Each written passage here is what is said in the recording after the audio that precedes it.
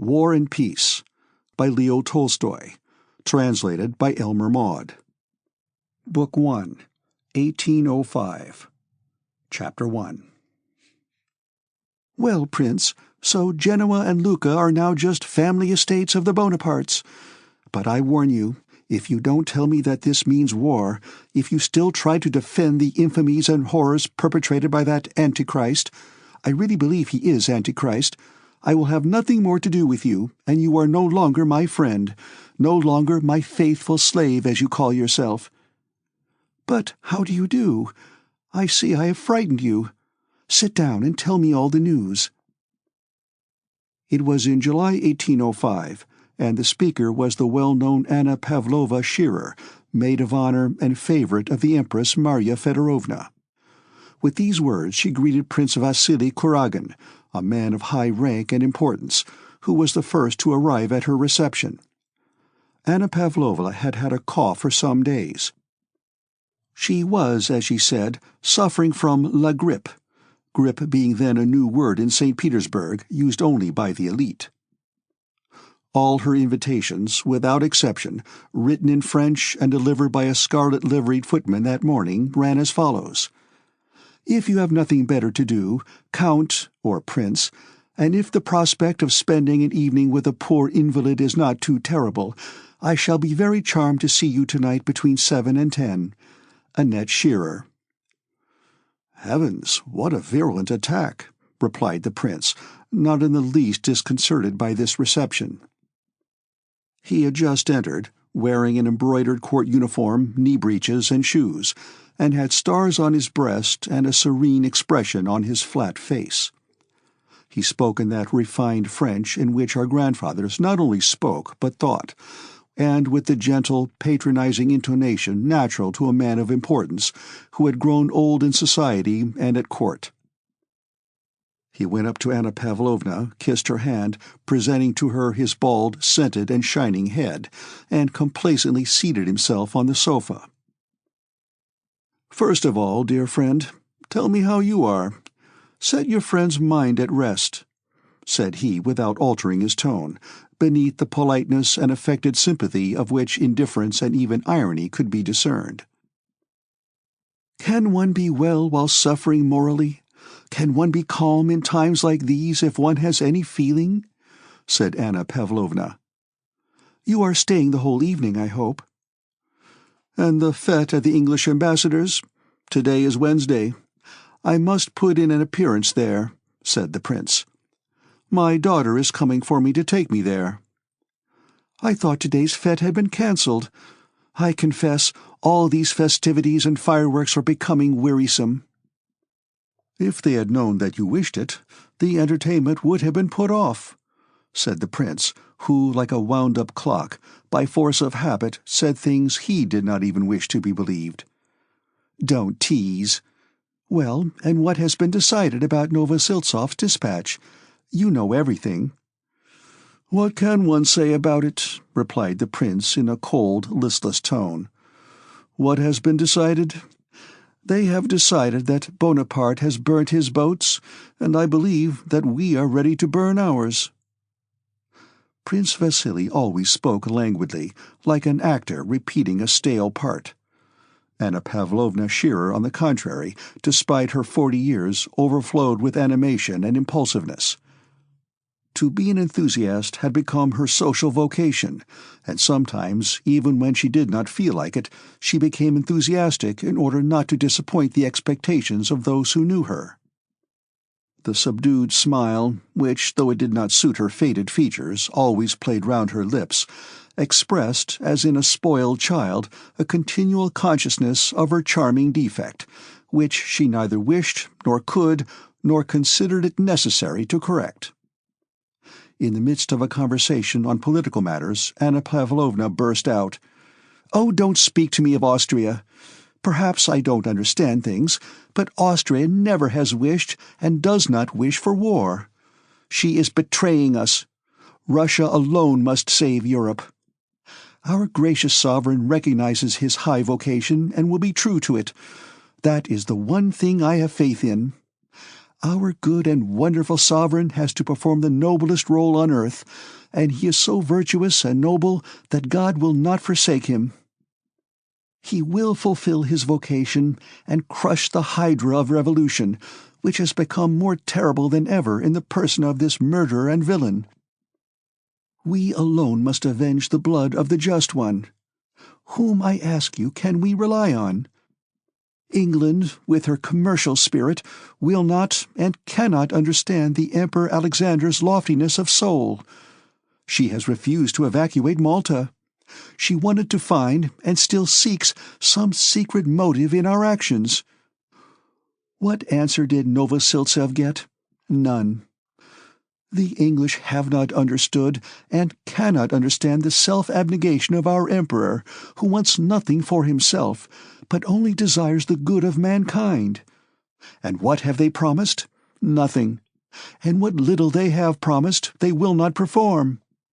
Prussia has always declared that Bonaparte is invincible, and that all Europe is powerless before him.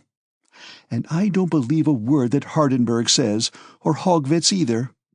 This famous Prussian neutrality is just a trap. I have faith only in God and the lofty destiny of our adored monarch. He will save Europe." She suddenly paused, smiling at her own impetuosity. "I think," said the prince with a smile, "that if you had been sent instead of our dear Vincent Goroda, you would have captured the King of Prussia's consent by assault. You are so eloquent. Will you give me a cup of tea?" "In a moment. Apropos," she added, becoming calm again, "I am expecting two very interesting men tonight. Le Vicomte de Montmar, who is connected with the Montmorencys through the Rohan, one of the best French families. He is one of the genuine émigrés, the good ones. And also the Abbé Morio. Do you know that profound thinker? He has been received by the Emperor. Had you heard?" "I shall be delighted to meet them," said the prince. "But tell me," he added with studied carelessness, as if it had only just occurred to him, though the question he was about to ask was the chief motive of his visit, "is it true that the Dowager Empress wants Baron Funk to be appointed First Secretary at Vienna? The Baron, by all accounts, is a poor creature." Prince Vasily wished to obtain this post for his son, but others were trying through the Dowager Empress Marya Fedorovna to secure it for the Baron. Anna Pavlovna almost closed her eyes to indicate that neither she nor anyone else had a right to criticize what the Empress desired or was pleased with. "Baron Funk has been recommended to the Dowager Empress by her sister," was all she said, in a dry and mournful tone. As she named the Empress, Anna Pavlovna's face suddenly assumed an expression of profound and sincere devotion and respect mingled with sadness, and this occurred every time she mentioned her illustrious patroness. She added that Her Majesty had deigned to show Baron Funk beaucoup d'estime, and again her face clouded over with sadness. The prince was silent and looked indifferent. But with the womanly and courtier-like quickness and tact habitual to her, Anna Pavlovna wished both to rebuke him for daring to speak as he had done of a man recommended to the Empress, and at the same time to console him. So she said, "Now about your family. Do you know that since your daughter came out, everyone has been enraptured by her?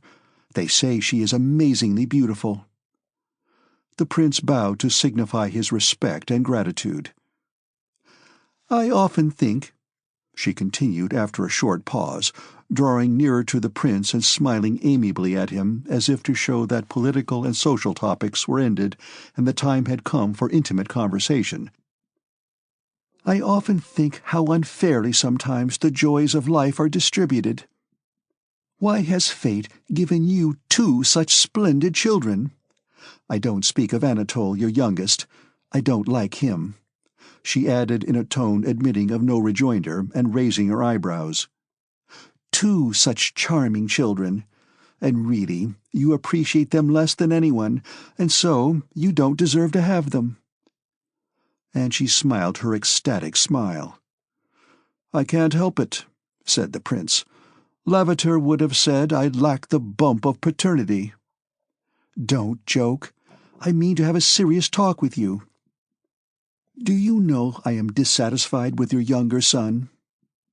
Between ourselves," and her face assumed its melancholy expression, "he was mentioned at Her Majesty's, and you were pitied." The prince answered nothing, but she looked at him significantly, awaiting a reply. He frowned.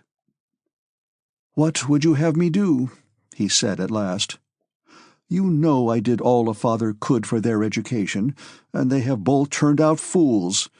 Hippolyte is at least a quiet fool, but Anatole is an active one. That is the only difference between them." He said this, smiling in a way more natural and animated than usual, so that the wrinkles round his mouth very clearly revealed something unexpectedly coarse and unpleasant. "And why are children born to such men as you? If you were not a father, there would be nothing I could reproach you with," said Anna Pavlovna, looking up pensively. "I am your faithful slave, and to you alone I can confess that my children are the bane of my life. It is the cross I have to bear. That is how I explain it to myself. It can't be helped." He said no more, but expressed his resignation to cruel fate by a gesture. Anna Pavlovna meditated. "Have you never thought of marrying your prodigal son, Anatole?" she asked. "They say old maids have a mania for matchmaking, and though I don't feel that weakness in myself as yet, I know a little person who is very unhappy with her father. She is a relation of yours, Princess Mary Bolkonskaya." Prince Vasily did not reply, though with the quickness of memory and perception befitting a man of the world, he indicated by a movement of the head that he was considering this information. "Do you know," he said at last, evidently unable to check the sad current of his thoughts, "that Anatole is costing me 40,000 roubles a year? And," he went on after a pause, "what will it be in 5 years if he goes on like this?" Presently he added, "That's what we fathers have to put up with. Is this princess of yours rich?" "Her father is very rich and stingy. He lives in the country. He is the well-known Prince Bolkonsky, who had to retire from the army under the late emperor and was nicknamed the King of Prussia. He is very clever, but eccentric and a bore. The poor girl is very unhappy. She has a brother. I think you know him. He married Lisa Minin lately. He is an aide-de-camp of Kutuzov's, and will be here tonight." "Listen, dear Annette," said the prince, suddenly taking Anna Pavlovna's hand and for some reason drawing it downwards. "Arrange that affair for me, and I shall always be your most devoted slave. Slave with an F, as a village elder of mine writes in his reports. She is rich and of good family, and that's all I want." And with the familiarity and easy grace peculiar to him, he raised the maid of honor's hand to his lips, kissed it, and swung it to and fro as he lay back in his armchair, looking in another direction. "Attendez," said Anna Pavlovna, reflecting. "I'll speak to Lisa, young Bolkonsky's wife, this very evening, and perhaps the thing can be arranged. It shall be on your family's behalf that I'll start my apprenticeship as an old maid." Chapter 2. Anna Pavlovna's drawing-room was gradually filling. The highest Petersburg society was assembled there, people differing widely in age and character, but alike in the social circle to which they belonged. Prince Vasily's daughter, the beautiful Helene, came to take her father to the ambassador's entertainment. She wore a ball dress and her badge as maid of honor. The youthful little Princess Bolkonskaya, known as La Femme la plus séduisante de Petersburg, the most fascinating woman in Petersburg, was also there. She had been married during the previous winter, and being pregnant did not go to any large gatherings, but only to small receptions. Prince Vasili's son Hippolyte had come with Mortemart, whom he introduced. The Abbé Moreau and many others had also come. To each new arrival Anna Pavlovna said, "You have not yet seen my aunt," or "You do not know my aunt," and very gravely conducted him or her to a little old lady, wearing large bows of ribbon in her cap, who had come sailing in from another room as soon as the guests began to arrive, and slowly turning her eyes from the visitor to her aunt, Anna Pavlovna mentioned each one's name and then left them. Each visitor performed the ceremony of greeting this old aunt, whom not one of them knew, not one of them wanted to know, and not one of them cared about. Anna Pavlovna observed these greetings with mournful and solemn interest and silent approval. The aunt spoke to each of them in the same words, about their health and her own, and the health of Her Majesty, who, thank God, was better today.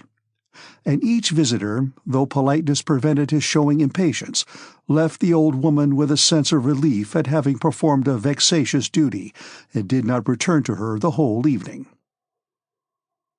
The young Princess Bolkonskaya had brought some work in a gold-embroidered velvet bag. Her pretty little upper lip, on which a delicate dark down was just perceptible, was too short for her teeth, but it lifted all the more sweetly and was especially charming when she occasionally drew it down to meet the lower lip.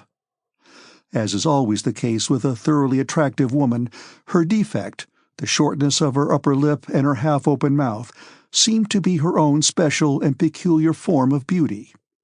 Everyone brightened at the sight of this pretty young woman, so soon to become a mother, so full of life and health and carrying her burden so lightly. Old men and dull dispirited young ones who looked at her, after being in her company and talking to her a little while, felt as if they too were becoming, like her, full of life and health. All who talked to her, and at each word saw her bright smile and the constant gleam of her white teeth, thought that they were in a specially amiable mood that day. The little princess went round the table with quick, short, swaying steps. Her work-bag on her arm, and gaily spreading out her dress, sat down on a sofa near the silver samovar, as if all she was doing was a pleasure to herself and to all around her. "I have brought my work," said she in French, displaying her bag and addressing all present. "Mind, Annette, I hope you have not played a wicked trick on me," she added, turning to her hostess. "You wrote that it was to be quite a small reception, and just see how badly I am dressed." And she spread out her arms to show her short-waisted, lace-trimmed, dainty grey dress, girdled with a broad ribbon just below the breast. "Soyez tranquille, Lisa. You will always be prettier than anyone else," replied Anna Pavlovna. "You know," said the princess in the same tone of voice and still in French, turning to a general, "my husband is deserting me. He is going to get himself killed. Tell me what this wretched war is for," she added, addressing Prince Vasili, and without waiting for an answer she turned to speak to his daughter, the beautiful Helene. "What a delightful woman this little princess is," said Prince Vasili to Anna Pavlovna. One of the next arrivals was a stout, heavily built young man with close-cropped hair, spectacles, the light-colored breeches fashionable at that time, a very high ruffle, and a brown dress coat. This stout young man was an illegitimate son of Count Bezukhov, a well-known grandee of Catherine's time who now lay dying in Moscow. The young man had not yet entered either the military or civil service, as he had only just returned from abroad where he had been educated, and this was his first appearance in society. Anna Pavlovna greeted him with the nod she accorded to the lowest hierarchy in her drawing-room. But in spite of this lowest-grade greeting, a look of anxiety and fear, as at the sight of something too large and unsuited to the place, came over her face when she saw Pierre enter. Though he was certainly rather bigger than the other men in the room, her anxiety could only have reference to the clever though shy but observant and natural expression which distinguished him from everyone else in that drawing-room. "It is very good of you, Monsieur Pierre, to come and visit a poor invalid," said Anna Pavlovna, exchanging an alarmed glance with her aunt as she conducted him to her. Pierre murmured something unintelligible and continued to look round, as if in search of something. On his way to the aunt, he bowed to the little princess with a pleased smile, as to an intimate acquaintance. Anna Pavlovna's alarm was justified, for Pierre turned away from the aunt without waiting to hear her speech about Her Majesty's health. Anna Pavlovna, in dismay, detained him with the words, "Do you know the Abbé Moreau? He is a most interesting man." "Yes, I have heard of his scheme for perpetual peace, and it is very interesting, but hardly feasible." "You think so?" rejoined Anna Pavlovna in order to say something and get away to attend to her duties as hostess. But Pierre now committed a reverse act of impoliteness. First, he had left a lady before she had finished speaking to him, and now he continued to speak to another who wished to get away. With his head bent and his big feet spread apart, he began explaining his reasons for thinking the Abbé's plan chimerical. "We will talk of it later," said Anna Pavlovna with a smile. And having got rid of this young man who did not know how to behave, she resumed her duties as hostess and continued to listen and watch, ready to help at any point where the conversation might happen to flag. As the foreman of a spinning mill, when he has set the hands to work, goes round and notices here a spindle that has stopped, or there one that creaks or makes more noise than it should, and hastens to check the machine or set it in proper motion, so Anna Pavlovna moved about her drawing-room, approaching now a silent, now a too noisy group, and by a word or slight rearrangement kept the conversational machine in steady, proper, and regular motion. But amid these cares her anxiety about Pierre was evident. She kept an anxious watch on him when he approached the group round Mortemart to listen to what was being said there, and again when he passed to another group whose centre was the Abbé. Pierre had been educated abroad, and this reception at Anna Pavlovna's was the first he had attended in Russia. He knew that all the intellectual lights of Petersburg were gathered there, and, like a child in a toy shop, did not know which way to look, afraid of missing any clever conversation that was to be heard. Seeing the self-confident and refined expression on the faces of those present, he was always expecting to hear something very profound. At last he came up to Moreau. Here the conversation seemed interesting, and he stood waiting for an opportunity to express his own views, as young people are fond of doing. Chapter 3. Anna Pavlovna's reception was in full swing. The spindles hummed steadily and ceaselessly on all sides. With the exception of the aunt, beside whom sat only one elderly lady, who, with her thin, careworn face, was rather out of place in this brilliant society, the whole company had settled into 3 groups. One, chiefly masculine, had formed round the Abbé. Another, of young people, was grouped round the beautiful Princess Helene, Prince Vasili's daughter, and the little Princess Bolkonskaya, very pretty and rosy, though rather too plump for her age. The third group was gathered round Mortemart and Anna Pavlovna. The Vicomte was a nice-looking young man with soft features and polished manners, who evidently considered himself a celebrity, but out of politeness modestly placed himself at the disposal of the circle in which he found himself. Anna Pavlovna was obviously serving him up as a treat to her guests. As a clever maître d'hôtel serves up as a specially choice delicacy a piece of meat that no one who had seen it in the kitchen would have cared to eat, so Anna Pavlovna served up to her guests first the Vicomte and then the Abbé as peculiarly choice morsels. The group about Mortemart immediately began discussing the murder of the Duc d'Enghien. The Vicomte said that the Duc d'Enghien had perished by his own magnanimity, and that there were particular reasons for Bonaparte's hatred of him.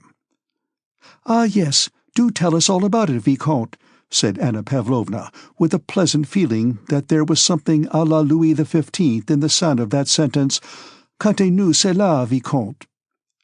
The Vicomte bowed and smiled courteously in token of his willingness to comply. Anna Pavlovna arranged a group round him, inviting everyone to listen to his tale. "The Vicomte knew the Duke personally," whispered Anna Pavlovna to one of the guests. "The Vicomte is a wonderful raconteur," said she to another. "How evidently he belongs to the best society," said she to a third. And the Vicomte was served up to the company in the choicest and most advantageous style, like a well-garnished joint of roast beef on a hot dish. The Vicomte wished to begin his story and gave a subtle smile. "Come over here, Elaine dear," said Anna Pavlovna to the beautiful young princess who was sitting some way off, the center of another group. The princess smiled. She rose with the same unchanging smile with which she had first entered the room, the smile of a perfectly beautiful woman.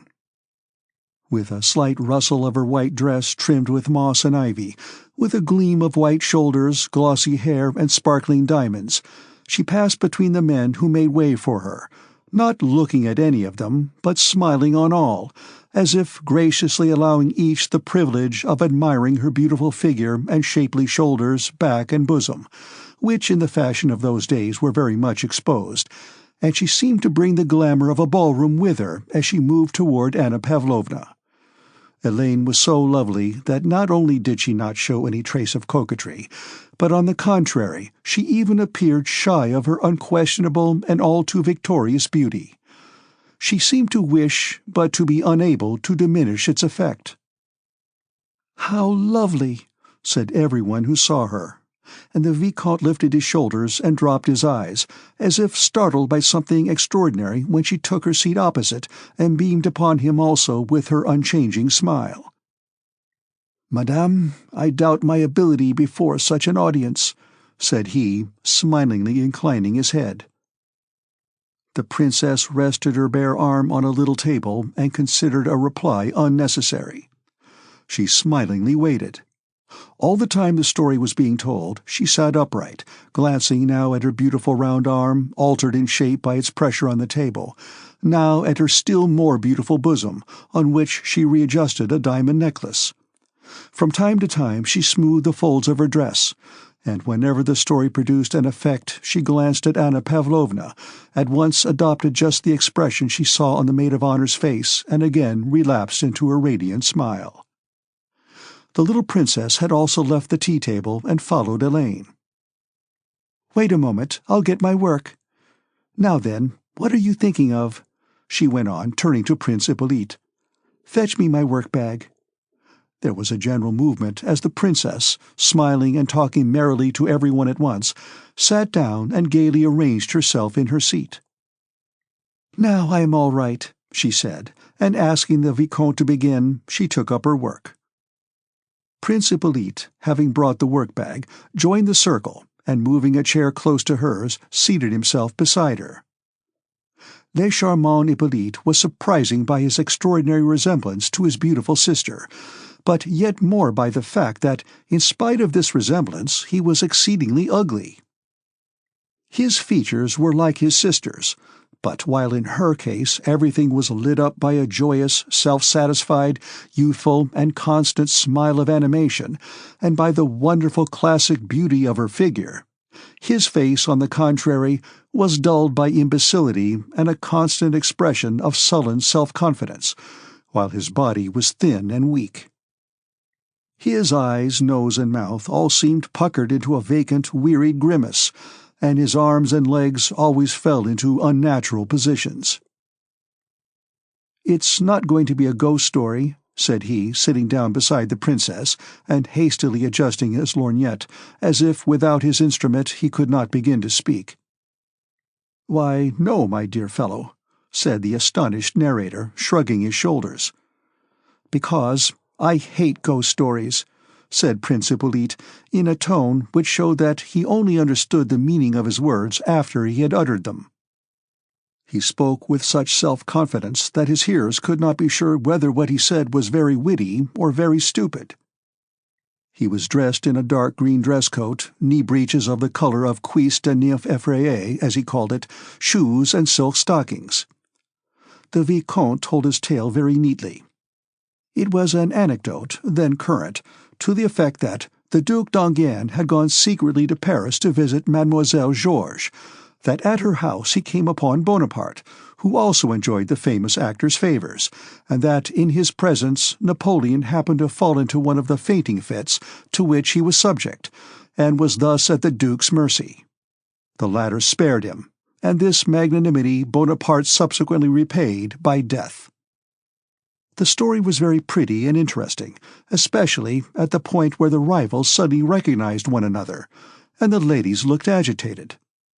"Charming," said Anna Pavlovna with an inquiring glance at the little princess.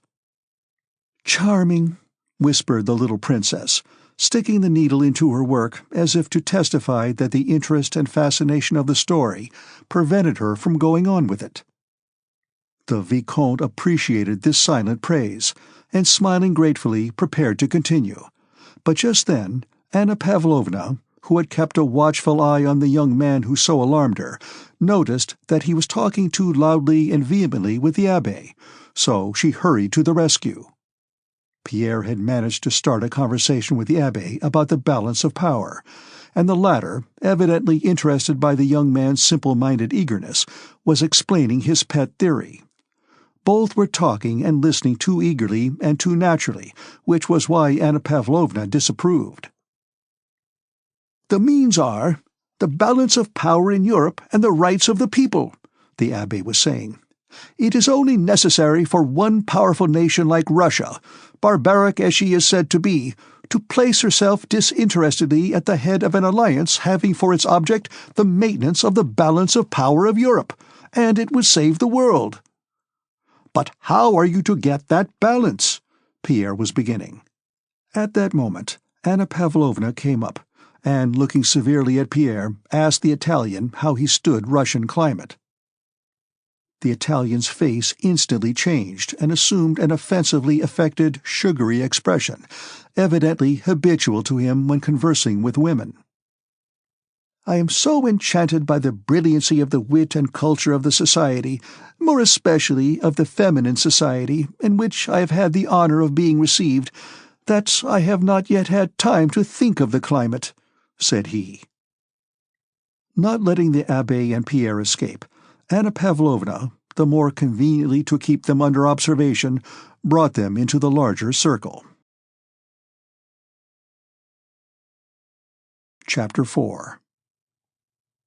Just then another visitor entered the drawing-room, Prince Andrei Bolkonsky, the little princess' husband. He was a very handsome young man of medium height, with firm, clear-cut features. Everything about him, from his weary, bored expression to his quiet, measured step, offered a most striking contrast to his quiet little wife. It was evident that he not only knew everyone in the drawing-room, but had found them to be so tiresome that it wearied him to look at or listen to them. And among all these faces that he found so tedious, none seemed to bore him so much as that of his pretty wife. He turned away from her with a grimace that distorted his handsome face, kissed Anna Pavlovna's hand, and screwing up his eyes scanned the whole company. "You are off to the war, Prince?" said Anna Pavlovna. "General Kutuzov," said Bolkonsky, speaking French and stressing the last syllable of the general's name like a Frenchman, "has been pleased to take me as an aide-de-camp." "And Lisa, your wife?" "She will go to the country." "Are you not ashamed to deprive us of your charming wife?" "Andrei," said his wife, addressing her husband in the same coquettish manner in which she spoke to other men, "the Vicomte has been telling us such a tale about Mademoiselle Georges and Bonaparte." Prince Andrew screwed up his eyes and turned away. Pierre, who from the moment Prince Andrew entered the room had watched him with glad, affectionate eyes, now came up and took his arm. Before he looked round, Prince Andrew frowned again, expressing his annoyance with whoever was touching his arm, but when he saw Pierre's beaming face, he gave him an unexpectedly kind and pleasant smile. "There now, so you too are in the great world," said he to Pierre. "I knew you would be here," replied Pierre. "I will come to supper with you. May I?" he added in a low voice, so as not to disturb the Vicomte, who was continuing his story. "No, impossible," said Prince Andrew, laughing and pressing Pierre's hand to show that there was no need to ask the question. He wished to say something more, but at that moment Prince Vasily and his daughter got up to go, and the two young men rose to let them pass. "You must excuse me, dear Vicomte," said Prince Vasily to the Frenchman, holding him down by the sleeve in a friendly way to prevent his rising. "This unfortunate fête at the ambassador's deprives me of a pleasure, and obliges me to interrupt you. I am very sorry to leave your enchanting party," said he, turning to Anna Pavlovna. His daughter, Princess Helene, passed between the chairs, lightly folding up the folds of her dress, and the smile shone still more radiantly on her beautiful face. Pierre gazed at her with rapturous, almost frightened eyes as she passed him. "Very lovely," said Prince Andrew. "Very," said Pierre.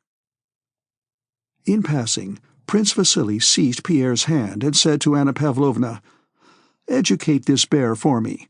He has been staying with me a whole month, and this is the first time I have seen him in society. Nothing is so necessary for a young man as the society of clever women." Anna Pavlovna smiled and promised to take Pierre in hand. She knew his father to be a connection of Prince Vasily's. The elderly lady who had been sitting with the old aunt rose hurriedly and overtook Prince Vasily in the anteroom. All the affectation of interest she had assumed had left her kindly and tear-worn face, and it now expressed only anxiety and fear. "How about my son Boris, Prince?" said she, hurrying after him into the anteroom. "I can't remain any longer in Petersburg. Tell me what news I may take back to my poor boy." Although Prince Vasily listened reluctantly and not very politely to the elderly lady, even betraying some impatience, she gave him an ingratiating and appealing smile, and took his hand that he might not go away. "What would it cost you to say a word to the Emperor, and then he would be transferred to the Guards at once?" said she. "Believe me, Princess, I am ready to do all I can," answered Prince Vasily. "But it is difficult for me to ask the Emperor. I should advise you to appeal to Rumyantsev through Prince Golitsyn. That would be the best way." The elderly lady was a Princess Drubetskaya, belonging to one of the best families in Russia, but she was poor, and having been long out of society, had lost her former influential connections. She had come now to Petersburg to procure an appointment in the Guards for her only son. It was, in fact, solely to meet Prince Vasily that she had obtained an invitation to Anna Pavlovna's reception, and had sat listening to the Vicomte's story. Prince Vasily's words frightened her. An embittered look clouded her once handsome face, but only for a moment. Then she smiled again and clutched Prince Vasily's arm more tightly. "Listen to me, Prince," said she. "I have never yet asked you for anything, and I never will again, nor have I ever reminded you of my father's friendship for you. But now I entreat you for God's sake to do this for my son, and I shall always regard you as a benefactor," she added hurriedly. "No, don't be angry, but promise. I have asked Golitsyn, and he has refused. Be the kind-hearted man you always were," she said, trying to smile though tears were in her eyes. "Papa, we shall be late," said Princess Helene, turning her beautiful head and looking over her classically molded shoulder as she stood waiting by the door. Influence in society, however, is a capital which has to be economized if it is to last. Prince Vasily knew this, and having once realized that if he asked on behalf of all who begged of him, he would soon be unable to ask for himself, he became chary of using his influence. But in Princess Drubetskaya's case he felt, after her second appeal, something like qualms of conscience. She had reminded him of what was quite true. He had been indebted to her father for the first steps in his career. Moreover, he could see by her manners that she was one of those women, mostly mothers, who, having once made up their minds, will not rest until they have gained their end, and are prepared, if necessary, to go on insisting day after day and hour after hour, and even to make scenes. This last consideration moved him. "My dear Anna Mikhailovna," said he with his usual familiarity and weariness of tone, "it is almost impossible for me to do what you ask, but to prove my devotion to you and how I respect your father's memory, I will do the impossible. Your son shall be transferred to the Guards. Here is my hand on it. Are you satisfied?" "My dear benefactor, this is what I expected from you. I knew your kindness." He turned to go. "Wait, just a word. When he has been transferred to the Guards," she faltered. "You are on good terms with Michael Ilyarovich Kutuzov. Recommend Boris to him as adjutant. Then I shall be at rest. And then—" Prince Vasily smiled. "No, I won't promise that. You don't know how Kutuzov is pestered since his appointment as commander-in-chief. He told me himself that all the Moscow ladies have conspired to give him all their sons as adjutants. No, but do promise. I won't let you go. My dear benefactor." "Papa," said his beautiful daughter in the same tone as before, "we shall be late." "Well, au revoir. Goodbye. You hear her." "Then tomorrow you will speak to the Emperor?" "Certainly. But about Kutuzov, I don't promise." Do promise, Vasily," cried Anna Mikhailovna as he went, with the smile of a coquettish girl, which at one time probably came naturally to her, but was now very ill-suited to her careworn face. Apparently she had forgotten her age, and by force of habit employed all the old feminine arts. But as soon as the prince had gone, her face resumed its former cold, artificial expression. She returned to the group where the Vicomte was still talking, and again pretended to listen, while waiting till it would be time to leave. Her task was accomplished. Chapter 5.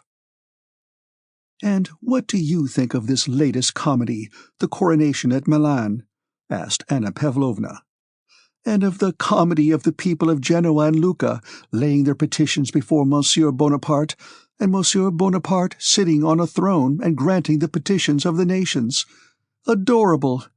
It is enough to make one's head whirl. It is as if the whole world had gone crazy." Prince Andrew looked Anna Pavlovna straight in the face with a sarcastic smile. "Dieu me la donne, gare à qui la touche." "God has given it to me, let him who touches it beware. They say he was very fine when he said that," he remarked, repeating the words in Italian. "Dio mi l'ha dato, guai a chi la tocchi." "I hope this will prove the last drop that will make the glass run over," Anna Pavlovna continued. "The sovereigns will not be able to endure this man who is a menace to everything." "The sovereigns? I do not speak of Russia," said the Vicomte, polite but hopeless. "The sovereigns, madame, what have they done for Louis XVII, for the Queen, or for Madame Elizabeth? Nothing." And he became more animated. "And believe me, they are reaping the reward of their betrayal of the Bourbon case. The sovereigns! Why, they are sending ambassadors to compliment the usurper." And sighing disdainfully, he again changed his position. Prince Hippolyte, who had been gazing at the Vicomte for some time through his lorgnette, suddenly turned completely round toward the little princess, and having asked for a needle began tracing the Condé coat of arms on the table. He explained this to her with as much gravity as if she had asked him to do it. "Bâton de guerre, engrelé de guerre d'azur, Maison Condé," said he. The princess listened, smiling. "If Bonaparte remains on the throne of France a year longer," the Vicomte continued, with the air of a man who, in a matter with which he is better acquainted than anyone else, does not listen to others, but follows the current of his own thoughts, "things will have gone too far. By intrigues, violence, exile, and executions, French society, I mean good French society, will have been forever destroyed. And then—" He shrugged his shoulders and spread out his hands. Pierre wished to make a remark, for the conversation interested him, but Anna Pavlovna, who had him under observation, interrupted.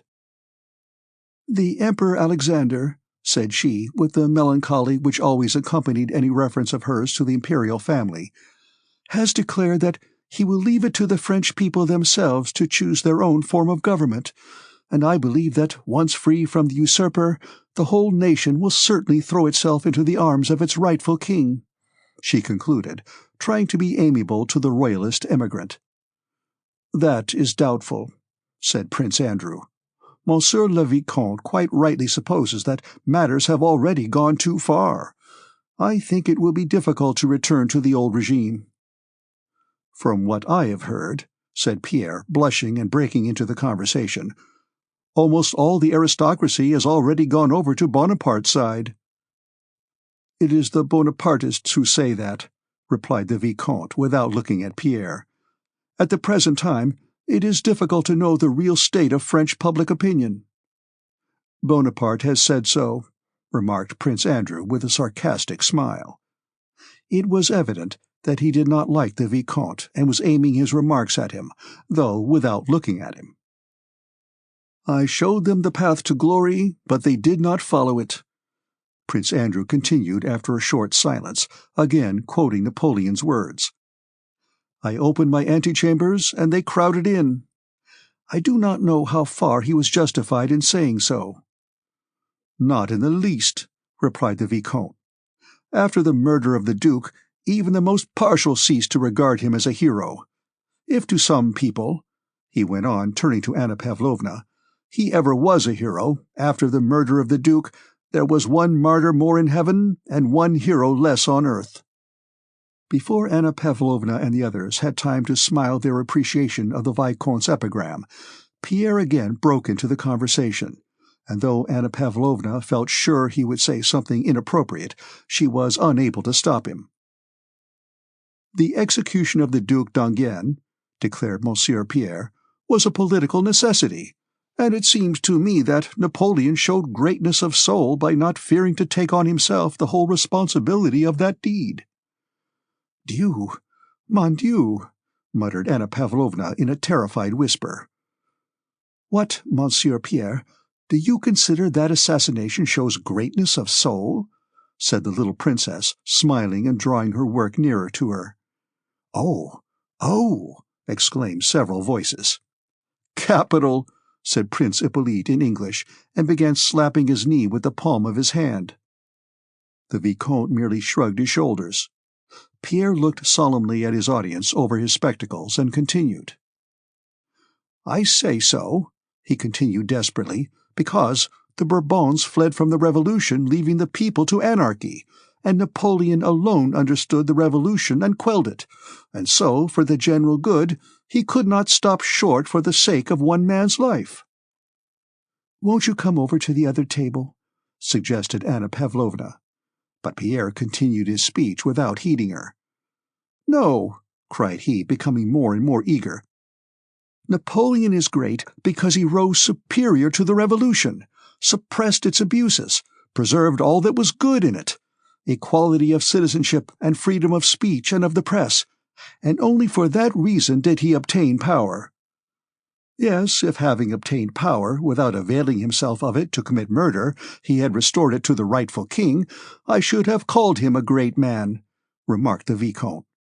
"He could not do that. People only gave him power that he might rid them of the Bourbons, and because they saw that he was a great man.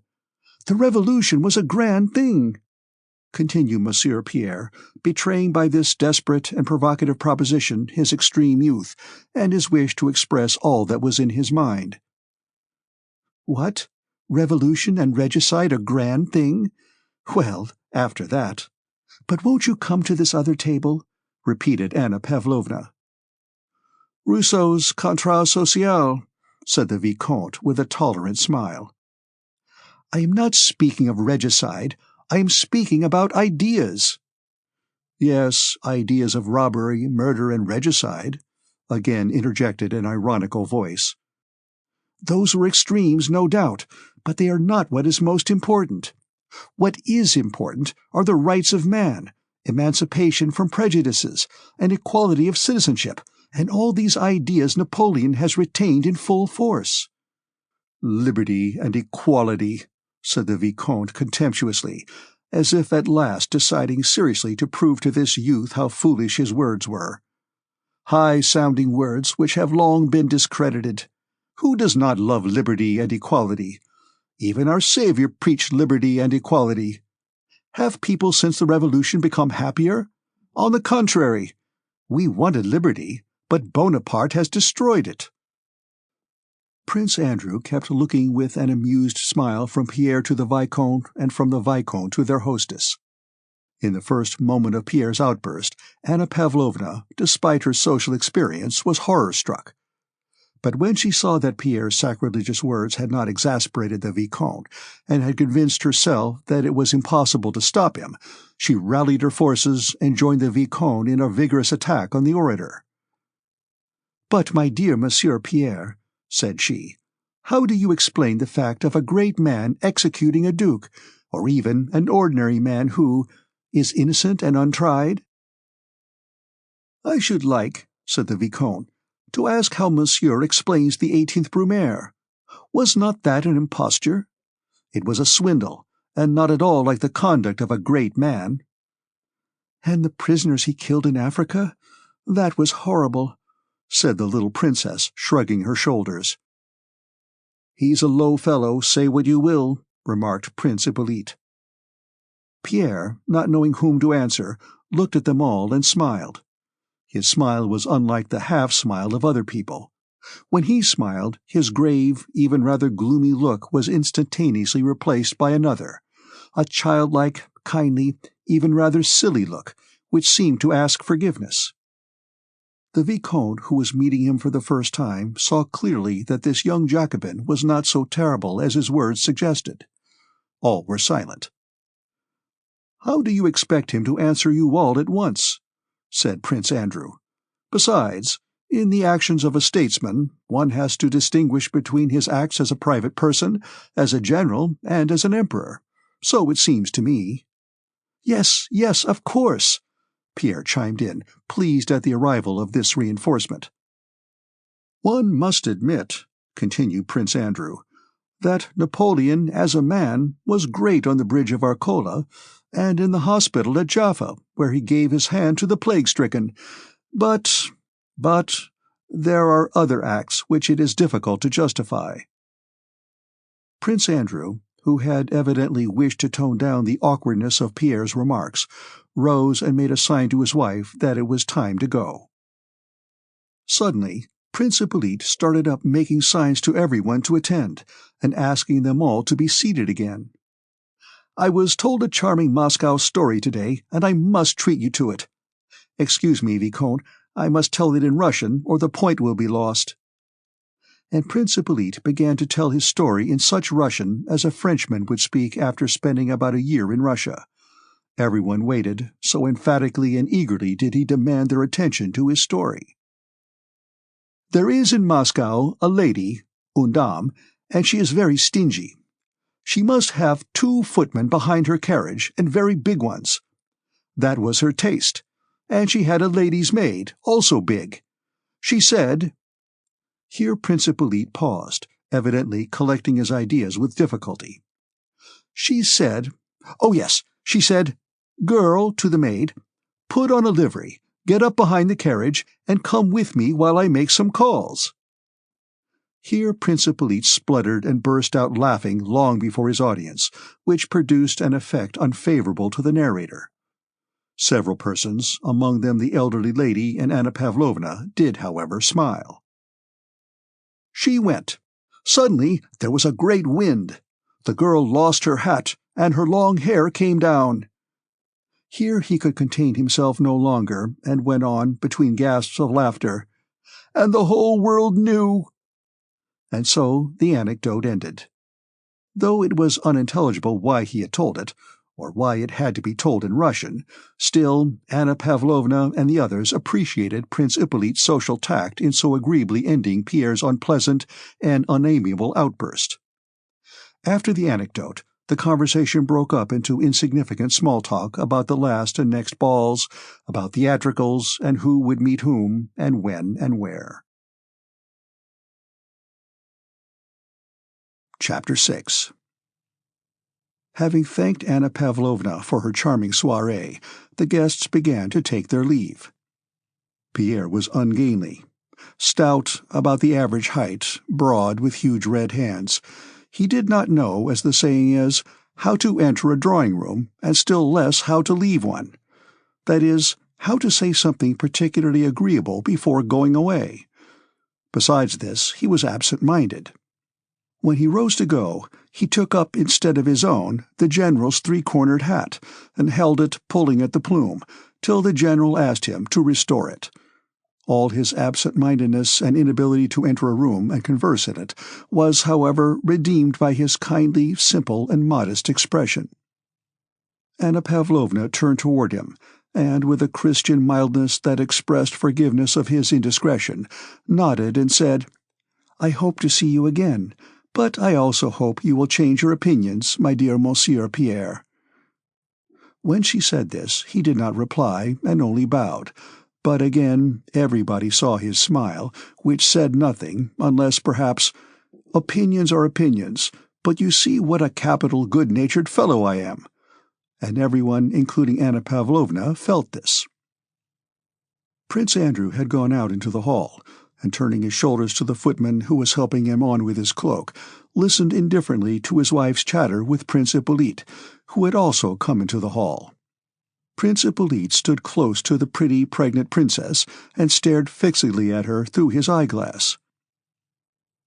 "Go in, Annette, or you will catch cold," said the little princess, taking leave of Anna Pavlovna. "It is settled," she added in a low voice. Anna Pavlovna had already managed to speak to Lisa about the match she contemplated between Anatole and the little princess sister-in-law. "I rely on you, my dear," said Anna Pavlovna, also in a low tone. "Write to her and let me know how her father looks at the matter. Au revoir," and she left the hall. Prince Hippolyte approached the little princess, and, bending his face close to her, began to whisper something. Two footmen, the princess and his own, stood holding a shawl and a cloak, waiting for the conversation to finish. They listened to the French sentences, which to them were meaningless, with an air of understanding, but not wishing to appear to do so. The princess, as usual, spoke smilingly and listened with a laugh. "I am very glad I did not go to the ambassador's," said Prince Hippolyte. "So dull. It has been a delightful evening, has it not? Delightful." "They say the ball will be very good," replied the princess, drawing up her downy little lip. "All the pretty women in society will be there." "Not all, for you will not be there. Not all," said Prince Hippolyte, smiling joyfully. And snatching the shawl from the footman, whom he even pushed aside, he began wrapping it round the princess. Either from awkwardness or intentionally, no one could have said which, after the shawl had been adjusted, he kept his arm around her for a long time, as though embracing her. Still smiling, she gracefully moved away, turning and glancing at her husband. Prince Andrew's eyes were closed, so weary and sleepy did he seem. "Are you ready?" he asked his wife, looking past her. Prince Hippolyte hurriedly put on his cloak, which in the latest fashion reached to his very heels, and, stumbling in it, ran out into the porch following the princess, whom a footman was helping into the carriage. "Princess, au revoir!" cried he, stumbling with his tongue as well as with his feet. The princess, picking up her dress, was taking her seat in the dark carriage. Her husband was adjusting his sabre. Prince Hippolyte, under pretence of helping, was in everyone's way. "Allow me, sir," said Prince Andrew in Russian, in a cold, disagreeable tone to Prince Hippolyte, who was blocking his path. "I am expecting you, Pierre," said the same voice, but gently and affectionately. The postilion started, the carriage wheels rattled. Prince Hippolyte laughed spasmodically as he stood in the porch waiting for the Vicomte, whom he had promised to take home. "Well, mon cher," said the Vicomte, having seated himself beside Hippolyte in the carriage, "your little princess is very nice indeed, quite French," and he kissed the tips of his fingers. Hippolyte burst out laughing. "Do you know, you are a terrible chap for all your innocent airs," continued the Vicomte. "I pitied the poor husband, that little officer who gives himself the airs of a monarch." Hippolyte spluttered again, and amid his laughter said, "And you were saying that the Russian ladies are not equal to the French? One has to know how to deal with them." Pierre, reaching the house, first went into Prince Andrew's study like one quite at home, and from habit immediately lay down on the sofa, took from the shelf the first book that came to his hand. It was Caesar's Commentaries, and resting on his elbow, began reading it in the middle. "What have you done to Mademoiselle Scherer? She will be quite ill now," said Prince Andrew, as he entered the study, rubbing his small white hands. Pierre turned his whole body, making the sofa creak. He lifted his eager face to Prince Andrew, smiled, and waved his hand. "That abbé is very interesting, but he does not see the thing in the right light. In my opinion, perpetual peace is possible, but, I don't know how to express it, not by a balance of political power." It was evident that Prince Andrew was not interested in such abstract conversation. "One can't everywhere say all one thinks, mon cher. Well, have you at last decided on anything? Are you going to be a guardsman or a diplomatist?" asked Prince Andrew after a momentary silence. Pierre sat up on the sofa, with his legs tucked under him. "Really, I don't know yet. I don't like either the one or the other." "But you must decide on something. Your father expects it." Pierre, at the age of 10, had been sent abroad with an abbé as tutor, and had remained away till he was 20. When he returned to Moscow, his father dismissed the abbé, and said to the young man, "Now, go to Petersburg, look round, and choose your profession. I will agree to anything. Here is a letter to Prince Vasily, and here is money. Write to me all about it, and I will help you in everything." Pierre had already been choosing a career for 3 months, and had not decided on anything. It was about this choice that Prince Andrew was speaking. Pierre rubbed his forehead.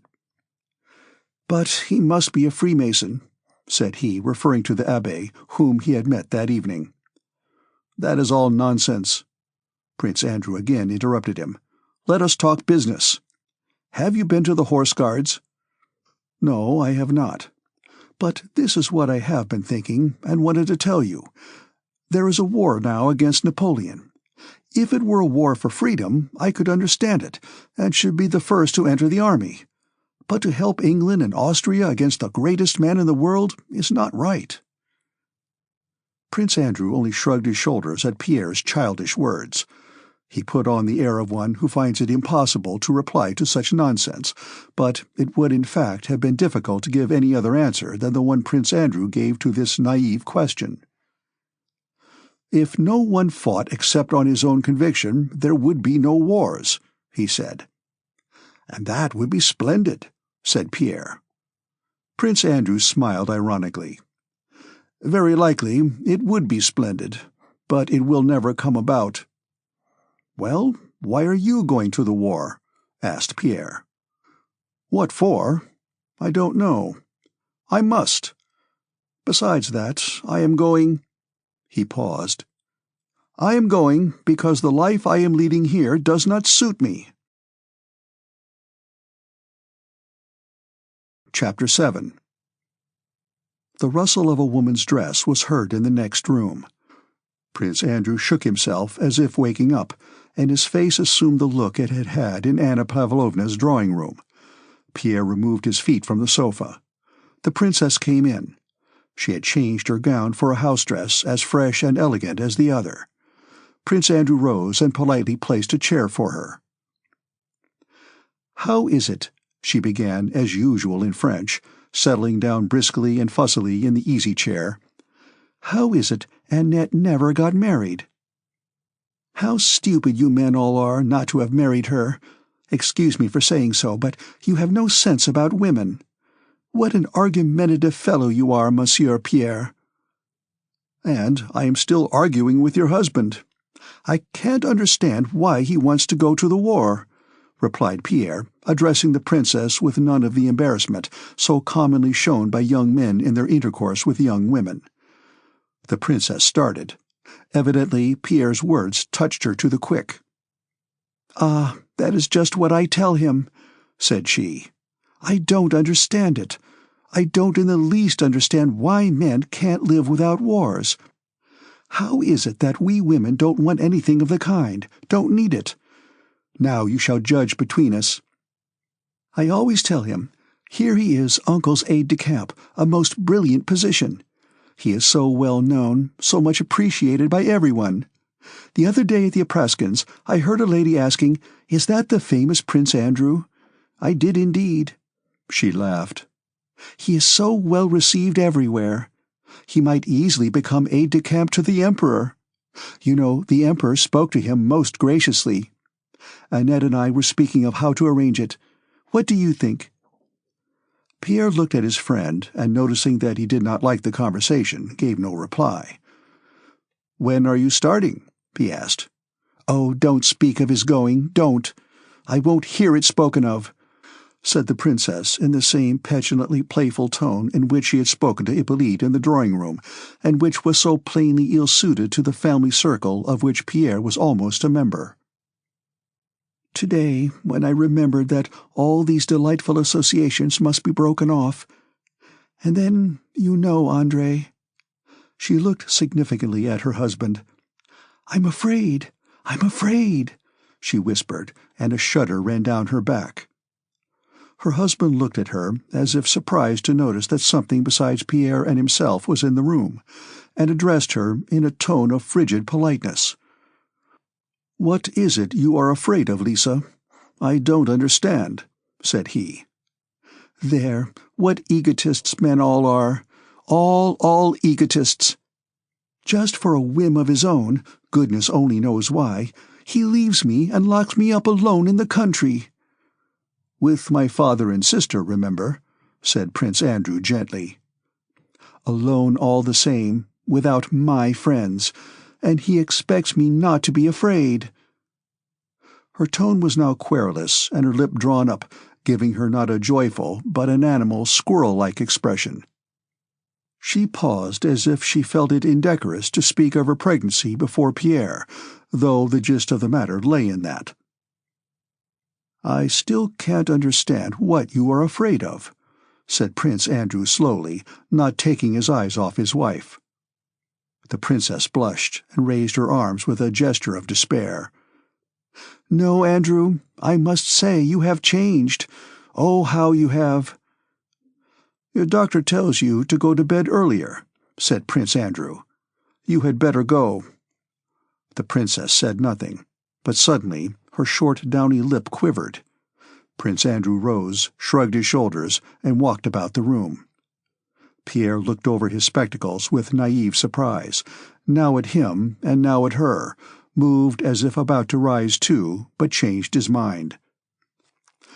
"Why should I mind Monsieur Pierre being here?"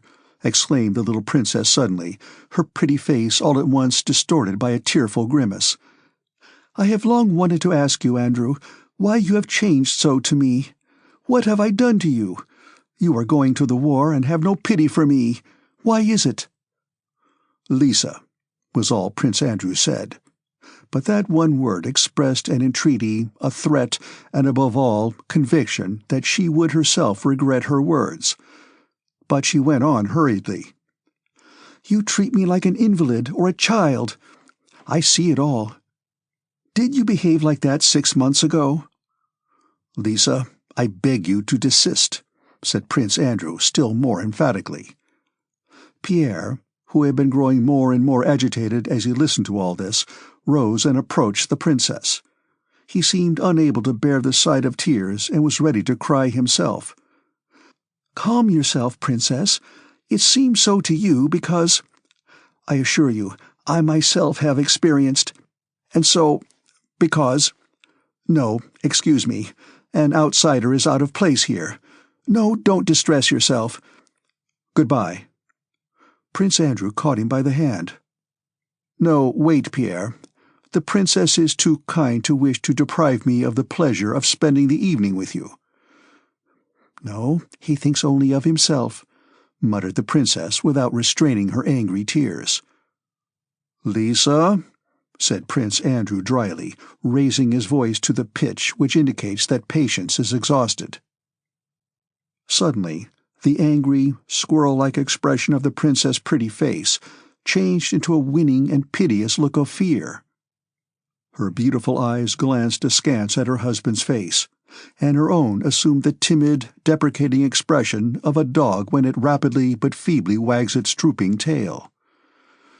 "Mon Dieu, mon Dieu," she muttered, and lifting her dress with one hand, she went up to her husband and kissed him on the forehead. "Good night, Lisa," said he, rising and courteously kissing her hand, as he would have done to a stranger. Chapter 8. The friends were silent. Neither cared to begin talking. Pierre continually glanced at Prince Andrew. Prince Andrew rubbed his forehead with his small hand. "Let us go and have supper," he said with a sigh, going to the door. They entered the elegant, newly decorated and luxurious dining room. Everything from the table napkins to the silver, china, and glass bore that imprint of newness found in the households of the newly married. Halfway through the supper, Prince Andrew leaned his elbows on the table, and, with a look of nervous agitation, such as Pierre had never before seen on his face, began to talk, as one who has long had something on his mind and suddenly determines to speak out. "Never, never marry, my dear fellow. That's my advice. Never marry till you can say to yourself that you have done all you are capable of, and until you have ceased to love the woman of your choice and have seen her plainly as she is, or else you will make a cruel and irrevocable mistake. Marry when you are old and good for nothing, or all that is good and noble in you will be lost. It will be all wasted on trifles. Yes, yes, yes. Don't look at me with such surprise. If you marry expecting anything from yourself in the future, you will feel at every step that for you all is ended, all is closed except the drawing-room, where you will be ranged side by side with a court lackey and an idiot. But what's the good?" And he waved his arm. Pierre took off his spectacles, which made his face seem different and the good-natured expression still more apparent, and gazed at his friend in amazement. "My wife," continued Prince Andrew, "is an excellent woman, one of those rare women with whom a man's honor is safe. But, oh God, what would I not give now to be unmarried? You are the first and only one to whom I mention this, because I like you." As he said this, Prince Andrew was less than ever like that Bolkonsky who had lolled in Anna Pavlovna's easy-chairs, and with half-closed eyes had uttered French phrases between his teeth. Every muscle of his thin face was now quivering with nervous excitement. His eyes, in which the fire of life had seemed extinguished, now flashed with brilliant light. It was evident that the more lifeless he seemed at ordinary times, the more impassioned he became in these moments of almost morbid irritation. "You don't understand why I say this," he continued, "but it is the whole story of life. You talk of Bonaparte and his career," said he, though Pierre had not mentioned Bonaparte. "But Bonaparte, when he worked, went step by step toward his goal. He was free. He had nothing but his aim to consider, and he reached it. But tie yourself up with a woman, and like a chained convict you lose all freedom. And all you have of hope and strength merely weighs you down and torments you with regret. Drawing-rooms, gossip, balls, vanity, and triviality, these are the enchanted circle I cannot escape from. I am now going to the war, the greatest war there ever was, and I know nothing and am fit for nothing. I am very amiable and have a caustic wit," continued Prince Andrew, "and at Anna Pavlovna's they listen to me. And that stupid set without whom my wife cannot exist, and those women. If you only knew what those society women are, and women in general. My father is right. Selfish, vain, stupid, trivial in everything, That's what women are when you see them in their true colors. When you meet them in society, it seems as if there were something in them, but there's nothing, nothing, nothing. No, don't marry, my dear fellow. Don't marry," concluded Prince Andrew. "It seems funny to me," said Pierre, "that you should consider yourself incapable, and your life a spoiled life. You have everything before you, everything. And you—" He did not finish his sentence, but his tone showed how highly he thought of his friend, and how much he expected of him in the future. "How can he talk like that?" thought Pierre. He considered his friend a model of perfection, because Prince Andrew possessed in the highest degree just the very qualities Pierre lacked, and which might be best described as strength of will. Pierre was always astonished at Prince Andrew's calm manner of treating everybody, his extraordinary memory, his extensive reading. He had read everything, knew everything, and had an opinion about everything. But above all, at his capacity for work and study. And if Pierre was often struck by Andrew's lack of capacity for philosophical meditation, to which he himself was particularly addicted, he regarded even this not as a defect, but as a sign of strength. Even in the best, most friendly, and simplest relations of life, praise and commendation are essential, just as grease is necessary to wheels that they may run smoothly. "My part is played out," said Prince Andrew. "What's the use of talking about me? Let's talk about you," he added after a silence, smiling at his reassuring thoughts. That smile was immediately reflected on Pierre's face. "But what is there to say about me?" said Pierre, his face relaxing into a careless, merry smile. "What am I? An illegitimate son." He suddenly blushed crimson, and it was plain that he had made a great effort to say this. "Without a name and without means. And it really—" But he did not say what it really was. "For the present, I am free and am all right. Only I haven't the least idea what I am to do. I wanted to consult you seriously." Prince Andrew looked kindly at him, yet his glance, friendly and affectionate as it was, expressed a sense of his own superiority. "I am fond of you, especially as you are the one live man among our whole set. Yes, you're all right. Choose what you will. It's all the same. You'll be all right anywhere. But look here. Give up visiting these Karagins and leading that sort of life. It suits you so badly, all this debauchery, dissipation, and the rest of it." "What would you have, my dear fellow?" answered Pierre, shrugging his shoulders. "Women, my dear fellow, women." "I don't understand it," replied Prince Andrew. "Women who are comme il faut, that's a different matter. But the Kuragin set of women and wine, I don't understand." Pierre was staying at Prince Vasily Kuragin's, and sharing the dissipated life of his son Anatole, the son whom they were planning to reform by marrying him to Prince Andrew's sister. "Do you know," said Pierre, as if suddenly struck by a happy thought, "seriously, I have long been thinking of it. Leading such a life, I can't decide or think properly about anything. One's head aches, and one spends all one's money. He asked me for tonight, but I won't go." "You give me your word of honor not to go?" "On my honor." Chapter 9. It was past 1 o'clock when Pierre left his friend. It was a cloudless northern summer night. Pierre took an open cab intending to drive straight home.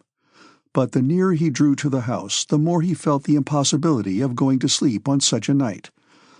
It was light enough to see a long way in the deserted street, and it seemed more like morning or evening than night. On the way, Pierre remembered that Anatole Kuragin was expecting the usual set for cards that evening, after which there was generally a drinking bout, finishing with visits of a kind Pierre was very fond of. "I should like to go to Kuragin's," thought he. but he immediately recalled his promise to Prince Andrew not to go there. Then, as happens to people of weak character, he desired so passionately once more to enjoy that dissipation he was so accustomed to that he decided to go. The thought immediately occurred to him that his promise to Prince Andrew was of no account, because before he gave it he had already promised Prince Anatole to come to his gathering. Besides, thought he, all such words of honor are conventional things with no definite meaning, especially if one considers that by tomorrow one may be dead, or something so extraordinary may happen to one that honor and dishonor will be all the same. Pierre often indulged in reflections of this sort, nullifying all his decisions and intentions. He went to Karagin's. Reaching the large house near the Horse Guards barracks in which Anatole lived, Pierre entered the lighted porch, ascended the stairs, and went in at the open door. There was no one in the anteroom. Empty bottles, cloaks, and overshoes were lying about. There was a smell of alcohol and sounds of voices and shouting in the distance. Cards and supper were over, but the visitors had not yet dispersed. Pierre threw off his cloak and entered the first room, in which were the remains of supper. A footman, thinking no one saw him, was drinking on the sly what was left in the glasses. From the third room came sounds of laughter, the shouting of familiar voices, the growling of a bear, and general commotion. Some 8 or 9 young men were crowding anxiously round an open window. 3 others were romping with a young bear, one pulling him by the chain and trying to set him at the others. "I bet 100 on Stevens," shouted one. "Mind, no holding on," cried another. "I bet on Dolokhov," cried a third. "Kuragin, you part our hands." "There, leave Bruin alone. Here's a bet on." "At 1 draft, or he loses," shouted a fourth. "Jacob, bring a bottle," shouted the host, a tall, handsome fellow who stood in the midst of the group without a coat, and with his fine linen shirt unfastened in front. "Wait a bit, you fellows. Here is Petya. Good man," cried he, addressing Pierre. Another voice, from a man of medium height with clear blue eyes, particularly striking among all these drunken voices by its sober ring, cried from the window, "Come here, part the bets." This was Dolokhov, an officer of the Semenov regiment, a notorious gambler and duelist, who was living with Anatole. Pierre smiled, looking about him merrily. "I don't understand. What's it all about?" "Wait a bit. He is not drunk yet. A bottle here," said Anatole, and taking a glass from the table, he went up to Pierre. "First of all, you must drink." Pierre drank one glass after another, looking from under his brows at the tipsy guests who were again crowding round the window and listening to their chatter. Anatole kept on refilling Pierre's glass, while explaining that Dolokhov was betting with Stevens, an English naval officer, that he would drink a bottle of rum sitting on the outer ledge of the third-floor window with his legs hanging out. "Go on, you must drink it all," said Anatole, giving Pierre the last glass, "or I won't let you go." "No, I won't," said Pierre, pushing Anatole aside, and he went up to the window. Dolokhov was holding the Englishman's hand, and clearly and distinctly repeating the terms of the bet, addressing himself particularly to Anatole and Pierre. Dolokhov was of medium height, with curly hair and light blue eyes. He was about 25. Like all infantry officers, he wore no mustache, so that his mouth, the most striking feature of his face, was clearly seen. The lines of that mouth were remarkably finely curved. The middle of the upper lip formed a sharp wedge and closed firmly on the firm lower one, and something like 2 distinct smiles played continually round the 2 corners of the mouth. This, together with the resolute, insolent intelligence of his eyes, produced an effect which made it impossible not to notice his face. Dolokhov was a man of small means and no connections. Yet, though Anatole spent tens of thousands of roubles, Dolokhov lived with him and had placed himself on such a footing that all who knew them, including Anatole himself, respected him more than they did Anatole. Dolokhov could play all games and nearly always won. However much he drank, he never lost his clear-headedness.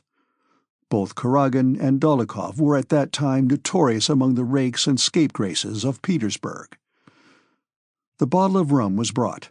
The window frame which prevented anyone from sitting on the outer sill was being forced out by 2 footmen, who were evidently flurried and intimidated by the directions and shouts of the gentlemen around. Anatole, with his swaggering air, strode up to the window. He wanted to smash something. Pushing away the footman, he tugged at the frame, but could not move it. He smashed a pane. "You have a try, Hercules," said he, turning to Pierre. Pierre seized the crossbeam, tugged, and wrenched the oak frame out with a crash. "Take it right out, or they'll think I'm holding on," said Dolokhov. "Is the Englishman bragging, eh? Is it all right?" said Anatole.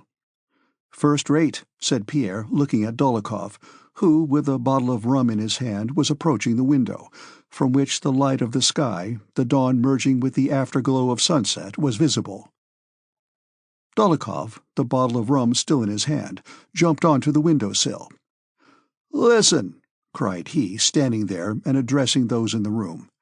All were silent. "I bet 50 imperials—" He spoke French that the Englishman might understand him, but he did not speak it very well. "I bet 50 imperials, or do you wish to make it 100?" added he, addressing the Englishman. "No, 50, replied the latter. "All right, 50 imperials, that I will drink a whole bottle of rum without taking it from my mouth, sitting outside the window on this spot." He stooped and pointed to the sloping ledge outside the window. "And without holding on to anything. Is that right?" "Quite right," said the Englishman. Anatole turned to the Englishman, and taking him by one of the buttons of his coat and looking down at him, the Englishman was short, began repeating the terms of the wager to him in English. "Wait!" cried Dolokhov, hammering with the bottle on the window-sill to attract attention. "Wait a bit, Kuragin. Listen. If anyone else does the same, I will pay him 100 imperials. Do you understand?" The Englishman nodded, but gave no indication whether he intended to accept this challenge or not. Anatole did not release him, and though he kept nodding to show that he understood, Anatole went on translating Dolokhov's words into English. A thin young lad, an hussar of the Life Guards, who had been losing that evening, climbed on the window-sill, leaned over, and looked down. "Oh, oh, oh," he muttered, looking down from the window at the stones of the pavement. "Shut up!" cried Dolokhov, pushing him away from the window. The lad jumped awkwardly back into the room, tripping over his spurs. Placing the bottle on the window-sill where he could reach it easily, Dolokhov climbed carefully and slowly through the window and lowered his legs. Pressing against both sides of the window, he adjusted himself on his seat, lowered his hands, moved a little to the right, and then to the left, and took up the bottle. Anatole brought 2 candles and placed them on the window-sill, though it was already quite light.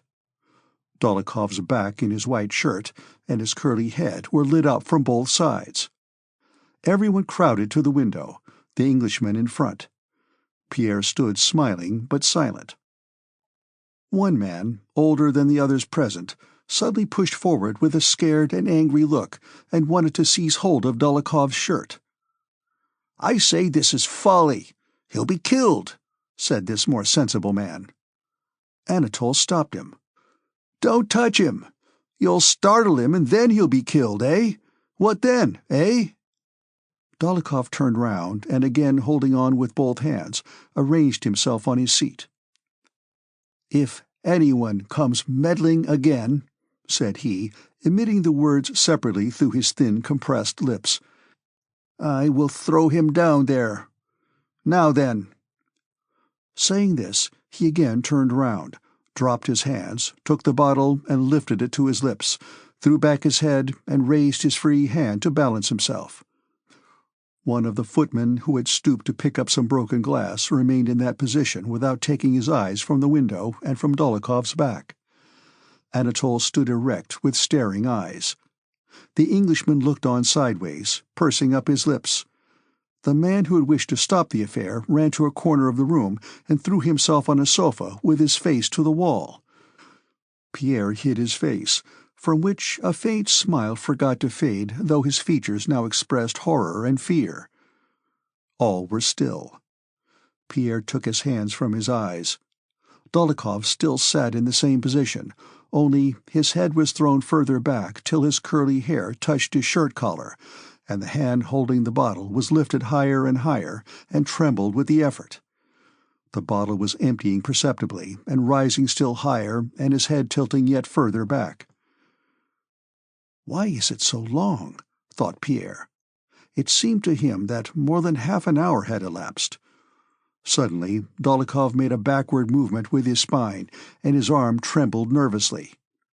This was sufficient to cause his whole body to slip as he sat on the sloping ledge. As he began slipping down, his head and arm wavered still more with the strain. One hand moved as if to clutch the window-sill, but refrained from touching it. Pierre again covered his eyes and thought he would never open them again.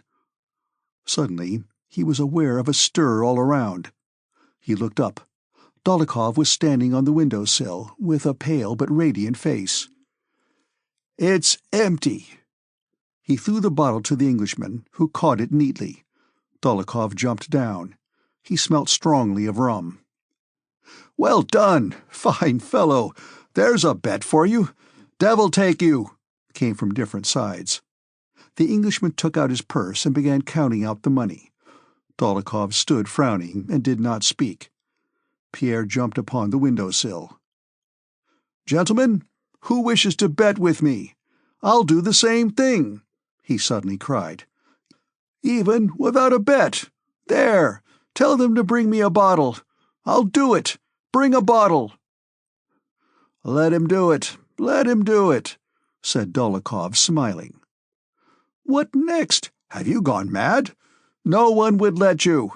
Why, you go giddy even on a staircase," exclaimed several voices. "I'll drink it. Let's have a bottle of rum," shouted Pierre, banging the table with a determined and drunken gesture and preparing to climb out of the window. They seized him by his arms, but he was so strong that everyone who touched him was sent flying. "No, you'll never manage him that way," said Anatole. "Wait a bit and I'll get round him. Listen, I'll take your bet tomorrow, but now we are all going to blanks." "Come on, then," cried Pierre. "Come on, and we'll take Bruin with us." And he caught the bear, took it in his arms, lifted it from the ground, and began dancing round the room with it.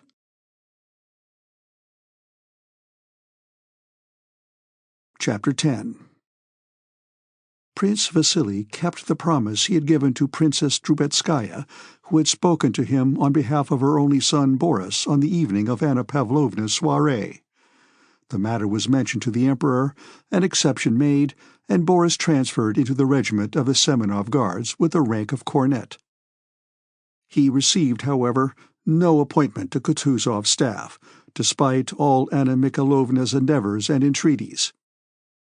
Soon after Anna Pavlovna's reception, Anna Mikhailovna returned to Moscow and went straight to her rich relations, the Rostovs, with whom she stayed when in the town, and where her darling Bori, who had only just entered a regiment of the line and was being at once transferred to the Guards as a cornet, had been educated from childhood and lived for years at a time. The Guards had already left Petersburg on the 10th of August, and her son, who had remained in Moscow for his equipment, was to join them on the march to Radzivilov. It was St. Natalia's Day, and the name-day of two of the Rostovs, the mother and the youngest daughter, both named Natalie. Ever since the morning, carriages with 6 horses had been coming and going continually, bringing visitors to the Countess Rostova's big house on the Povarskaya, so well known to all Moscow. The Countess herself and her handsome eldest daughter were in the drawing-room with the visitors who came to congratulate, and who constantly succeeded one another in relays. The Countess was a woman of about 45, with a thin, oriental type of face, evidently worn out with childbearing. She had had 12. A languor of motion and speech, resulting from weakness, gave her a distinguished air which inspired respect. Princess Anna Mikhailovna Drubetskaya, who as a member of the household was also seated in the drawing-room, helped to receive and entertain the visitors. The young people were in one of the inner rooms, not considering it necessary to take part in receiving the visitors. The Count met the guests and saw them off, inviting them all to dinner. "I am very, very grateful to you, mon cher," or ma chère.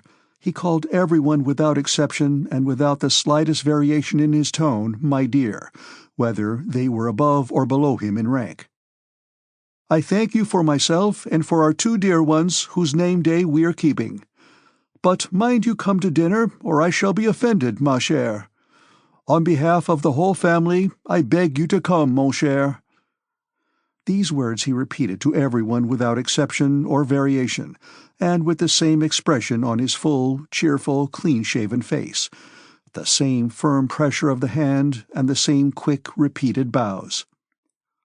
As soon as he had seen a visitor off, he returned to one of those who were still in the drawing-room, drew a chair toward him or her, and jauntily spreading out his legs and putting his hands on his knees with the air of a man who enjoys life and knows how to live, he swayed to and fro with dignity, offered surmises about the weather, or touched on questions of health, sometimes in Russian and sometimes in very bad but self-confident French.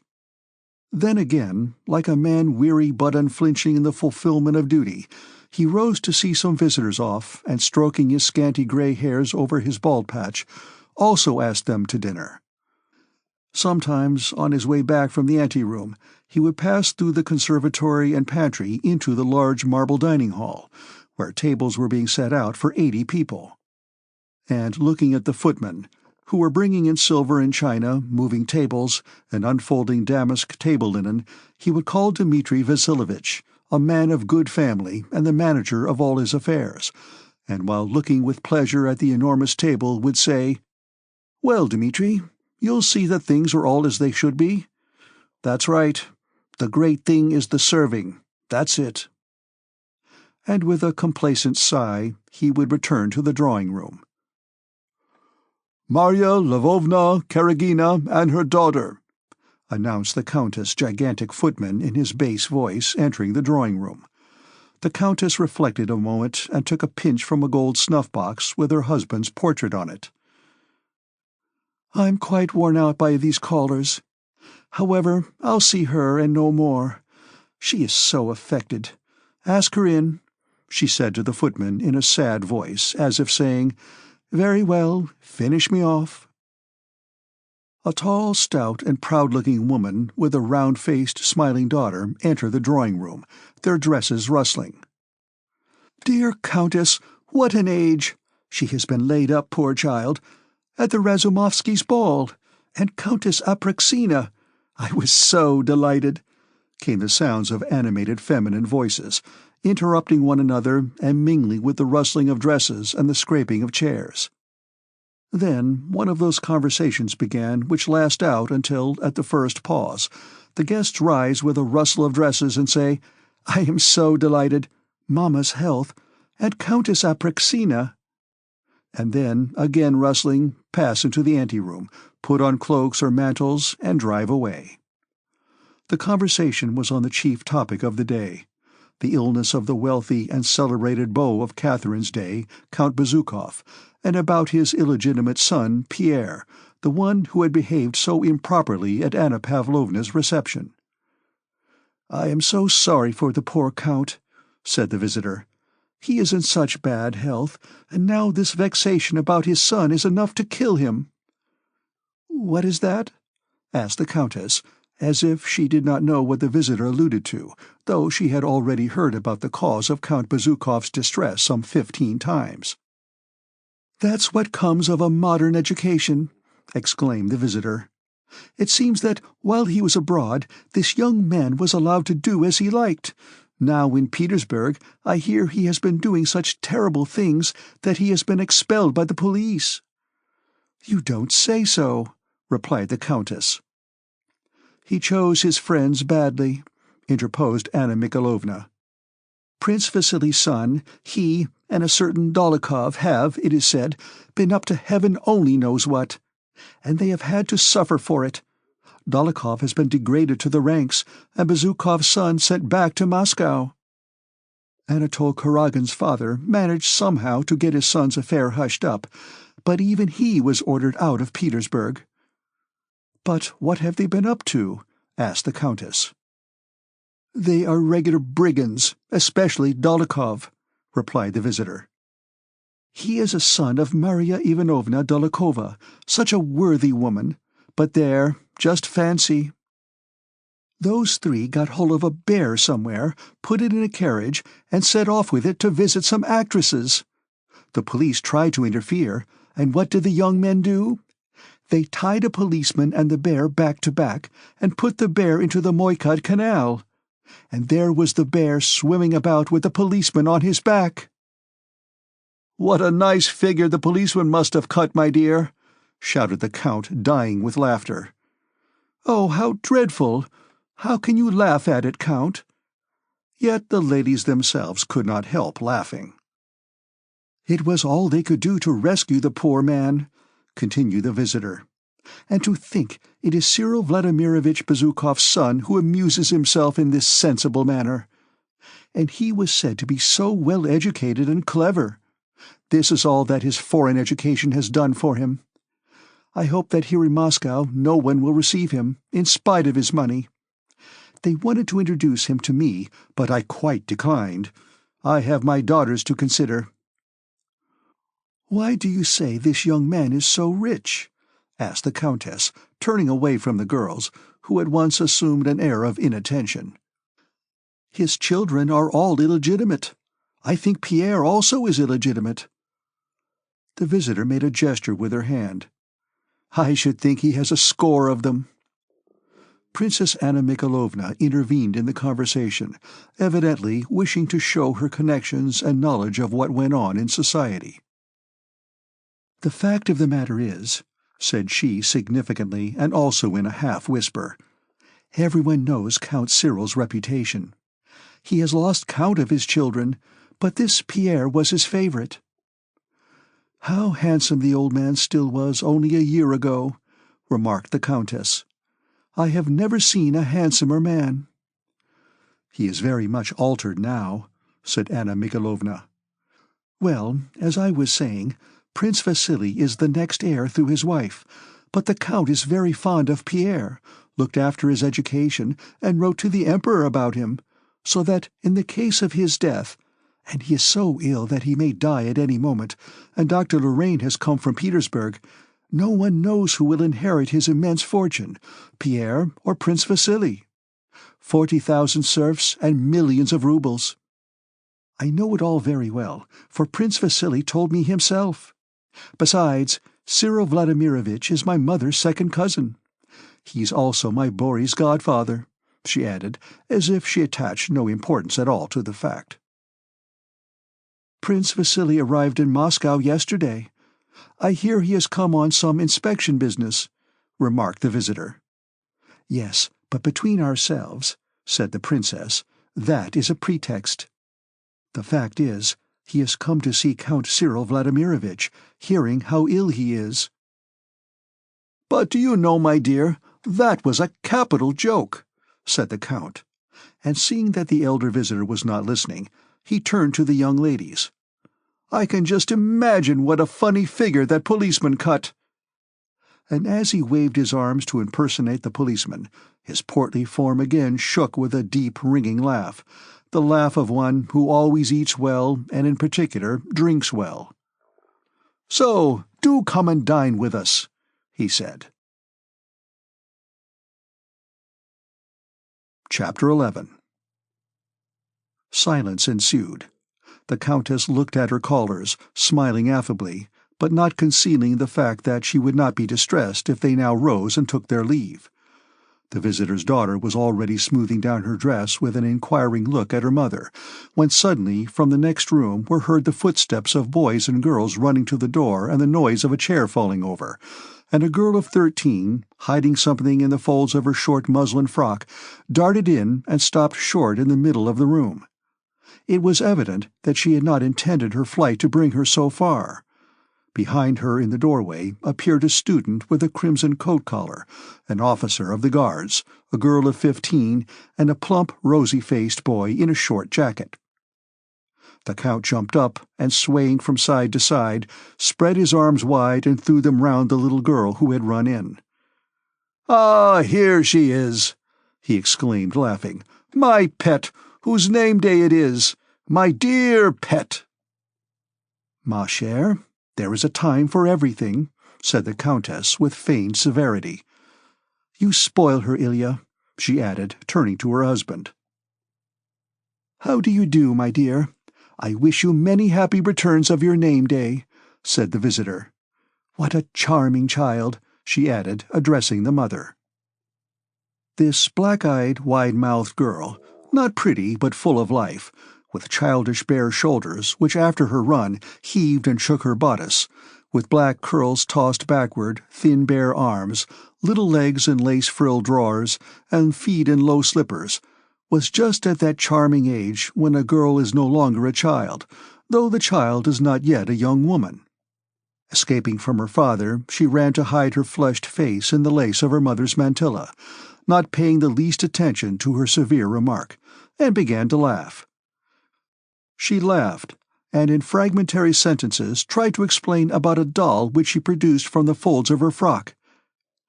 "Do you see? My doll, Mimi. You see," was all Natasha managed to utter. To her, everything seemed funny. She leaned against her mother and burst into such a loud, ringing fit of laughter that even the prim visitor could not help joining in.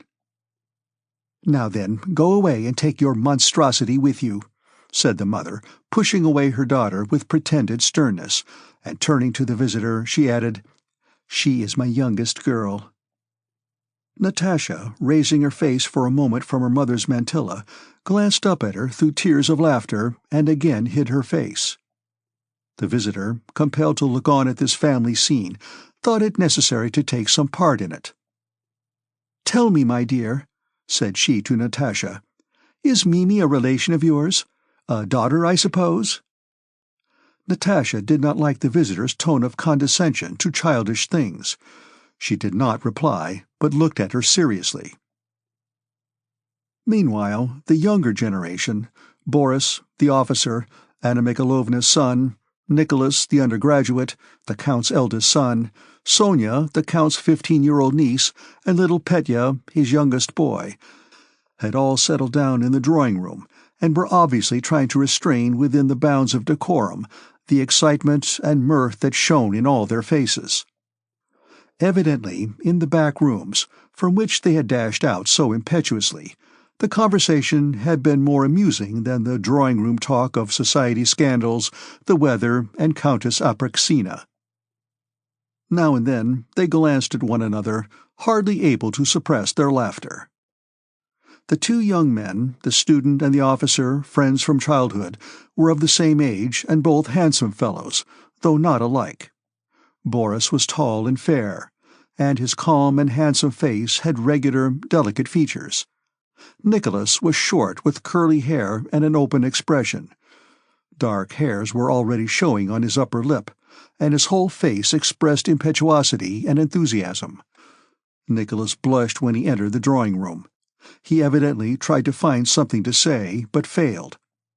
Boris, on the contrary, at once found his footing, and related quietly and humorously how he had known that doll Mimi when she was still quite a young lady, before her nose was broken, how she had aged during the 5 years he had known her, and how her head had cracked right across the skull. Having said this, he glanced at Natasha.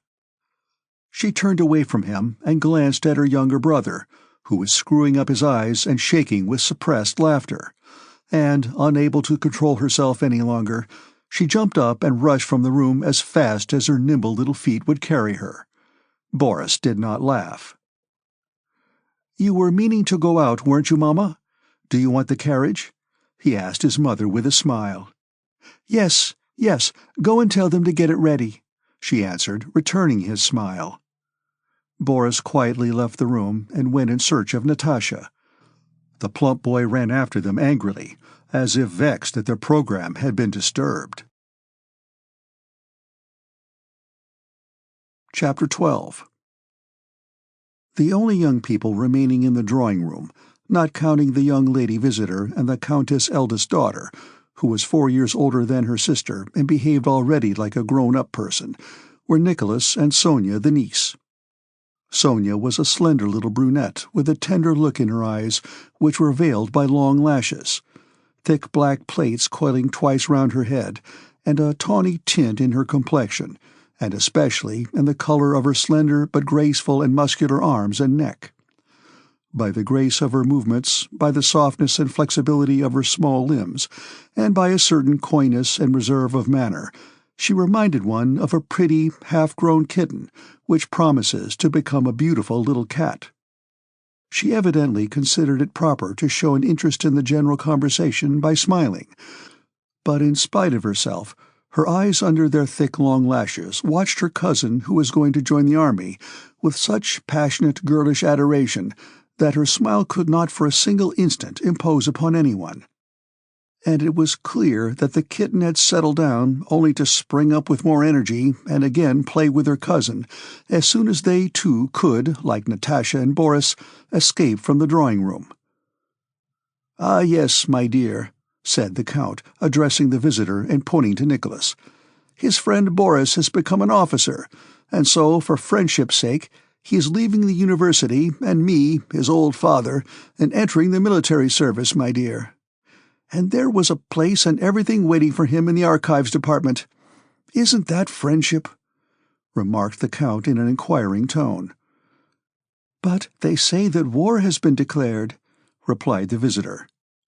"They've been saying so a long while," said the Count, "and they'll say so again and again, and that will be the end of it. My dear, there's friendship for you," he repeated. "He's joining the hussars." The visitor, not knowing what to say, shook her head. "It's not at all from friendship," declared Nicholas, flaring up and turning away as if from a shameful aspersion. "It is not from friendship at all. I simply feel that the army is my vocation." He glanced at his cousin and the young lady visitor, and they were both regarding him with a smile of approbation. "Schubert, the colonel of the Pavlograd Hussars, is dining with us today. He has been here on leave and is taking Nicholas back with him. It can't be helped," said the Count, shrugging his shoulders and speaking playfully of a matter that evidently distressed him. "I have already told you, Papa," said his son, "that if you don't wish to let me go, I'll stay. But I know I am no use anywhere except in the army. I am not a diplomat or a government clerk. I don't know how to hide what I feel." As he spoke, he kept glancing with the flirtatiousness of a handsome youth at Sonia and the young lady visitor. The little kitten, feasting her eyes on him, seemed ready at any moment to start her gambols again and display her kittenish nature. All right," said the old Count. "He always flares up. This Bonaparte has turned all their heads. They all think of how he rose from an ensign and became emperor. Well, God grant it," he added, not noticing his visitor's sarcastic smile. The elders began talking about Bonaparte. Julie Karagina turned to young Rostov. "What a pity you weren't at the Arkarovs on Thursday. It was so dull without you," said she, giving him a tender smile. The young man, flattered, sat down nearer to her with a coquettish smile, and engaged the smiling Julie in a confidential conversation, without at all noticing that his involuntary smile had stabbed the heart of Sonia, who blushed and smiled unnaturally. In the midst of his talk, he glanced round at her.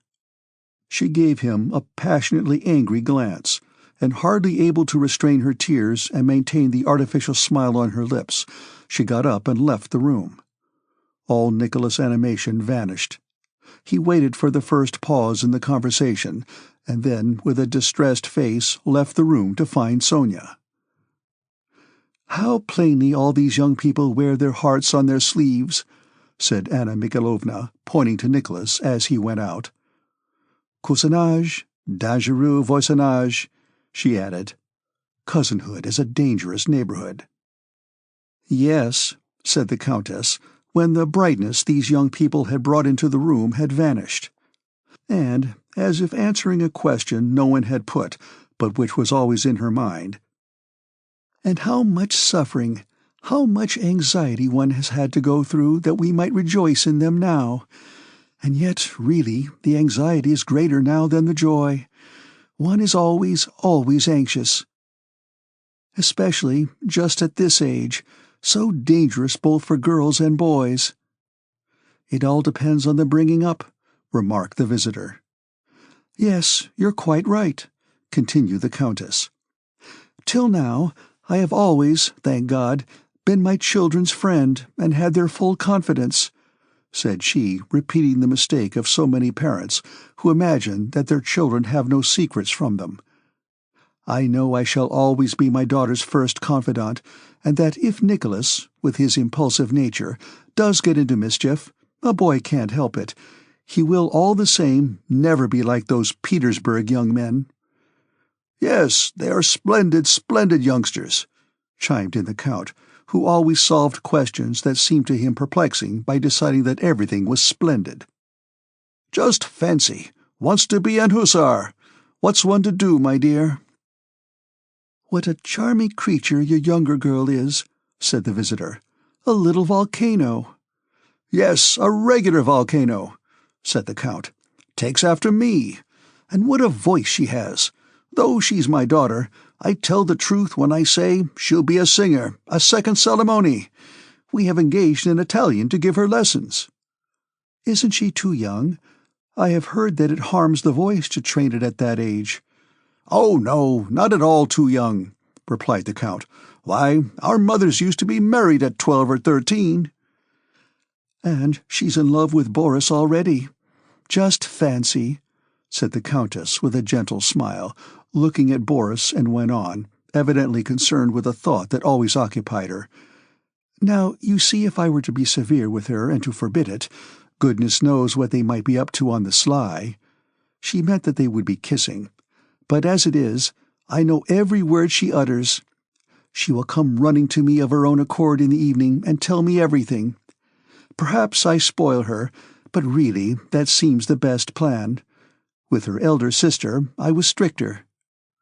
"Yes, I was brought up quite differently," remarked the handsome elder daughter, Countess Vera, with a smile. But the smile did not enhance Vera's beauty as smiles generally do. On the contrary, it gave her an unnatural and therefore unpleasant expression. Vera was good-looking, not at all stupid, quick at learning, was well brought up, and had a pleasant voice. What she said was true and appropriate, yet, strange to say, everyone, the visitors and the Countess alike, turned to look at her as if wondering why she had said it, and they all felt awkward. "People are always too clever with their eldest children, and try to make something exceptional of them," said the visitor. "What's the good of denying it, my dear? Our dear Countess was too clever with Vera," said the Count.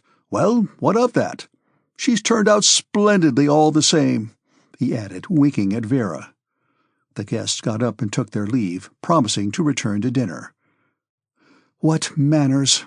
I thought they would never go," said the Countess, when she had seen her guests out. Chapter 13. When Natasha ran out of the drawing-room, she only went as far as the conservatory. There she paused and stood listening to the conversation in the drawing-room, waiting for Boris to come out. She was already growing impatient, and stamped her foot, ready to cry at his not coming at once, when she heard the young man's discreet steps approaching neither quickly nor slowly. At this, Natasha dashed swiftly among the flower-tubs and hid there. Boris paused in the middle of the room, looked round, brushed a little dust from the sleeve of his uniform, and going up to a mirror, examined his handsome face. Natasha, very still, peered out from her ambush, waiting to see what he would do. He stood a little while before the glass, smiled, and walked toward the other door. Natasha was about to call him, but changed her mind. "Let him look for me," thought she. Hardly had Boris gone than Sonia, flushed, in tears, and muttering angrily, came in at the other door. Natasha checked her first impulse to run out to her, and remained in her hiding place, watching, as under an invisible cap, to see what went on in the world. She was experiencing a new and peculiar pleasure. Sonia, muttering to herself, kept looking round toward the drawing-room door. It opened, and Nicholas came in. "Sonia, what is the matter with you? How can you?" said he, running up to her. "It's nothing, nothing. Leave me alone," sobbed Sonia. "Ah, I know what it is." "Well, if you do, so much the better, and you can go back to her." "Sonia, look here. How can you torture me and yourself like that, for a mere fancy?" said Nicholas, taking her hand. Sonia did not pull it away, and left off crying. Natasha, not stirring and scarcely breathing, watched from her ambush with sparkling eyes. "What will happen now?" thought she. "Sonia, what is anyone in the world to me? You alone are everything," said Nicholas. "And I will prove it to you." "I don't like you to talk like that." "Well then, I won't. Only forgive me, Sonia." He drew her to him and kissed her. "Oh, how nice," thought Natasha, and when Sonia and Nicholas had gone out of the conservatory, she followed and called Boris to her. "Boris, come here," said she with a sly, insignificant look. "I have something to tell you. Here, here." And she led him into the conservatory to the place among the tubs where she had been hiding. Boris followed her, smiling. "What is the something?" asked he. She grew confused, glanced round, and seeing the doll she had thrown down on one of the tubs, picked it up. "Kiss the doll," said she. Boris looked attentively and kindly at her eager face, but did not reply. "Don't you want to? Well then, come here," said she, and went further in among the plants and threw down the doll. "Closer, closer," she whispered. She caught the young officer by his cuffs, and a look of solemnity and fear appeared on her flushed face. "And me? Would you like to kiss me?" she whispered, almost inaudibly, glancing up at him from under her brows, smiling and almost crying from excitement. Boris blushed. "How funny you are," he said, bending down to her and blushing still more, but he waited and did nothing. Suddenly, she jumped up onto a tub to be higher than he, embraced him so that both her slender bare arms clasped him above his neck, and, tossing back her hair, kissed him full on the lips. Then she slipped down among the flower-pots on the other side of the tubs and stood, hanging her head. "Natasha," he said, "you know that I love you, but—" "You are in love with me?" Natasha broke in. "Yes, I am, but please don't let us do like that. In another 4 years, then I will ask for your hand." Natasha considered. 13, 14, 15, 16, she counted on her slender little fingers. "All right. Then it's settled?" A smile of joy and satisfaction lit up her eager face. "Settled," replied Boris. "Forever?" said the little girl. "Till death itself?" She took his arm and with a happy face went with him into the adjoining sitting-room. Chapter 14.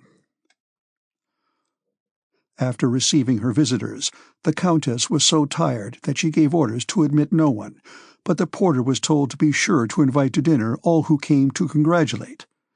The Countess wished to have a tete-a-tete talk with a friend of her childhood, Princess Anna Mikhailovna, whom she had not seen properly since she returned from Petersburg. Anna Mikhailovna, with her tear-worn but pleasant face, drew her chair nearer to that of the Countess.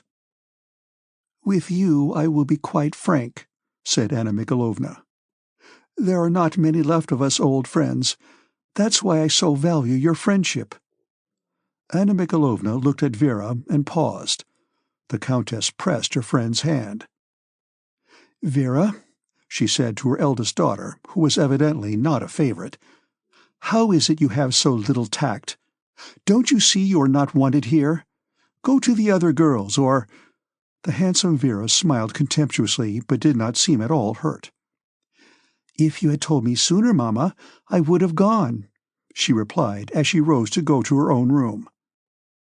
But as she passed the sitting-room, she noticed two couples sitting, one pair at each window. She stopped and smiled scornfully. Sonia was sitting close to Nicholas, who was copying out some verses for her, the first he had ever written. Boris and Natasha were at the other window and ceased talking when Vera entered. Sonia and Natasha looked at Vera with guilty, happy faces. It was pleasant and touching to see these little girls in love, but apparently the sight of them roused no pleasant feeling in Vera. "How often have I asked you not to take my things?" she said. "You have a room of your own." And she took the inkstand from Nicholas. In a minute," he said, dipping his pen. "You always manage to do things at the wrong time," continued Vera. "You came rushing into the drawing-room so that everyone felt ashamed of you." Though what she said was quite just, perhaps for that very reason no one replied, and the four simply looked at one another. She lingered in the room with the inkstand in her hand. "And at your age, what secrets can there be between Natasha and Boris, or between you two? It's all nonsense." "Now, Vera, what does it matter to you?" said Natasha in defense, speaking very gently. She seemed that day to be more than ever kind and affectionate to everyone. "Very silly," said Vera. "I am ashamed of you. Secrets, indeed." "All have secrets of their own," answered Natasha, getting warmer. "We don't interfere with you in Berg." "I should think not," said Vera, "because there can never be anything wrong in my behavior. But I'll just tell Mamma how you are behaving with Boris." "Natalia Ilyinichna behaves very well to me," remarked Boris. "I have nothing to complain of." "Don't, Boris. You are such a diplomat that it is really tiresome," said Natasha in a mortified voice that trembled slightly. She used the word diplomat, which was just then much in vogue among the children, in the special sense they attached to it. "Why does she bother me?" And she added, turning to Vera, "You'll never understand it, because you've never loved anyone. You have no heart. You are a Madame de Genlis and nothing more." This nickname, bestowed on Vera by Nicholas, was considered very stinging. "And your greatest pleasure is to be unpleasant to people. Go and flirt with Berg as much as you please," she finished quickly. "I shall not at any rate run after a young man before visitors." "Well, now you've done what you wanted," put in Nicholas, "said unpleasant things to everyone and upset them. Let's go to the nursery." All four, like a flock of scared birds, got up and left the room. "The unpleasant things were said to me," remarked Vera. "I said none to anyone." "Madame de Genlis, Madame de Genlis," shouted the laughing voices through the door. The handsome Vera, who produced such an irritating and unpleasant effect on everyone, smiled, and, evidently unmoved by what had been said to her, went to the looking-glass and arranged her hair and scarf. Looking at her own handsome face, she seemed to become still colder and calmer. In the drawing-room the conversation was still going on. "Ah, my dear," said the Countess, "my life is not all roses either. Don't I know that at the rate we are living our means won't last long? It's all the club and his easy-going nature. Even in the country do we get any rest? Theatricals, hunting, and heaven knows what besides. But don't let's talk about me. Tell me how you managed everything. I often wonder at you, Annette, how at your age you can rush off alone in a carriage to Moscow, to Petersburg, to those ministers and great people, and know how to deal with them all. It's quite astonishing. How did you get things settled? I couldn't possibly do it." "Ah, my love," answered Anna Mikhalovna, "God grant you never know what it is to be left a widow, without means and with a son you love to distraction. One learns many things then. she added with a certain pride. "That lawsuit taught me much. When I want to see one of those big people, I write a note, 'Princess so-and-so desires an interview with so-and-so,' and then I take a cab and go myself 2, 3, or 4 times, till I get what I want. I don't mind what they think of me." "Well, and to whom did you apply about Bori?" asked the Countess. "You see, yours is already an officer in the Guards, while my Nicholas is going as a cadet. There's no one to interest himself for him. To whom did you apply?" "To Prince Vasily. He was so kind. He at once agreed to everything, and put the matter before the Emperor," said Princess Anna Mikhailovna enthusiastically, quite forgetting all the humiliation she had endured to gain her end. "Has Prince Vasily aged much?" asked the Countess. "I have not seen him since we acted together at the Rumyantsovs' theatricals. I expect he has forgotten me." "He paid me attentions in those days," said the Countess with a smile. "He is just the same as ever," replied Anna Mikhailovna, "overflowing with amiability. His position has not turned his head at all. He said to me, 'I am sorry I can do so little for you, dear Princess. I am at your command.' Yes, he is a fine fellow and a very kind relation. But, Natalie, you know my love for my son. I would do anything for his happiness. And my affairs are in such a bad way that my position is now a terrible one," continued Anna Mikhailovna, sadly dropping her voice. "My wretched lawsuit takes all I have and makes no progress. Would you believe it? I have literally not a penny and don't know how to equip Boris." She took out her handkerchief and began to cry. "I need 500 rubles and have only one 25-ruble note. I am in such a state. My only hope now is in Count Cyril Vladimirovich Bezukhov. If he will not assist his godson, you know he is Bori's godfather, and allow him something for his maintenance, all my trouble will have been thrown away. I shall not be able to equip him." The Countess' eyes filled with tears, and she pondered in silence. "I often think, though, perhaps it's a sin," said the Princess, "that here lives Count Cyril Vladimirovich Bezukhov, so rich, all alone, that tremendous fortune. And what is his life worth? It's a burden to him, and Bori's life is only just beginning." "Surely he will leave something to Boris," said the Countess. "Heaven only knows, my dear. These rich grandees are so selfish. Still, I will take Boris and go to see him at once, and I shall speak to him straight out. Let people think what they will of me.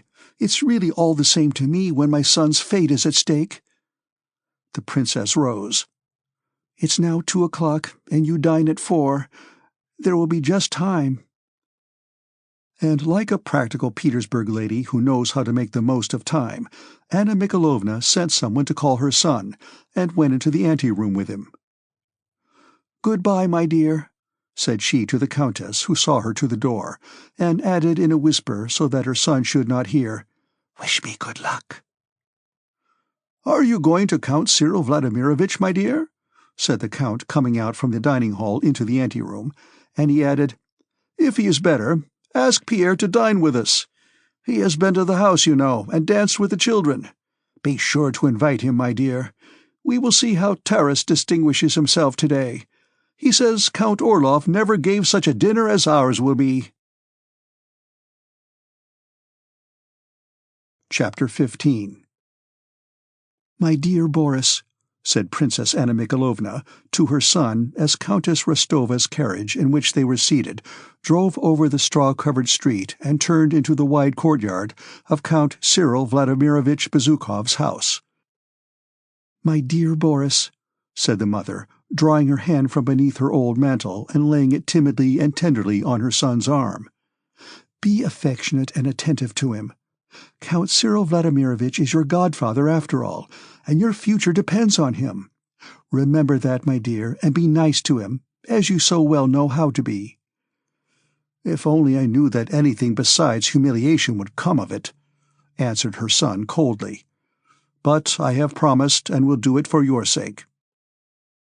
Although the hall porter saw someone's carriage standing at the entrance, after scrutinizing the mother and son, who, without asking to be announced, had passed straight through the glass porch between the rows of statues and niches, and looking significantly at the lady's old cloak, he asked whether they wanted the Count or the princesses, and hearing that they wished to see the Count, said His Excellency was worse today, and that His Excellency was not receiving anyone. "We may as well go back," said the son in French.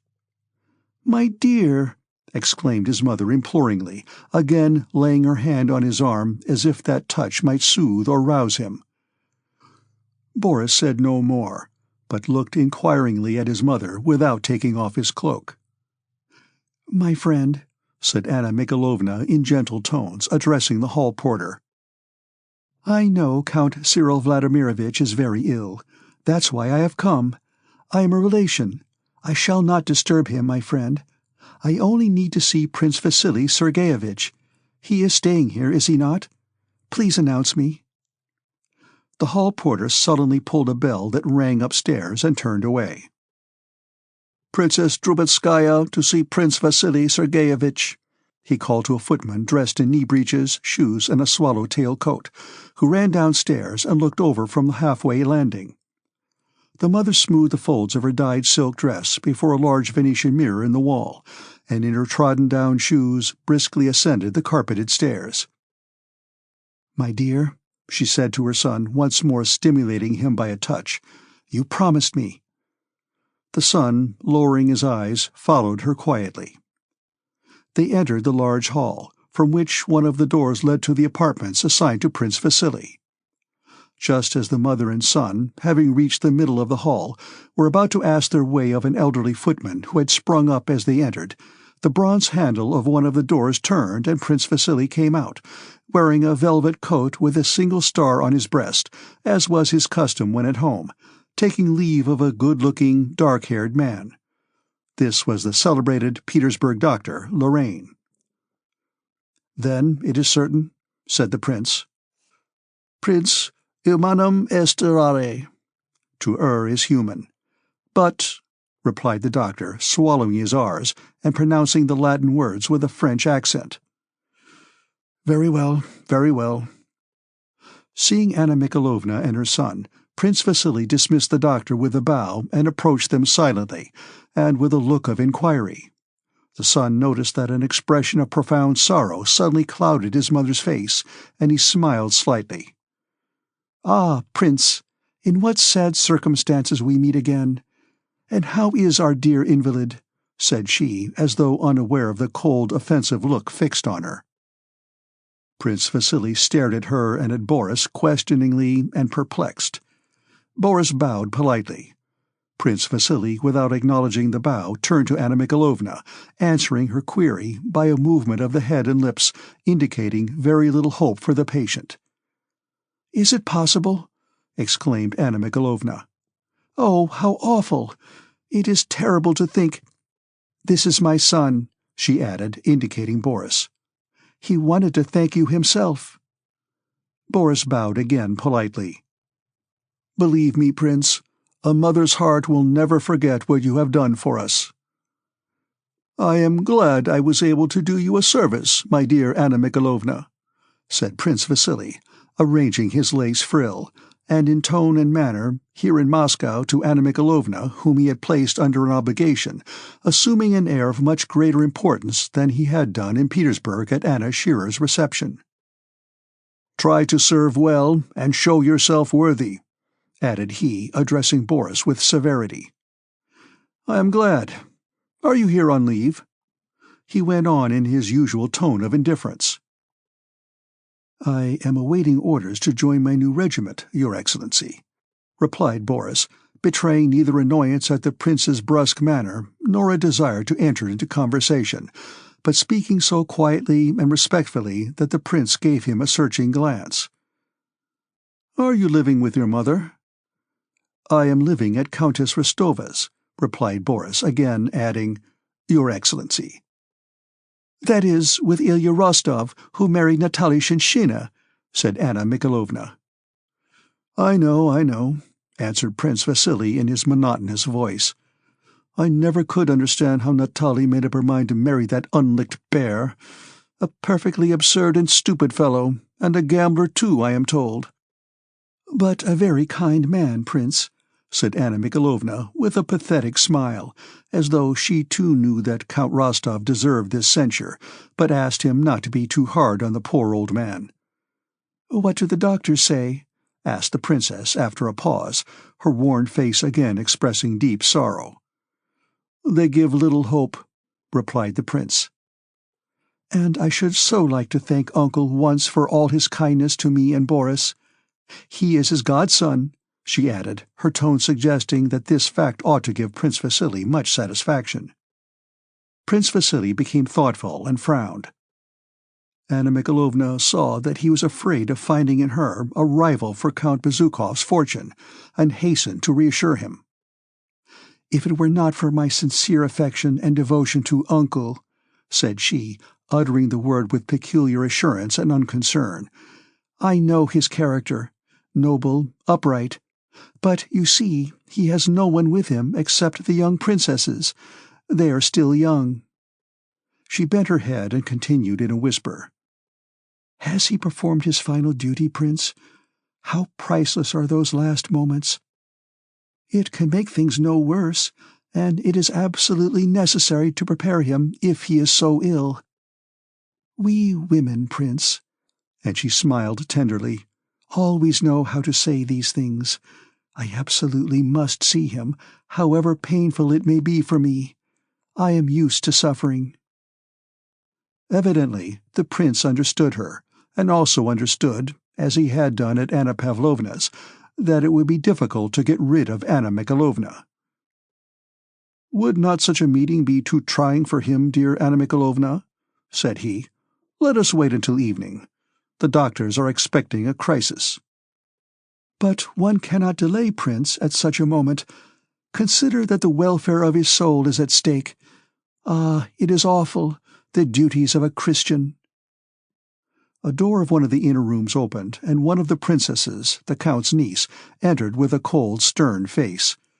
The length of her body was strikingly out of proportion to her short legs. Prince Vasily turned to her. "Well, how is he?" "Still the same. But what can you expect? This noise," said the princess, looking at Anna Mikhalovna as at a stranger. "Ah, my dear, I hardly knew you," said Anna Mikhalovna with a happy smile, ambling lightly up to the Count's niece. "I have come, and am at your service to help you nurse my uncle. I imagine what you have gone through," and she sympathetically turned up her eyes. The princess gave no reply, and did not even smile, but left the room as Anna Mikhalovna took off her gloves, and, occupying the position she had conquered, settled down in an armchair, inviting Prince Vasily to take a seat beside her. "Boris," she said to her son with a smile, "I shall go in to see the Count, my uncle, but you, my dear, had better go to Pierre meanwhile, and don't forget to give him the Rostovs' invitation. They ask him to dinner. I suppose he won't go?" she continued, turning to the prince. "On the contrary," replied the prince, who had plainly become depressed. "I shall be only too glad if you relieve me of that young man. Here he is, and the Count has not once asked for him." He shrugged his shoulders. A footman conducted Boris down one flight of stairs and up another to Pierre's rooms. Chapter 16. Pierre, after all, had not managed to choose a career for himself in Petersburg, and had been expelled from there for riotous conduct and sent to Moscow. The story told about him at Count Rostov's was true. Pierre had taken part in tying a policeman to a bear. He had now been for some days in Moscow, and was staying as usual at his father's house, though he expected that the story of his escapade would be already known in Moscow, and that the ladies about his father, who were never favorably disposed toward him, would have used it to turn the Count against him. He nevertheless, on the day of his arrival, went to his father's part of the house. Entering the drawing-room, where the princesses spent most of their time, he greeted the ladies, two of whom were sitting at embroidery frames while a third read aloud. It was the eldest who was reading, the one who had met Anna Mikhailovna. The two younger ones were embroidering. Both were rosy and pretty, and they differed only in that one had a little mole on her lip which made her much prettier. Pierre was received as if he were a corpse or a leper. The eldest princess paused in her reading and silently stared at him with frightened eyes. The second assumed precisely the same expression, while the youngest, the one with the mole, who was of a cheerful and lively disposition, bent over her frame to hide a smile probably evoked by the amusing scene she foresaw. She drew her wool down through the canvas, and, scarcely able to refrain from laughing, stooped as if trying to make out the pattern. "How do you do, cousin?" said Pierre. "You don't recognize me?" "I recognize you only too well, too well." "How is the Count? Can I see him?" asked Pierre, awkwardly as usual, but unabashed. "The Count is suffering physically and mentally, and apparently you have done your best to increase his mental sufferings." "Can I see the Count?" Pierre again asked. If you wish to kill him outright, you can see him." "Olga, go and see whether Uncle's beef tea is ready. It is almost time," she added, giving Pierre to understand that they were busy, and busy making his father comfortable, while evidently he, Pierre, was only busy causing him annoyance. Olga went out. Pierre stood looking at the sisters. Then he bowed and said, "Then I will go to my rooms. You will let me know when I can see him." And he left the room, followed by the low but ringing laughter of the sister with the mole. Next day Prince Vasily had arrived and settled in the Count's house. He sent for Pierre and said to him, "My dear fellow, if you are going to behave here as you did in Petersburg, you will end very badly. That is all I have to say to you. The Count is very, very ill, and you must not see him at all." Since then Pierre had not been disturbed, and had spent the whole time in his rooms upstairs. When Boris appeared at his door, Pierre was pacing up and down his room, stopping occasionally at a corner to make menacing gestures at the wall, as if running a sword through an invisible foe, and glaring savagely over his spectacles, and then again resuming his walk, muttering indistinct words, shrugging his shoulders, and gesticulating. "England is done for," said he, scowling and pointing his finger at someone unseen. "Mr. Pitt, as a traitor to the nation and to the rights of man, is sentenced to—" But before Pierre, who at that moment imagined himself to be Napoleon in person, and to have just effected the dangerous crossing of the Straits of Dover and captured London, could pronounce Pitt's sentence, he saw a well-built and handsome young officer entering his room. Pierre paused. He had left Moscow when Boris was a boy of 14, and had quite forgotten him, but in his usual impulsive and hearty way he took Boris by the hand with a friendly smile. "Do you remember me?"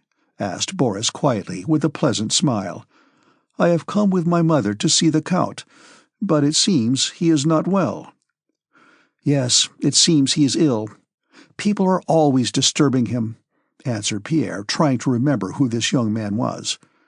Boris felt that Pierre did not recognize him, but did not consider it necessary to introduce himself, and without experiencing the least embarrassment, looked Pierre straight in the face. "Count Rostov asks you to come to dinner today," said he, after a considerable pause which made Pierre feel uncomfortable. "Ah, Count Rostov!" exclaimed Pierre joyfully. "Then you are his son, Ilya?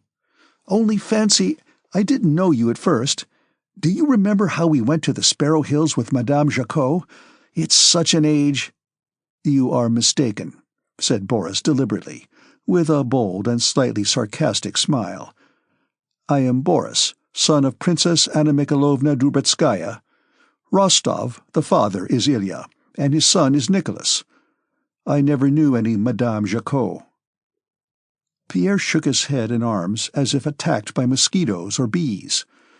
"Oh dear, what am I thinking about? I've mixed everything up. One has so many relatives in Moscow. So, you are Boris? Of course. Well, now we know where we are. And what do you think of the Boulogne expedition? The English will come off badly, you know, if Napoleon gets across the Channel. I think the expedition is quite feasible. If only Villeneuve doesn't make a mess of things." Boris knew nothing about the Boulogne expedition. He did not read the papers, and it was the first time he had heard Villeneuve's name. "We here in Moscow are more occupied with dinner parties and scandal than with politics," said he in his quiet, ironical tone. "I know nothing about it, and have not thought about it. Moscow is chiefly busy with gossip," he continued. "Just now they are talking about you and your father." Pierre smiled in his good-natured way, as if afraid for his companion's sake that the latter might say something he would afterwards regret. But Boris spoke distinctly, clearly, and dryly, looking straight into Pierre's eyes. "Moscow has nothing else to do but gossip," Boris went on. "Everybody is wondering to whom the Count will leave his fortune, though he may perhaps outlive us all, as I sincerely hope he will." "Yes, it is all very horrid," interrupted Pierre. "Very horrid." Pierre was still afraid that this officer might inadvertently say something disconcerting to himself. "And it must seem to you," said Boris, flushing slightly, but not changing his tone or attitude, "it must seem to you that everyone is trying to get something out of the rich man." "So it does," thought Pierre. "But I just wish to say, to avoid misunderstandings, that you are quite mistaken if you reckon me or my mother among such people. We are very poor, but for my own part, at any rate, for the very reason that your father is rich, I don't regard myself as a relation of his, and neither I nor my mother would ever ask or take anything from him." For a long time Pierre could not understand, but when he did, he jumped up from the sofa, seized Boris under the elbow in his quick, clumsy way, and blushing far more than Boris, began to speak with a feeling of mingled shame and vexation. "Well, this is strange. Do you suppose Who could think? I know very well—" But Boris again interrupted him. "I am glad I have spoken out fully. Perhaps you did not like it? You must excuse me," said he, putting Pierre at ease instead of being put at ease by him. "But I hope I have not offended you. I always make it a rule to speak out." "Well, what answer am I to take? Will you come to dinner at the Rostovs'?" And Boris, having apparently relieved himself of an owner's duty, and extricated himself from an awkward situation and placed another in it, became quite pleasant again. "No, but I say," said Pierre, calming down, "you are a wonderful fellow. What you have just said is good, very good. Of course, you don't know me. We have not met for such a long time, not since we were children. You might think that I understand, quite understand. I could not have done it myself. I should not have had the courage. But it's splendid. I am very glad to have made your acquaintance. It's queer," he added after a pause, "that you should have suspected me." He began to laugh. "Well, what of it? I hope we'll get better acquainted," and he pressed Boris' hand. "Do you know, I have not once been in to see the Count. He has not sent for me. I am sorry for him as a man, but what can one do?"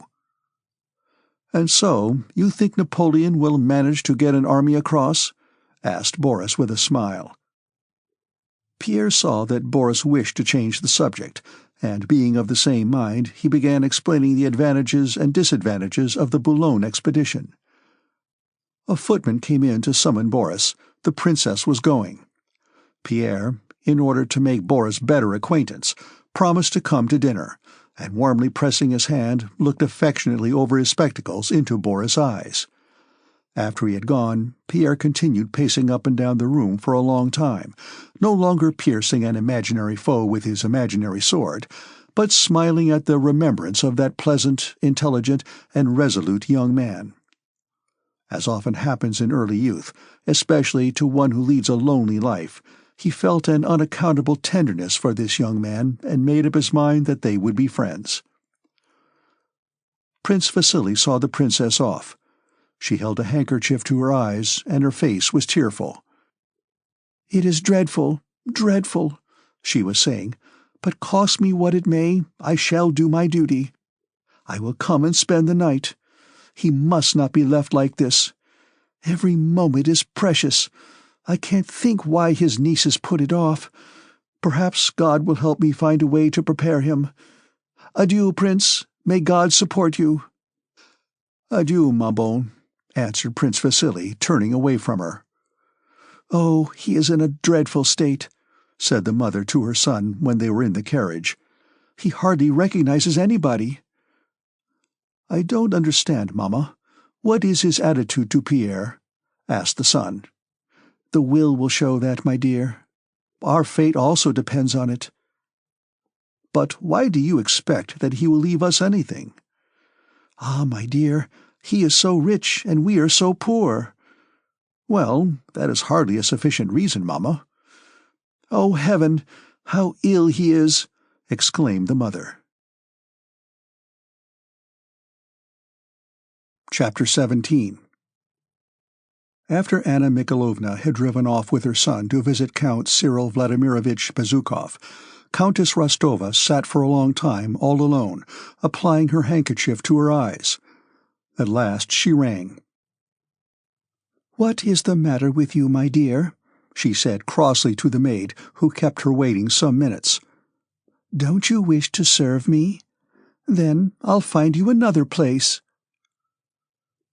The Countess was upset by her friend's sorrow and humiliating poverty, and was therefore out of sorts, a state of mind which with her always found expression in calling her maid "my dear," and speaking to her with exaggerated politeness. "I am very sorry, ma'am," answered the maid.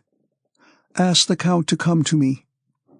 The Count came waddling in to see his wife with a rather guilty look as usual. "Well, little Countess, what a sauté of game au madère we are to have, my dear. I tasted it. The 1,000 roubles I paid for Taras were not ill spent. He is worth it." He sat down by his wife, his elbows on his knees and his hands ruffling his grey hair.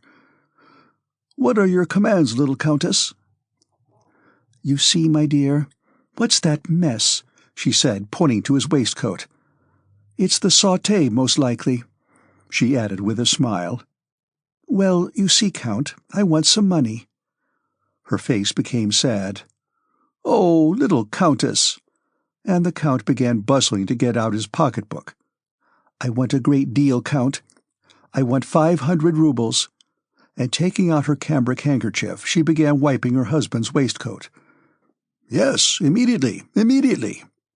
Hey, who's there?" he called out in a tone only used by persons who are certain that those they call will rush to obey the summons. "Send Dmitri to me." Dmitri, a man of good family, who had been brought up in the Count's house and now managed all his affairs, stepped softly into the room. "This is what I want, my dear fellow," said the Count to the deferential young man who had entered. "Bring me—" He reflected a moment. "Yes, bring me 700 roubles, yes. But mind, don't bring me such tattered and dirty notes as last time, but nice clean ones for the Countess." "Yes, Dmitri, clean ones, please," said the Countess, sighing deeply. "When would you like them, Your Excellency?" asked Dmitri. "Allow me to inform you, but don't be uneasy," he added, noticing that the Count was beginning to breathe heavily and quickly, which was always a sign of approaching anger. "I was forgetting. Do you wish it brought at once?" "Yes, yes, just so. Bring it. Give it to the Countess." "What a treasure that Dmitri is," added the Count with a smile when the young man had departed. "There is never any impossible with him. That's a thing I hate. Everything is possible." "Ah, money, Count, money. How much sorrow it causes in the world," said the Countess. "But I am in great need of this sum." "You, my little Countess, are a notorious spendthrift," said the Count, and having kissed his wife's hand, he went back to his study.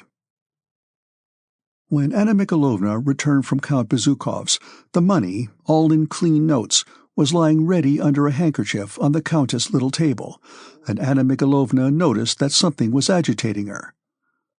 "Well, my dear?" asked the Countess. "Oh, what a terrible state he is in! One would not know him, he is so ill. I was only there a few moments, and hardly said a word." "Annette, for heaven's sake, don't refuse me," the Countess began, with a blush that looked very strange on her thin, dignified, elderly face, and she took the money from under the handkerchief. Anna Mikhailovna instantly guessed her intention, and stooped to be ready to embrace the Countess at the appropriate moment. "This is for Boris from me, for his outfit." Anna Mikhailovna was already embracing her and weeping. The Countess wept too. They wept because they were friends, and because they were kind-hearted, and because they, friends from childhood, had to think about such a base thing as money, and because their youth was over. But those tears were pleasant to them both. Chapter 18. Countess Rostova, with her daughters and a large number of guests, was already seated in the drawing-room. The Count took the gentlemen into his study and showed them his choice collection of Turkish pipes. From time to time he went out to ask, "Hasn't she come yet?" They were expecting Maria Dmitrievna Akrosimova, known in society as La Terrible Dragon, a lady distinguished not for wealth or rank, but for common sense and frank plainness of speech. Maria Dmitrievna was known to the imperial family as well as to all Moscow and Petersburg, and both cities wondered at her, laughed privately at her rudenesses, and told good stories about her, while nonetheless all without exception respected and feared her. In the Count's room, which was full of tobacco smoke, they talked of the war that had been announced in a manifesto, and about the recruiting. None of them had yet seen the manifesto, but they all knew it had appeared. The Count sat on the sofa between two guests who were smoking and talking. He neither smoked nor talked, but bending his head first to one side and then to the other, watched the smokers with evident pleasure, and listened to the conversation of his two neighbors, whom he egged on against each other. One of them was a sallow, clean-shaven civilian with a thin and wrinkled face, already growing old, though he was dressed like a most fashionable young man. He sat with his legs up on the sofa as if quite at home, and having stuck an amber mouthpiece far into his mouth, was inhaling the smoke spasmodically and screwing up his eyes. This was an old bachelor, Shinshin, a cousin of the Countess, a man with a sharp tongue, as they said in Moscow society. He seemed to be condescending to his companion. The latter, a fresh, rosy officer of the Guards, irreproachably washed, brushed, and buttoned, held his pipe in the middle of his mouth and with red lips gently inhaled the smoke, letting it escape from his handsome mouth in rings. This was Lieutenant Berg, an officer in the Semenov regiment, with whom Boris was to travel to join the army, and about whom Natasha had teased her elder sister Vera, speaking of Berg as her intended. The Count sat between them and listened attentively. His favorite occupation, when not playing Boston, a card game he was very fond of, was that of listener, especially when he succeeded in setting two loquacious talkers at one another.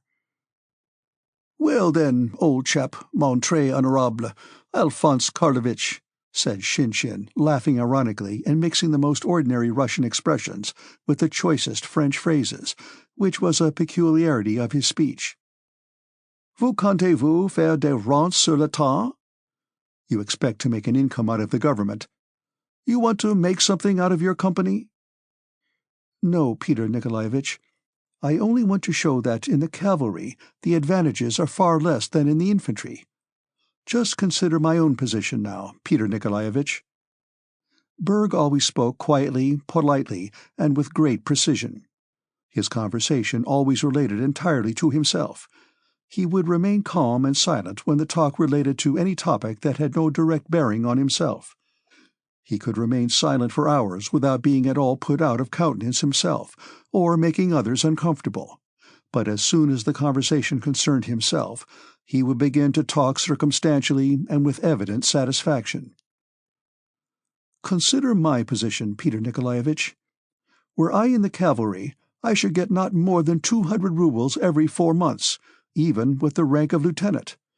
But as it is, I receive 230, said he, looking at Shinshin and the Count with a joyful, pleasant smile, as if it were obvious to him that his success must always be the chief desire of everyone else. Besides that, Peter Nikolaevich, by exchanging into the Guards I shall be in a more prominent position, continued Berg, and vacancies occur much more frequently in the Foot Guards. Then just think what can be done with 230 rubles. I even managed to put a little aside and to send something to my father, he went on, emitting a smoke ring. La balance est. So that squares matters. A German knows how to skin a flint, as the proverb says, remarked Shinshin, moving his pipe to the other side of his mouth and winking at the Count. The Count burst out laughing. The other guests, seeing that Shinshin was talking, came up to listen. Berg, oblivious of irony or indifference, continued to explain how, by exchanging into the Guards, he had already gained a step on his old comrades of the Cadet Corps, how in wartime the company commander might get killed, and he, as senior in the company, might easily succeed to the post, how popular he was with everyone in the regiment, and how satisfied his father was with him. Berg evidently enjoyed narrating all this, and did not seem to suspect that others too might have their own interests. But all he said was so prettily sedate, and the naivete of his youthful egotism was so obvious, that he disarmed his hearers. "Well, my boy, you'll get along wherever you go, foot or horse, that I'll warrant," said Shinshin, patting him on the shoulder and taking his feet off the sofa. Berg smiled joyously. The Count, followed by his guests, went into the drawing-room. It was just a moment before a big dinner when the assembled guests, expecting the summons to zakuska, hors d'oeuvres, avoid engaging in any long conversation, but think it necessary to move about and talk, in order to show that they are not at all impatient for their food. The host and hostess looked toward the door, and now and then glance at one another, and the visitors try to guess from these glances who or what they are waiting for, some important relation who has not yet arrived, or a dish that is not yet ready. Pierre had come just at dinner-time, and was sitting awkwardly in the middle of the drawing-room on the first chair he had come across, blocking the way for everyone. The Countess tried to make him talk, but he went on naively looking around through his spectacles as if in search of somebody, and answered all her questions in monosyllables. He was in the way, and was the only one who did not notice the fact. Most of the guests, knowing of the affair with the bear, looked with curiosity at this big, stout, quiet man, wondering how such a clumsy, modest fellow could have played such a prank on a policeman. "You have only lately arrived?" the Countess asked him. "Oui, madame," replied he, looking around him. "You have not yet seen my husband?" "Non, madame." He smiled quite inappropriately. "You have been in Paris recently, I believe. I suppose it's very interesting." "Very interesting." The Countess exchanged glances with Anna Mikhailovna. The latter understood that she was being asked to entertain this young man, and sitting down beside him she began to speak about his father, but he answered her, as he had the Countess, only in monosyllables. The other guests were all conversing with one another. "The Razumovskys! It was charming. You are very kind. Countess Apraxina," was heard on all sides. The Countess rose and went into the ballroom.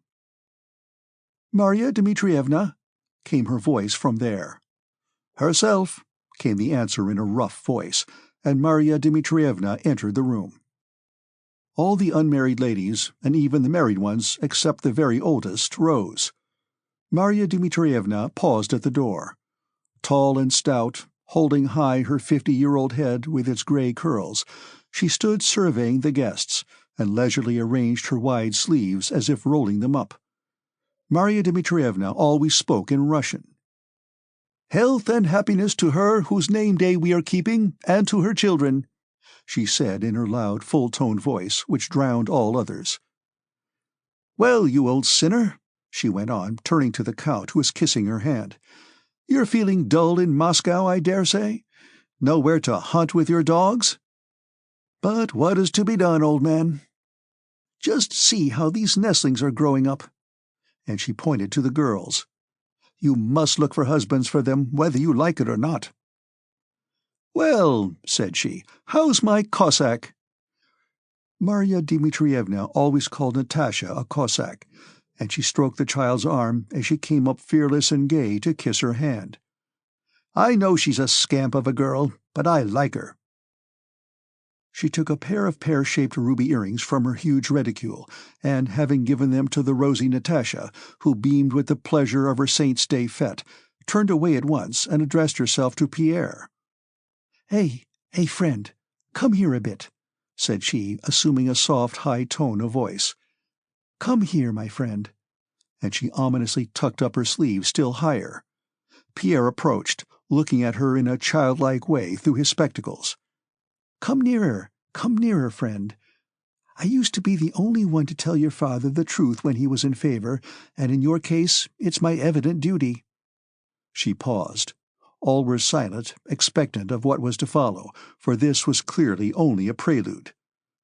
"A fine lad! My word, a fine lad! His father lies on his deathbed, and he amuses himself setting a policeman astride a bear. For shame, sir, for shame! It would be better if you went to the war." She turned away and gave her hand to the Count, who could hardly keep from laughing. "Well, I suppose it is time we were at table," said Marya Dmitrievna. The Count went in first with Marya Dmitrievna. The Countess followed on the arm of a colonel of hussars, a man of importance to them because Nicholas was to go with him to the regiment. Then came Anna Mikhailovna with Shinshin. Berg gave his arm to Vera. The smiling Julie Karagina went in with Nicholas. After them, other couples followed, filling the whole dining hall, and last of all the children, tutors, and governesses followed singly. The footmen began moving about, chairs scraped, the band struck up in the gallery, and the guests settled down in their places. Then the strains of the Count's household band were replaced by the clatter of knives and forks, the voices of visitors, and the soft steps of the footmen. At one end of the table sat the Countess with Marya Dmitrievna on her right and Anna Mikhailovna on her left. The other lady visitors were farther down. At the other end sat the Count, with the hussar colonel on his left and Shinshin and the other male visitors on his right. Midway down the long table on one side sat the grown-up young people, Vera beside Berg and Pierre beside Boris, and on the other side the children, tutors, and governesses. From behind the crystal decanters and fruit vases, the Count kept glancing at his wife and her tall cap with its light blue ribbons, and busily filled his neighbors' glasses, not neglecting his own. The Countess, in turn, without omitting her duties as hostess, threw significant glances from behind the pineapples at her husband, whose face and bald head seemed by their redness to contrast more than usual with his grey hair. At the ladies' end, an even chatter of voices was heard all the time. At the men's end the voices sounded louder and louder, especially that one of the colonel of hussars, who, growing more and more flushed, ate and drank so much that the Count held him up as a pattern to the other guests. Berg, with tender smiles, was saying to Vera that love was not an earthly but a heavenly feeling. Boris was telling his new friend Pierre who the guests were, and exchanging glances with Natasha, who was sitting opposite. Pierre spoke little, but examined the new faces, and ate a great deal. Of the two soups, he chose turtle with savory patties, and went on to the game without omitting a single dish or one of the wines. These latter the butler thrust mysteriously forward, wrapped in a napkin from behind the next man's shoulders, and whispered, "Dry Madeira," Hungarian, or Rhine wine, as the case might be. Of the 4 crystal glasses engraved with the Count's monogram that stood before his plate, Pierre held out one at random and drank with enjoyment, gazing with ever-increasing amiability at the other guests. Natasha, who sat opposite, was looking at Boris as girls of 13 look at the boy they are in love with and have just kissed for the first time. Sometimes that same look fell on Pierre, and that funny, lively little girl's look made him inclined to laugh without knowing why. Nicholas sat at some distance from Sonia, beside Julie Karagina, to whom he was again talking with the same involuntary smile. Sonia wore a company smile, but was evidently tormented by jealousy. Now she turned pale, now blushed, and strained every nerve to overhear what Nicholas and Julie were saying to one another. The governess kept looking round uneasily, as if preparing to resent any slight that might be put upon the children. The German tutor was trying to remember all the dishes, wines, and kinds of dessert, in order to send a full description of the dinner to his people in Germany. And he felt greatly offended when the butler with a bottle wrapped in a napkin passed him by. He frowned, trying to appear as if he did not want any of that wine, but was mortified because no one would understand that it was not to quench his thirst or from greediness that he wanted it, but simply from a conscientious desire for knowledge. Chapter 19. At the men's end of the table, the talk grew more and more animated. The colonel told them that the declaration of war had already appeared in Petersburg, and that a copy, which he had himself seen, had that day been forwarded by courier to the commander-in-chief. "And why the deuce are we going to fight Bonaparte?" remarked Shinshin. "He has stopped Austria's cackle, and I fear it will be our turn next." The colonel was a stout, tall, plethoric German, evidently devoted to the service and patriotically Russian. He resented Shinshin's remark. "It is for the reason, my good sir," said he, speaking with a German accent, "for the reason that the Emperor knows that. He declares in the manifesto that he cannot view with indifference the danger threatening Russia, and that the safety and dignity of the Empire as well as the sanctity of its alliances." He spoke this last word with particular emphasis, as if in it lay the gist of the matter. Then, with the unerring official memory that characterized him, he repeated from the opening words of the manifesto, "And the wish which constitutes the Emperor's sole and absolute aim, to establish peace in Europe on firm foundations, has now decided him to dispatch part of the army abroad, and to create a new condition for the attainment of that purpose. That, my dear sir, is why," he concluded, drinking a tumbler of wine with dignity and looking to the Count for approval. "Connaissez-vous le proverbe?" "Do you know the proverb? Jerome, Jerome, do not roam, but turn spindles at home," said Shinshin, puckering his brows and smiling. "Cela nous convient à merveille." "That suits us down to the ground." "Suvorov, now, he knew what he was about, yet they beat him à plat couture." Hollow. "And where are we to find Suvorovs now? Je vous demande en peu." "I just ask you that," said he, continually changing from French to Russian. "We must fight to the last drop of our blood," said the colonel, thumping the table, "and we must die for our Emperor, and then all will be well. And we must discuss it as little as possible." He dwelt particularly on the word possible, as possible. He ended, again turning to the Count.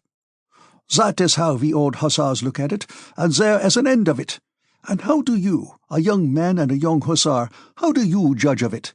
he added, addressing Nicholas, who, when he heard that the war was being discussed, had turned from his partner with eyes and ears intent on the colonel. "I am quite of your opinion," replied Nicholas, flaming up, turning his plate round and moving his wine-glasses about with as much decision and desperation as though he were at that moment facing some great danger. "I am convinced that we Russians must die or conquer," he concluded, conscious, as were the others, after the words were uttered, that his remarks were too enthusiastic and emphatic for the occasion, and were therefore awkward. "What you said just now was splendid," said his partner Julie.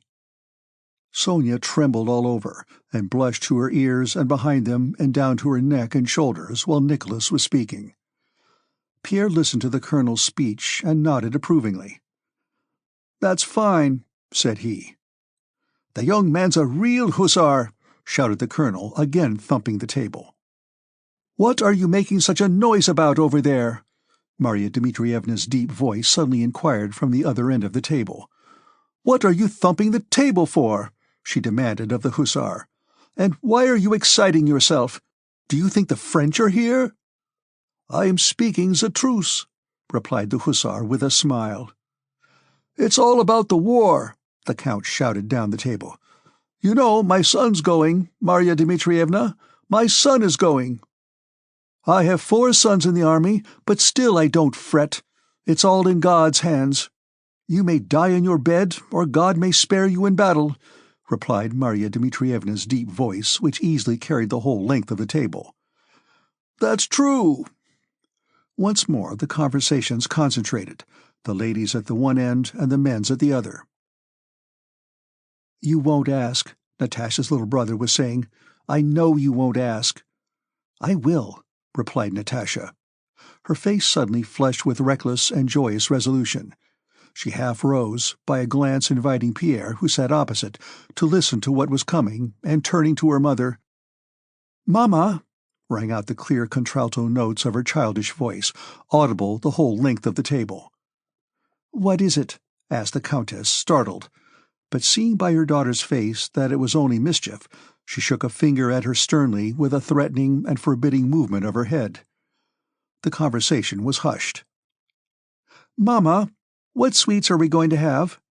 And Natasha's voice sounded still more firm and resolute. The Countess tried to frown, but could not. Marya Dmitrievna shook her fat finger. "Cossack," she said threateningly. Most of the guests, uncertain how to regard this sally, looked at the elders. "You had better take care," said the Countess. "Mamma, what sweets are we going to have?" Natasha again cried boldly, with saucy gaiety, confident that her prank would be taken in good part. Sonia and fat little Petya doubled up with laughter. "You see, I have asked," whispered Natasha to her little brother and to Pierre, glancing at him again. "Ice pudding, but you won't get any," said Marya Dmitrievna. Natasha saw there was nothing to be afraid of, and so she braved even Marya Dmitrievna. "Marya Dmitrievna, what kind of ice pudding? I don't like ice cream." "Carrot ices." "No! What kind, Marya Dmitrievna? What kind?" she almost screamed. "I want to know." Marya Dmitrievna and the Countess burst out laughing, and all the guests joined in. Everyone laughed, not at Marya Dmitrievna's answer, but at the incredible boldness and smartness of this little girl, who had dared to treat Marya Dmitrievna in this fashion. Natasha only desisted when she had been told that there would be pineapple ice. Before the ices, champagne was served round. The band again struck up. The Count and Countess kissed, and the guests, leaving their seats, went up to congratulate the Countess, and reached across the table to clink glasses with the Count, with the children, and with one another.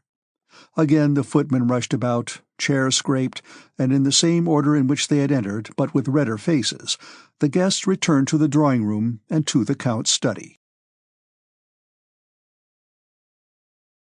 Chapter 20.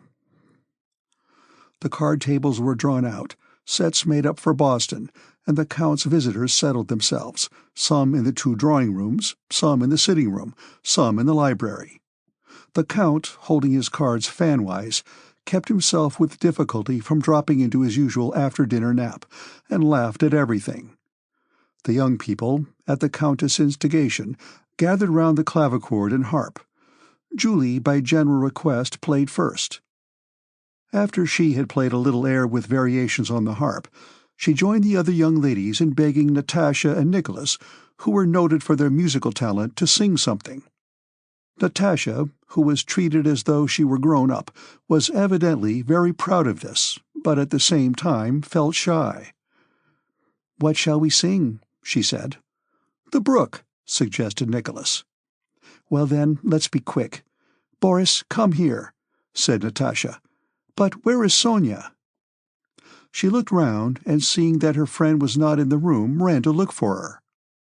Running into Sonia's room and not finding her there, Natasha ran to the nursery, but Sonia was not there either. Natasha concluded that she must be on the chest in the passage. The chest in the passage was the place of mourning for the younger female generation in the Rostov household. And there in fact was Sonia lying face downward on Nurse's dirty feather bed on the top of the chest, crumpling her gauzy pink dress under her, hiding her face with her slender fingers, and sobbing so convulsively that her bare little shoulder shook. Natasha's face, which had been so radiantly happy all that Saint's Day, suddenly changed. Her eyes became fixed, and then a shiver passed down her broad neck, and the corners of her mouth drooped. "Sonia, what is it? What is the matter?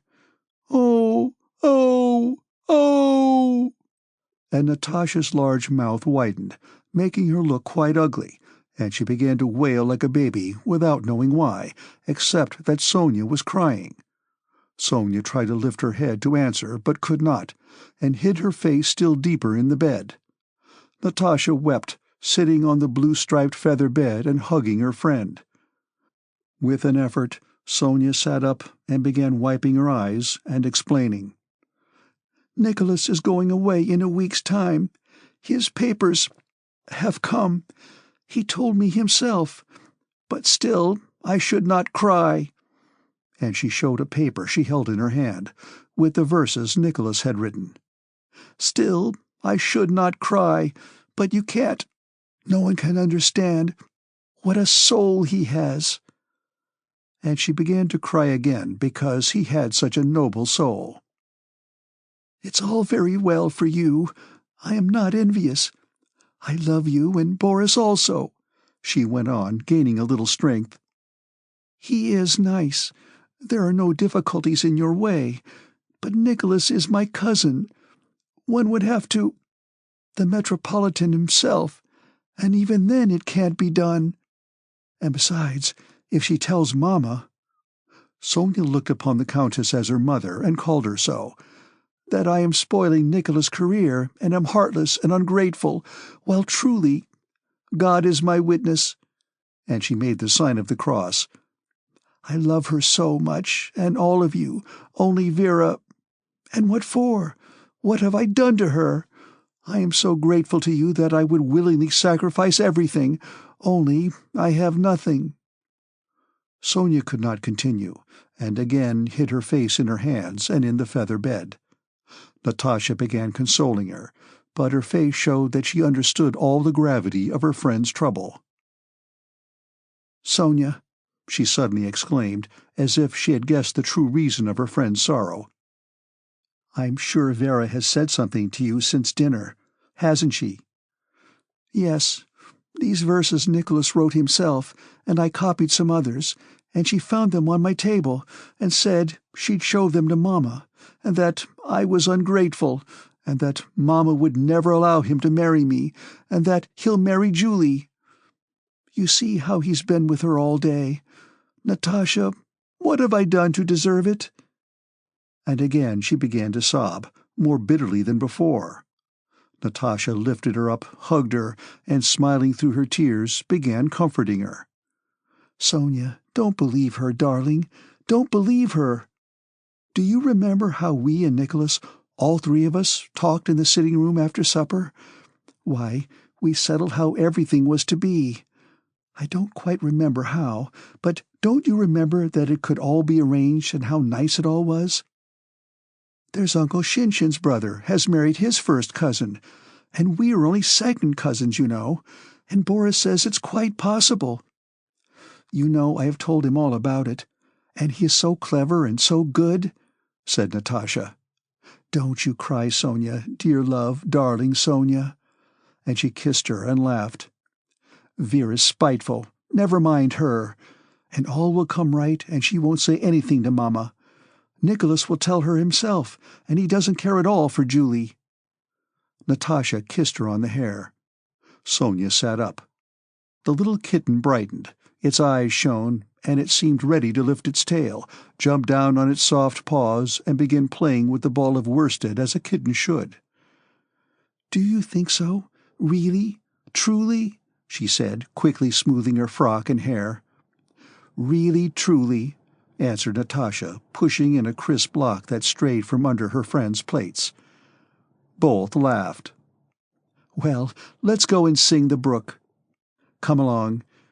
Do you know that fat Pierre who sat opposite me is so funny?" said Natasha, stopping suddenly. "I feel so happy." And she set off at a run along the passage. Sonia, shaking off some down which clung to her and tucking away the verses in the bosom of her dress close to her bony little chest, ran after Natasha down the passage into the sitting-room, with flushed face and light, joyous steps. At the visitor's request, the young people sang the quartet, The Brook, with which everyone was delighted. Then Nicholas sang a song he had just learned. "At night-time in the moon's fair glow, how sweet as fancies wander free, to feel that in this world there's one who still is thinking but of thee. That while her fingers touch the harp, wafting sweet music o'er the lea, it is for thee thus swells her heart, sighing its message out to thee. A day or two, then bliss unspoilt, but oh, till then I cannot live." He had not finished the last verse before the young people began to get ready to dance in the large hall, and the sound of the feet and the coughing of the musicians were heard from the gallery. Pierre was sitting in the drawing-room, where Shin had engaged him as a man recently returned from abroad in a political conversation, in which several others joined, but which bored Pierre. When the music began, Natasha came in and, walking straight up to Pierre, said, laughing and blushing, "Mamma told me to ask you to join the dancers." "I'm afraid of mixing the figures," Pierre replied, "but if you will be my teacher," and lowering his big arm, he offered it to the slender little girl. While the couples were arranging themselves and the musicians tuning up, Pierre sat down with his little partner. Natasha was perfectly happy. She was dancing with a grown-up man who had been abroad. She was sitting in a conspicuous place and talking to him like a grown-up lady. She had a fan in her hand that one of the ladies had given her to hold. Assuming quite the pose of a society woman, heaven knows when and where she had learned it, she talked with her partner, fanning herself and smiling over the fan. "Dear, dear, just look at her!" exclaimed the Countess, as she crossed the ballroom, pointing to Natasha. Natasha blushed and laughed. "Well, really, Mamma, why should you? What is there to be surprised at?" In the midst of the third écossaise, there was a clatter of chairs being pushed back in the sitting-room, where the Count and Marya Dmitrievna had been playing cards with the majority of the more distinguished and older visitors. They now, stretching themselves after sitting so long and replacing their purses and pocketbooks, entered the ballroom. First came Marya Dmitrievna and the Count, both with merry countenances. The Count, with playful ceremony, somewhat in ballet style, offered his bent arm to Marya Dmitrievna. He drew himself up, a smile of debonair gallantry lit up his face, and as soon as the last figure of the écossaise was ended, he clapped his hands to the musicians and shouted up to their gallery, addressing the first violin. "Semen, do you know the Daniel Cooper?" This was the Count's favorite dance, which he had danced in his youth. Strictly speaking, Daniel Cooper was one figure of the Anglaise. "Look at Papa!" shouted Natasha to the whole company, and quite forgetting that she was dancing with a grown-up partner, she bent her curly head to her knees and made the whole room ring with her laughter. And indeed, everybody in the room looked with a smile of pleasure at the jovial old gentleman, who, standing beside his tall and stout partner, Marya Dmitrievna, curved his arms, beat time, straightened his shoulders, turned out his toes, tapped gently with his foot, and, by a smile that broadened his round face more and more, prepared the onlookers for what was to follow. As soon as the provocatively gay strains of Daniel Cooper, somewhat resembling those of a merry peasant dance, began to sound, all the doorways of the ballroom were suddenly filled by the domestic serfs, the men on one side and the women on the other, who, with beaming faces, had come to see their master making merry. "Just look at the master! A regular eagle he is," loudly remarked the nurse, as she stood in one of the doorways. The Count danced well, and knew it, but his partner could not and did not want to dance well. Her enormous figure stood erect, her powerful arms hanging down, She had handed her reticule to the Countess, and only her stern but handsome face really joined in the dance. What was expressed by the whole of the Count's plump figure, and Marya Dmitrievna found expression only in her more and more beaming face and quivering nose. But if the Count, getting more and more into the swing of it, charmed the spectators by the unexpectedness of his adroit maneuvers and the agility with which he capered about on his light feet, Marya Dmitrievna produced no less impression by slight exertions, the least effort to move her shoulders or bend her arms when turning, or stamp her foot, which everyone appreciated in view of her size and habitual severity. The dance grew livelier and livelier. The other couples could not attract a moment's attention to their own evolutions, and did not even try to do so. All were watching the Count and Marya Dmitrievna. Natasha kept pulling everyone by sleeve or dress, urging them to "look at Papa," though, as it was, they never took their eyes off the couple. In the intervals of the dance, the Count, breathing deeply, waved and shouted to the musicians to play faster. Faster, faster, and faster.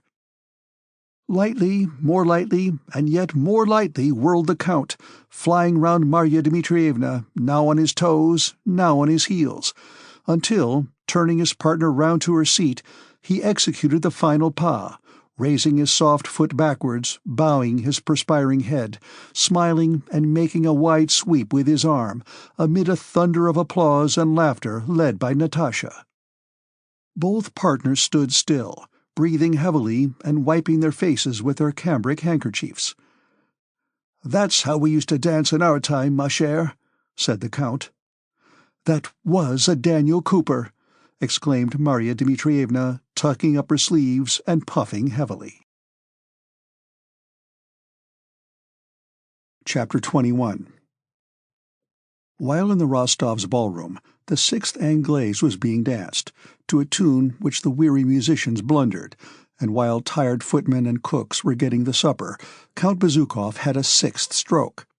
The doctors pronounced recovery impossible. After a mute confession, communion was administered to the dying man, preparations made for the sacrament of unction, and in his house there was the bustle and thrill of suspense usual at such moments. Outside the house, beyond the gates, a group of undertakers, who hid whenever a carriage drove up, waited in expectation of an important order for an expensive funeral. The military governor of Moscow, who had been assiduous in sending aides to camp to inquire after the Count's health, came himself that evening to bid a last farewell to the celebrated grandee of Catherine's court, Count Bezukhov. The magnificent reception-room was crowded. Everyone stood up respectfully when the military governor, having stayed about half an hour alone with the dying man, passed out, slightly acknowledging their bows, and trying to escape as quickly as possible from the glances fixed on him by the doctors, clergy, and relatives of the family. Prince Vasily, who had grown thinner and paler during the last few days, escorted him to the door, repeating something to him several times in low tones. When the military governor had gone, Prince Vasily sat down all alone on a chair in the ballroom, crossing one leg high over the other, leaning his elbow on his knee and covering his face with his hand. After sitting so for a while, he rose, and looking about him with frightened eyes, went with unusually hurried steps down the long corridor leading to the back of the house, to the room of the eldest princess. Those who were in the dimly lit reception-room spoke in nervous whispers, and whenever anyone went into or came from the dying man's room, grew silent and gazed with eyes full of curiosity or expectancy at his door, which creaked slightly when opened. "The limits of human life are fixed and may not be o'erpassed," said an old priest to a lady who had taken a seat beside him and was listening naively to his words. "I wonder, is it not too late to administer unction?" asked the lady, adding the priest's clerical title, as if she had no opinion of her own on the subject. "Ah, madam, it is a great sacrament," replied the priest, passing his hand over the thin grizzled strands of hair combed back across his bald head. "Who was that? The military governor himself?" was being asked at the other side of the room. "How young-looking he is!" Yes, and he is over 60. I hear the Count no longer recognizes anyone. They wish to administer the sacrament of unction. I knew someone who received that sacrament 7 times. The second princess had just come from the sick room with her eyes red from weeping, and sat down beside Dr. Lorraine, who was sitting in a graceful pose under a portrait of Catherine, leaning his elbow on the table. "Beautiful," said the doctor in answer to a remark about the weather. "The weather is beautiful, Princess. And besides, in Moscow one feels as if one were in the country." "Yes, indeed," replied the princess with a sigh. "So he may have something to drink?" Lorraine considered. "Has he taken his medicine?" "Yes." The doctor glanced at his watch. "Take a glass of boiled water and put a pinch of cream of tartar," and he indicated with his delicate fingers what he meant by a pinch. "There has never been a case," a German doctor was saying to an aide-de-camp, "that one lives after the 3rd stroke." "And what a well-preserved man he was," remarked the aide-de-camp. "And who will inherit his wealth?" he added in a whisper. "It won't go begging," replied the German with a smile. Everyone again looked toward the door, which creaked as the second princess went in with the drink she had prepared according to Lorraine's instructions. The German doctor went up to Lorraine. "Do you think he can last till morning?" asked the German, addressing Lorraine in French, which he pronounced badly. Lorraine, pursing up his lips, waved a severely negative finger before his nose. "Tonight, not later," said he in a low voice, and he moved away with a decorous smile of self-satisfaction at being able clearly to understand and state the patient's condition. Meanwhile, Prince Vasily had opened the door into the princess' room. In this room it was almost dark. Only 2 tiny lamps were burning before the icons, and there was a pleasant scent of flowers and burnt pastilles. The room was crowded with small pieces of furniture, whatnots, cupboards, and little tables. The quilt of a high white feather bed was just visible behind a screen. A small dog began to bark. "Ah, is it you, cousin?" She rose and smoothed her hair, which was, as usual, so extremely smooth that it seemed to be made of one piece with her head and covered with varnish. "Has anything happened?" she asked. "I am so terrified." "No, there is no change. I only came to have a talk about business, Catherine," muttered the prince, seating himself wearily on the chair she had just vacated. "You have made the place warm, I must say," he remarked. "Well, sit down. Let's have a talk." "I thought perhaps something had happened," she said with her unchanging, stonily severe expression, and sitting down opposite the prince she prepared to listen. "I wish to get a nap, mon cousin, but I can't." "Well, my dear?" said Prince Vasily, taking her hand and bending it downwards as was his habit. It was plain that this "well" referred to much that they both understood without naming.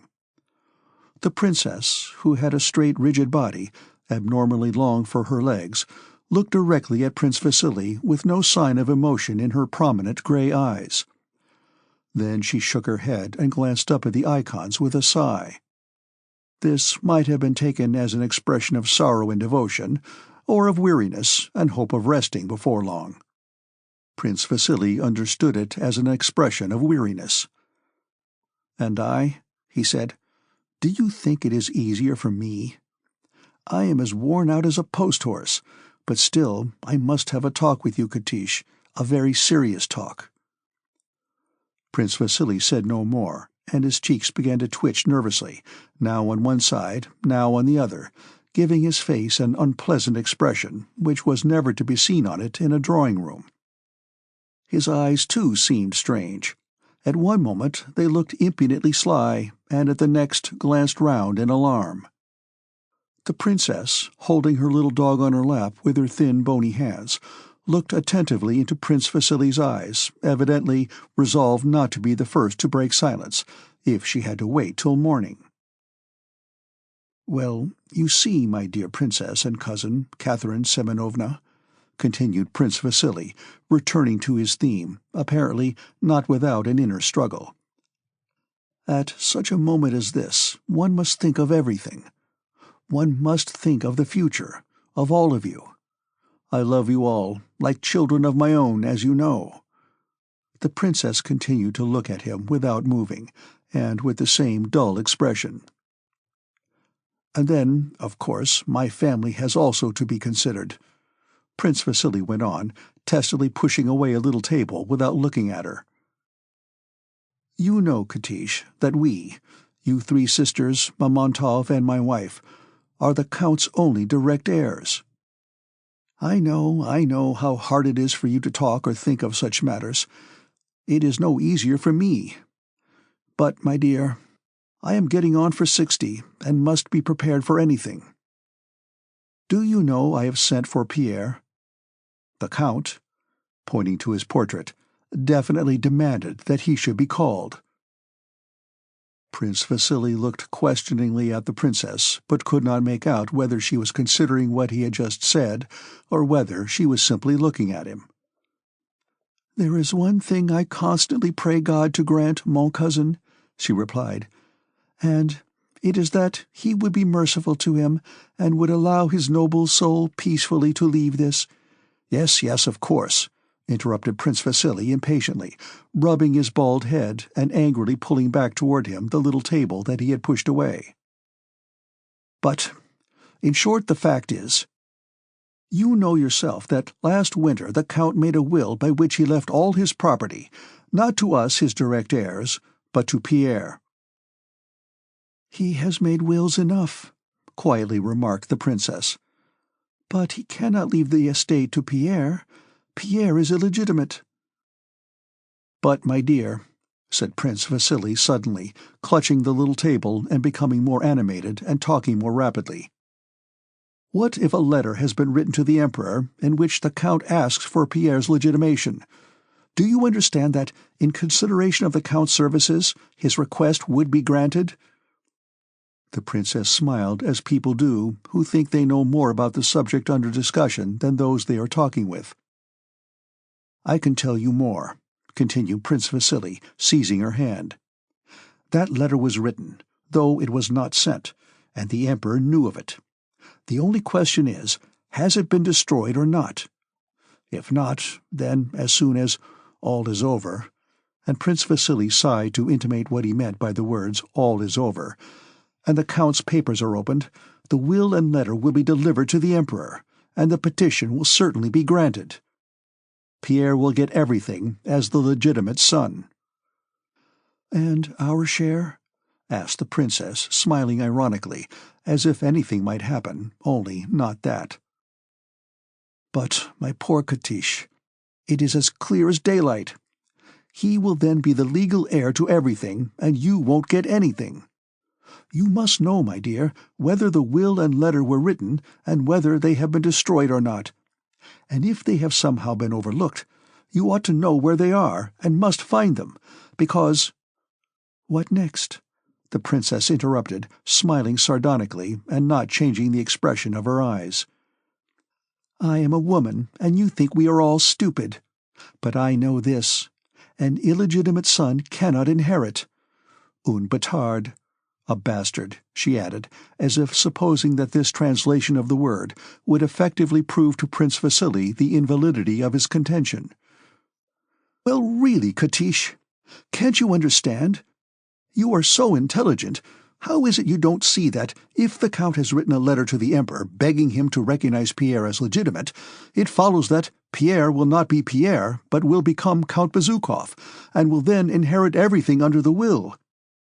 And if the will and letter are not destroyed, then you will have nothing but the consolation of having been dutiful et tout ce qui s'ensuit, and all that follows therefrom. That's certain. I know the will was made, but I also know that it is invalid, and you, mon cousin, seem to consider me a perfect fool," said the princess with the expression women assume when they suppose they are saying something witty and stinging. "My dear Princess Catherine Semenovna," began Prince Vasily impatiently, "I came here not to wrangle with you, but to talk about your interests as with a kinswoman, a good, kind, true relation. And I tell you for the 10th time that if the letter to the Emperor and the will in Pierre's favor are among the Count's papers, then, my dear girl, you and your sisters are not heiresses. If you don't believe me, then believe an expert. I have just been talking to Dmitri Onufrich, the family solicitor, and he says the same." At this a sudden change evidently took place in the princess' ideas. Her thin lips grew white, though her eyes did not change, and her voice, when she began to speak, passed through such transitions as she herself evidently did not expect. "That would be a fine thing," said she. "I never wanted anything, and I don't now." She pushed the little dog off her lap and smoothed her dress. "And this is gratitude?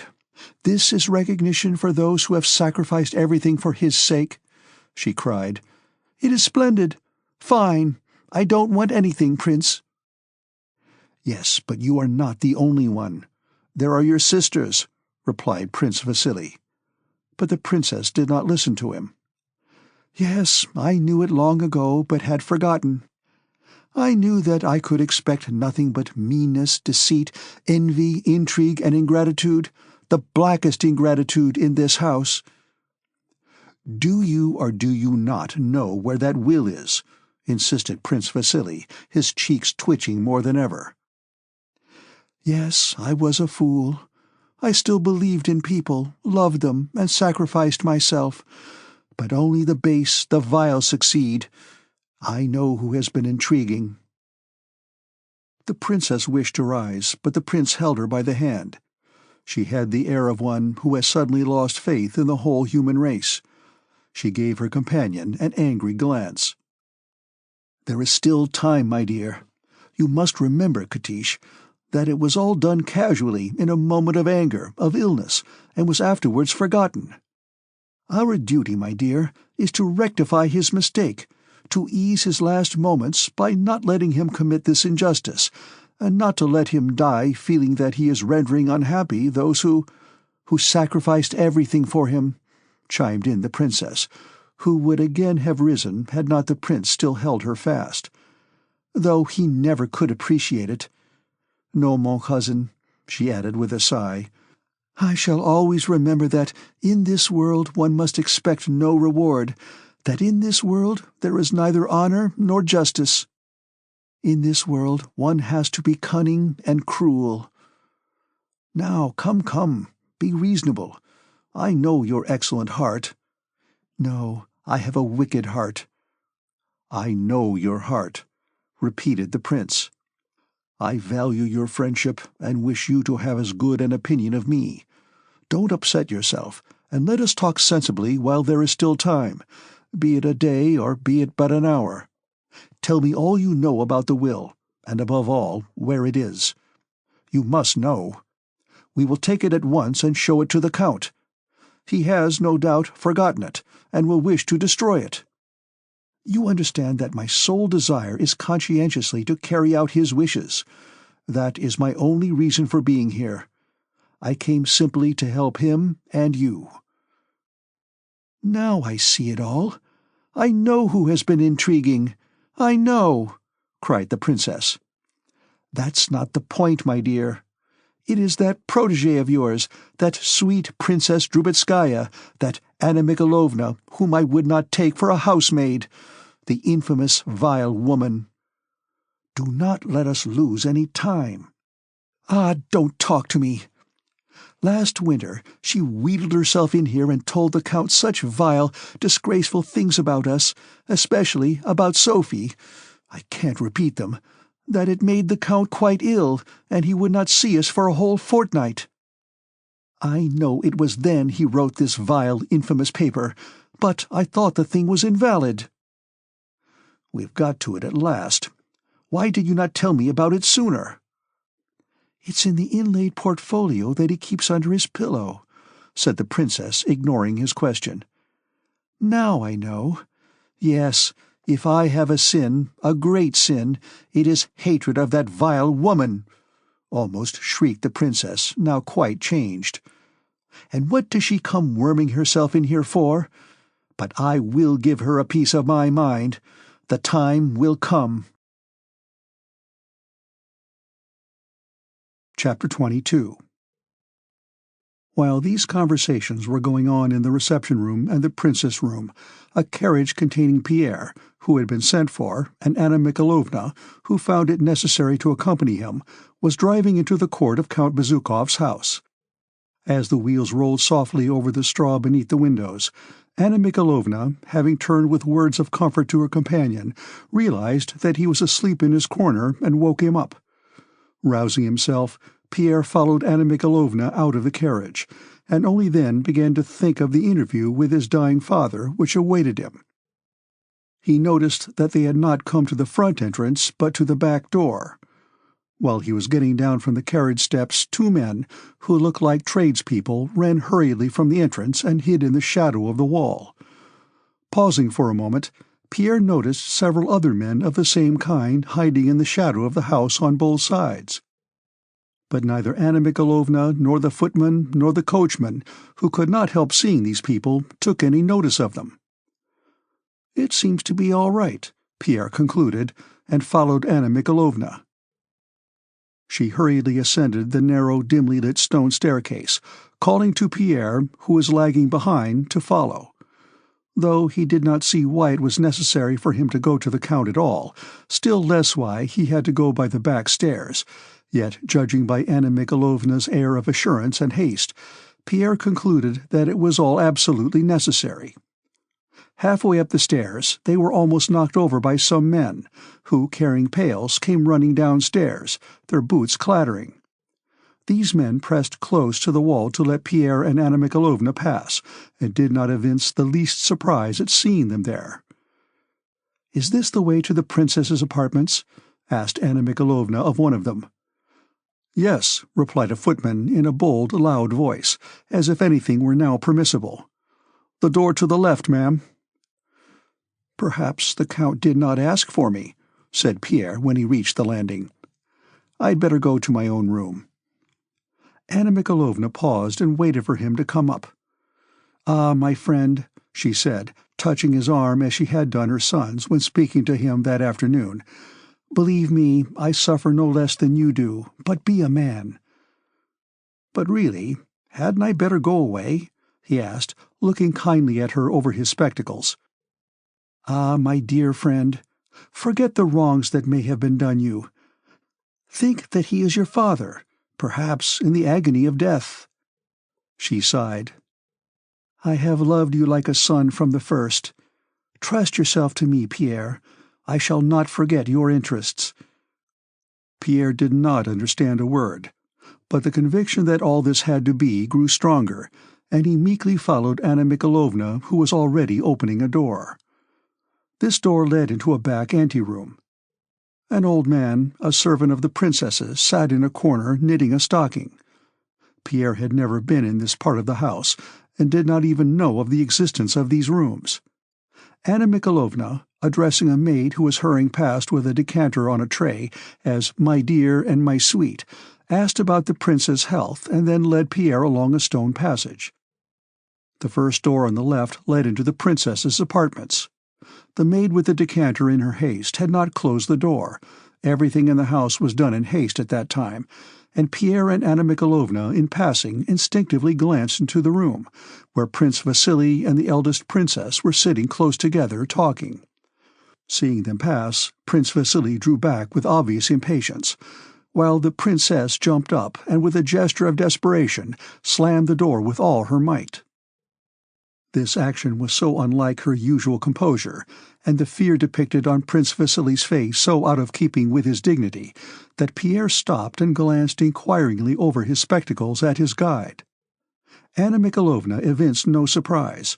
She only smiled faintly and sighed, as if to say that this was no more than she had expected. "Be a man, my friend. I will look after your interests," said she in reply to his look, and went still faster along the passage. Pierre could not make out what it was all about, and still less what "watching over his interests" meant, but he decided that all these things had to be. From the passage they went into a large, dimly lit room, adjoining the Count's reception room. It was one of those sumptuous but cold apartments known to Pierre only from the front approach, but even in this room there now stood an empty bath, and water had been spilled on the carpet. They were met by a deacon with a censer and by a servant who passed out on tiptoe without heeding them. They went into the reception room familiar to Pierre, with 2 Italian windows opening into the conservatory, with its large bust and full-length portrait of Catherine the Great. The same people were still sitting here in almost the same positions as before, whispering to one another. All became silent and turned to look at the pale, tear-worn Anna Mikhailovna as she entered, and at the big, stout figure of Pierre, who, hanging his head, meekly followed her. Anna Mikhailovna's face expressed a consciousness that the decisive moment had arrived. With the air of a practical Petersburg lady, she now, keeping Pierre close beside her, entered the room even more boldly than that afternoon. She felt that as she brought with her the person the dying man wished to see, her own admission was assured.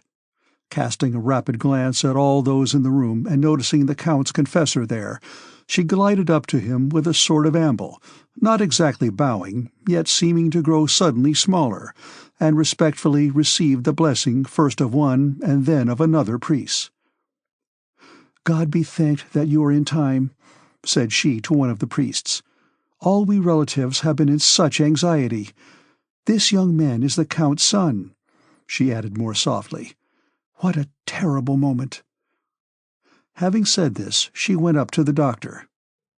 "Dear doctor," said she, "this young man is the Count's son. Is there any hope?" The doctor cast a rapid glance upwards and silently shrugged his shoulders. Anna Mikhailovna, with just the same movement, raised her shoulders and eyes, almost closing the latter, sighed, and moved away from the doctor to Pierre. To him, in a particularly respectful and tenderly sad voice, she said, "Trust in his mercy," and pointing out a small sofa for him to sit and wait for her, she went silently toward the door that everyone was watching, and it creaked very slightly as she disappeared behind it. Pierre, having made up his mind to obey his monitress implicitly, moved toward the sofa she had indicated. As soon as Anna Mikhailovna had disappeared, he noticed that the eyes of all in the room turned to him with something more than curiosity and sympathy. He noticed that they whispered to one another, casting significant looks at him with a kind of awe and even servility. A deference such as he had never before received was shown him. A strange lady, the one who had been talking to the priests, rose and offered him her seat. An aide-de-camp picked up and returned a glove Pierre had dropped. The doctors became respectfully silent as he passed by, and moved to make way for him. At first, Pierre wished to take another seat, so as not to trouble the lady, and also to pick up the glove himself and to pass round the doctors who were not even in his way. But all at once he felt that this would not do, and that tonight he was a person obliged to perform some sort of awful rite which everyone expected of him, and that he was therefore bound to accept their services. He took the glove in silence from the aide-de-camp, and sat down in the lady's chair, placing his huge hands symmetrically on his knees in the naive attitude of an Egyptian statue, and decided in his own mind that all was as it should be, and that in order not to lose his head and do foolish things, he must not act on his own ideas tonight, but must yield himself up entirely to the will of those who were guiding him. Not 2 minutes had passed before Prince Vasily, with head erect, majestically entered the room. He was wearing his long coat with 3 stars on his breast. He seemed to have grown thinner since the morning. His eyes seemed larger than usual when he glanced round and noticed Pierre. He went up to him, took his hand, a thing he never used to do, and drew it downwards as if wishing to ascertain whether it was firmly fixed on. "Courage, courage, my friend. He has asked to see you. That is well." And he turned to go. But Pierre thought it necessary to ask, "How is—" and hesitated, not knowing whether it would be proper to call the dying man the Count, yet ashamed to call him father. "He had another stroke about half an hour ago. Courage, my friend." Pierre's mind was in such a confused state that the word stroke suggested to him a blow from something. He looked at Prince Vasily in perplexity, and only later grasped that a stroke was an attack of illness. Prince Vasily said something to Lorraine in passing and went through the door on tiptoe. He could not walk well on tiptoe, and his whole body jerked at each step. The eldest princess followed him, and the priests and deacons and some servants also went in at the door. Through that door was heard a noise of things being moved about, and at last Anna Mikhalovna, still with the same expression, pale but resolute in the discharge of duty, ran out and, touching Pierre lightly on the arm, said, "The divine mercy is inexhaustible. Unction is about to be administered. Come." Pierre went in at the door, stepping on the soft carpet, and noticed that the strange lady, the aide-de-camp, and some of the servants all followed him in, as if there were now no further need for permission to enter that room. Chapter 23. Pierre well knew this large room divided by columns and an arch, its walls hung round with Persian carpets. The part of the room behind the columns, with a high silk-curtained mahogany bedstead on one side, and on the other an immense case containing icons, was brightly illuminated with red light, like a Russian church during evening service. Under the gleaming icons stood a long invalid chair, and in that chair, on snowy white smooth pillows, evidently freshly changed, Pierre saw, covered to the waist by a bright green quilt, the familiar majestic figure of his father, Count Bezukhov, with that grey mane of hair above his broad forehead which reminded one of a lion, and the deep, characteristically noble wrinkles of his handsome, ruddy face. He lay just under the icons, his large thick hands outside the quilt. Into the right hand, which was lying palm downwards, a wax taper had been thrust between forefinger and thumb, and an old servant, bending over from behind the chair, held it in position. By the chair stood the priests, their long hair falling over their magnificent glittering vestments, with lighted tapers in their hands, slowly and solemnly conducting the service. A little behind them stood the two younger princesses holding handkerchiefs to their eyes, and just in front of them their eldest sister Katish, with a vicious and determined look steadily fixed on the icons, as though declaring to all that she could not answer for herself should she glance round. Anna Mikhalovna, with a meek, sorrowful, and all-forgiving expression on her face, stood by the door near the strange lady. Prince Vasily, in front of the door, near the invalid chair, a wax taper in his left hand, was leaning his left arm on the carved back of a velvet chair he had turned round for the purpose, and was crossing himself with his right hand, turning his eyes upward each time he touched his forehead. His face wore a calm look of piety and resignation to the will of God. "If you do not understand these sentiments," he seemed to be saying, "so much the worse for you." Behind him stood the aide-de-camp, the doctors, and the men-servants. The men and women had separated as in church. All were silently crossing themselves, and the reading of the church service, the subdued chanting of deep bass voices, and in the intervals sighs and the shuffling of feet, were the only sounds that could be heard. Anna Mikhalovna, with an air of importance that showed that she felt she quite knew what she was about, went across the room to where Pierre was standing and gave him a taper. He lit it, and, distracted by observing those around him, began crossing himself with the hand that held the taper. Sophie, the rosy, laughter-loving youngest princess with the mole, watched him. She smiled, hid her face in her handkerchief, and remained with it hidden for a while. Then, looking up and seeing Pierre, she again began to laugh. She evidently felt unable to look at him without laughing, but could not resist looking at him, so, to be out of temptation, she slipped quietly behind one of the columns. In the midst of the service, the voices of the priest suddenly ceased. They whispered to one another, and the old servant who was holding the Count's hand got up and said something to the ladies. Anna Mikhalovna stepped forward, and, stooping over the dying man, beckoned to Lorraine from behind her back. The French doctor held no taper. He was leaning against one of the columns in a respectful attitude, implying that he, a foreigner, in spite of all differences of faith, understood the full importance of the rite now being performed, and even approved of it. He now approached the sick man with the noiseless step of one in full vigor of life, with his delicate white fingers raised from the green quilt the hand that was free, and turning sideways, felt the pulse and reflected a moment. The sick man was given something to drink. There was a stir around him. Then the people resumed their places, and the service continued. During this interval, Pierre noticed that Prince Vasily left the chair on which he had been leaning, and, with an air which intimated that he knew what he was about, and if others did not understand him it was so much the worse for them, did not go up to the dying man, but passed by him, joined the eldest princess, and moved with her to the side of the room, where stood the high bedstead with its silken hangings. On leaving the bed, both Prince Vasily and the princess passed out by a back door, but returned to their places one after the other before the service was concluded. Pierre paid no more attention to this occurrence than to the rest of what went on, having made up his mind once for all that what he saw happening around him that evening was in some way essential.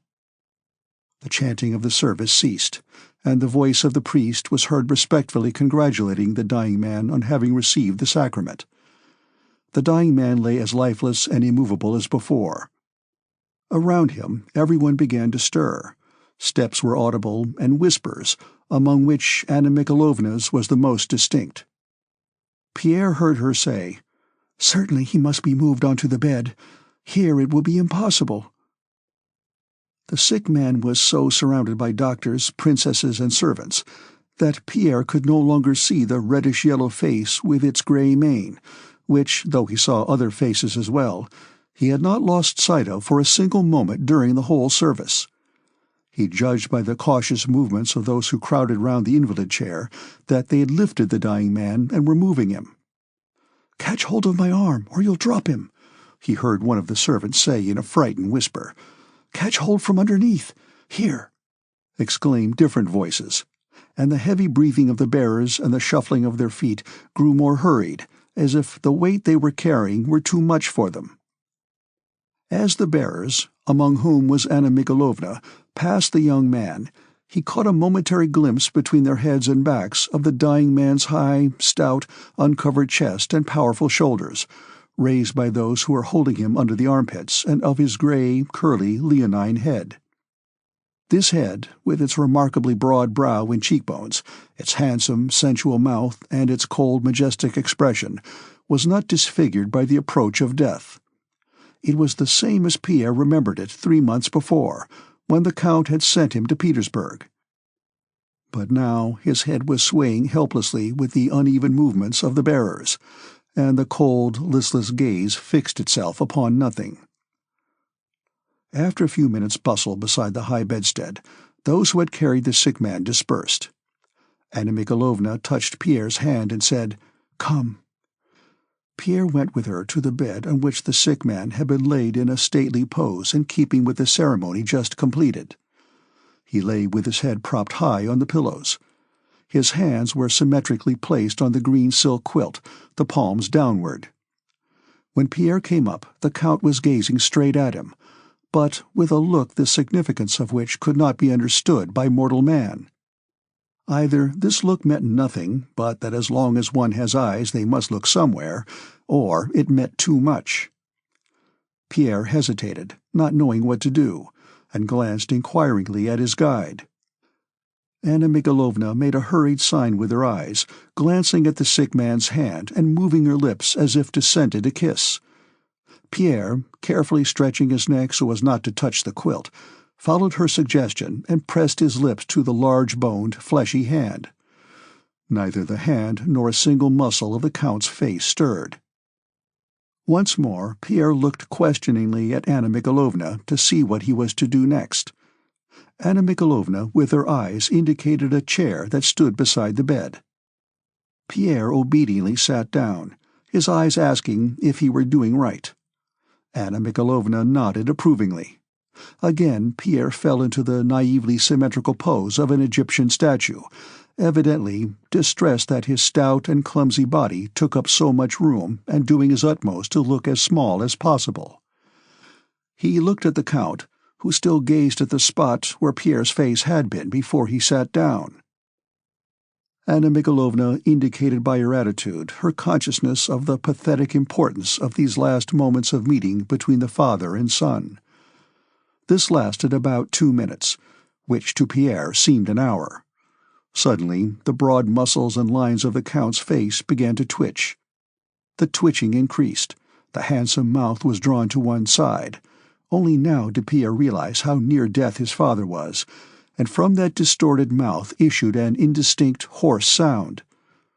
Anna Mikhailovna looked attentively at the sick man's eyes, trying to guess what he wanted. She pointed first to Pierre, then to some drink, then named Prince Vasily in an inquiring whisper, then pointed to the quilt. The eyes and face of the sick man showed impatience. He made an effort to look at the servant who stood constantly at the head of the bed. "Wants to turn on the other side," whispered the servant, and got up to turn the Count's heavy body toward the wall. Pierre rose to help him. While the Count was being turned over, one of his arms fell back helplessly, and he made a fruitless effort to pull it forward. Whether he noticed the look of terror with which Pierre regarded that lifeless arm, or whether some other thought flitted across his dying brain, at any rate, he glanced at the refractory arm, at Pierre's terror-stricken face, and again at the arm, and on his face a feeble, piteous smile appeared, quite out of keeping with his features, that seemed to deride his own helplessness. At sight of this smile, Pierre felt an unexpected quivering in his breast and a tickling in his nose, and tears dimmed his eyes. The sick man was turned onto his side, with his face to the wall. He sighed. "He is dozing," said Anna Mikhailovna, observing that one of the princesses was coming to take her turn at watching. "Let us go." Pierre went out. Chapter 24. There was now no one in the reception-room except Prince Vasily and the eldest princess, who were sitting under the portrait of Catherine the Great and talking eagerly. As soon as they saw Pierre and his companion, they became silent, and Pierre thought he saw the princess hide something as she whispered, "I can't bear the sight of that woman." "Katish has had tea served in the small drawing-room," said Prince Vasily to Anna Mikhailovna. "Go and take something, my poor Anna Mikhailovna, or you will not hold out." To Pierre he said nothing, merely giving his arm a sympathetic squeeze below the shoulder. Pierre went with Anna Mikhailovna into the small drawing-room. "There is nothing so refreshing after a sleepless night as a cup of this delicious Russian tea," Lorraine was saying with an air of restrained animation, as he stood sipping tea from a delicate Chinese handleless cup before a table on which tea and a cold supper were laid in the small circular room. Around the table all who were at Count Bezukhov's house that night had gathered to fortify themselves. Pierre well remembered this small circular drawing-room with its mirrors and little tables. During balls given at the house, Pierre, who did not know how to dance, had liked sitting in this room to watch the ladies, who, as they passed through in their ball dresses with diamonds and pearls on their bare shoulders, looked at themselves in the brilliantly lighted mirrors which repeated their reflections several times. Now this same room was dimly lighted by 2 candles. On one small table tea things and supper dishes stood in disorder, and in the middle of the night a motley throng of people sat there, not merrymaking, but somberly whispering, and betraying by every word and movement that they none of them forgot what was happening and what was about to happen in the bedroom. Pierre did not eat anything, though he would very much have liked to. He looked inquiringly at his monitress and saw that she was again going on tiptoe to the reception-room where they had left Prince Vasily and the eldest princess. Pierre concluded that this also was essential, and after a short interval followed her. Anna Mikhailovna was standing beside the princess, and they were both speaking in excited whispers. "Permit me, princess, to know what is necessary and what is not necessary," said the younger of the 2 speakers, evidently in the same state of excitement as when she had slammed the door of her room. "But, my dear princess," answered Anna Mikhailovna blandly but impressively, blocking the way to the bedroom and preventing the other from passing. "Won't this be too much for poor uncle at a moment when he needs repose? Worldly conversation at a moment when his soul is already prepared?" Prince Vasily was seated in an easy-chair in his familiar attitude, with one leg crossed high above the other. His cheeks, which were so flabby that they looked heavier below, were twitching violently. But he wore the air of a man little concerned in what the two ladies were saying. "Come, my dear Anna Mikhailovna, let Katish do as she pleases. You know how fond the Count is of her." "I don't even know what is in this paper," said the younger of the two ladies, addressing Prince Vasily, and pointing to an inlaid portfolio she held in her hand. "All I know is that his real will is in his writing-table, and this is a paper he has forgotten." She tried to pass Anna Mikhailovna, but the latter sprang so as to bar her path. "I know, my dear kind princess," said Anna Mikhailovna, seizing the portfolio so firmly that it was plain she would not let go easily. "Dear princess, I beg and implore you, have some pity on him. Je vous en conjure." The princess did not reply. Their efforts in the struggle for the portfolio were the only sounds audible, but it was evident that if the princess did speak, her words would not be flattering to Anna Mikhailovna. Though the latter held on tenaciously, her voice lost none of its honeyed firmness and softness. "Pierre, my dear, come here. I think he will not be out of place in a family consultation. Is it not so, Prince?" "Why don't you speak, cousin?" suddenly shrieked the princess so loud that those in the drawing-room heard her and were startled. "Why do you remain silent when heaven knows who permits herself to interfere, making a scene on the very threshold of a dying man's room? Intriguer!" she hissed viciously, and tugged with all her might at the portfolio. But Anna Mikhailovna went forward a step or two to keep her hold on the portfolio and changed her grip. Prince Vasily rose. "Oh," said he with reproach and surprise, "this is absurd. Come, let go, I tell you." The princess let go. "And you too." But Anna Mikhailovna did not obey him. "Let go, I tell you. I will take the responsibility. I myself will go and ask him. Does that satisfy you?" "But, Prince," said Anna Mikhailovna, "after such a solemn sacrament, allow him a moment's peace. Here, Pierre, tell them your opinion," said she, turning to the young man, who, having come quite close, was gazing with astonishment at the angry face of the princess which had lost all dignity, and at the twitching cheeks of Prince Vasily. "Remember that you will answer for the consequences," said Prince Vasily severely. "You don't know what you are doing." "Vile woman!" shouted the princess, darting unexpectedly at Anna Mikhailovna and snatching the portfolio from her. Prince Vasily bent his head and spread out his hands. At this moment that terrible door, which Pierre had watched so long and which had always opened so quietly, burst noisily open and banged against the wall, and the second of the three sisters rushed out wringing her hands. "What are you doing?" she cried vehemently. "He is dying, and you leave me all alone with him." Her sister dropped the portfolio. Anna Mikhailovna, stooping, quickly caught up the object of contention and ran into the bedroom. The eldest princess and Prince Vasily, recovering themselves, followed her. A few minutes later, the eldest sister came out with a pale, hard face, again biting her underlip. At sight of Pierre, her expression showed an irrepressible hatred. "Yes, now you may be glad," said she. "This is what you have been waiting for." And bursting into tears, she hid her face in her handkerchief and rushed from the room. Prince Vasily came next. He staggered to the sofa on which Pierre was sitting and dropped onto it, covering his face with his hand. Pierre noticed that he was pale and that his jaw quivered and shook as if in an ague. "Ah, my friend," said he, taking Pierre by the elbow, and there was in his voice a sincerity and weakness Pierre had never observed in it before. "How often we sin, how much we deceive, and all for what? I am near 60, dear friend, I too. All will end in death, all. Death is awful." And he burst into tears.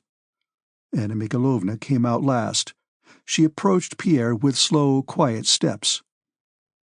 "Pierre," she said. Pierre gave her an inquiring look. She kissed the young man on his forehead, wetting him with her tears.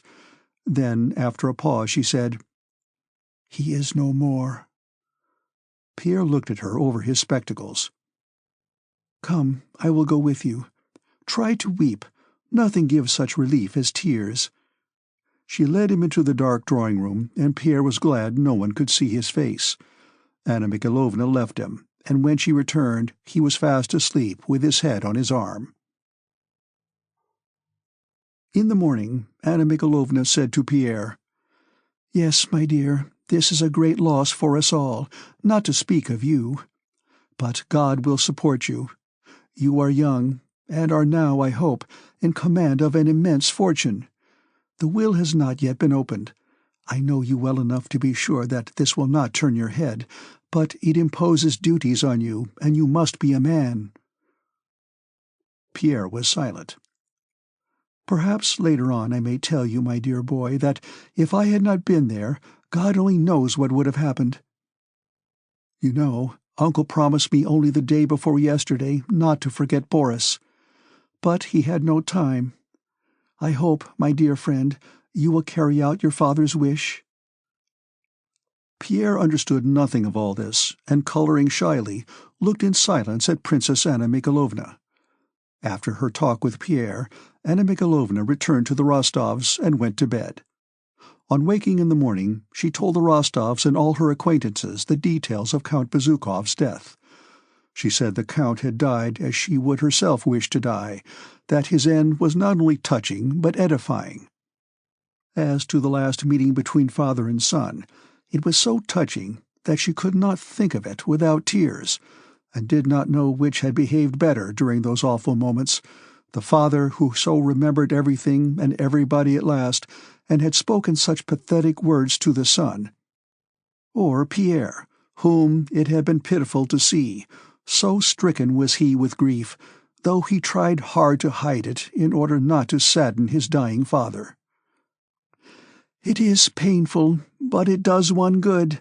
It uplifts the soul to see such men as the old Count and his worthy son," said she. Of the behavior of the eldest princess and Prince Vasily she spoke disapprovingly, but in whispers and as a great secret. Chapter 25. At Bald Hills, Prince Nicholas Andreevich Bolkonsky's estate, the arrival of young Prince Andrew and his wife was daily expected, but this expectation did not upset the regular routine of life in the old prince's household. General-in-Chief Princess Nicholas Andreevich, nicknamed in society the King of Prussia, ever since the Emperor Paul had exiled him to his country estate, had lived there continuously with his daughter, Princess Mary, and her companion, Mademoiselle Bourienne. Though in the new reign he was free to return to the capitals, he still continued to live in the country, remarking that anyone who wanted to see him could come the 100 miles from Moscow to Bald Hills, while he himself needed no one and nothing. He used to say that there are only two sources of human vice, idleness and superstition, and only two virtues, activity and intelligence. He himself undertook his daughter's education, and to develop these two cardinal virtues in her, gave her lessons in algebra and geometry till she was 20, and arranged her life so that her whole time was occupied. He himself was always occupied, writing his memoirs, solving problems in higher mathematics, turning snuff-boxes on a lathe, working in the garden, or superintending the building that was always going on at his estate.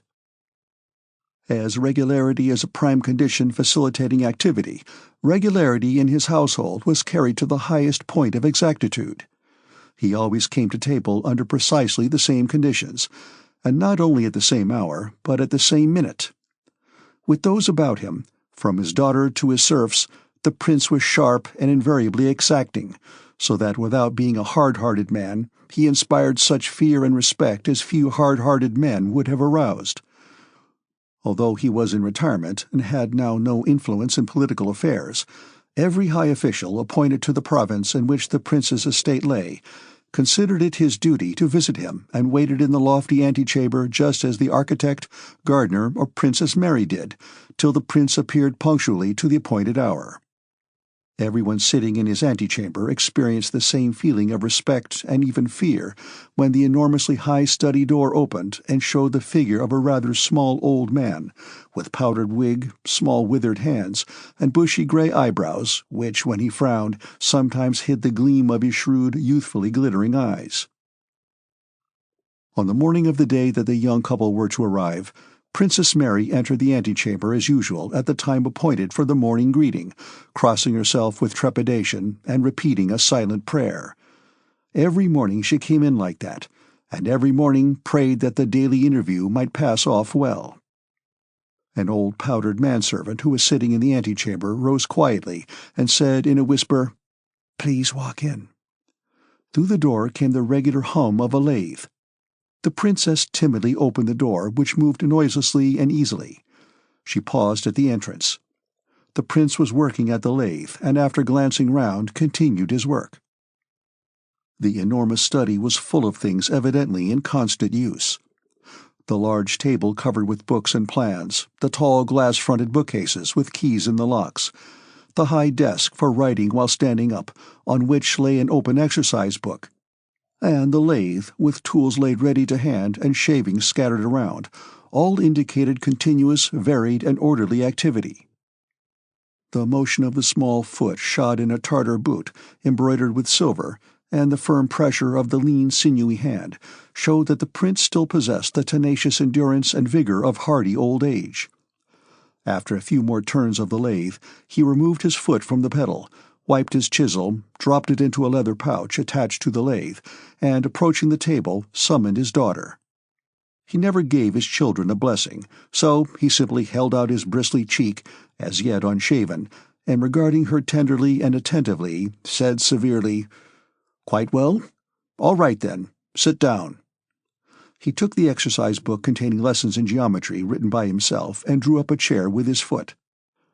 "For tomorrow," said he, quickly finding the page and making a scratch from one paragraph to another with his hard nail. The princess bent over the exercise book on the table. "Wait a bit, here's a letter for you," said the old man suddenly, taking a letter addressed in a woman's hand from a bag hanging above the table, onto which he threw it. At the sight of the letter, red patches showed themselves on the princess' face. She took it quickly and bent her head over it. "From Heloise?" asked the prince with a cold smile that showed his still sound, yellowish teeth. "Yes, it's from Julie," replied the princess with a timid glance and a timid smile. "I'll let 2 more letters pass, but the 3rd I'll read," said the prince sternly. "I'm afraid you write much nonsense. I'll read the 3rd." "Read this if you like, father," said the princess, blushing still more and holding out the letter. "The 3rd, I said the 3rd!" cried the prince abruptly, pushing the letter away, and leaning his elbows on the table, he drew toward him the exercise book containing geometrical figures. "Well, madam," he began, stooping over the book close to his daughter and placing an arm on the back of the chair in which she sat, so that she felt herself surrounded on all sides by the acrid scent of old age and tobacco, which he had known so long. "Now, madam, these triangles are equal. Please note that the angle ABC—" The princess looked in a scared way at her father's eyes glittering close to her. The red patches on her face came and went, and it was plain that she understood nothing, and was so frightened that her fear would prevent her understanding any of her father's further explanations, however clear they might be. Whether it was the teacher's fault or the pupil's, the same thing happened every day. The princess' eyes grew dim, she could not see and could not hear anything, but was only conscious of her stern father's withered face close to her, of his breath and the smell of him, and could think only of how to get away quickly to her own room to make out the problem in peace. The old man was beside himself, moved the chair in which he was sitting noisily backward and forward, made efforts to control himself and not become vehement, but almost always did become vehement, scolded, and sometimes flung the exercise book away. The princess gave a wrong answer. "Well now, isn't she a fool?" shouted the prince, pushing the book aside and turning sharply away. But rising immediately, he paced up and down, lightly touched his daughter's hair, and sat down again. He drew up his chair and continued to explain. "This won't do, Princess, it won't do," said he when Princess Mary, having taken and closed the exercise book with the next day's lesson, was about to leave. "Mathematics are most important, madam. I don't want to have you like our silly ladies. Get used to it, and you'll like it." And he patted her cheek. "It will drive all the nonsense out of your head." She turned to go, but he stopped her with a gesture and took an uncut book from the high desk. "Here is some sort of key to the mysteries that your Eloise has sent you. Religious. I don't interfere with anyone's belief. I have looked at it. Take it. Well, now go. Go." He patted her on the shoulder and himself closed the door after her. Princess Mary went back to her room with the sad, scared expression that rarely left her, and which made her plain, sickly face yet plainer. She sat down at her writing table, on which stood miniature portraits, and which was littered with books and papers. The princess was as untidy as her father was tidy. She put down the geometry book and eagerly broke the seal of her letter. It was from her most intimate friend from childhood, that same Julie Karagina who had been at the Rostovs' name-day party. Julie wrote in French, "Dear and precious friend, how terrible and frightful a thing is separation. Though I tell myself that half my life and half my happiness are wrapped up in you, and that in spite of the distance separating us, our hearts are united by indissoluble bonds, my heart rebels against fate, and in spite of the pleasures and distractions around me, I cannot overcome a certain secret sorrow that has been in my heart ever since we parted. Why are we not together as we were last summer, in your big study on the blue sofa, the confidential sofa? Why cannot I now, as 3 months ago, draw fresh moral strength from your look, so gentle, calm, and penetrating, a look I loved so well, and seem to see before me as I write?" Having read thus far, Princess Mary sighed and glanced into the mirror which stood on her right. It reflected a weak, ungraceful figure and thin face. Her eyes, always sad, now looked with particular hopelessness at her reflection in the glass. "She flatters me," thought the princess, turning away and continuing to read. But Julie did not flatter her friend. The princess' eyes, large, deep, and luminous, it seemed as if at times there radiated from them shafts of warm light, were so beautiful that very often, in spite of the plainness of her face, they gave her an attraction more powerful than that of beauty. But the princess never saw the beautiful expression of her own eyes, the look they had when she was not thinking of herself. As with everyone, her face assumed a forced, unnatural expression as soon as she looked in a glass. She went on reading. "All Moscow talks of nothing but war. One of my 2 brothers is already abroad, the other is with the Guards, who are starting on their march to the frontier. Our dear Emperor has left Petersburg, and it is thought intends to expose his precious person to the chances of war. God grant that the Corsican monster who is destroying the peace of Europe may be overthrown by the angel whom it has pleased the Almighty, in his goodness, to give us as sovereign. To say nothing of my brothers, this war has deprived me of one of the associations nearest my heart. I mean young Nicholas Rostov, who, with his enthusiasm, could not bear to remain inactive, and has left the university to join the army. I will confess to you, dear Mary, that in spite of his extreme youth, his departure for the army was a great grief to me. This young man, of whom I spoke to you last summer, is so noble-minded and full of that real youthfulness which one seldom finds nowadays among our old men of 20, and particularly he is so frank and has so much heart. He is so pure and poetic that my relations with him, transient as they were, have been one of the sweetest comforts to my poor heart, which has already suffered so much. Some day I will tell you about our parting and all that was said then. That is still too fresh. Ah, dear friend, you are happy not to know these poignant joys and sorrows. You are fortunate, for the latter are generally the stronger. I know very well that Count Nicholas is too young ever to be more to me than a friend, but this sweet friendship, this poetic and pure intimacy were what my heart needed. But enough of this. The chief news, about which all Moscow gossips, is the death of old Count Bezukhov and his inheritance. Fancy! The three princesses have received very little, Prince Vasily nothing, and it is Monsieur Pierre who has inherited all the property, and has besides been recognized as legitimate. So that he is now Count Bezukhov and possessor of the finest fortune in Russia. It is rumored that Prince Vasily played a very despicable part in this affair, and that he returned to Petersburg quite crestfallen.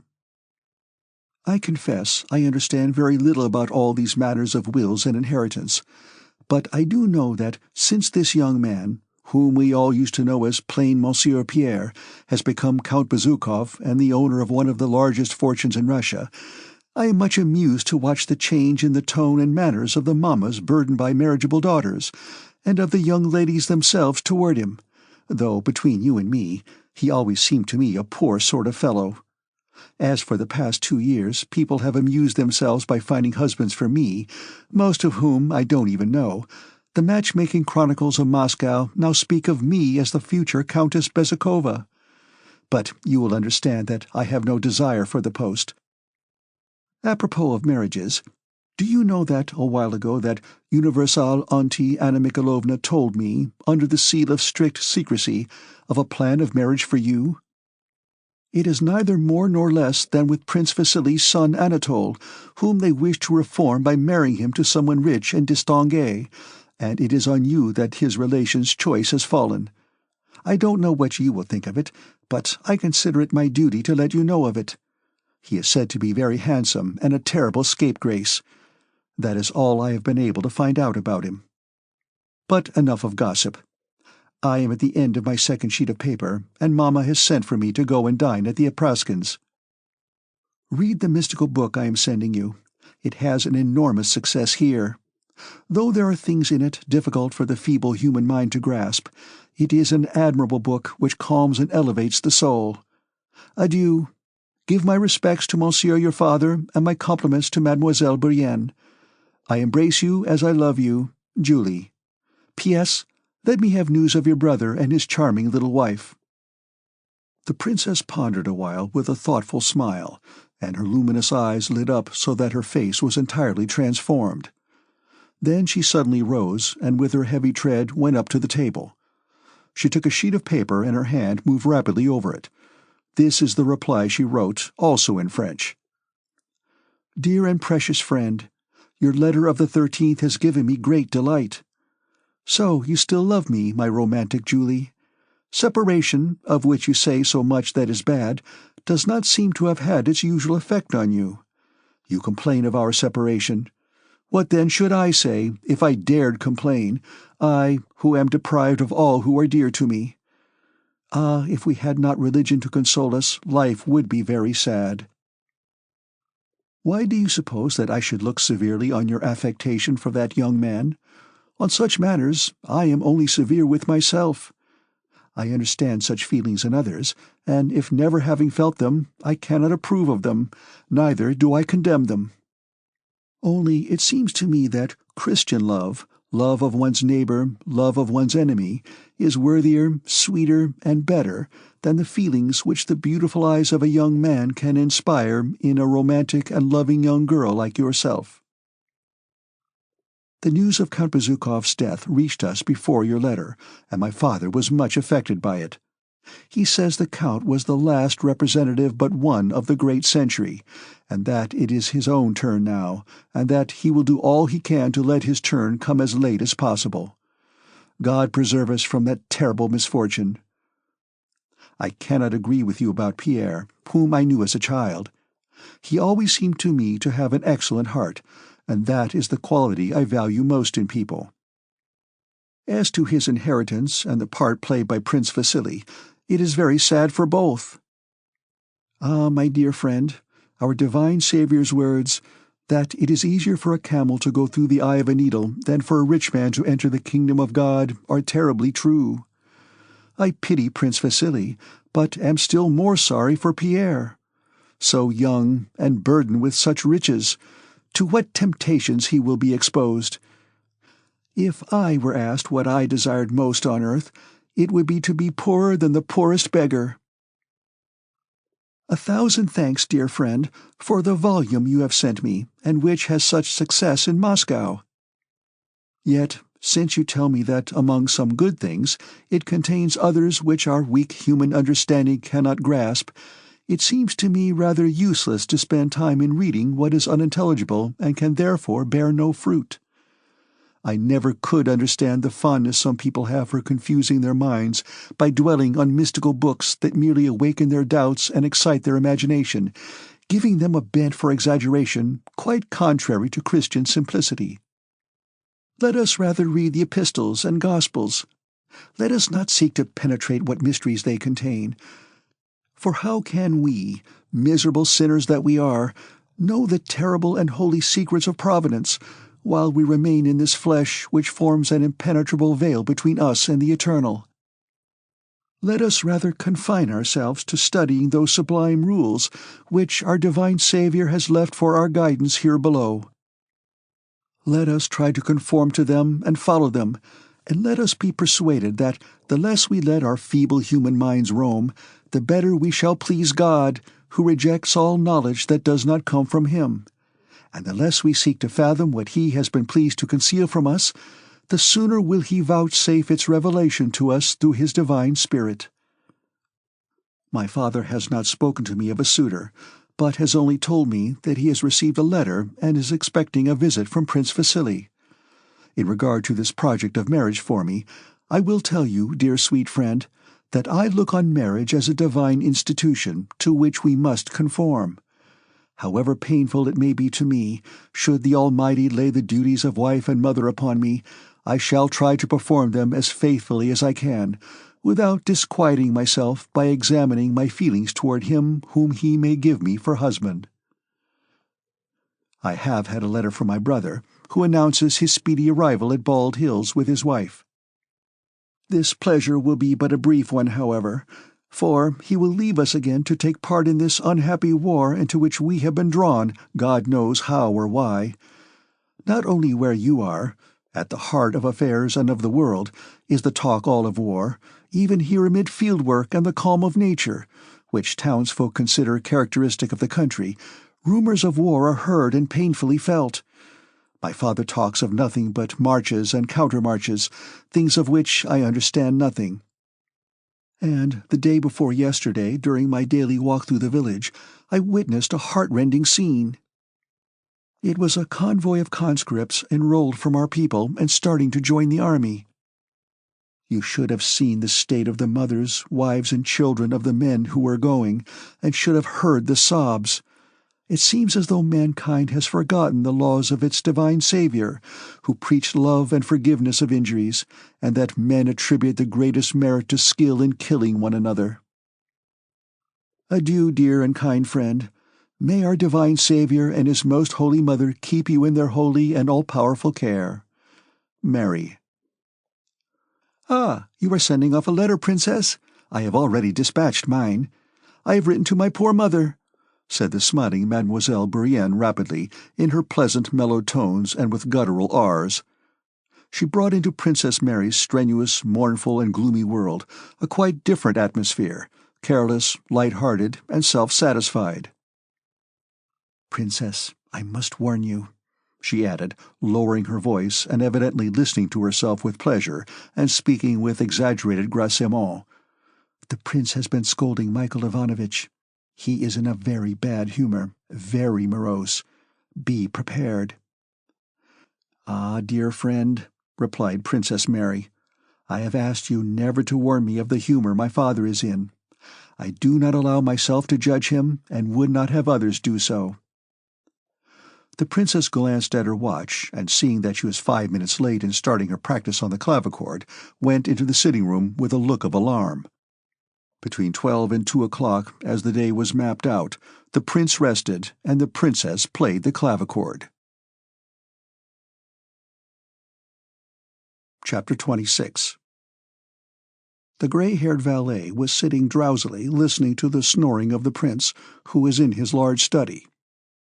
From the far side of the house, through the closed doors, came the sound of difficult passages, 20 times repeated, of a sonata by Dussek. Just then a closed carriage and another with a hood drove up to the porch. Prince Andrew got out of the carriage, helped his little wife to alight, and let her pass into the house before him. Old Tikhon, wearing a wig, put his head out of the door of the antechamber, reported in a whisper that the prince was sleeping, and hastily closed the door. Tikhon knew that neither the son's arrival nor any other unusual event must be allowed to disturb the appointed order of the day.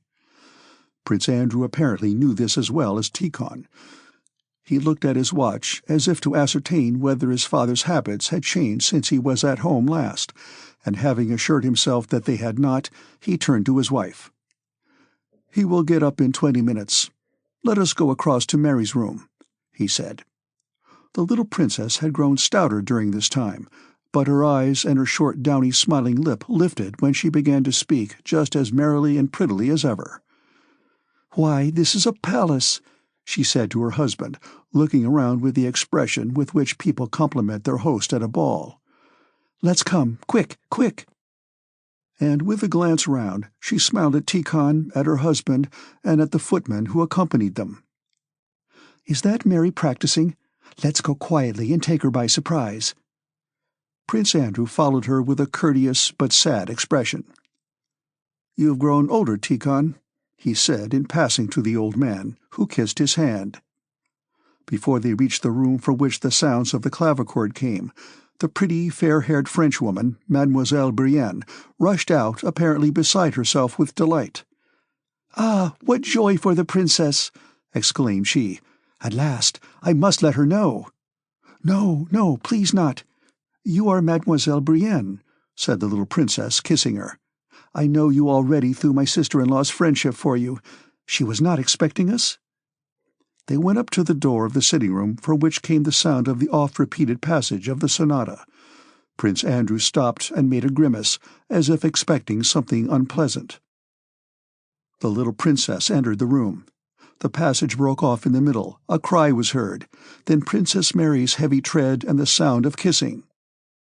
When Prince Andrew went in, the two princesses, who had only met once before for a short time at his wedding, were in each other's arms, warmly pressing their lips to whatever place they happened to touch. Mademoiselle Brienne stood near them, pressing her hand to her heart, with a beatific smile and obviously equally ready to cry or to laugh. Prince Andrew shrugged his shoulders and frowned, as lovers of music do when they hear a false note. The two women let go of one another, and then, as if afraid of being too late, seized each other's hands, kissing them and pulling them away, and again began kissing each other on the face, and then, to Prince Andrew's surprise, both began to cry and kissed again. Mademoiselle Bourienne also began to cry. Prince Andrew evidently felt ill at ease, but to the two women it seemed quite natural that they should cry, and apparently it never entered their heads that it could have been otherwise at this meeting. "Ah, my dear! Ah, Mary!" they suddenly exclaimed, and then laughed. "I dreamed last night. You were not expecting us? Ah, Mary, you have got thinner, and you have grown stouter." "I knew the princess at once," put in Mademoiselle Bourienne. "And I had no idea!" exclaimed Princess Mary. "Ah, Andrew, I did not see you." Prince Andrew and his sister, hand in hand, kissed one another, and he told her she was still the same crybaby as ever. Princess Mary had turned toward her brother, and through her tears, the loving, warm, gentle look of her large, luminous eyes, very beautiful at that moment, rested on Prince Andrew's face. The little princess talked incessantly, her short, downy upper lip continually and rapidly touching her rosy nether lip when necessary, and drawing up again next moment when her face broke into a smile of glittering teeth and sparkling eyes. She told of an accident they had had on the Spassky Hill, which might have been serious for her in her condition, and immediately after that informed them that she had left all her clothes in Petersburg, and that heaven knew what she would have to dress in here, and that Andrew had quite changed, and that Kitty Odintsova had married an old man, and that there was a suitor for Mary, a real one, but that they would talk of that later. Princess Mary was still looking silently at her brother, and her beautiful eyes were full of love and sadness. It was plain that she was following a train of thought independent of her sister-in-law's words. In the midst of a description of the last Petersburg fête, she addressed her brother. "So, you are really going to the war, Andrew?" she said, sighing. Lisa sighed too. "Yes, and even tomorrow," replied her brother. "He is leaving me here, God knows why, when he might have had promotion." Princess Mary did not listen to the end, but, continuing her train of thought, turned to her sister-in-law with a tender glance at her figure. "Is it certain?" she said. The face of the little princess changed. She sighed and said, "Yes, quite certain. Ah, it is very dreadful." Her lip descended. She brought her face close to her sister-in-law's and unexpectedly again began to cry. "She needs rest," said Prince Andrew with a frown. "Don't you, Lisa? Take her to your room, and I'll go to Father. How is he? Just the same?" "Yes, just the same, though I don't know what your opinion will be," answered the princess joyfully. "And are the hours the same? And the walks in the avenues? And the lathe?" asked Prince Andrew with a scarcely perceptible smile, which showed that, in spite of all his love and respect for his father, he was aware of his weaknesses. "The hours are the same, and the lathe, and also the mathematics and my geometry lessons," said Princess Mary gleefully, as if her lessons in geometry were among the greatest delights of her life. When the 20 minutes had elapsed and the time had come for the old prince to get up, Tikhon came to call the young prince to his father. The old man made a departure from his usual routine in honor of his son's arrival. He gave orders to admit him to his apartments while he dressed for dinner. The old prince always dressed in old-fashioned style, wearing an antique coat and powdered hair. And when Prince Andrew entered his father's dressing-room, not with the contemptuous look and manner he wore in drawing-rooms, but with the animated face with which he talked to Pierre, the old man was sitting on a large leather-covered chair, wrapped in a powdering mantle, entrusting his head to Tikhon. "Ah, here's the warrior. Wants to vanquish Bonaparte?" said the old man, shaking his powdered head as much as the tail, which Tikhon was holding fast to plate, would allow. "You at least must tackle him properly, or else, if he goes on like this, he'll soon have us too for his subjects. How are you?" And he held out his cheek. The old man was in a good temper after his nap before dinner. He used to say that a nap after dinner was silver, before dinner golden. He cast happy, sidelong glances at his son from under his thick, bushy eyebrows. Prince Andrew went up and kissed his father on the spot indicated to him. He made no reply on his father's favorite topic, making fun of the military men of the day, and more particularly of Bonaparte. "Yes, father, I have come to you and brought my wife who is pregnant," said Prince Andrew, following every movement of his father's face with an eager and respectful look. "How is your health?" "Only fools and rakes fall ill, my boy. You know me. I am busy from morning till night, and abstemious, so of course I am well." "Thank God," said his son, smiling. "God has nothing to do with it. Well, go on," he continued, returning to his hobby. "Tell me how the Germans have taught you to fight Bonaparte by this new science you call strategy." Prince Andrew smiled. "Give me time to collect my wits, father," said he, with a smile that showed that his father's foibles did not prevent his son from loving and honoring him. "Why, I have not yet had time to settle down." "Nonsense, nonsense!" cried the old man, shaking his pigtail to see whether it was firmly plaited, and grasping his by the hand. "The house for your wife is ready. Princess Mary will take her there and show her over, and they'll talk 19 to the dozen. That's their woman's way. I am glad to have her. Sit down and talk. About Mickelson's army, I understand. Tolstoy's too. A simultaneous expedition. But what's the Southern army to do? Prussia is neutral, I know that. "What about Austria?" said he, rising from his chair and pacing up and down the room, followed by Tikhon, who ran after him, handing him different articles of clothing. "What of Sweden? How will they cross Pomerania?" Prince Andrew, seeing that his father insisted, began, at first reluctantly but gradually with more and more animation, and from habit changing unconsciously from Russian to French as he went on, to explain the plan of operation for the coming campaign. He explained how an army 90,000 strong was to threaten Prussia so as to bring her out of her neutrality and draw her into the war. How part of that army was to join some Swedish forces at Stralsund. How 220,000 Austrians, with 100,000 Russians, were to operate in Italy and on the Rhine. How 50,000 Russians and as many English were to land at Naples, and how a total force of 500,000 men was to attack the French from different sides. The old prince did not evince the least interest during this explanation, but as if he were not listening to it, continued to dress while walking about, and 3 times unexpectedly interrupted. Once he stopped it by shouting, "The white one! The white one!" This meant that Tikhon was not handing him the waistcoat he wanted. Another time he interrupted, saying, "And will she soon be confined?" and shaking his head reproachfully, said, "That's bad. Go on, go on." The third interruption came when Prince Andrew was finishing his description. The old man began to sing, in the cracked voice of old age, "Malbrook s'en va en guerre, Dieu sait quand reviendra." Marlborough is going to the wars, God knows when he'll return. His son only smiled. "I don't say it's a plan I approve of," said the son. "I am only telling you what it is. Napoleon has also formed his plan by now, not worse than this one." "Well, you have told me nothing new." And the old man repeated, meditatively and rapidly, "Dieu sait quand reviendra. Go to the dining room." Chapter 27.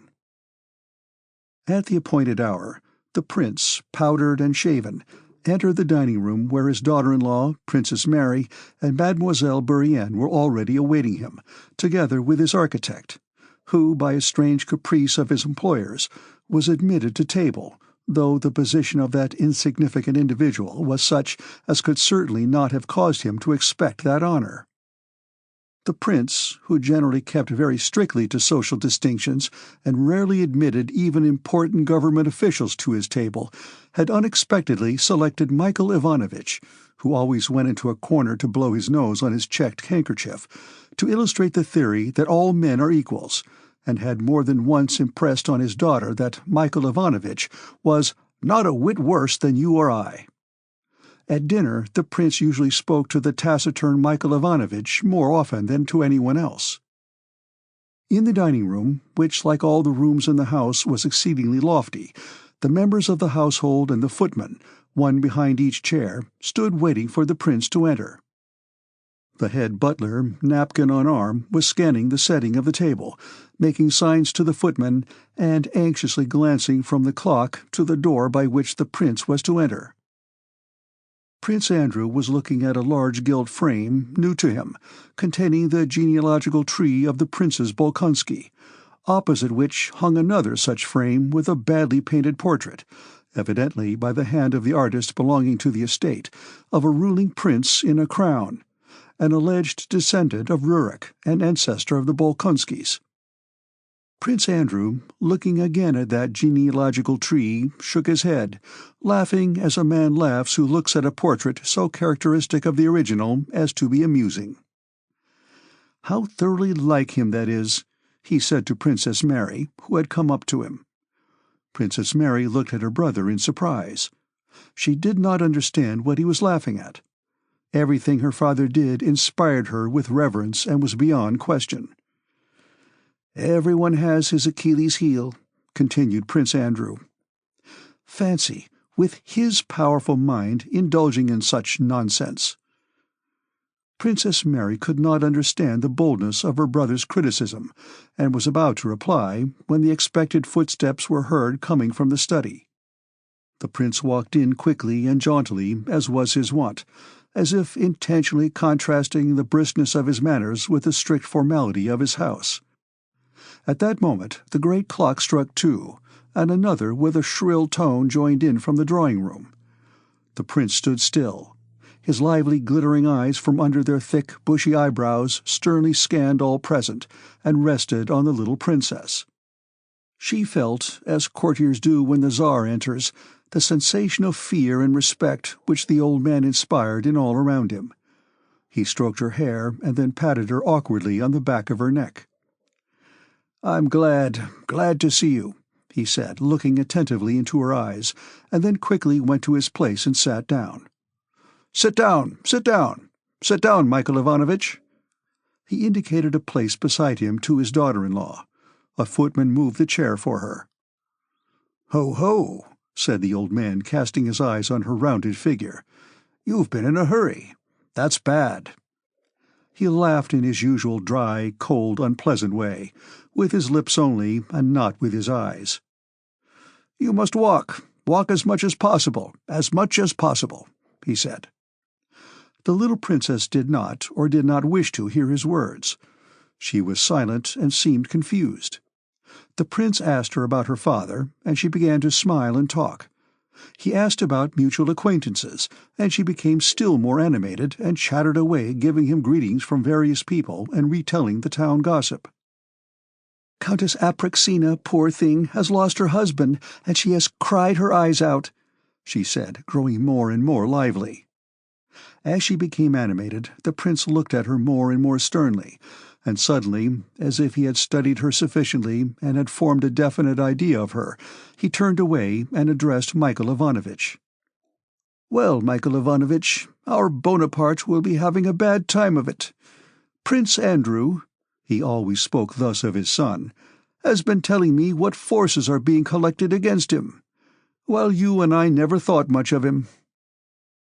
Michael Ivanovitch did not know at all when "you and I" had said such things about Bonaparte, but, understanding that he was wanted as a peg on which to hang the prince's favorite topic, he looked inquiringly at the young prince, wondering what would follow. "He is a great tactician," said the prince to his son, pointing to the architect.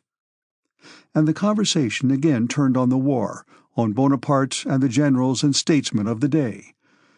The old prince seemed convinced not only that all men of the day were mere babies who did not know the ABC of war or of politics, and that Bonaparte was an insignificant little Frenchie, successful only because there were no longer any Potemkins or Suvorovs left to oppose him, but he was also convinced that there were no political difficulties in Europe and no real war, but only a sort of puppet show at which the men of the day were playing, pretending to do something real. Prince Andrew gaily bore with his father's ridicule of the new men, and drew him on and listened to him with evident pleasure. "The past always seems good," said he, "but did not Suvorov himself fall into a trap Moreau set him, and from which he did not know how to escape?" "Who told you that? Who?" cried the prince. "Suvorov!" And he jerked away his plate, which Tikhon briskly caught. "Suvorov! Consider, Prince Andrew. 2, Frederick and Suvorov. Moreau! Moreau would have been a prisoner if Suvorov had had a free hand, but he had the Hofkriegswurst Schnapsrath on his hands. It would have puzzled the devil himself. When you get there, you'll find out what those Hofkriegswurstraths are. Suvorov couldn't manage them, so what chance has Michael Kutuzov? No, my dear boy," he continued, "you and your generals won't get on against Bonaparte. You'll have to call in the French, so that birds of a feather may fight together. The German, Pollen, has been sent to New York in America to fetch the Frenchman Moreau," he said, alluding to the invitation made that year to Moreau to enter the Russian service. "Wonderful! Were the Potemkins, Suvorovs, and Orlovs Germans? No, lad, either you fellows have all lost your wits, or I have outlived mine. May God help you, but we'll see what will happen. Bonaparte has become a great commander among them. "I don't at all say that all the plans are good," said Prince Andrew. "I am only surprised at your opinion of Bonaparte. You may laugh as much as you like, but all the same, Bonaparte is a great general." "Michael Ivanovitch!" cried the old prince to the architect, who, busy with his roast meat, hoped he had been forgotten. Didn't I tell you Bonaparte was a great tactician? Here, he says the same thing." "To be sure, Your Excellency," replied the architect. The prince again laughed his frigid laugh. "Bonaparte was born with a silver spoon in his mouth. He has got splendid soldiers. Besides, he began by attacking Germans, and only idlers have failed to beat the Germans. Since the world began, everybody has beaten the Germans. They beat no one, except one another. He made his reputation fighting them." And the prince began explaining all the blunders which, according to him, Bonaparte had made in his campaigns and even in politics. His son made no rejoinder, but it was evident that whatever arguments were presented, he was as little able as his father to change his opinion. He listened, refraining from a reply, and involuntarily wondered how this old man, living alone in the country for so many years, could know and discuss so minutely and acutely all the recent European military and political events. "You think I'm an old man and don't understand the present state of affairs," concluded his father. "But it troubles me. I don't sleep at night. Come now, where has this great commander of yours shown his skill?" he concluded.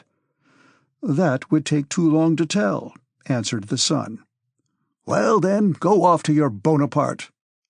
Mademoiselle Bourienne, here's another admirer of that powder-monkey emperor of yours," he exclaimed in excellent French. "You know, Prince, I am not a Bonapartist." "Dieu sait quand reviendra," hummed the prince out of tune, and, with a laugh still more so, he quitted the table. The little princess, during the whole discussion and the rest of the dinner, sat silent, glancing with a frightened look now at her father-in-law and now at Princess Mary. When they left the table, she took her sister-in-law's arm and drew her into another room. "What a clever man your father is," said she. "Perhaps that is why I am afraid of him." "Oh, he is so kind," answered Princess Mary. Chapter 28. Prince Andrew was to leave next evening. The old prince, not altering his routine, retired as usual after dinner. The little princess was in her sister-in-law's room. Prince Andrew, in a travelling coat without epaulets, had been packing with his valet in the rooms assigned to him. After inspecting the carriage himself and seeing the trunks put in, he ordered the horses to be harnessed. Only those things he always kept with him remained in his room: a small box, a large canteen fitted with silver plate, 2 Turkish pistols and a sabre, a present from his father, who had brought it from the siege of Ochakov. All these travelling effects of Prince Andrew's were in very good order, new, clean, and in cloth covers carefully tied with tapes. When starting on a journey, or changing their mode of life, men capable of reflection are generally in a serious frame of mind. At such moments one reviews the past and plans for the future. Prince Andrew's face looked very thoughtful and tender. With his hands behind him, he paced briskly from corner to corner of the room, looking straight before him and thoughtfully shaking his head. Did he fear going to the war, or was he sad at leaving his wife? Perhaps both, but evidently he did not wish to be seen in that mood, for, hearing footsteps in the passage, he hurriedly unclasped his hands, stopped at a table as if tying the cover of the small box, and assumed his usual tranquil and impenetrable expression. It was the heavy tread of Princess Mary that he heard. "I hear you have given orders to harness," she cried, panting. She had apparently been running. "And I did so wish to have another talk with you alone. God knows how long we may again be parted. You are not angry with me for coming? You have changed so, Andrusha," she added, as if to explain such a question. She smiled as she uttered his pet name, Andrusha. It was obviously strange to her to think that this stern, handsome man should be Andrusha, the slender, mischievous boy who had been her playfellow in childhood. "And where is Lisa?" he asked, answering her question only by a smile. "She was so tired that she has fallen asleep on the sofa in my room. Oh, Andrew, what a treasure of a wife you have," said she, sitting down on the sofa, facing her brother. "She is quite a child, such a dear, merry child. I have grown so fond of her." Prince Andrew was silent, but the princess noticed the ironical and contemptuous look that showed itself on his face. "One must be indulgent to little weaknesses. Who is free from them, Andrew? Don't forget that she has grown up and been educated in society, and so her position now is not a rosy one. We should enter into everyone's situation. To comprendre, c'est tout pardonner. To understand all is to forgive all.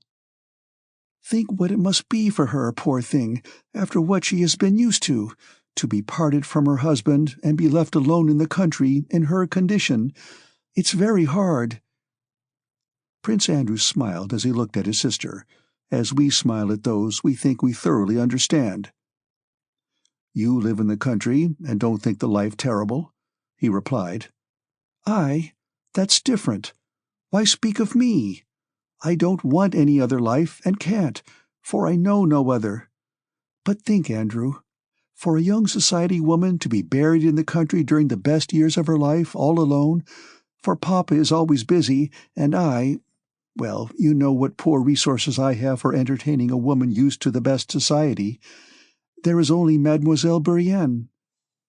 "I don't like your Mademoiselle Bourienne at all," said Prince Andrew. "No?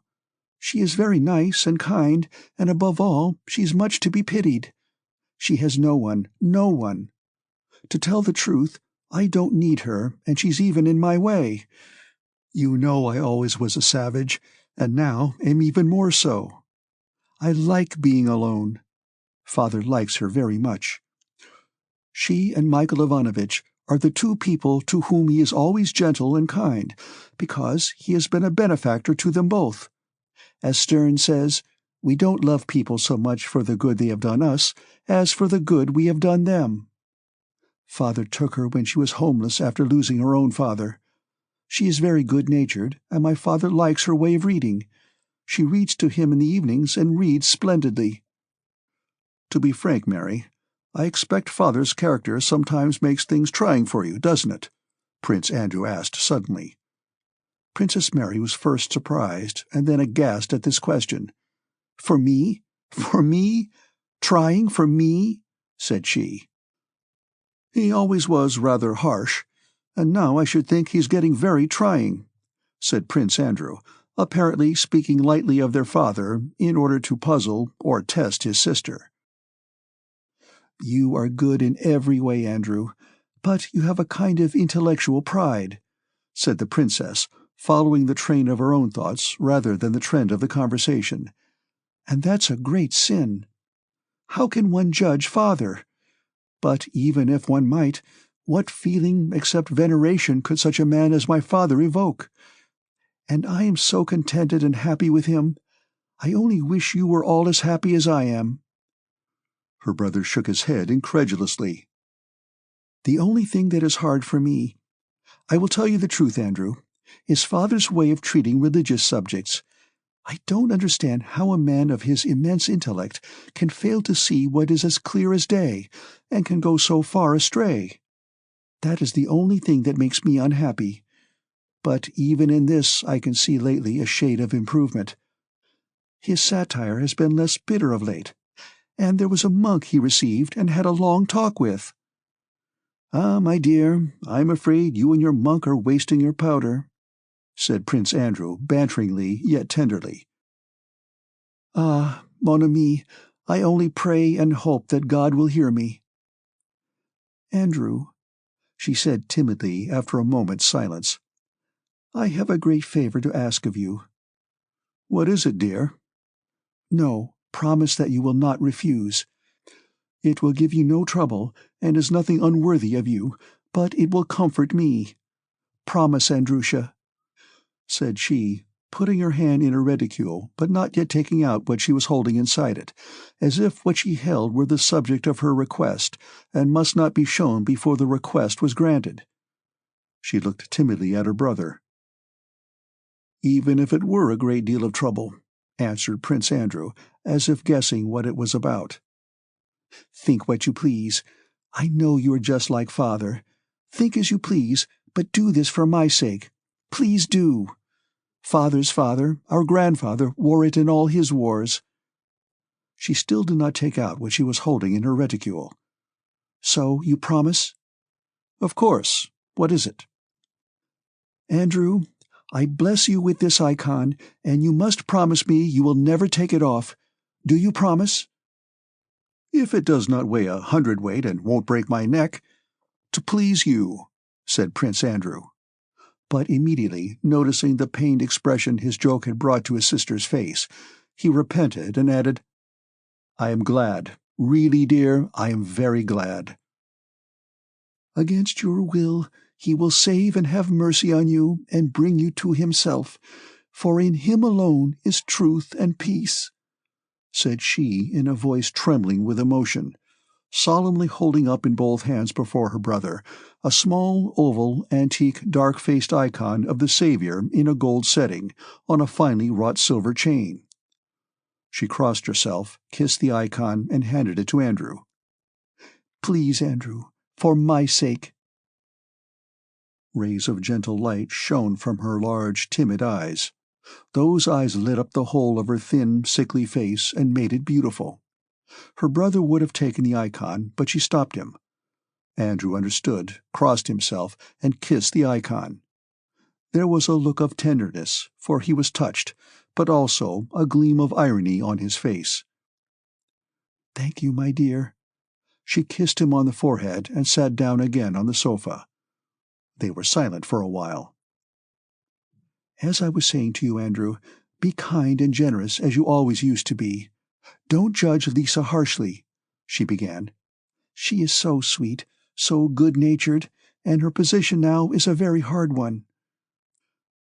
"I do not think I have complained of my wife to you, Masha, or blamed her. Why do you say all this to me?" Red patches appeared on Princess Mary's face, and she was silent as if she felt guilty. "I have said nothing to you, but you have already been talked to, and I am sorry for that," he went on. The patches grew deeper on her forehead, neck, and cheeks. She tried to say something, but could not. Her brother had guessed right. The little princess had been crying after dinner, and had spoken of her forebodings about her confinement, and how she dreaded it, and had complained of her fate, her father-in-law, and her husband. After crying, she had fallen asleep. Prince Andrew felt sorry for his sister. "Know this, Masha. I can't reproach, have not reproached, and never shall reproach my wife with anything. And I cannot reproach myself with anything in regard to her. And that always will be so in whatever circumstances I may be placed. But if you want to know the truth, if you want to know whether I am happy, no. Is she happy? No. But why this is so, I don't know." As he said this, he rose, went to his sister, and stooping, kissed her forehead. His fine eyes lit up with a thoughtful, kindly, and unaccustomed brightness, but he was looking not at his sister, but over her head toward the darkness of the open doorway.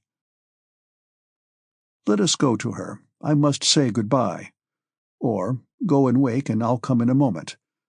Petrushka," he called to his valet, "come here. Take these away. Put this on the seat and this to the right." Princess Mary rose and moved to the door, then stopped and said, "Andrew, if you had faith, you would have turned to God and asked Him to give you the love you do not feel, and your prayer would have been answered." "Well, maybe," said Prince Andrew. "Go, Masha. I'll come immediately." On the way to his sister's room, in the passage which connected one wing with the other, Prince Andrew met Mademoiselle Bourienne smiling sweetly. It was the third time that day that, with an ecstatic and artless smile, she had met him in secluded passages. "Oh, I thought you were in your room," she said, for some reason blushing and dropping her eyes. Prince Andrew looked sternly at her, and an expression of anger suddenly came over his face. He said nothing to her, but looked at her forehead and hair, without looking at her eyes, with such contempt that the Frenchwoman blushed and went away without a word. When he reached his sister's room, his wife was already awake, and her merry voice, hurrying one word after another, came through the open door. She was speaking as usual in French, and as if after long self-restraint she wished to make up for lost time. "No, but imagine the old Countess Zubova, with false curls and her mouth full of false teeth, as if she were trying to cheat old age. Ha ha ha! Mary!" This very sentence about Countess Zubova and this same laugh Prince Andrew had already heard from his wife in the presence of others some 5 times. He entered the room softly. The little princess, plump and rosy, was sitting in an easy-chair with her work in her hands, talking incessantly, repeating Petersburg reminiscences and even phrases. Prince Andrew came up, stroked her hair, and asked if she felt rested after their journey. She answered him and continued her chatter. The coach with 6 horses was waiting at the porch. It was an autumn night, so dark that the coachman could not see the carriage pole. Servants with lanterns were bustling about in the porch. The immense house was brilliant with light shining through its lofty windows. The domestic serfs were crowding in the hall, waiting to bid good-bye to the young prince. The members of the household were all gathered in the reception hall: Michael Ivanovitch, Mademoiselle Bourienne, Princess Mary, and the little princess. Prince Andrew had been called to his father's study, as the latter wished to say good-bye to him alone. All were waiting for them to come out. When Prince Andrew entered the study, the old man in his old-age spectacles and white dressing-gown, in which he received no one but his son, sat at the table writing. He glanced round. "Going?" And he went on writing. "I have come to say good-bye." "Kiss me here," and he touched his cheek. "Thanks, thanks." "What do you thank me for?" "For not dilly-dallying and not hanging to a woman's apron-strings. The service before everything. Thanks, thanks." And he went on writing, so that his quill spluttered and squeaked. "If you have anything to say, say it. These 2 things can be done together," he added. "About my wife. I am ashamed as it is to leave her on your hands." "Why talk nonsense? Say what you want." "When her confinement is due, send to Moscow for an accoucheur. Let him be here." The old prince stopped writing, and, as if not understanding, fixed his stern eyes on his son. "I know that no one can help if nature does not do her work," said Prince Andrew, evidently confused. "I know that out of 1,000,000 cases, only 1 goes wrong, but it is her fancy and mine. They have been telling her things. She has had a dream and is frightened." "Hm, muttered the old prince to himself, finishing what he was writing. "I'll do it." He signed with a flourish, and suddenly turning to his son, began to laugh. "It's a bad business, eh?" "What is bad, father?" "The wife," said the old prince briefly and significantly. "I don't understand," said Prince Andrew. "No, it can't be helped, lad," said the prince. "They're all like that. One can't unmarry. Don't be afraid. I won't tell anyone, but you know it yourself." He seized his son by the hand with small bony fingers, shook it, looked straight into his son's face with keen eyes which seemed to see through him, and again laughed his frigid laugh. The son sighed, thus admitting that his father had understood him. The old man continued to fold and seal his letter, snatching up and throwing down the wax, the seal, and the paper, with his accustomed rapidity. "What's to be done? She's pretty. I will do everything. Make your mind easy," said he in abrupt sentences while sealing his letter. Andrew did not speak. He was both pleased and displeased that his father understood him.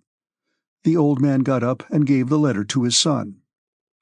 "Listen," said he, "don't worry about your wife. What can be done shall be. Now listen. Give this letter to Michael Ilyarovitch Kutuzov. I have written that he should make use of you in proper places, and not keep you long as an adjutant, a bad position. Tell him I remember and like him. Write and tell me how he receives you. If he is all right, serve him. Nikolai Bolkonsky's son need not serve under anyone if he is in disfavor. Now come here." He spoke so rapidly that he did not finish half his words, but his son was accustomed to understand him. He led him to the desk, raised the lid, drew out a drawer, and took out an exercise book filled with his bold, tall, close handwriting. "I shall probably die before you. So remember, these are my memoirs. Hand them to the Emperor after my death. Now here is a Lombard bond and a letter. It is a premium for the man who writes a history of Suvorov's wars. Send it to the Academy. Here are some jottings for you to read when I am gone. You will find them useful." Andrew did not tell his father that he would no doubt live a long time yet. He felt that he must not say it. "I will do it all, father," he said. "Well now, goodbye." He gave his son his hand to kiss and embraced him. "Remember this, Prince Andrew. If they kill you, it will hurt me, your old father." He paused unexpectedly, and then in a querulous voice suddenly shrieked, "But if I hear that you have not behaved like the son of Nicholas Bolkonsky, I shall be ashamed." "You need not have said that to me, father," said the son with a smile. The old man was silent. "I also wanted to ask you," continued Prince Andrew, "if I'm killed, and if I have a son, do not let him be taken away from you. As I said yesterday, let him grow up with you, please." "Not let his wife have him?" said the old man, and laughed. They stood silent, facing one another. The old man's sharp eyes were fixed straight on his son's. Something twitched in the lower part of the old prince's face. "We've said goodbye. Go!" he suddenly shouted in a loud, angry voice, opening his door. "What is it? What?" asked both princesses when they saw for a moment at the door Prince Andrew and the figure of the old man in a white dressing-gown, spectacled and wigless, shouting in an angry voice. Prince Andrew sighed and made no reply. "Well," he said, turning to his wife. And this "well" sounded coldly ironic, as if he were saying, "Now go through your performance." "Andrew, already," said the little princess, turning pale and looking with dismay at her husband. He embraced her. She screamed and fell unconscious on his shoulder. He cautiously released the shoulder she leaned on, looked into her face, and carefully placed her in an easy chair. "Adieu, Mary," said he gently to his sister, taking her by the hand and kissing her, and then he left the room with rapid steps. The little princess lay in the armchair, Mademoiselle Bourienne chafing her temples. Princess Mary, supporting her sister-in-law, still looked with her beautiful eyes full of tears at the door through which Prince Andrew had gone and made the sign of the cross in his direction. From the study, like pistol shots, came the frequent sound of the old man angrily blowing his nose. Hardly had Prince Andrew gone when the study door opened quickly and the stern figure of the old man in the white dressing-gown looked out. "Gone? That's all right," said he, and looking angrily at the unconscious little princess, he shook his head reprovingly and slammed the door. Book 2, 1805, Chapter 1. In October 1805, a Russian army was occupying the villages and towns of the Archduchy of Austria, and yet other regiments freshly arriving from Russia were settling near the fortress of Braunau and burdening the inhabitants on whom they were quartered. Braunau was the headquarters of the commander-in-chief Kutuzov. On October 11, 1805, one of the infantry regiments that had just reached Braunau had halted half a mile from the town, waiting to be inspected by the commander-in-chief. Despite the un-Russian appearance of the locality and surroundings, fruit gardens, stone fences, tiled roofs, and hills in the distance, and despite the fact that the inhabitants, who gazed with curiosity at the soldiers, were not Russians, the regiment had just the appearance of any Russian regiment preparing for an inspection anywhere in the heart of Russia. On the evening of the last day's march, an order had been received that the commander-in-chief would inspect the regiment on the march. Though the words of the order were not clear to the regimental commander, and the question arose whether the troops were to be in marching order or not, it was decided at a consultation between the battalion commanders to present the regiment in parade order, on the principle that it is always better to bow too low than not bow low enough. So the soldiers, after a 20-mile march, were kept mending and cleaning all night long without closing their eyes, while the adjutants and company commanders calculated and reckoned, and by morning the regiment, instead of the straggling, disorderly crowd it had been on its last march the day before, presented a well-ordered array of 2,000 men, each of whom knew his place and his duty, had every button and every strap in place, and shone with cleanliness. And not only externally was all in order, but had it pleased the commander-in-chief to look under the uniforms, he would have found on every man a clean shirt, and in every knapsack the appointed number of articles, all soap and all, as the soldiers say. There was only one circumstance concerning which no one could be at ease. It was the state of the soldiers' boots. More than half the men's boots were in holes. But this defect was not due to any fault of the regimental commander, for in spite of repeated demands, boots had not been issued by the Austrian commissariat, and the regiment had marched some 700 miles. The commander of the regiment was an elderly, choleric, stout and thick-set general, with grizzled eyebrows and whiskers, and wider from chest to back than across the shoulders. He had on a brand-new uniform showing the creases where it had been folded, and thick gold epaulets which seemed to stand rather than lie down on his massive shoulders. He had an air of a man happily performing one of the most solemn duties of his life. He walked about in front of the line, and at every step pulled himself up, slightly arching his back. It was plain that the commander admired his regiment, rejoiced in it, and that his whole mind was engrossed by it. Yet his strut seemed to indicate that, besides military matters, social interests and the fair sex occupied no small part of his thoughts. "Well, Michael Mitrich, sir," he said, addressing one of the battalion commanders who smilingly pressed forward. It was plain that they both felt happy. "We had our hands full last night. However, I think the regiment is not a bad one, eh?" The battalion commander perceived the jovial irony and laughed. "It would not be turned off the field even on the Turritzen meadow." "What?" asked the commander. At that moment, on the road from the town in which signallers had been posted, 2 men appeared on horseback. They were an aide-de-camp followed by a Cossack. The aide-de-camp was sent to confirm the order which had not been clearly worded the day before, namely, that the commander-in-chief wished to see the regiment just in the state in which it had been on the march, in their greatcoats and packs and without any preparation whatever. A member of the Hofkriegsrath from Vienna had come to Kutuzov the day before, with proposals and demands for him to join up with the army of the Archduke Ferdinand and Mack, and Kutuzov, not considering this junction advisable, meant, among other arguments in support of his view, to show the Austrian general the wretched state in which the troops arrived from Russia. With this object, he intended to meet the regiment, so the worse the condition it was in, the better pleased the commander-in-chief would be. Though the aide-de-camp did not know these circumstances, he nevertheless delivered the definite order that the men should be in their greatcoats and in marching order, and that the commander-in-chief would otherwise be dissatisfied. On hearing this, the regimental commander hung his head, silently shrugged his shoulders, and spread out his arms with a choleric gesture. "A fine mess we've made of it," he remarked.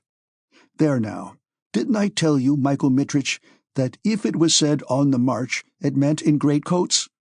said he reproachfully to the battalion commander. "Oh, my God!" he added, stepping resolutely forward. "Company commanders!" he shouted in a voice accustomed to command. "Sergeants major!" "How soon will he be here?" he asked the aide-de-camp, with a respectful politeness evidently relating to the personage he was referring to. "In an hour's time, I should say." "Shall we have time to change clothes?" "I don't know, General." The regimental commander, going up to the line himself, ordered the soldiers to change into their greatcoats. The company commanders ran off to their companies, the sergeants major began bustling, the greatcoats were not in very good condition, and instantly the squares that had up to then been in regular order and silent began to sway and stretch and hum with voices.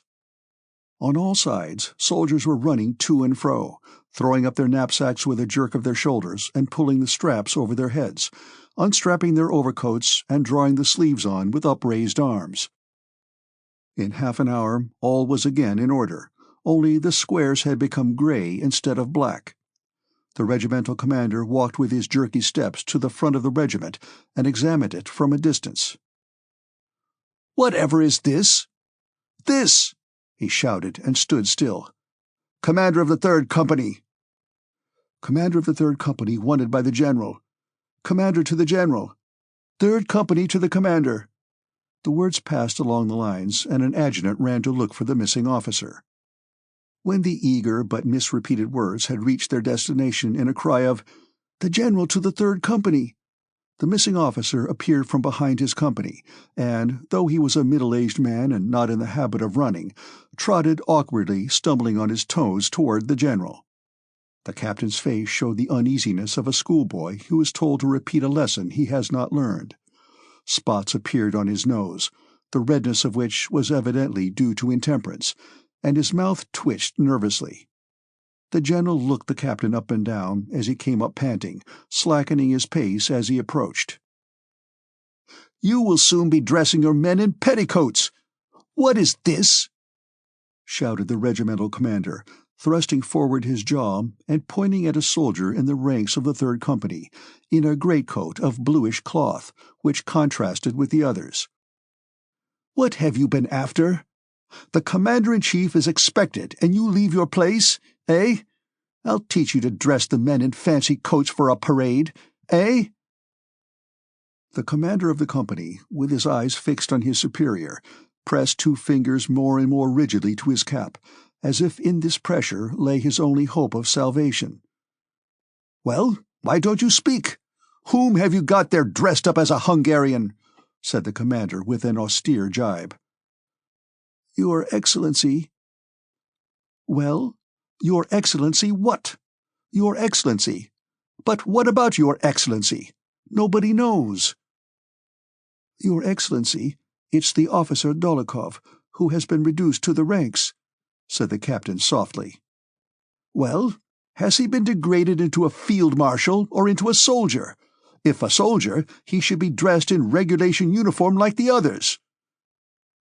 "Your Excellency, you gave him leave yourself on the march." "Gave him leave? Leave? That's just like you young men," said the regimental commander, cooling down a little. "Leave indeed. One says a word to you, and you— What?" he added with renewed irritation. "I beg you to dress your men decently." And the commander, turning to look at the adjutant, directed his jerky steps down the line. He was evidently pleased at his own display of anger, and walking up to the regiment wished to find a further excuse for wrath. Having snapped at an officer for an unpolished badge, at another because his line was not straight, he reached the 3rd Company. "How are you standing? Where's your leg? Your leg!" shouted the commander with a tone of suffering in his voice, while there were still 5 men between him and Dolokhov with his bluish-grey uniform. Dolokhov slowly straightened his bent knee, looking straight with his clear, insolent eyes in the general's face. "Why a blue coat? Off with it! Sergeant Major, change his coat! The He did not finish. "General, I must obey orders, but I am not bound to endure—" Dolokhov hurriedly interrupted. "No talking in the ranks! No talking! No talking!" "Not bound to endure insults!" Dolokhov concluded in loud, ringing tones. The eyes of the general and the soldier met. The general became silent, angrily pulling down his tight scarf. "I request you to have the goodness to change your coat," he said as he turned away. Chapter 2. "He's coming!" shouted the signaller at that moment. The regimental commander, flushing, ran to his horse, seized the stirrup with trembling hands, threw his body across the saddle, righted himself, drew his sabre, and with a happy and resolute countenance, opening his mouth awry, prepared to shout. The regiment fluttered like a bird preening its plumage and became motionless. "Attention!"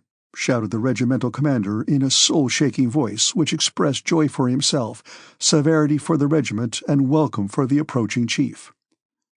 Along the broad country road, edged on both sides by trees, came a high, light blue Viennese caleche, slightly creaking on its springs and drawn by 6 horses at a smart trot. Behind the caleche galloped the suite and a convoy of Croats. Beside Kutuzov sat an Austrian general, in a white uniform that looked strange among the Russian black ones. The caleche stopped in front of the regiment. Kutuzov and the Austrian general were talking in low voices, and Kutuzov smiled slightly as, treading heavily, he stepped down from the carriage, just as if those 2,000 men breathlessly gazing at him and the regimental commander did not exist. The word of command rang out, and again the regiment quivered, as with a jingling sound it presented arms. Then, amidst a dead silence, the feeble voice of the commander-in-chief was heard. The regiment roared, "Health to your Excellency!" And again all became silent. At first, Kutuzov stood still while the regiment moved. Then he and the general in white, accompanied by the suite, walked between the ranks. From the way the regimental commander saluted the commander-in-chief and devoured him with his eyes, drawing himself up obsequiously, and from the way he walked through the ranks behind the generals, bending forward and hardly able to restrain his jerky movements, and from the way he darted forward at every word or gesture of the commander-in-chief, it was evident that he performed his duty as a subordinate with even greater zeal than his duty as a commander. Thanks to the strictness and assiduity of its commander, the regiment, in comparison with others that had reached Braunau at the same time, was in splendid condition. There were only 217 sick and stragglers. Everything was in good order, except the boots. Kutuzov walked through the ranks, sometimes stopping to say a few friendly words to officers he had known in the Turkish War, sometimes also to the soldiers. Looking at their boots, he several times shook his head sadly, pointing them out to the Austrian general with an expression which seemed to say that he was not blaming anyone, but could not help noticing what a bad state of things it was. The regimental commander ran forward on each such occasion, fearing to miss a single word of the commander-in-chief's regarding the regiment. Behind Kutuzov, at a distance that allowed every softly spoken word to be heard, followed some 20 men of his suite. These gentlemen talked among themselves and sometimes laughed. Nearest of all to the commander-in-chief walked a handsome adjutant. This was Prince Bolkonsky. Beside him was his comrade Nesvitsky, a tall staff officer, extremely stout, with a kindly, smiling, handsome face and moist eyes. Nesvitsky could hardly keep from laughter provoked by a swarthy hussar officer who walked beside him. This hussar, with a grave face and without a smile or a change in the expression of his fixed eyes, watched the regimental commander's back and mimicked his every movement. Every time the commander started and bent forward, the hussar started and bent forward in exactly the same manner. Nesvitsky laughed and nudged the others to make them look at the wag. Kutuzov walked slowly and languidly past thousands of eyes which were starting from their sockets to watch their chief. On reaching the 3rd company, he suddenly stopped. His suite, not having expected this, involuntarily came closer to him. "Ah, Timokhin," said he, recognizing the red-nosed captain who had been reprimanded on account of the blue greatcoat. One would have thought it impossible for a man to stretch himself more than Timokhin had done when he was reprimanded by the regimental commander. But now that the commander-in-chief addressed him, he drew himself up to such an extent that it seemed he could not have sustained it had the commander-in-chief continued to look at him. And so Kutuzov, who evidently understood his case and wished him nothing but good, quickly turned away, a scarcely perceptible smile flitting over his scarred and puffy face. "Another Ismail comrade," said he, "a brave officer. Are you satisfied with him?" he asked the regimental commander. And the latter, unconscious that he was being reflected in the hussar officer as in a looking-glass, started, moved forward, and answered, "Highly satisfied, Your Excellency." "We all have our weaknesses," said Kutuzov, smiling and walking away from him. "He used to have a predilection for Bacchus." The regimental commander was afraid he might be blamed for this and did not answer. The hussar at that moment noticed the face of the red-nosed captain and his drawn-in stomach, and mimicked his expression and pose with such exactitude that Nesvitsky could not help laughing. Kutuzov turned round. The officer evidently had complete control of his face, and while Kutuzov was turning, managed to make a grimace and then assume a most serious, deferential, and innocent expression. The third company was the last, and Kutuzov pondered, apparently trying to recollect something. Prince Andrew stepped forward from among the suite and said in French, "You told me to remind you of the officer Dolokhov, reduced to the ranks in this regiment." "Where is Dolokhov?" asked Kutuzov. Dolokhov, who had already changed into a soldier's grey greatcoat, did not wait to be called.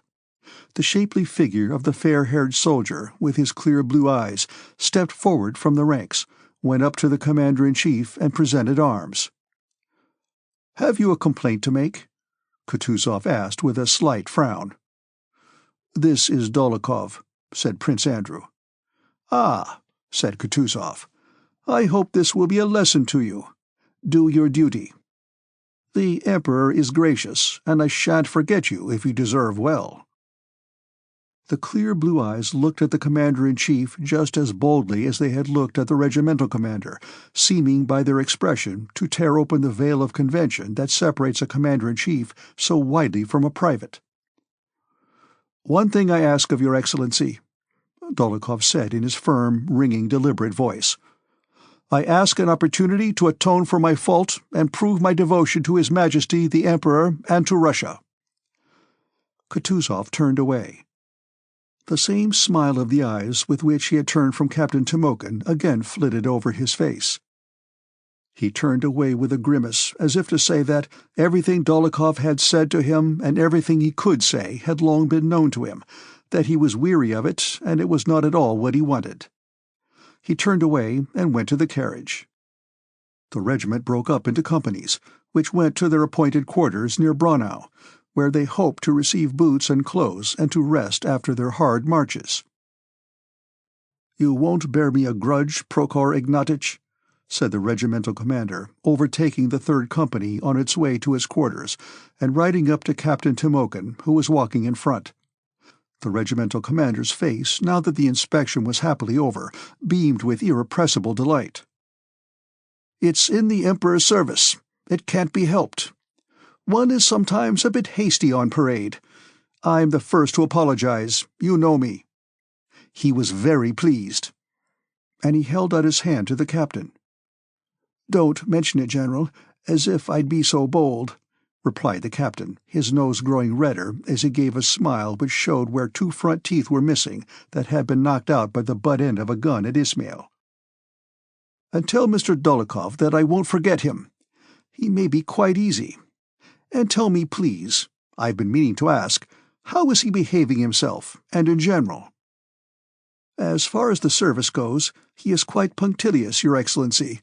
But his character—" said Timokhin. "And what about his character?" asked the regimental commander. "It's different on different days," answered the captain. "One day he is sensible, well-educated, and good-natured, and the next he's a wild beast. In Poland, if you please, he nearly killed a Jew." "Oh, well, well," remarked the regimental commander. "Still, one must have pity on a young man in misfortune. You know he has important connections. Well then, you just—" "I will, Your Excellency," said Timokhin, showing by his smile that he understood his commander's wish. "Well, of course, of course." The regimental commander sought out Dolokhov in the ranks, and, reining in his horse, said to him, "After the next affair, epaulets." Dolokhov looked round, but did not say anything, nor did the mocking smile on his lips change. "Well, that's all right," continued the regimental commander. "A cup of vodka for the men from me," he added, so that the soldiers could hear. "I thank you all. God be praised." And he rode past that company and overtook the next one. "Well, he's really a good fellow. One can serve under him," said Timokhin to the subaltern beside him. "In a word, a hearty one," said the subaltern, laughing. The regimental commander was nicknamed King of Hearts. The cheerful mood of their officers after the inspection infected the soldiers. The company marched on gaily. Soldiers' voices could be heard on every side. "And they say Kutuzov was blind of one eye?" "And so he is, quite blind." "No, friend, he is sharper-eyed than you are. Boots and leg bands, he noticed everything." "When he looked at my feet, friend, well, thinks I, and that other one with him, the Austrian, looked as if he were smeared with chalk, as white as flour. I suppose they polish him up as they do the guns." "I say, Fedeshин, did he say when the battles are to begin? You were near him. Everybody said that Bonaparte himself was at Braunau." "Bonaparte himself! Just listen to the fool, what he doesn't know. The Prussians are up in arms now. The Austrians, you see, are putting them down. When they've been put down, the war with Bonaparte will begin. And he says Bonaparte is in Braunau. Shows you're a fool. You'd better listen more carefully." "What devils these quartermasters are! See, the 5th Company is turning into the village already. They will have their buckwheat cooked before we reach our quarters. Give me a biscuit, you devil." "And did you give me tobacco yesterday?" "That's just it, friend. Ah, well, never mind, here you are." "They might call a halt here, or we'll have to do another 4 miles without eating." "Wasn't it fine when those Germans gave us lifts? You just sit still and are drawn along." "And here, friend, the people are quite beggarly. There they all seem to be Poles, all under the Russian crown, but here they're all regular Germans." "Singers to the front!" came the captain's order. And from the different ranks some 20 men ran to the front. A drummer, their leader, turned round facing the singers, and flourishing his arm, began a long drawn-out soldier's song, commencing with the words, "Morning dawned, the sun was rising," and concluding, "On then, brothers, on to glory, led by Father Kamensky." This song had been composed in the Turkish campaign, and now being sung in Austria, the only change being that the words Father Kamensky were replaced by Father Kutuzov. Having jerked out these last words as soldiers do, and waved his arms as if flinging something to the ground, the drummer, a lean, handsome soldier of 40, looked sternly at the singers and screwed up his eyes. Then, having satisfied himself that all eyes were fixed on him, he raised both arms as if carefully lifting some invisible but precious object above his head, and holding it there for some seconds, suddenly flung it down and began, "Oh, my bower! Oh, my bower! Oh, my bower new!" chimed in 20 voices, and the castanet player, in spite of the burden of his equipment, rushed out to the front and, walking backwards before the company, jerked his shoulders and flourished his castanets as if threatening someone. The soldiers, swinging their arms and keeping time spontaneously, marched with long steps. Behind the company, the sound of wheels, the creaking of springs, and the tramp of horses' hoofs were heard. Kutuzov and his suite were returning to the town. The commander-in-chief made a sign that the men should continue to march at ease, and he and all his suite showed pleasure at the sound of the singing and the sight of the dancing soldier and the gay and smartly marching men. In the second file from the right flank, beside which the carriage passed the company, a blue-eyed soldier involuntarily attracted notice. It was Dolokhov, marching with particular grace and boldness in time to the song, and looking at those driving past as if he pitied all who were not at that moment marching with the company. The hussar cornet of Kutuzov's suite, who had mimicked the regimental commander, fell back from the carriage and rode up to Dolokhov. Hussar Cornet Zherkov had at one time in Petersburg belonged to the wild set led by Dolokhov. Zherkov had met Dolokhov abroad as a private, and had not seen fit to recognize him. But now that Kutuzov had spoken to the gentleman ranker, he addressed him with the cordiality of an old friend. "My dear fellow, how are you?" said he through the singing, making his horse keep pace with the company. "How am I?" Dolokhov answered coldly. "I am as you see."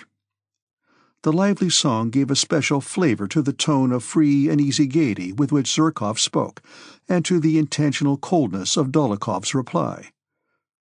"And how do you get on with the officers?" inquired Zherkov. "All right. They are good fellows. And how have you wriggled onto the staff?" "I was attached. I'm on duty."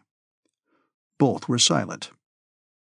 "She let the hawk fly upward from her wide right sleeve," went the song, arousing an involuntary sensation of courage and cheerfulness. Their conversation would probably have been different but for the effect of that song. "Is it true that Austrians have been beaten?" asked Dólokhov. "The devil only knows. They say so." "I'm glad," answered Dólokhov briefly and clearly, as the song demanded. "I say, come round some evening and we'll have a game of faro," said Zherkov. "Why, have you too much money?" "Do come." "I can't. I've sworn not to. I won't drink and won't play till I get reinstated." "Well, that's only till the first engagement." "We shall see." They were again silent. "Come if you need anything. One can at least be of use on the staff." Dólokhov smiled. "Don't trouble. If I want anything, I won't beg. I'll take it." "Well, never mind. I only. Goodbye. Good health." "It's a long, long way to my native land." Zherkov touched his horse with the spurs. It pranced excitedly from foot to foot, uncertain with which to start, then settled down, galloped past the company, and overtook the carriage, still keeping time to the song. Chapter 3. On returning from the review, Kutuzov took the Austrian general into his private room, and calling his adjutant, asked for some papers relating to the condition of the troops on their arrival, and the letters that had come from the Archduke Ferdinand, who was in command of the advanced army. Prince Andrei Bolkonsky came into the room with the required papers. Kutuzov and the Austrian member of the Hofkriegsrath were sitting at the table on which a plan was spread out. "Ah," said Kutuzov, glancing at Bolkonsky, as if by this exclamation he was asking the adjutant to wait, and he went on with the conversation in French. "All I can say, General," said he with a pleasant elegance of expression and intonation that obliged one to listen to each deliberately spoken word. It was evident that Kutuzov himself listened with pleasure to his own voice. "All I can say, General, is that if the matter depended on my personal wishes, the will of His Majesty the Emperor Francis would have been fulfilled long ago. I should long ago have joined the Archduke.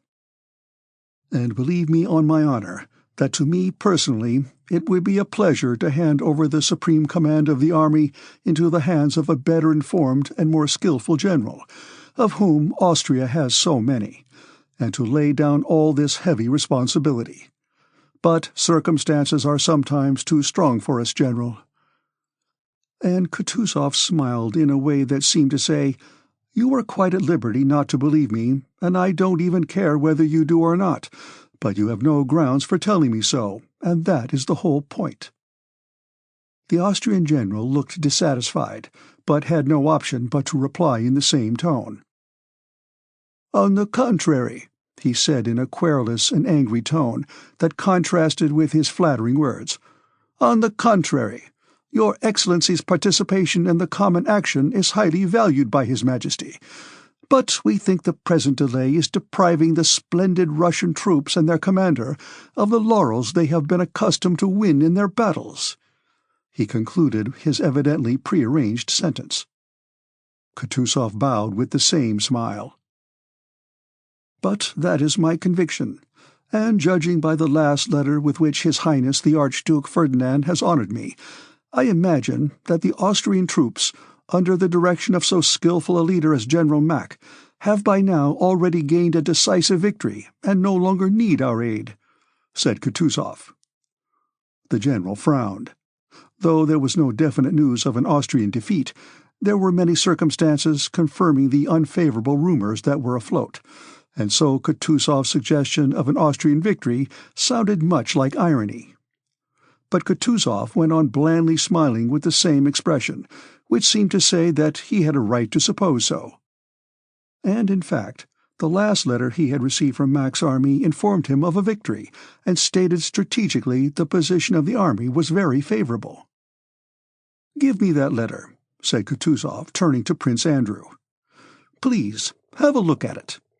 And Kutuzov, with an ironical smile about the corners of his mouth, read to the Austrian general the following passage in German from the Archduke Ferdinand's letter. "We have fully concentrated forces of nearly 70,000 men with which to attack and defeat the enemy should he cross the Lech.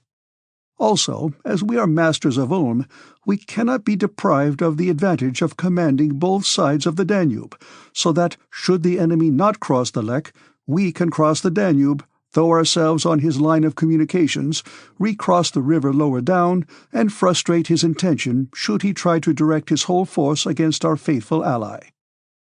We shall therefore confidently await the moment when the Imperial Russian army will be fully equipped, and shall then, in conjunction with it, easily find a way to prepare for the enemy the fate he deserves."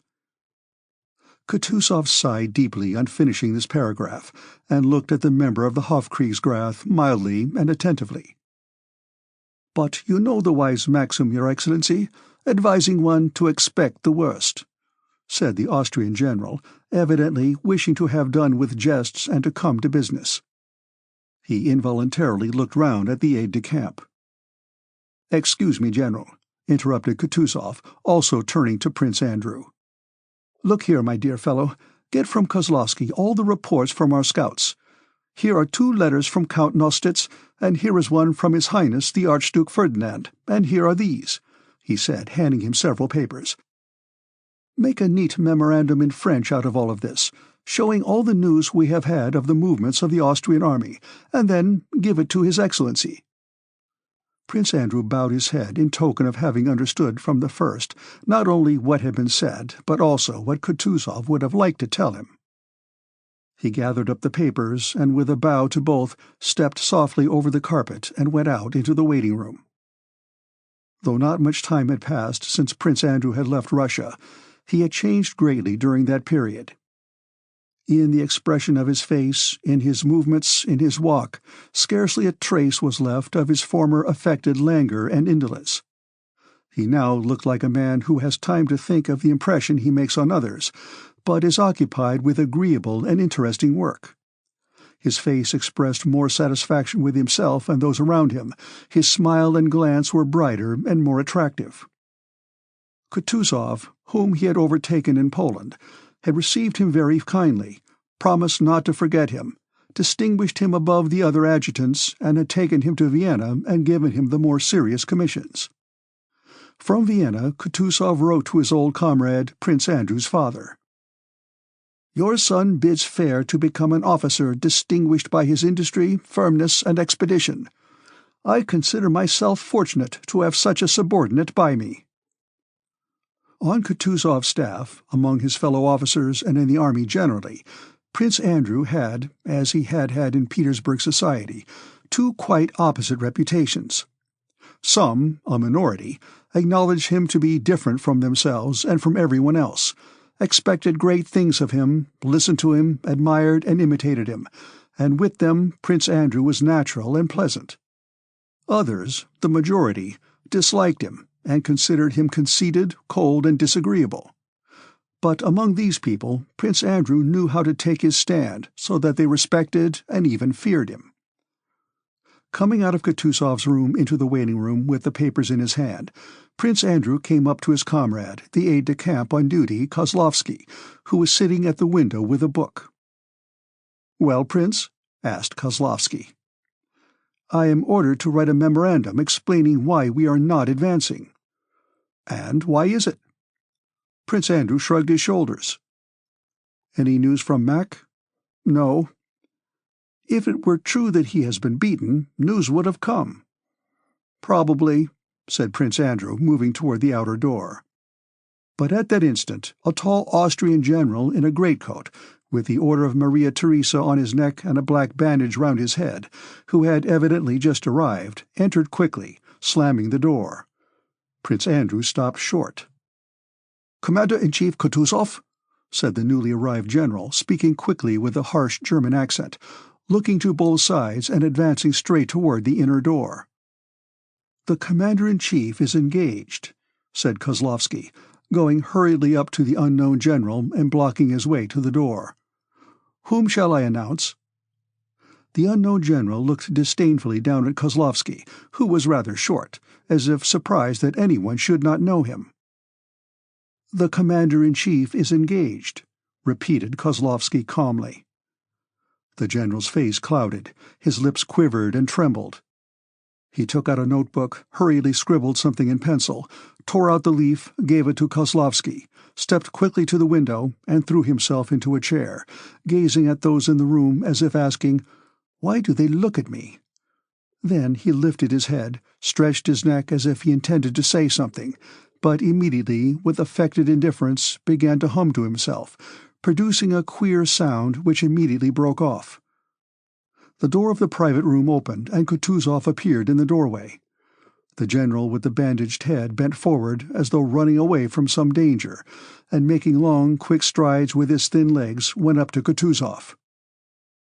"Vous voyez le malheureux Mac," he uttered in a broken voice.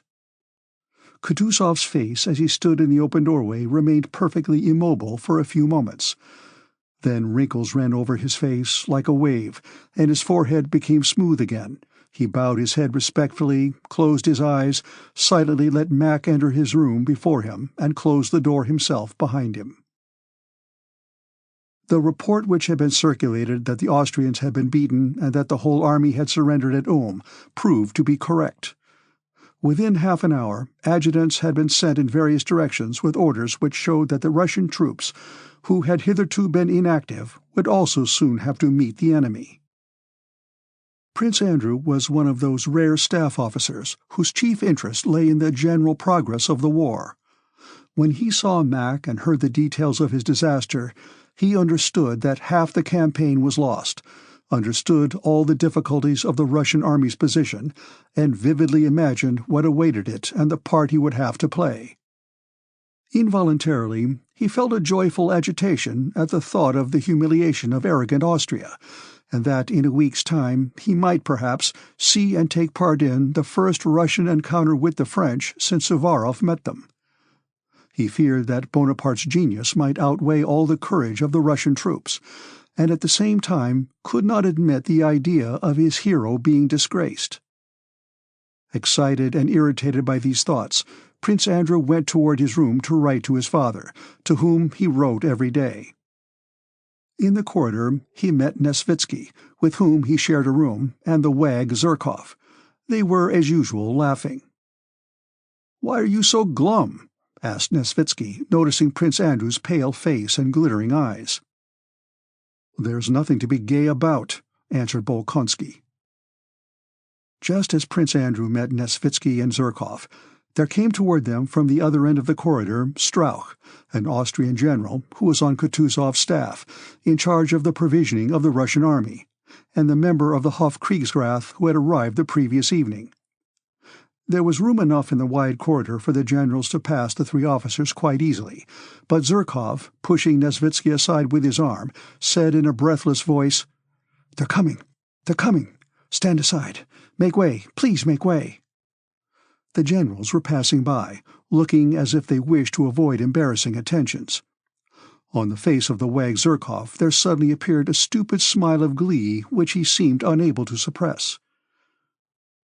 "Your Excellency," said he in German, stepping forward and addressing the Austrian general, "I have the honor to congratulate you."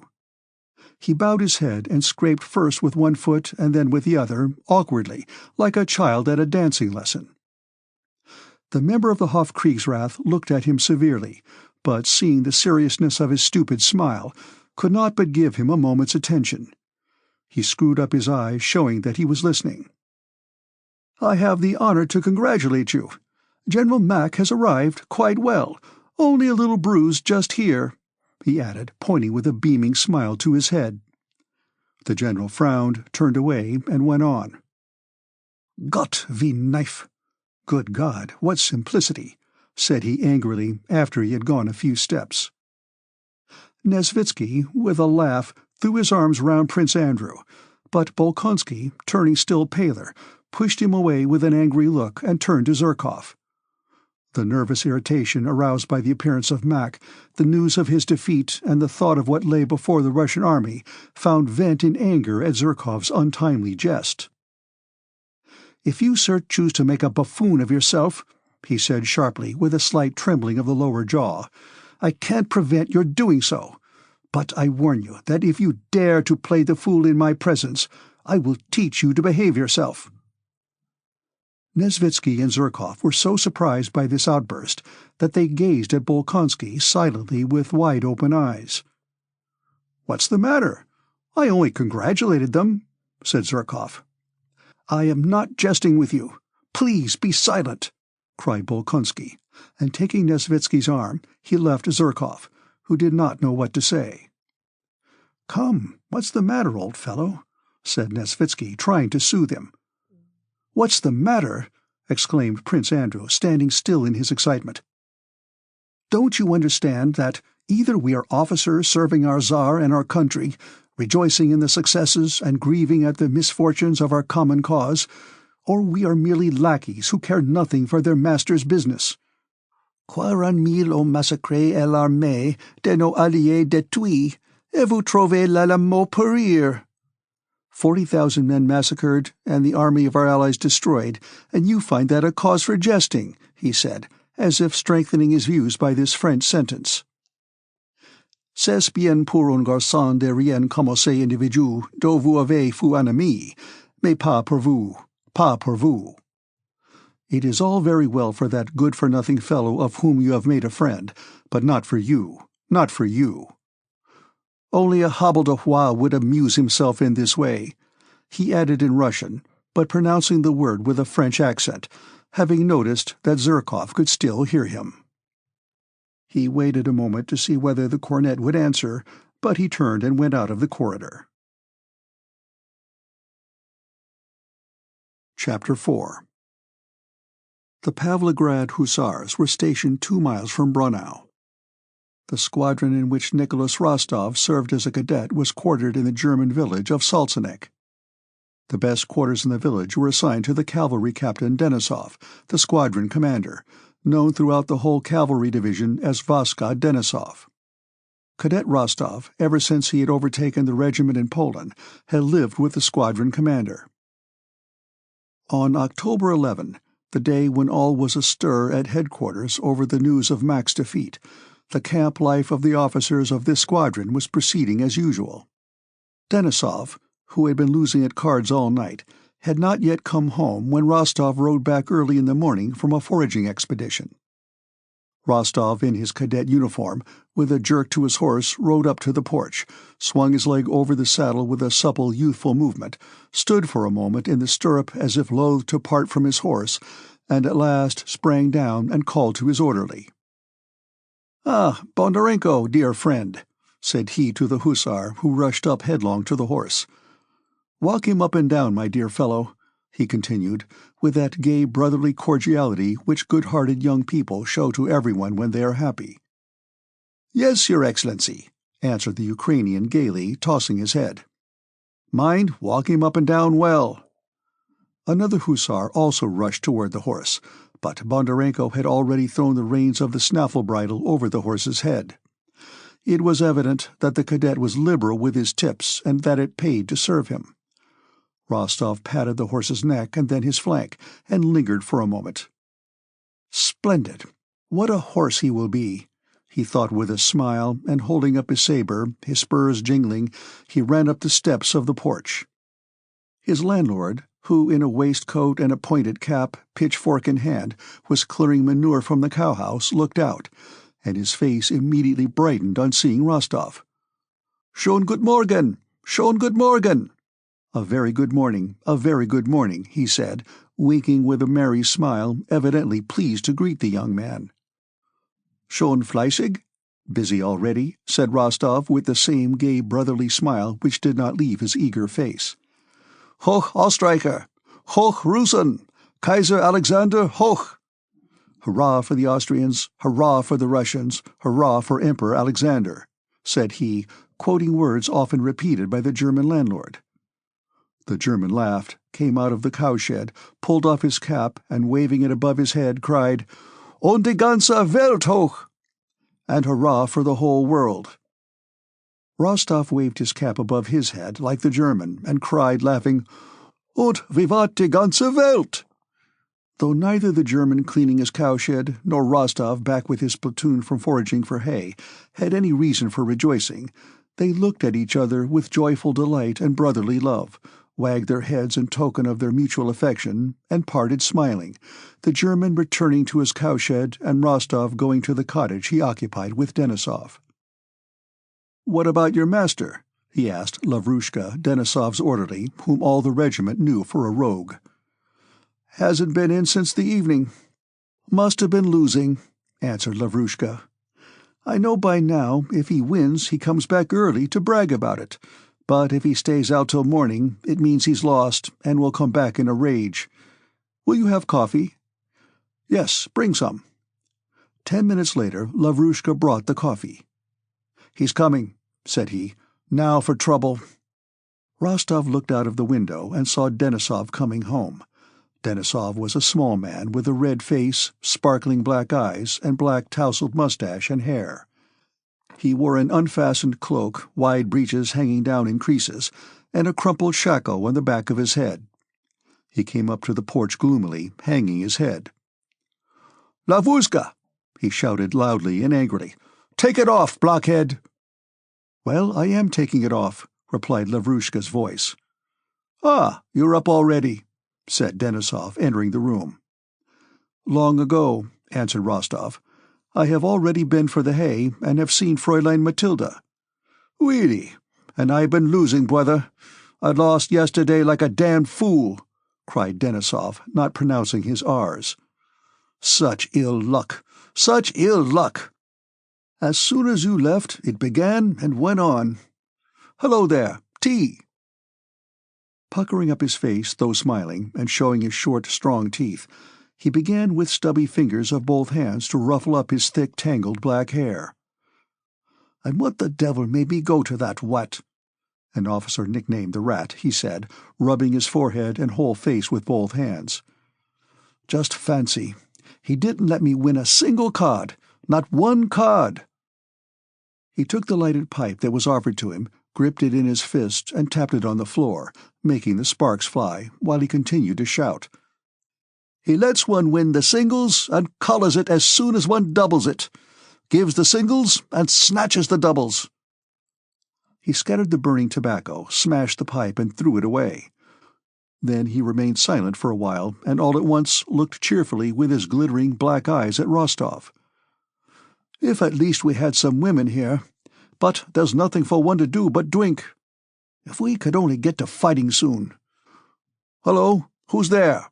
he said, turning to the door as he heard a tread of heavy boots and the clinking of spurs that came to a stop, and a respectful cough. "The squadron quartermaster," said Lavrushka. Denisov's face puckered still more. "Wretched," he muttered, throwing down a purse with some gold in it. "Rostov, dear fellow, just see how much there is left and shove the purse under the pillow," he said, and went out to the quartermaster. Rostov took the money, and, mechanically arranging the old and new coins in separate piles, began counting them. "Ah, Telyanin, how do you do?" "They plucked me last night," came Denisov's voice from the next room. "Where? At Bykov's? At the Rats?" "I knew it," replied a piping voice, and Lieutenant Telyanin, a small officer of the same squadron, entered the room. Rostov thrust the purse under the pillow and shook the damp little hand which was offered him. Telyanin, for some reason, had been transferred from the Guards just before this campaign. He behaved very well in the regiment, but was not liked. Rostov especially detested him, and was unable to overcome or conceal his groundless antipathy to the man. "Well, young cavalryman, how is my rook behaving?" he said. Rook was a young horse Telyanin had sold to Rostov. The lieutenant never looked the man he was speaking to straight in the face. His eyes continually wandered from one object to another. "I saw you riding this morning," he added. "Oh, he's all right, a good horse," answered Rostov, though the horse for which he had paid 700 rubles was not worth half that sum. "He's begun to go a little lame on the left foreleg," he added. "The hoof's cracked. That's nothing. I'll teach you what to do and show you what kind of rivet to use." "Yes, please do," said Rostov. "I'll show you. I'll show you. It's not a secret, and it's a horse you'll thank me for." "Then I'll have it brought round," said Rostov, wishing to avoid Telyanin, and he went out to give the order. In the passage, Denisov, with a pipe, was squatting on the threshold facing the quartermaster who was reporting to him. On seeing Rostov, Denisov screwed up his face, and pointing over his shoulder with his thumb to the room where Telyanin was sitting, he frowned and gave a shudder of disgust. "Ugh, I don't like that fellow," he said, regardless of the quartermaster's presence. Rostov shrugged his shoulders, as much as to say, "Nor do I, but what's one to do?" and having given his order, he returned to Telyanin. Telyanin was sitting in the same indolent pose in which Rostov had left him, rubbing his small white hands. "Well, there certainly are disgusting people," thought Rostov as he entered.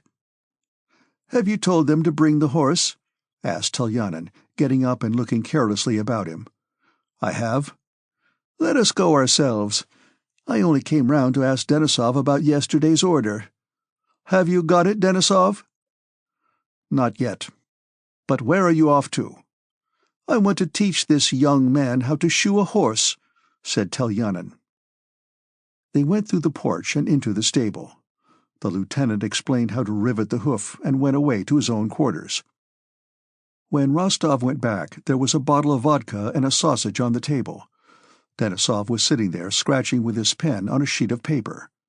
He looked gloomily at Rostov's face and said, "I am writing to her." He leaned his elbows on the table with his pen in his hand, and, evidently glad of a chance to say quicker in words what he wanted to write, told Rostov the contents of his letter. "You see, my friend," he said, "we sleep when we don't love. We are children of the dust, but one falls in love and one is a god. One is pure as the first day of creation." "Who's that now? Send him to the devil. I'm busy," he shouted to Lavrushka, who went up to him not in the least abashed. "Who should it be? You yourself told him to come. It's the quartermaster for the money." Denisov frowned and was about to shout some reply, but stopped. "Wretched business," he muttered to himself. "How much is left in the purse?" he asked, turning to Rostov. 7 new and 3 old imperials. "Oh, it is wretched." "Well, what are you standing there for, you scarecrow? Call the quartermaster," he shouted to Lavrushka. "Please, Denisov, let me lend you some. I have some, you know," said Rostov, blushing. "Don't like borrowing from my own fellows. I don't," growled Denisov. "But if you won't accept money from me like a comrade, you will offend me. Really, I have some," Rostov repeated. "No, I tell you." And Denisov went to the bed to get the purse from under the pillow. "Where have you put it, Rostov?" "Under the lower pillow." "It's not there." Denisov threw pillows on the floor. The purse was not there.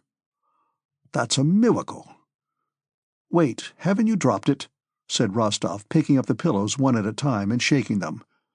He pulled off the quilt and shook it. The purse was not there. "Dear me, can I have forgotten?" "No, I remember thinking that you kept it under your head like a treasure," said Rostov. "I put it just here. Where is it?" he asked, turning to Lavrushka. "I haven't been in the room. It must be where you put it." "But it isn't." "You're always like that. You throw a thing down anywhere and forget it. Feel in your pockets." "No, if I hadn't thought of it being a treasure," said Rostov, "but I remember putting it there." Lavrushka turned all the bedding over, looked under the bed and under the table, searched everywhere, and stood still in the middle of the room. Denisov silently watched Lavrushka's movements, and when the latter threw up his arms in surprise, saying it was nowhere to be found, Denisov glanced at Rostov. "Rostov, you've not been playing schoolboy tricks?" Rostov felt Denisov's gaze fixed on him, raised his eyes, and instantly dropped them again. All the blood which had seemed congested somewhere below his throat rushed to his face and eyes. He could not draw breath. "And there hasn't been anyone in the room except the lieutenant and yourselves. It must be here somewhere," said Lavrusha. "Now then, you devil's puppet, look alive and hunt for it!" shouted Denisov, suddenly turning purple and rushing at the man with a threatening gesture. "If the purse isn't found, I'll flog you! I'll flog you all!" Rostov, his eyes avoiding Denisov, began buttoning his coat, buckled on his saber, and put on his cap. "I must have that purse, I tell you!" shouted Denisov, shaking his orderly by the shoulders and knocking him against the wall. "Denisov, let him alone. I know who has taken it," said Rostov, going toward the door without raising his eyes. Denisov paused, thought a moment, and, evidently understanding what Rostov hinted at, seized his arm. "Nonsense!" he cried, and the veins on his forehead and neck stood out like cords. "You are mad, I tell you! I won't allow it! The purse is here! I'll flay this scoundrel alive, and it will be found!" "I know who has taken it," repeated Rostov in an unsteady voice, and went to the door. "And I tell you, don't you dare to do it!" shouted Denisov, rushing at the cadet to restrain him. But Rostov pulled away his arm, and with as much anger as though Denisov were his worst enemy, firmly fixed his eyes directly on his face. "Do you understand what you're saying?" he said in a trembling voice. "There was no one else in the room except myself. So that if it is not so, then—" He could not finish, and ran out of the room. "Ah, may the devil take you and everybody!" were the last words Rostov heard. Rostov went to Telyanin's quarters. "The master is not in. He's gone to headquarters," said Telyanin's orderly. "Has something happened?" he added, surprised at the cadet's troubled face. "No, nothing." "You've only just missed him," said the orderly. The headquarters were situated 2 miles away from Salzenek, and Rostov, without returning home, took a horse and rode there. There was an inn in the village which the officers frequented. Rostov rode up to it and saw Telyanin's horse at the porch. In the second room of the inn, the lieutenant was sitting over a dish of sausages and a bottle of wine. "Ah, you've come here too, young man," he said, smiling and raising his eyebrows. "Yes," said Rostov, as if it cost him a great deal to utter the word, and he sat down at the nearest table. Both were silent. There were 2 Germans and a Russian officer in the room. No one spoke, and the only sounds heard were the clatter of knives and the munching of the lieutenant. When Telyanin had finished his lunch, he took out of his pockets a double purse, and drawing its rings aside with his small, white, turned-up fingers, drew out a gold imperial, and lifting his eyebrows, gave it to the waiter. "Please be quick," he said. The coin was a new one. Rostov rose and went up to Telyanin. "Allow me to look at your purse," he said in a low, almost inaudible voice. With shifting eyes but eyebrows still raised, Telyanin handed him the purse. "Yes, it's a nice purse. Yes, yes," he said, growing suddenly pale, and added, "Look at it, young man." Rostov took the purse in his hand, examined it and the money in it, and looked at Telyanin. The lieutenant was looking about in his usual way, and suddenly seemed to grow very merry. "If we get to Vienna, I'll get rid of it there, but in these wretched little towns there's nowhere to spend it," said he. "Well, let me have it, young man. I'm going." Rostov did not speak. "And you? Are you going to have lunch too? They feed you quite decently here," continued Telyanin. "Now then, let me have it." He stretched out his hand to take hold of the purse. Rostov let go of it. Telyanin took the purse and began carelessly slipping it into the pocket of his riding breeches, with his eyebrows lifted and his mouth slightly open, as if to say, "Yes, yes, I am putting my purse in my pocket, and that's quite simple and is no one else's business." "Well, young man," he said with a sigh, and from under his lifted brows he glanced into Rostov's eyes. Some flash, as of an electric spark, shot from Telyanin's eyes to Rostov's and back again and again in an instant. "Come here," said Rostov, catching hold of Telyanin's arm and almost dragging him to the window. "That money is Denisov's. You took it," he whispered just above Telyanin's ear. "What? What? How dare you? What?" said Telyanin. But these words came like a piteous, despairing cry and an entreaty for pardon. As soon as Rostov heard them, an enormous load of doubt fell from him. He was glad, and at the same instant began to pity the miserable man who stood before him, but the task he had begun had to be completed. "Heaven only knows what the people here may imagine," muttered Telyanin, taking up his cap and moving toward a small empty room. "We must have an explanation." "I know it, and shall prove it," said Rostov. Every muscle of Telyanin's pale, terrified face began to quiver. His eyes still shifted from side to side, but with a downward look not rising to Rostov's face, and his sobs were audible. "Count, don't ruin a young fellow. Here is this wretched money. Take it." He threw it on the table. "I have an old father and mother." Rostov took the money, avoiding Telyanin's eyes, and went out of the room without a word. But at the door he stopped and then retraced his steps. "Oh, God," he said with tears in his eyes, "how could you do it?" "Count," said Telyanin, drawing nearer to him. "Don't touch me," said Rostov, drawing back. "If you need it, take the money," and he threw the purse to him and ran out of the inn. Chapter 5. That same evening there was an animated discussion among the squadron's officers in Denisov's quarters.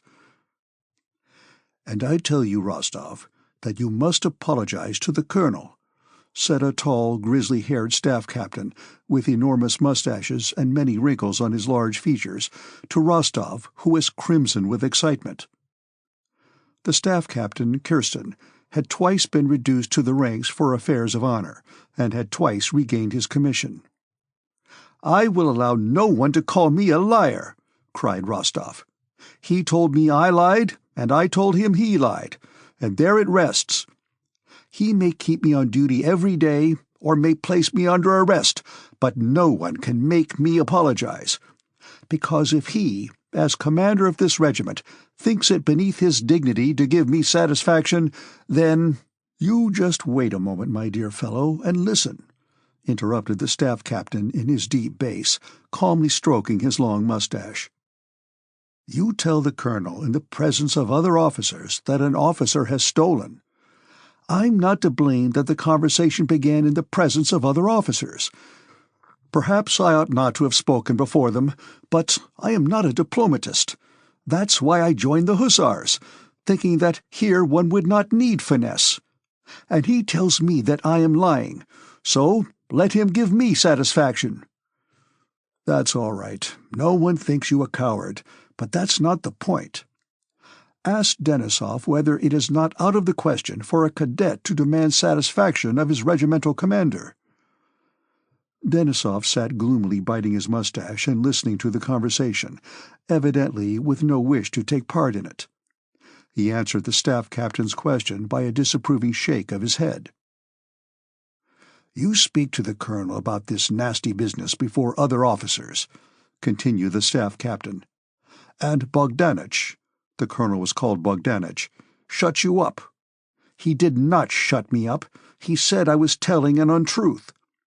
Well, have it so, and you talked a lot of nonsense to him and must apologize." "Not on any account," exclaimed Rostov. "I did not expect this of you," said the staff captain seriously and severely. "You don't wish to apologize, but, man, it's not only to him, but to the whole regiment, all of us. You're to blame all round. The case is this. You ought to have thought the matter over and taken advice, but no, you go and blurt it all straight out before the officers. Now what was the colonel to do? Have the officer tried and disgrace the whole regiment? Disgrace the whole regiment because of one scoundrel? Is that how you look at it? We don't see it like that. And Bogdanich was a brick. He told you you were saying what was not true. It's not pleasant, but what's to be done, my dear fellow? You landed yourself in it. And now, when one wants to smooth the thing over, some conceit prevents your apologizing, and you wish to make the whole affair public. You are offended at being put on duty a bit, but why not apologize to an old and honorable officer? Whatever Bogdanich may be, anyway, he is an honorable and brave old colonel. You're quick at taking offense, but you don't mind disgracing the whole regiment. The staff captain's voice began to tremble. You have been in the regiment next to no time, my lad. You're here today, and tomorrow you'll be appointed adjutant somewhere and can snap your fingers when it is said, "There are thieves among the Pavlograd officers." But it's not all the same to us. Am I not right, Denisov? It's not the same. Denisov remained silent and did not move, but occasionally looked with his glittering black eyes at Rostov. "You value your own pride and don't wish to apologize," continued the staff captain. "But we old fellows, who have grown up in, and God willing, are going to die in the regiment, we prize the honor of the regiment, and Bogdanich knows it.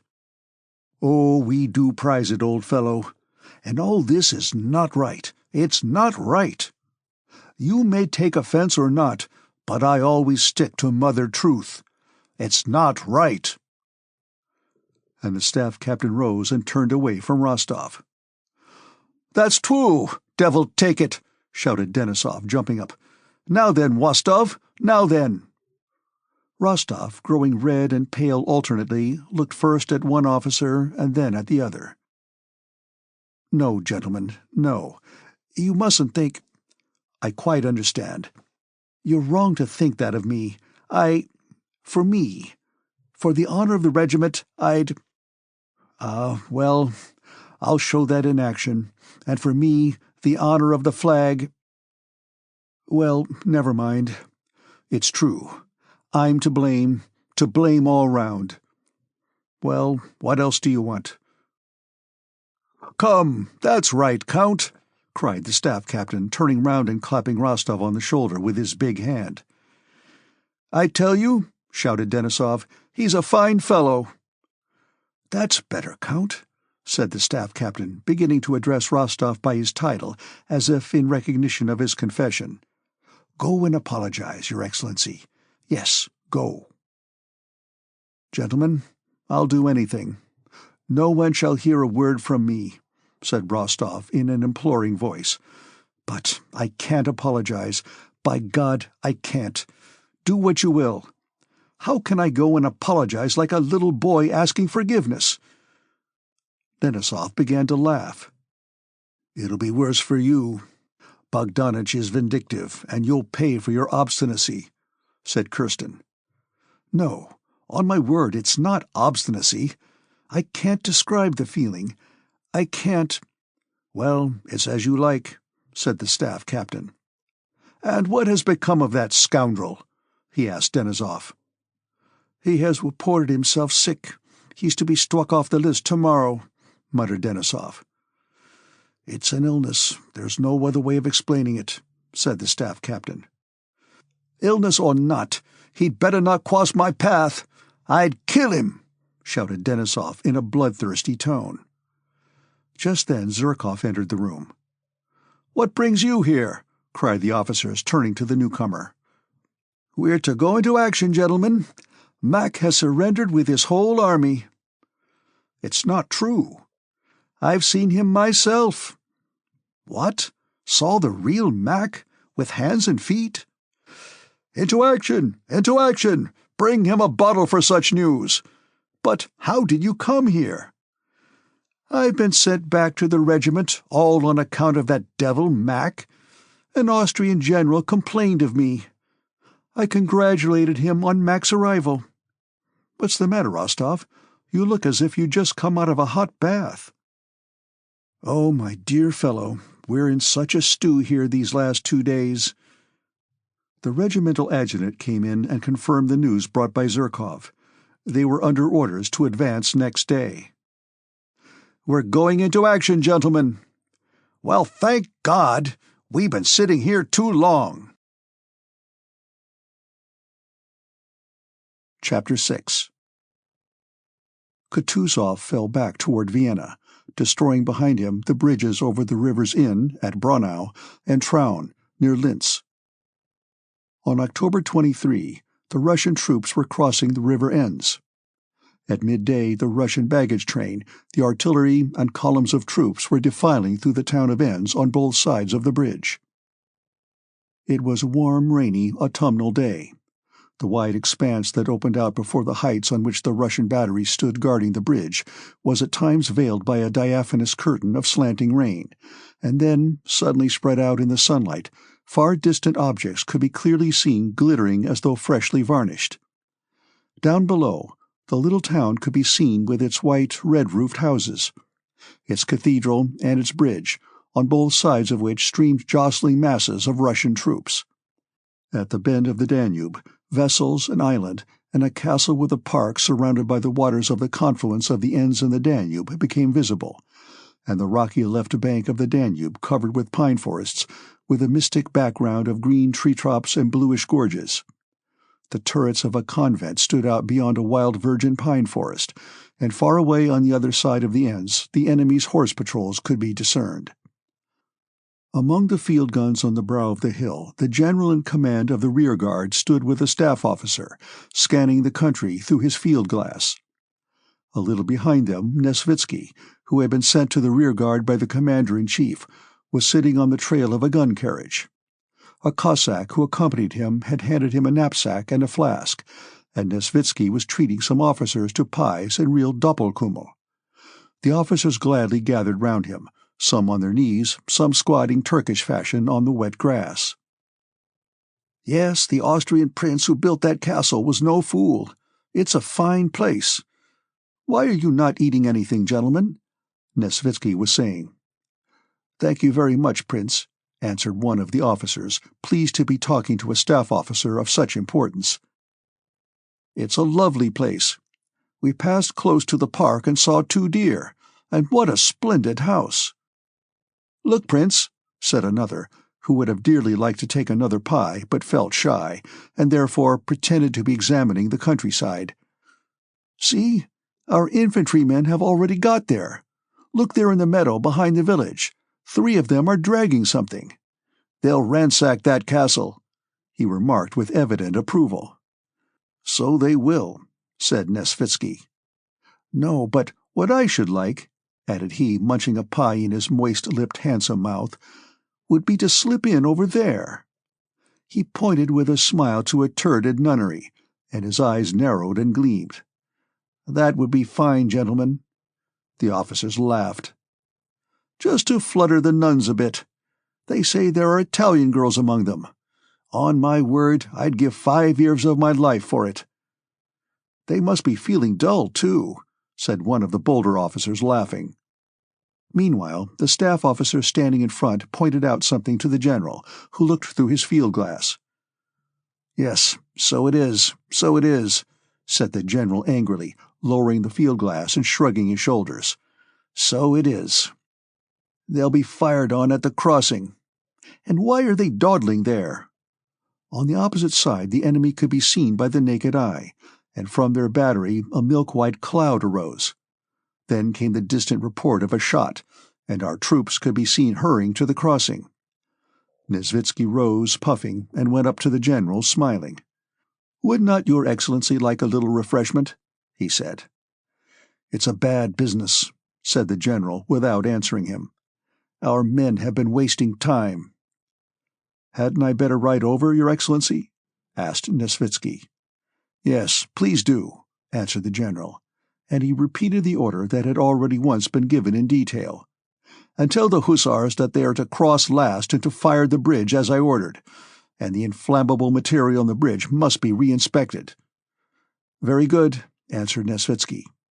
He called the Cossack with his horse, told him to put away the knapsack and flask, and swung his heavy person easily into the saddle. "I'll really call in on the nuns," he said to the officers, who watched him smilingly, and he rode off by the winding path down the hill. "Now then, let's see how far it will carry, Captain. Just try," said the general, turning to an artillery officer. "Have a little fun to pass the time." "Crew, to your guns!" commanded the officer. In a moment the men came running gaily from their campfires and began loading. "One!" came the command. Number 1 jumped briskly aside. The gun rang out with a deafening metallic roar, and a whistling grenade flew above the heads of our troops below the hill, and fell far short of the enemy, a little smoke showing the spot where it burst. The faces of officers and men brightened up at the sound. Everyone got up and began watching the movements of our troops below, as plainly visible as if but a stone's throw away, and the movements of the approaching enemy farther off. At the same instant the sun came fully out from behind the clouds, and the clear sound of the solitary shot and the brilliance of the bright sunshine merged in a single joyous and spirited impression. Chapter 7. 2 of the enemy's shots had already flown across the bridge, where there was a crush. Halfway across stood Prince Nesvitsky, who had alighted from his horse and whose big body was jammed against the railings. He looked back, laughing, to the Cossack, who stood a few steps behind him, holding 2 horses by their bridles. Each time Prince Nesvitsky tried to move on, soldiers and carts pushed him back again, and pressed him against the railings, and all he could do was to smile. "What a fine fellow you are, friend," said the Cossack to a convoy soldier with a wagon, who was pressing onto the infantrymen who were crowded together close to his wheels and his horses. "What a fellow! You can't wait a moment. Don't you see the general wants to pass?" But the convoy men took no notice of the word general and shouted at the soldiers who were blocking his way. "Hi there, boys! Keep to the left! Wait a bit!" But the soldiers, crowded together shoulder to shoulder, their bayonets interlocking, moved over the bridge in a dense mass.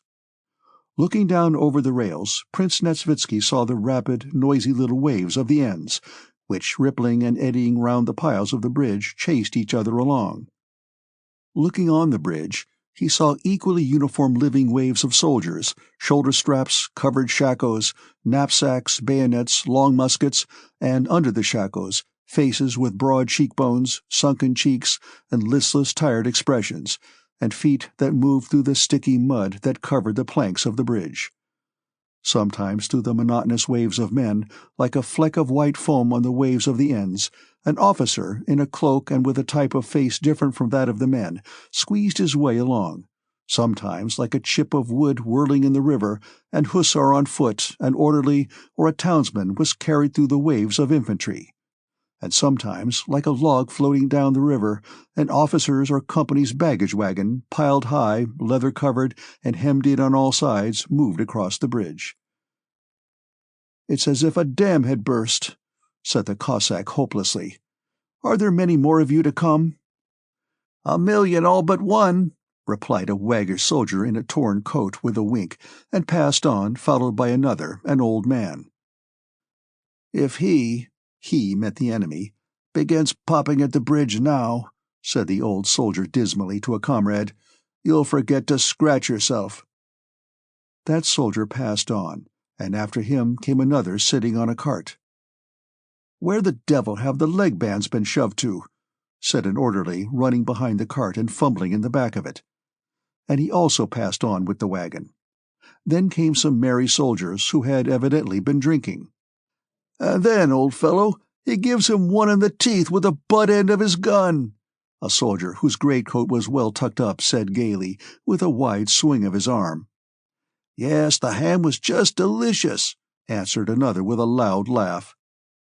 And they too passed on, so that Nesvitsky did not learn who had been struck on the teeth or what the ham had to do with it. "Bah, how they scurry! He just sends a ball and they think they'll all be killed," a sergeant was saying angrily and reproachfully. "As it flies past me, Daddy, the ball, I mean," said a young soldier with an enormous mouth, hardly refraining from laughing. I felt like dying of fright. I did, 'pon my word. I got that frightened," said he, as if bragging of having been frightened. That one also passed. Then followed a cart unlike any that had gone before. It was a German cart with a pair of horses led by a German, and seemed loaded with a whole houseful of effects. A fine brindled cow with a large udder was attached to the cart behind. A woman with an unweaned baby, an old woman, and a healthy German girl with bright red cheeks were sitting on some feather beds. Evidently, these fugitives were allowed to pass by special permission. The eyes of all the soldiers turned toward the women, and while the vehicle was passing at foot pace, all the soldiers' remarks related to the two young ones. Every face bore almost the same smile, expressing unseemly thoughts about the women. "Just see, the German sausage is making tracks too." "Sell me the missus," said another soldier, addressing the German, who, angry and frightened, strode energetically along with downcast eyes. "See how smart she's made herself. Oh, the devils!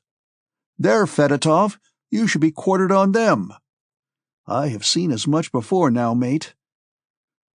"Where are you going?" asked an infantry officer who was eating an apple, also half smiling as he looked at the handsome girl. The German closed his eyes, signifying that he did not understand. "Take it if you like," said the officer, giving the girl an apple. The girl smiled and took it. Nesvitsky, like the rest of the men on the bridge, did not take his eyes off the women till they had passed. When they had gone by, the same stream of soldiers followed, with the same kind of talk, and at last all stopped. As often happens, the horses of a convoy wagon became restive at the end of the bridge, and the whole crowd had to wait. "And why are they stopping? There's no proper order," said the soldiers. "Where are you shoving to? Devil take you! Can't you wait? It'll be worse if he fires the bridge. See, here's an officer jammed in too," different voices were saying in the crowd, as the men looked at one another and all pressed toward the exit from the bridge. Looking down at the waters of the ends under the bridge, Nesvitsky suddenly heard a sound new to him, of something swiftly approaching, something big that splashed into the water. "Just see where it carries to," a soldier nearby said sternly, looking round at the sound. "Encouraging us to get along quicker," said another uneasily. The crowd moved on again. Nesvitsky realized that it was a cannonball. "Hey, Cossack, my horse," he said. "Now then, you there, get out of the way. Make way." With great difficulty he managed to get to his horse, and shouting continually, he moved on. The soldiers squeezed themselves to make way for him, but again pressed on him so that they jammed his leg, and those nearest him were not to blame, for they were themselves pressed still harder from behind. "Nesvitsky! Nesvitsky, you numbskull!" came a hoarse voice from behind him. Nesvitsky looked round and saw, some 15 paces away but separated by the living mass of moving infantry, Vaska Denisov, red and shaggy, with his cap on the back of his black head and a cloak hanging jauntily over his shoulder. "Tell these devils, these fiends, to let me pass!" shouted Denisov, evidently in a fit of rage, his coal-black eyes with their bloodshot whites glittering and rolling as he waved his sheathed saber in a small bare hand as red as his face. "Ah, Vaska," joyfully replied Nesvitsky. "What's up with you?" "The squadron can't pass!"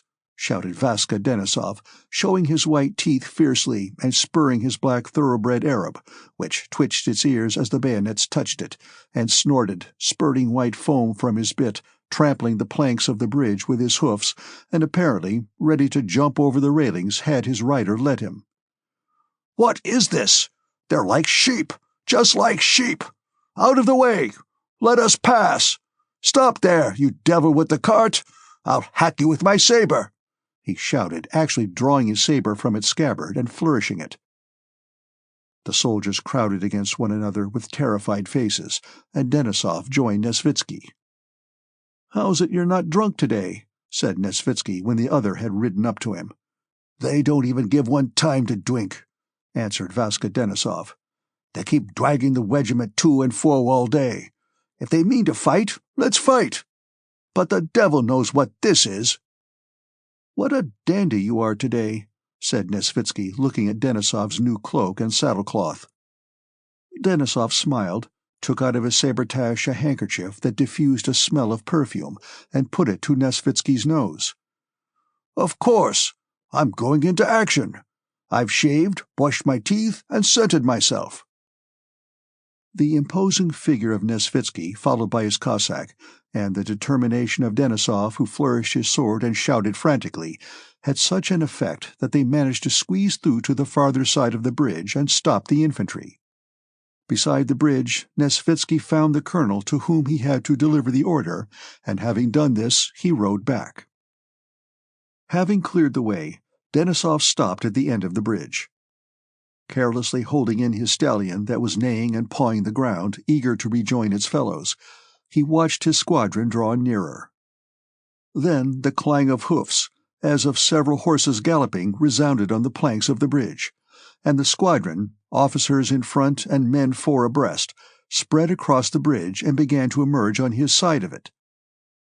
The infantry who had been stopped crowded near the bridge in the trampled mud, and gazed with that particular feeling of ill will, estrangement, and ridicule with which troops of different arms usually encounter one another, at the clean, smart hussars who moved past them in regular order. "Smart lads, only fit for a fair," said one. "What good are they? They're led about just for show," remarked another. "Don't kick up the dust, you infantry," jested an hussar, whose prancing horse had splashed mud over some foot soldiers. "I'd like to put you on a 2 days' march with a knapsack. Your fine cords would soon get a bit rubbed," said an infantryman, wiping the mud off his face with his sleeve. "Perched up there, you're more like a bird than a man." "There now, Zekin, they ought to put you on a horse. You'd look fine," said a corporal, chafing a thin little soldier who bent under the weight of his knapsack. "Take a stick between your legs. That'll suit you for a horse," the hussar shouted back. Chapter 8. The last of the infantry hurriedly crossed the bridge, squeezing together as they approached it, as if passing through a funnel. At last the baggage wagons had all crossed, the crush was less, and the last battalion came onto the bridge. Only Denisov's squadron of hussars remained on the farther side of the bridge facing the enemy, who could be seen from the hill on the opposite bank, but was not yet visible from the bridge, for the horizon as seen from the valley through which the river flowed was formed by the rising ground only half a mile away. At the foot of the hill lay wasteland over which a few groups of our Cossack scouts were moving. Suddenly, on the road at the top of the high ground, artillery and troops in blue uniform were seen. These were the French. A group of Cossack scouts retired down the hill at a trot. All the officers and men of Denisov's squadron, though they tried to talk of other things and to look in other directions, thought only of what was there on the hilltop, and kept constantly looking at the patches appearing on the skyline, which they knew to be the enemy's troops.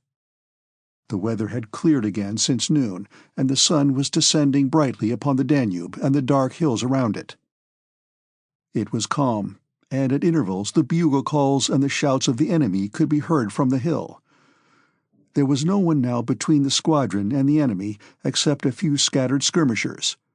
An empty space of some 700 yards was all that separated them. The enemy ceased firing, and that stern, threatening, inaccessible, and intangible line which separates two hostile armies was all the more clearly felt. One step beyond that boundary line which resembles the line dividing the living from the dead lies uncertainty, suffering, and death. And what is there? Who is there? There beyond that field, that tree, that roof lit up by the sun? No one knows, but one wants to know. You fear, and yet long to cross that line, and know that sooner or later it must be crossed, and you will have to find out what is there, just as you will inevitably have to learn what lies the other side of death. But you are strong, healthy, cheerful, and excited, and are surrounded by other such excitedly animated and healthy men. So thinks, or at any rate feels, anyone who comes in sight of the enemy, and that feeling gives a particular glamour and glad keenness of impression to everything that takes place at such moments. On the high ground where the enemy was, the smoke of a cannon rose, and a ball flew whistling over the heads of the hussar squadron. The officers who had been standing together rode off to their places. The hussars began carefully aligning their horses. Silence fell on the whole squadron. All were looking at the enemy in front and at the squadron commander, awaiting the word of command. A second and third cannon ball flew past. Evidently they were firing at the hussars, but the balls with rapid rhythmic whistle flew over the heads of the horsemen and fell somewhere beyond them. The hussars did not look round, but at the sound of each shot, as at the word of command, the whole squadron, with its rows of faces so alike yet so different, holding its breath while the ball flew past, rose in the stirrups and sank back again. The soldiers, without turning their heads, glanced at one another, curious to see their comrade's impression. Every face, from Denisov's to that of the bugler, showed one common expression of conflict, irritation, and excitement around chin and mouth. The quartermaster frowned, looking at the soldiers as if threatening to punish them. Cadet Mironov ducked every time a ball flew past. Rostov, on the left flank, mounted on his rook, a handsome horse despite its game leg, had the happy air of a schoolboy called up before a large audience for an examination in which he feels sure he will distinguish himself. He was glancing at everyone with a clear, bright expression, as if asking them to notice how calmly he sat under fire. But despite himself, on his face too, that same indication of something new and stern showed round the mouth. "Who's that curtsying there? Cadet Mironov! That's not white! Look at me!" cried Denisov, who, unable to keep still on one spot, kept turning his horse in front of the squadron. The black, hairy, snub-nosed face of Vaska Denisov, and his whole short, sturdy figure, with the sinewy, hairy hand and stumpy fingers in which he held the hilt of his naked sabre, looked just as it usually did, especially toward evening, when he had emptied his second bottle. He was only redder than usual. With his shaggy head thrown back like birds when they drink, pressing his spurs mercilessly into the sides of his good horse, Bedouin, and sitting as though falling backwards in the saddle, he galloped to the other flank of the squadron and shouted in a hoarse voice to the men to look to their pistols. He rode up to Kirsten. The staff captain on his broad-backed, steady mare came at a walk to meet him.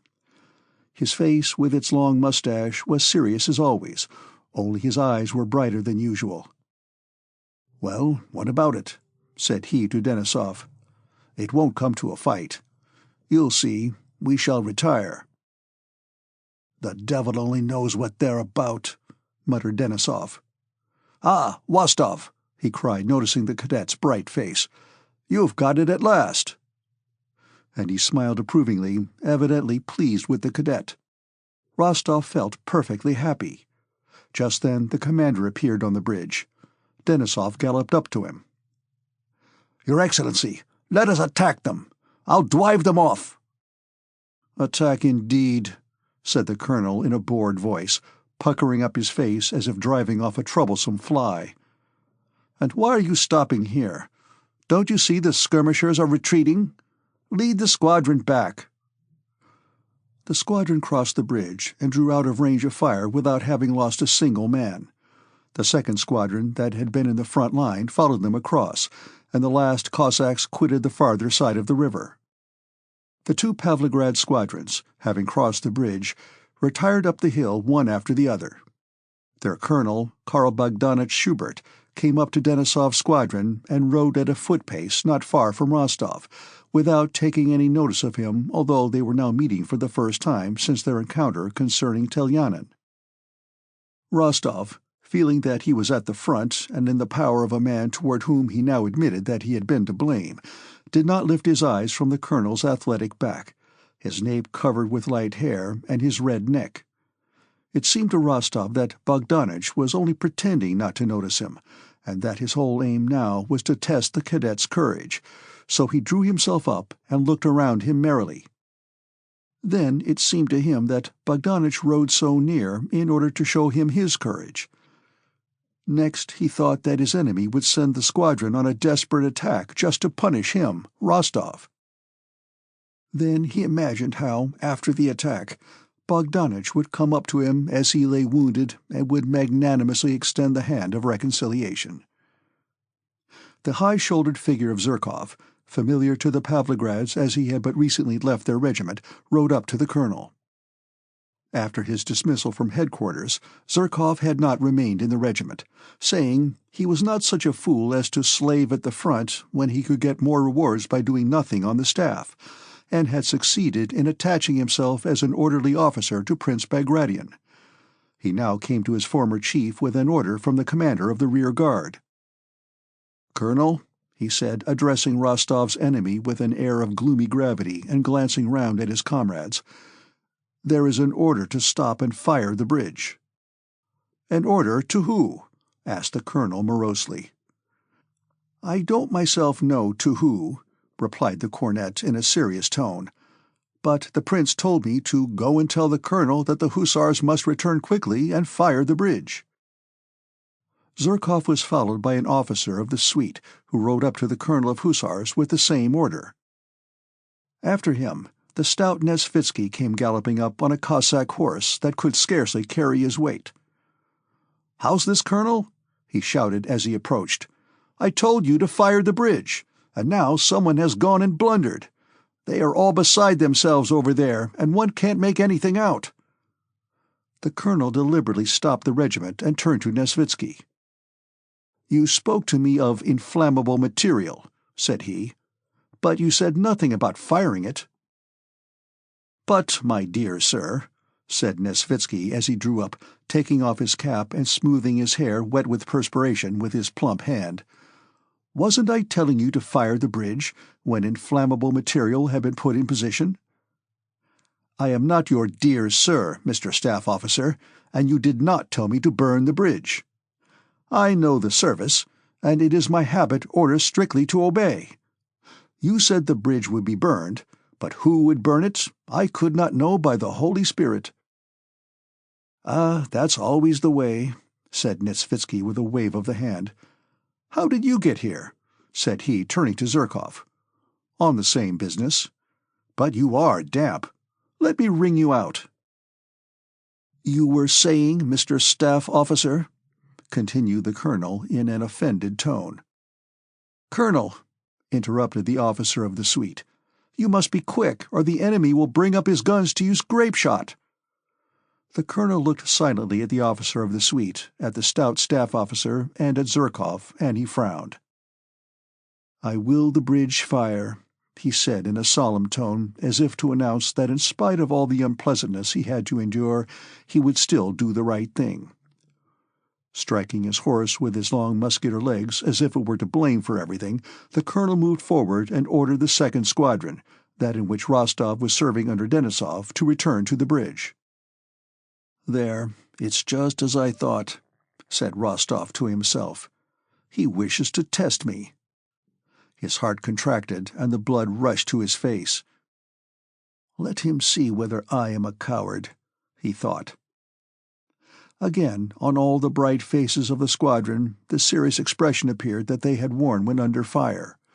Rostov watched his enemy, the colonel, closely, to find in his face confirmation of his own conjecture, but the colonel did not once glance at Rostov, and looked as he always did when at the front, solemn and stern. Then came the word of command.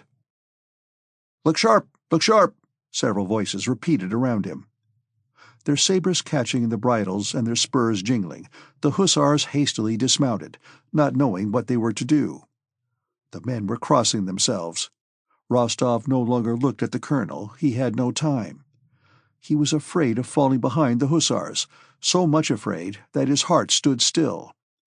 His hand trembled as he gave his horse to an orderly's charge, and he felt the blood rush to his heart with a thud. Denisov rode past him, leaning back and shouting something.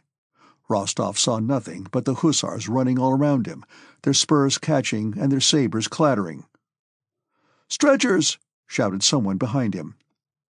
Rostov did not think what this call for stretchers meant. He ran on, trying only to be ahead of the others.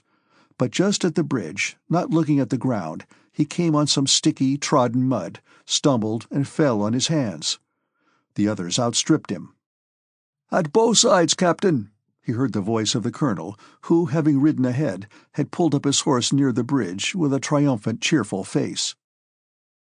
Rostov, wiping his muddy hands on his breeches, looked at his enemy, and was about to run on, thinking that the farther he went to the front the better. But Bogdanich, without looking at or recognizing Rostov, shouted to him, "Who's that running on the middle of the bridge? To the right! Come back, cadet!"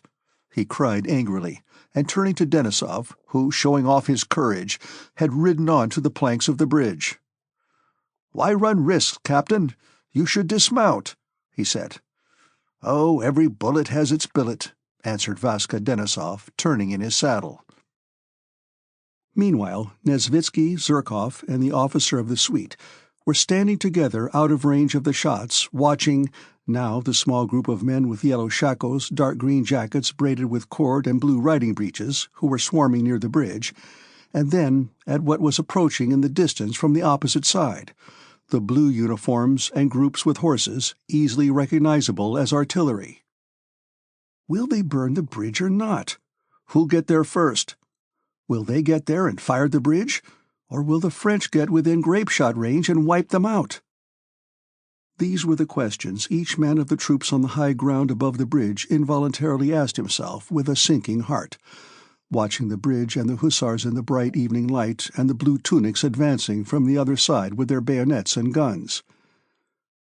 "Ugh, the hussars will get it hot," said Nesvitsky.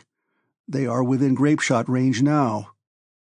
"He shouldn't have taken so many men," said the officer of the suite. "True enough," answered Nesvitsky. "Two smart fellows could have done the job just as well." "Ah, Your Excellency," put in Zherkov, his eyes fixed on the hussars, but still with that naive air that made it impossible to know whether he was speaking in jest or in earnest. "Ah, Your Excellency, how you look at things.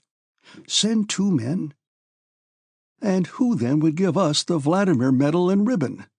But now, even if they do get peppered, the squadron may be recommended for honors, and he may get a ribbon. Our Bogdanich knows how things are done." "There now," said the officer of the suite. "That's grape-shot." He pointed to the French guns, the limbers of which were being detached and hurriedly removed. On the French side, amid the groups with cannon, a cloud of smoke appeared, then a second and a third almost simultaneously, and at the moment when the first report was heard, a fourth was seen. Then 2 reports, one after another, and a third. "Oh, oh," groaned Nesvitsky, as if in fierce pain, seizing the officer of the suite by the arm. "Look, a man has fallen. Fallen. 2, I think." "If I were Tsar, I would never go to war," said Nesvitsky, turning away. The French guns were hastily reloaded. The infantry in their blue uniforms advanced toward the bridge at a run. Smoke appeared again, but at irregular intervals, and grape-shot cracked and rattled onto the bridge. But this time Nesvitsky could not see what was happening there, as a dense cloud of smoke arose from it. The hussars had succeeded in setting it on fire, and the French batteries were now firing at them, no longer to hinder them, but because the guns were trained and there was something to fire at. The French had time to fire 3 rounds of grape-shot before the hussars got back to their horses. 2 were misdirected, and the shot went too high, but the last round fell in the midst of a group of hussars and knocked 3 of them over. Rostov, absorbed by his relations with Bogdanich, had paused on the bridge, not knowing what to do. There was no one to hew down, as he had always imagined battles to himself, nor could he help to fire the bridge because he had not brought any burning straw with him like the other soldiers. He stood looking about him, when suddenly he heard a rattle on the bridge, as if nuts were being spilt, and the hussar nearest to him fell against the rails with a groan. Rostov ran up to him with the others. Again someone shouted, "Stretchers!" 4 men seized the hussar and began lifting him. "Oh, for Christ's sake, let me alone!" cried the wounded man, but still he was lifted and laid on the stretcher. Nicholas Rostov turned away, and, as if searching for something, gazed into the distance, at the waters of the Danube, at the sky, and at the sun. How beautiful the sky looked, How blue, how calm, and how deep! How bright and glorious was the setting sun! With what soft glitter the waters of the distant Danube shone! And fairer still were the far-away blue mountains beyond the river, the nunnery, the mysterious gorges, and the pine forests veiled in the midst of their summits. There was peace and happiness. I should wish for nothing else, nothing, if only I were there, thought Rostov. In myself alone, and in that sunshine, there is so much happiness. But here, groans, suffering, fear, and this uncertainty and hurry. There they are shouting again, and again are all running back somewhere, and I shall run with them. And it, death, is here above me and around. Another instant, and I shall never again see the sun, this water, that gorge. At that instant, the sun began to hide behind the clouds, and other stretchers came into view before Rostov. And the fear of death and of the stretchers, and love of the sun and of life, all merged into one feeling of sickening agitation. "O Lord God, Thou who art in that heaven, save, forgive, and protect me," Rostov whispered. The hussars ran back to the men who held their horses. Their voices sounded louder and calmer. The stretchers disappeared from sight. "Well, friend, so you've smelt powder!" shouted Vaska Denisov just above his ear. "It's all over, but I am a coward.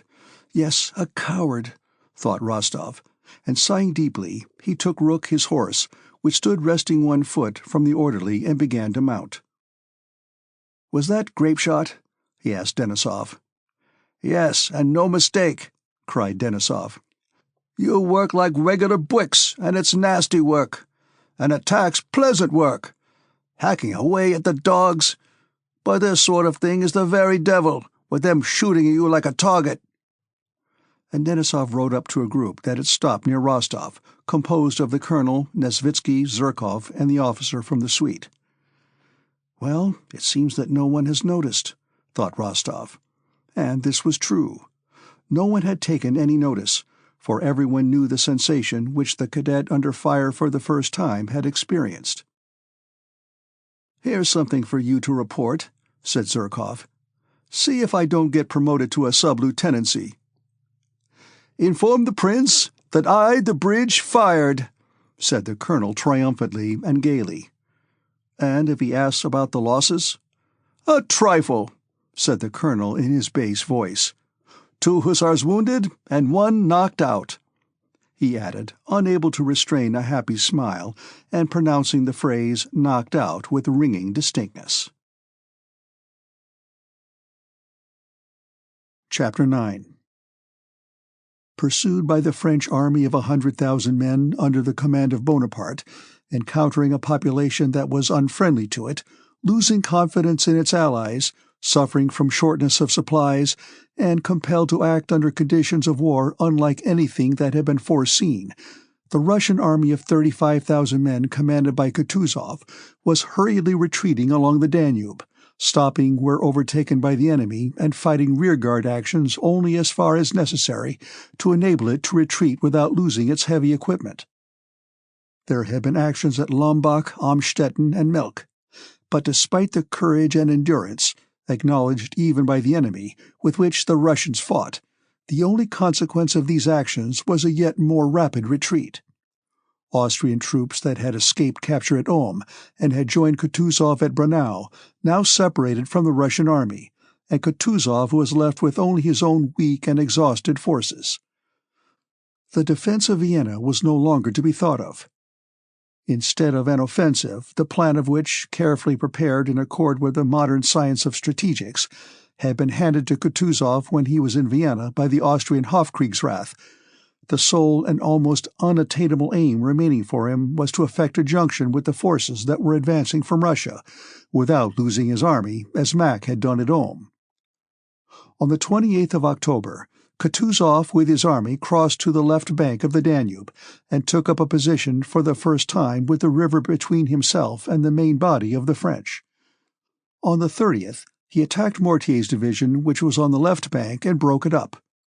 In this action, for the first time, trophies were taken, banners, cannon, and 2 enemy generals.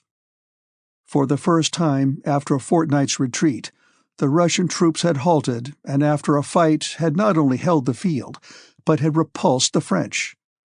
Though the troops were ill-clad, exhausted, and had lost a third of their number in killed, wounded, sick, and stragglers, though a number of sick and wounded had been abandoned on the other side of the Danube, with a letter in which Kutuzov entrusted them to the humanity of the enemy, and though the big hospitals and the houses in Krems converted into military hospitals could no longer accommodate all the sick and wounded, yet the stand made at Krems and the victory over Mortier raised the spirits of the army considerably. Throughout the whole army and at headquarters, most joyful though erroneous rumors were rife of the imaginary approach of columns from Russia, of some victory gained by the Austrians, and of the retreat of the frightened Bonaparte. Prince Andrew during the battle had been in attendance on the Austrian General Schmidt, who was killed in the action. His horse had been wounded under him and his own arm slightly grazed by a bullet. As a mark of the commander-in-chief's special favor, he was sent with the news of this victory to the Austrian court, now no longer at Vienna, which was threatened by the French, but at Brünn. Despite his apparently delicate build, Prince Andrew could endure physical fatigue far better than many very muscular men. And on the night of the battle, having arrived at Krems excited but not weary, with dispatches from Dokhturov to Kutuzov, he was sent immediately with a special dispatch to Brünn. To be so sent meant not only a reward, but an important step toward promotion. The night was dark but starry. The road showed black in the snow that had fallen the previous day, the day of the battle. Reviewing his impressions of the recent battle, picturing pleasantly to himself the impressions his news of a victory would create, or recalling the send-off given him by the commander-in-chief and his fellow officers, Prince Andrew was galloping along in a post-chase, enjoying the feelings of a man who has at length begun to attain a long-desired happiness. As soon as he closed his eyes, his ears seemed filled with the rattle of the wheels and the sensation of victory.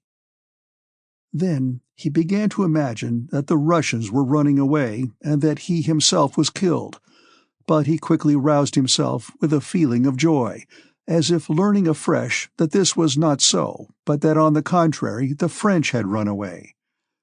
He again recalled all the details of the victory and his own calm courage during the battle, and feeling reassured, he dozed off. The dark, starry night was followed by a bright, cheerful morning. The snow was thawing in the sunshine, the horses galloped quickly, and on both sides of the road were forests of different kinds, fields, and villages. At one of the post stations he overtook a convoy of Russian wounded. The Russian officer in charge of the transport lolled back in the front cart, shouting and scolding a soldier with coarse abuse. In each of the long German carts, 6 or more pale, dirty, bandaged men were being jolted over the stony road. Some of them were talking. He heard Russian words. Others were eating bread. The more severely wounded looked silently, with the languid interest of sick children, at the envoy hurrying past them. Prince Andrew told his driver to stop, and asked a soldier in what action they had been wounded. "Day before yesterday, on the Danube," answered the soldier. Prince Andrew took out his purse and gave the soldier 3 gold pieces. "That's for them all," he said to the officer, who came up. "Get well soon, lads," he continued, turning to the soldiers. "There's plenty to do still." "What news, sir?" asked the officer, evidently anxious to start a conversation. "Good news. Go on," he shouted to the driver, and they galloped on. It was already quite dark when Prince Andrew rattled over the paved streets of Brünn and found himself surrounded by high buildings, the lights of shops, houses and street lamps, fine carriages, and all that atmosphere of a large and active town, which is always so attractive to a soldier after camp life. Despite his rapid journey and sleepless night, Prince Andrew, when he drove up to the palace, felt even more vigorous and alert than he had done the day before. Only his eyes gleamed feverishly, and his thoughts followed one another with extraordinary clearness and rapidity. He again vividly recalled the details of the battle, no longer dim but definite and in the concise form in which he imagined himself stating them to the Emperor Francis. He vividly imagined the casual questions that might be put to him and the answers he would give. He expected to be at once presented to the Emperor. At the chief entrance to the palace, however, an official came running out to meet him, and learning that he was a special messenger, led him to another entrance. "To the right from the corridor, Euer Hochgeboren. There you will find the adjutant on duty," said the official. "He will conduct you to the Minister of War." The adjutant on duty, meeting Prince Andrew, asked him to wait, and went in to the Minister of War. 5 minutes later he returned and, bowing with particular courtesy, ushered Prince Andrew before him along a corridor to the cabinet where the Minister of War was at work. The adjutant, by his elaborate courtesy, appeared to wish to ward off any attempt at familiarity on the part of the Russian messenger. Prince Andrew's joyous feeling was considerably weakened as he approached the door of the minister's room. He felt offended, and without his noticing it, the feeling of offense immediately turned into one of disdain, which was quite uncalled for. His fertile mind instantly suggested to him a point of view which gave him a right to despise the adjutant and the minister. Away from the smell of powder, they probably think it easy to gain victories, he thought. His eyes narrowed disdainfully. He entered the room of the Minister of War with peculiarly deliberate steps. This feeling of disdain was heightened when he saw the minister seated at a large table, reading some papers and making pencil notes on them, and for the first 2 or 3 minutes taking no notice of his arrival. A wax candle stood at each side of the minister's bent bald head with its grey temples. He went on reading to the end, without raising his eyes at the opening of the door or the sound of footsteps. "Take this and deliver it," said he to his adjutant, handing him the papers and still taking no notice of the special messenger. Prince Andrew felt that either the actions of Kutuzov's army interested the Minister of War less than any of the other matters he was concerned with, or he wanted to give the Russian special messenger that impression. But that is a matter of perfect indifference to me, he thought. The minister drew the remaining papers together, arranged them evenly, and then raised his head. He had an intellectual and distinctive head, but the instant he turned to Prince Andrew, the firm, intelligent expression on his face changed in a way evidently deliberate and habitual to him. His face took on this stupid, artificial smile, which does not even attempt to hide its artificiality, of a man who is continually receiving many petitioners one after another. "From General Field Marshal Kutuzov?" he asked. "I hope it is good news. There has been an encounter with Mortier? A victory? It was high time." He took the dispatch which was addressed to him and began to read it with a mournful expression. "Oh, my God! My God! Schmidt!" he exclaimed in German. "What a calamity! What a calamity!" Having glanced through the dispatch, he laid it on the table and looked at Prince Andrew, evidently considering something. "Ah, what a calamity! You say the affair was decisive? But Mortier is not captured." Again he pondered. "I am very glad you have brought good news, though Schmidt's death is a heavy price to pay for the victory. His Majesty will no doubt wish to see you, but not today. I thank you. You must have a rest. Be at the levee tomorrow after the parade. However, I will let you know." The stupid smile, which had left his face while he was speaking, reappeared. "Au revoir. Thank you very much. His Majesty will probably desire to see you," he added, bowing his head. When Prince Andrew left the palace, he felt that all the interest and happiness the victory had afforded him had been now left in the indifferent hands of the Minister of War and the polite adjutant. The whole tenor of his thoughts instantaneously changed. The battle seemed the memory of a remote event long past. Chapter 10. Prince Andrew stayed at Brünn with Bilíbin, a Russian acquaintance of his in the diplomatic service. "Ah, my dear Prince, I could not have a more welcome visitor," said Bilíbin as he came out to meet Prince Andrew. "France, "Put the prince's things in my bedroom," said he to the servant who was ushering Bolkonsky in. "So, you're a messenger of victory, eh? Splendid. And I am sitting here ill, as you see."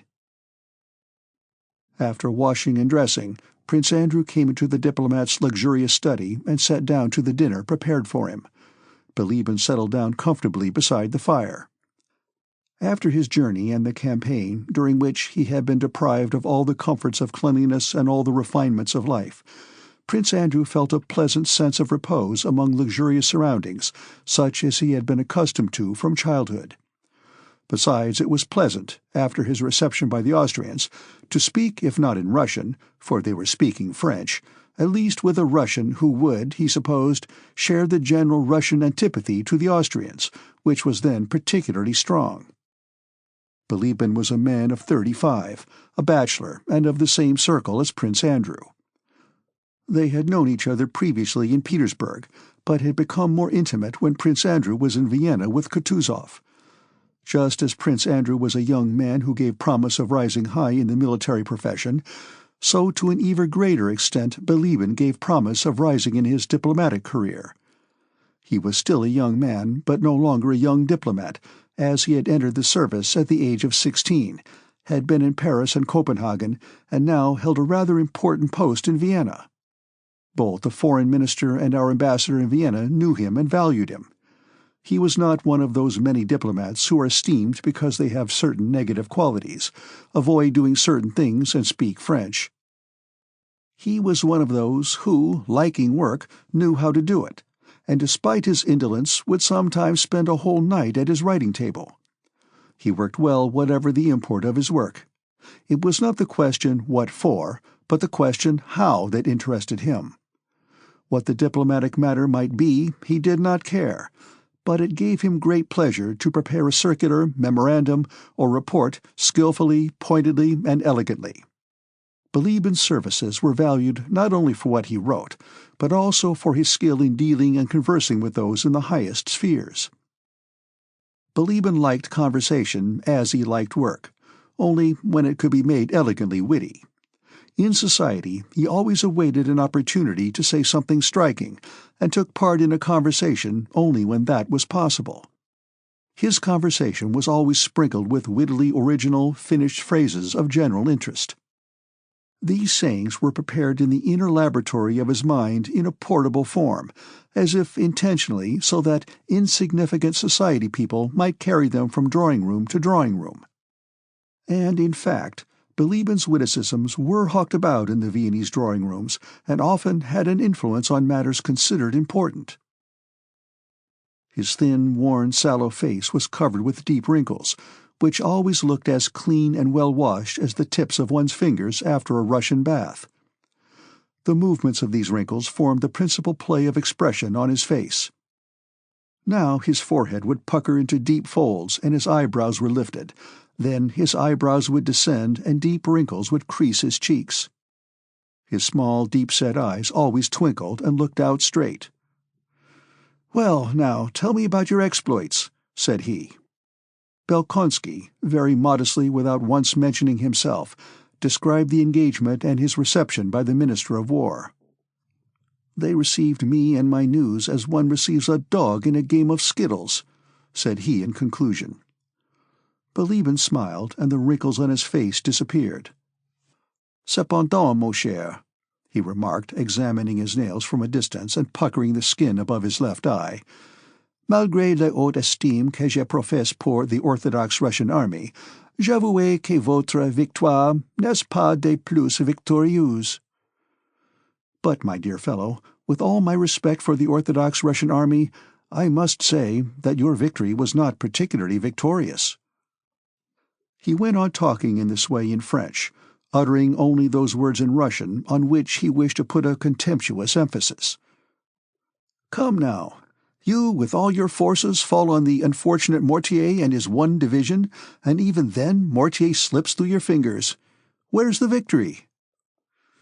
"But seriously," said Prince Andrew, "we can at any rate say without boasting that it was a little better than at Ulm. Why didn't you capture one, just one marshal for us?" Because not everything happens as one expects, or with the smoothness of a parade. We had expected, as I told you, to get at their rear by 7 in the morning, but had not reached it by 5 in the afternoon." "And why didn't you do it at 7 in the morning? You ought to have been there at 7 in the morning," returned Bilíbin with a smile. "You ought to have been there at 7 in the morning."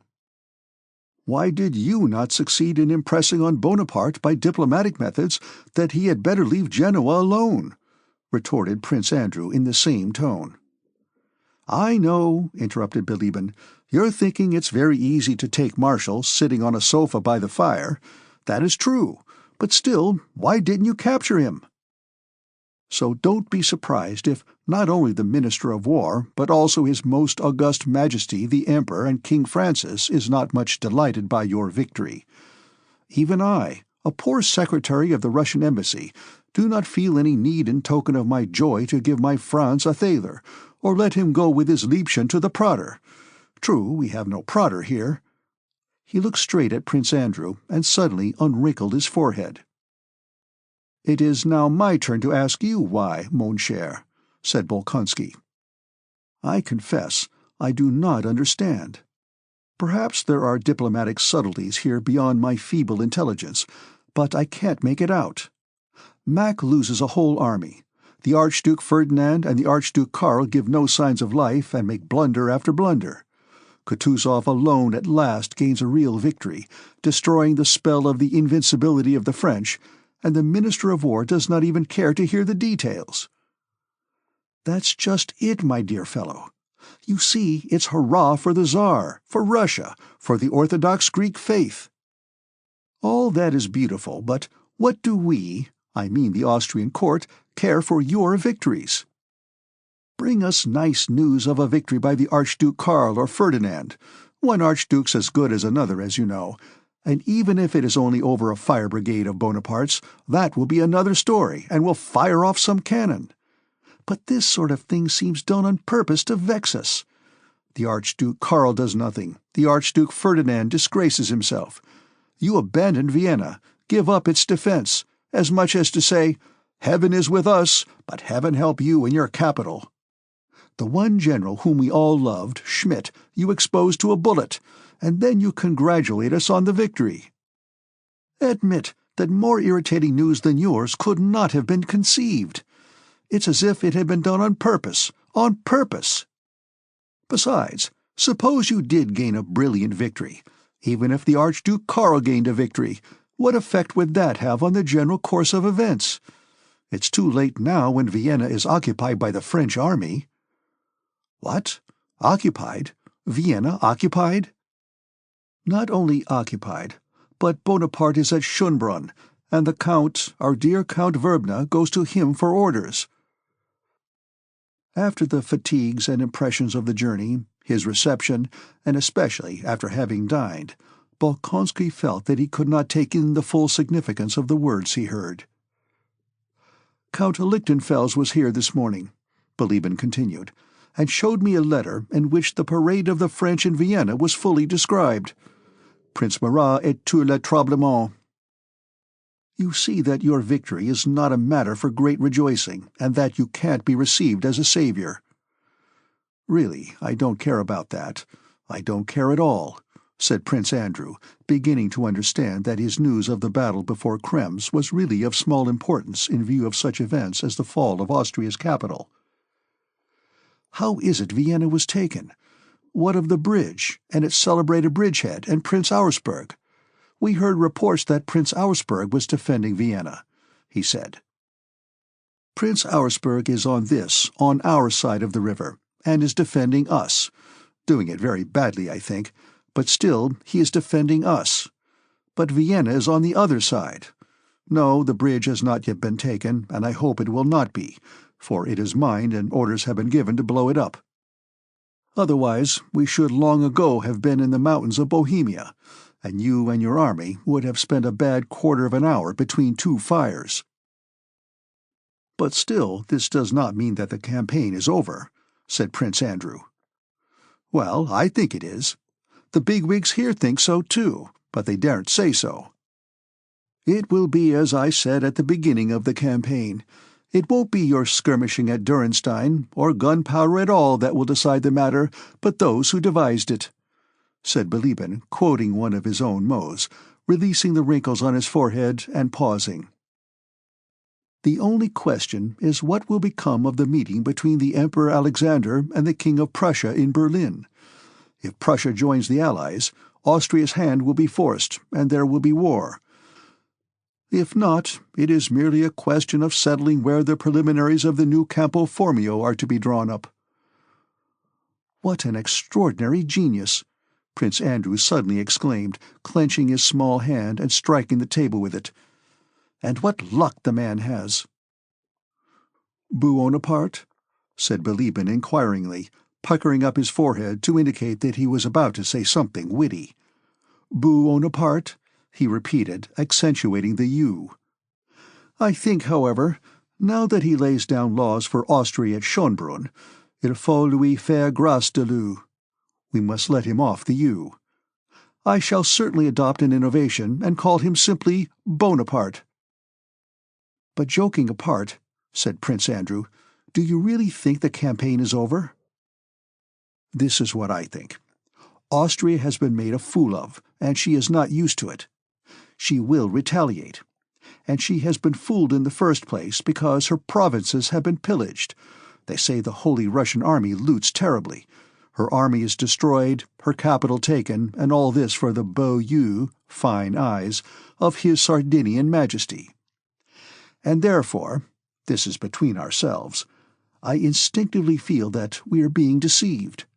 My instinct tells me of negotiations with France and projects for peace. A secret peace concluded separately." "Impossible!" cried Prince Andrew. "That would be too base."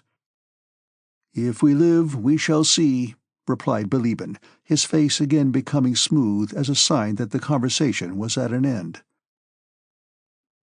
When Prince Andrew reached the room prepared for him and lay down in a clean shirt on the feather bed with its warm and fragrant pillows, he felt that the battle of which he had brought tidings was far, far away from him. The alliance with Prussia, Austria's treachery, Bonaparte's new triumph, tomorrow's levee and parade, and the audience with the Emperor Francis occupied his thoughts. He closed his eyes, and immediately a sound of cannonading, of musketry, and the rattling of carriage wheels seemed to fill his ears, and now again, drawn out in a thin line, the musketeers were descending the hill, the French were firing, and he felt his heart palpitating as he rode forward beside Schmidt with the bullets merrily whistling all around, and he experienced tenfold the joy of living, as he had not done since childhood. He woke up. "Yes, that all happened," he said, and, smiling happily to himself like a child, he fell into a deep, youthful slumber. Chapter 11. Next day he woke late. Recalling his recent impressions, the first thought that came into his mind was that today he had to be presented to the Emperor Francis. He remembered the Minister of War, the polite Austrian adjutant, Bilíbin, and last night's conversation. Having dressed for his attendance at court in full parade uniform, which he had not worn for a long time, he went into Bilíbin's study fresh, animated, and handsome, with his hand bandaged. In the study were 4 gentlemen of the diplomatic corps. With Prince Hippolyte Kuragin, who was a secretary to the embassy, Bolkonsky was already acquainted. Bilíbin introduced him to the others.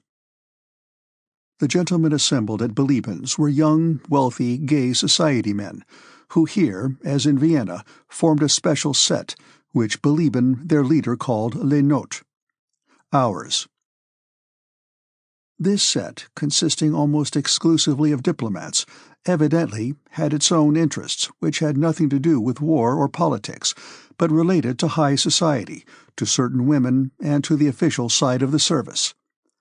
These gentlemen received Prince Andrew as one of themselves, an honor they did not extend to many. From politeness and to start conversation, they asked him a few questions about the army and the battle, and then the talk went off into merry jests and gossip.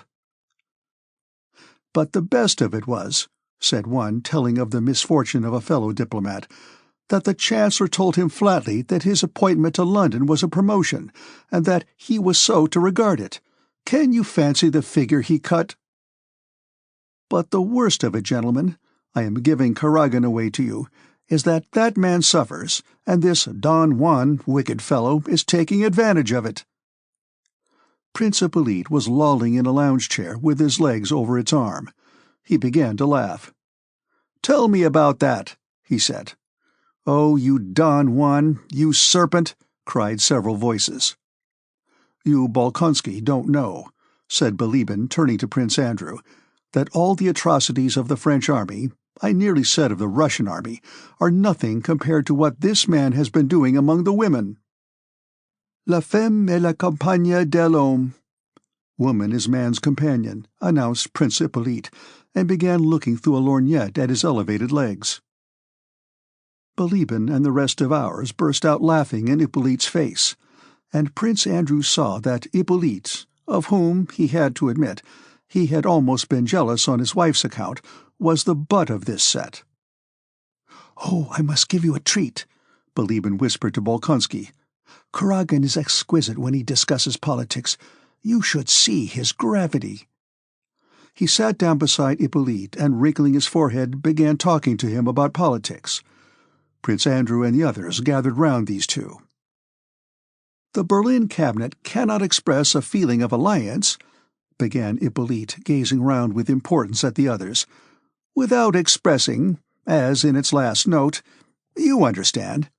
Besides, unless His Majesty the Emperor derogates from the principle of our alliance— Wait, I have not finished," he said to Prince Andrew, seizing him by the arm. "I believe that intervention will be stronger than non-intervention. And—" He paused. "Finally, one cannot impute the non-receipt of our dispatch of November 18. That is how it will end." And he released Bolkonsky's arm to indicate that he had now quite finished. "Demosthenes, I know thee by the pebble thou secretest in thy golden mouth," said Bilibin, and the mop of hair on his head moved with satisfaction. Everybody laughed, and Hippolyte louder than anyone. He was evidently distressed, and breathed painfully, but could not restrain the wild laughter that convulsed his usually impassive features. "Well now, gentlemen," said Bilibin, "Bolkonsky is my guest in this house, and in Brünn itself.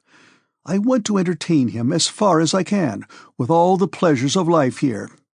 If we were in Vienna, it would be easy, but here, in this wretched Moravian hole, it is more difficult, and I beg you all to help me. Brünn's attractions must be shown him.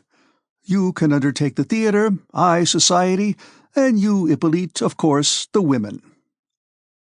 "We must let him see Amélie. She's exquisite," said one of ours, kissing his fingertips. "In general, we must turn this bloodthirsty soldier to more humane interests," said Bilibin. "I shall scarcely be able to avail myself of your hospitality, gentlemen. It is already time for me to go," replied Prince Andrew, looking at his watch. "Where to?" "To the Emperor." "Oh, oh, oh!" "Well, au revoir, Bolkonsky. Au revoir, Prince. Come back early to dinner," cried several voices. "We'll take you in hand." "When speaking to the Emperor, try as far as you can to praise the way that provisions are supplied and the routes indicated," said Bilibin, accompanying him to the hall. "I should like to speak well of them, but as far as I know the facts, I can't," replied Bolkonsky, smiling. "Well, talk as much as you can, anyway.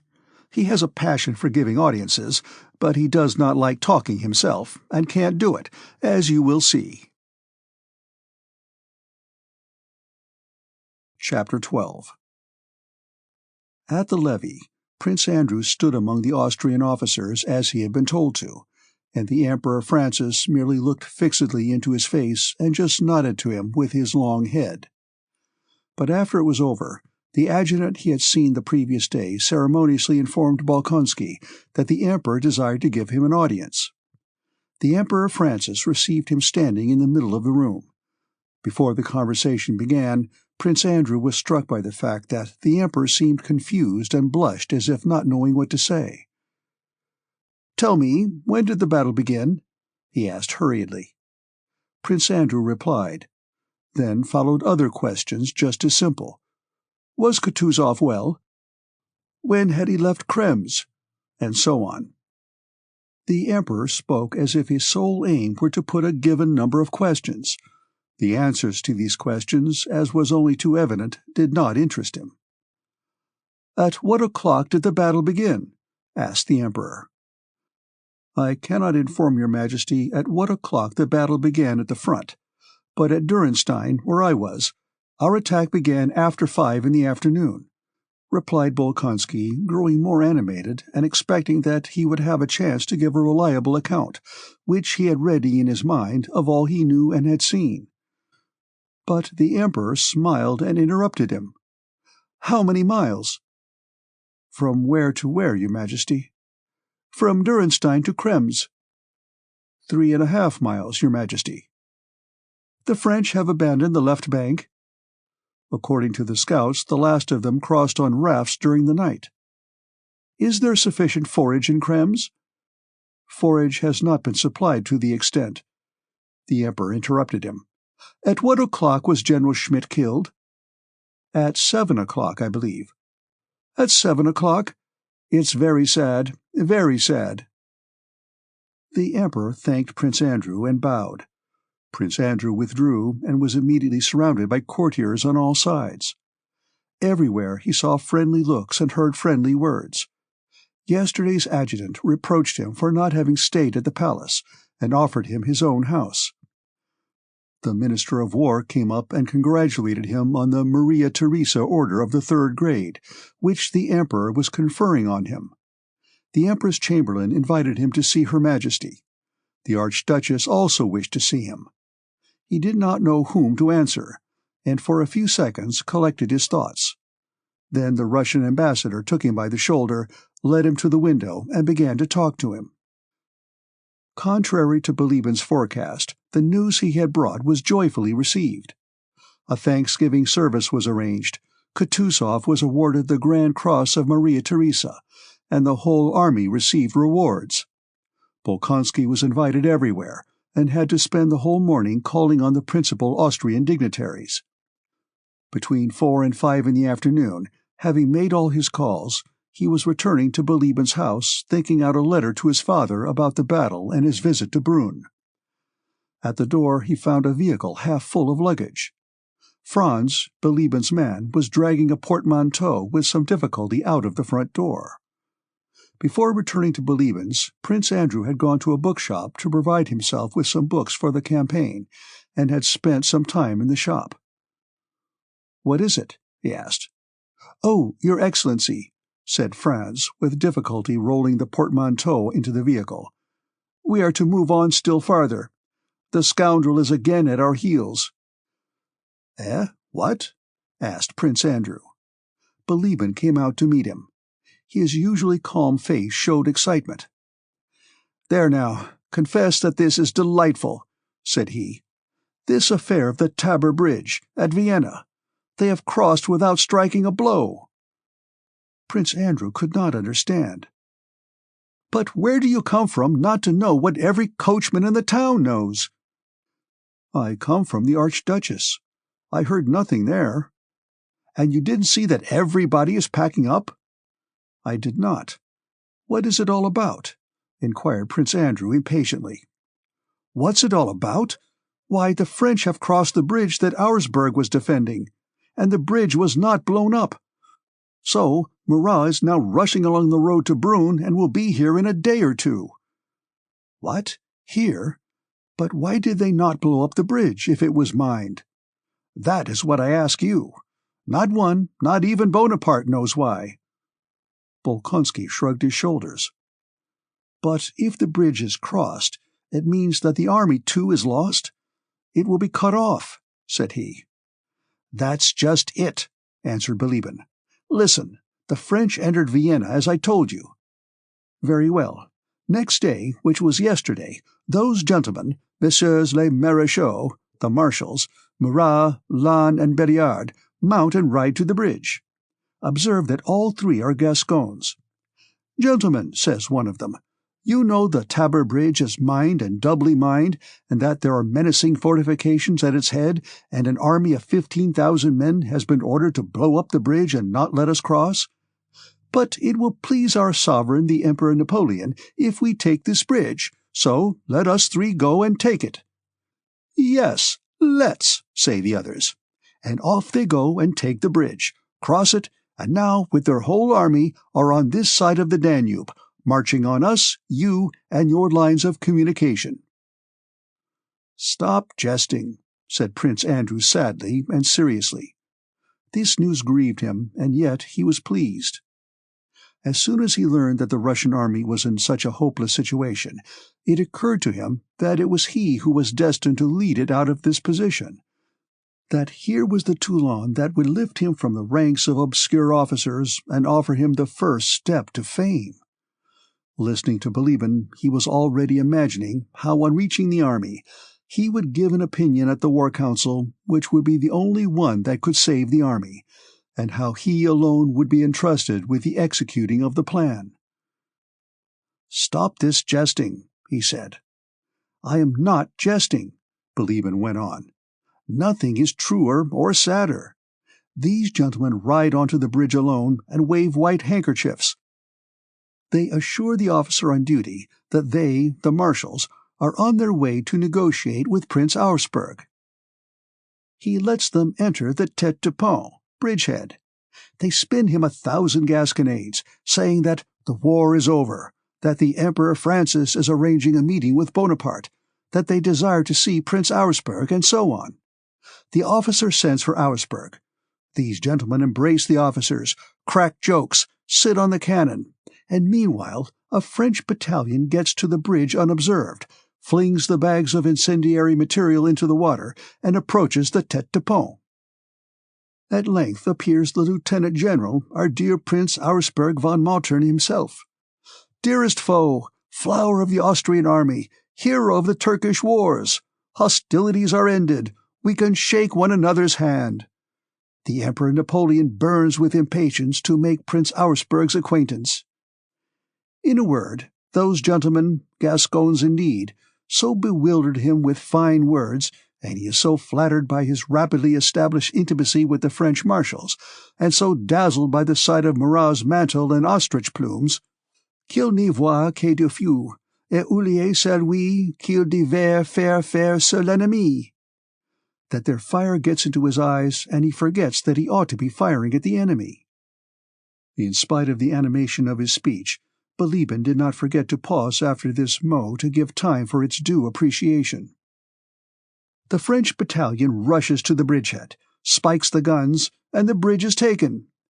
But what is best of all, he went on, his excitement subsiding under the delightful interest of his own story, is that the sergeant in charge of the cannon which is to give the signal to fire the mines and blow up the bridge, this sergeant, seeing that the French troops were running onto the bridge, was about to fire, but Lannes stayed his hand. The sergeant, who was evidently wiser than his general, goes up to Auersperg and says, "Prince, you are being deceived. Here are the French." Murat, seeing that all is lost if the sergeant is allowed to speak, turns to Auersperg with feigned astonishment, he is a true Gascon, and says, "I don't recognize the world-famous Austrian discipline if you allow a subordinate to address you like that." It was a stroke of genius. Prince Auersperg feels his dignity at stake and orders the sergeant to be arrested. Come, you must own that this affair of the Tabor Bridge is delightful. It is not exactly stupidity, nor rascality. "It may be treachery," said Prince Andrew, vividly imagining the grey overcoats, wounds, the smoke of gunpowder, the sounds of firing, and the glory that awaited him. "Not that either. That puts the court in too bad a light," replied Bilibin. "It's not treachery, nor rascality, nor stupidity. It is just as at Ulm. It is—" He seemed to be trying to find the right expression. "C'est du mac. Nous sommes maqués. It is a bit of mac. We are macked," he concluded. feeling that he had produced a good epigram, a fresh one that would be repeated. His hitherto puckered brow became smooth as a sign of pleasure, and with a slight smile he began to examine his nails.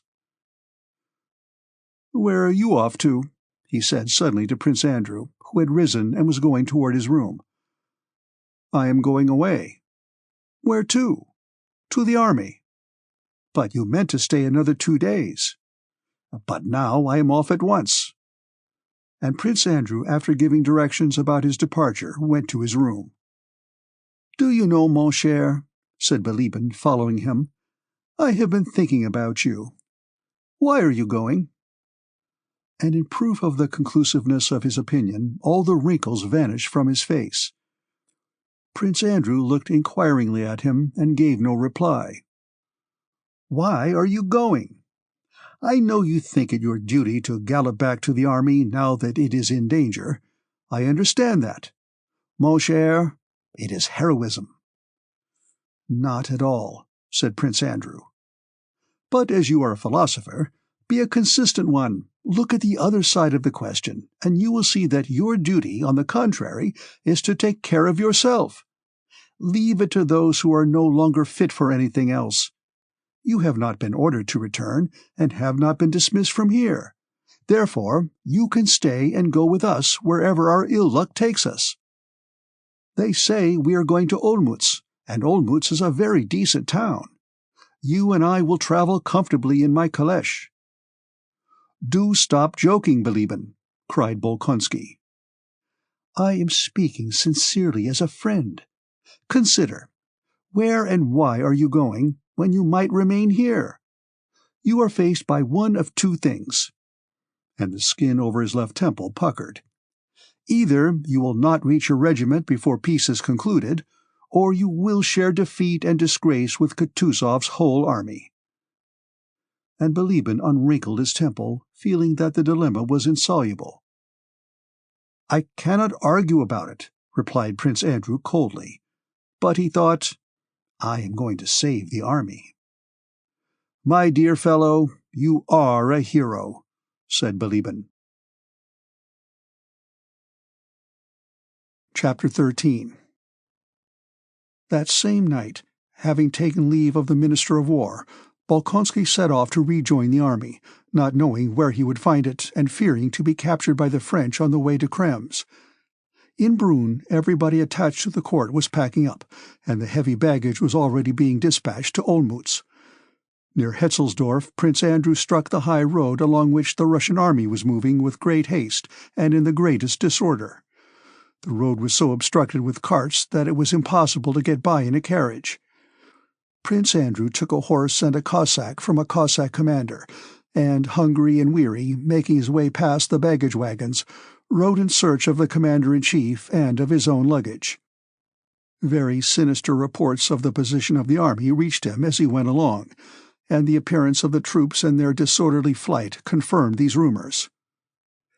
"Cette armée russe, que lors de l'Angleterre a transporté des extrémités de l'univers, nous allons lui faire éprouver le même sort, le sort de l'armée d'Ulm." That Russian army which has been brought from the ends of the earth by English gold, we shall cause to share the same fate, the fate of the army at Ulm.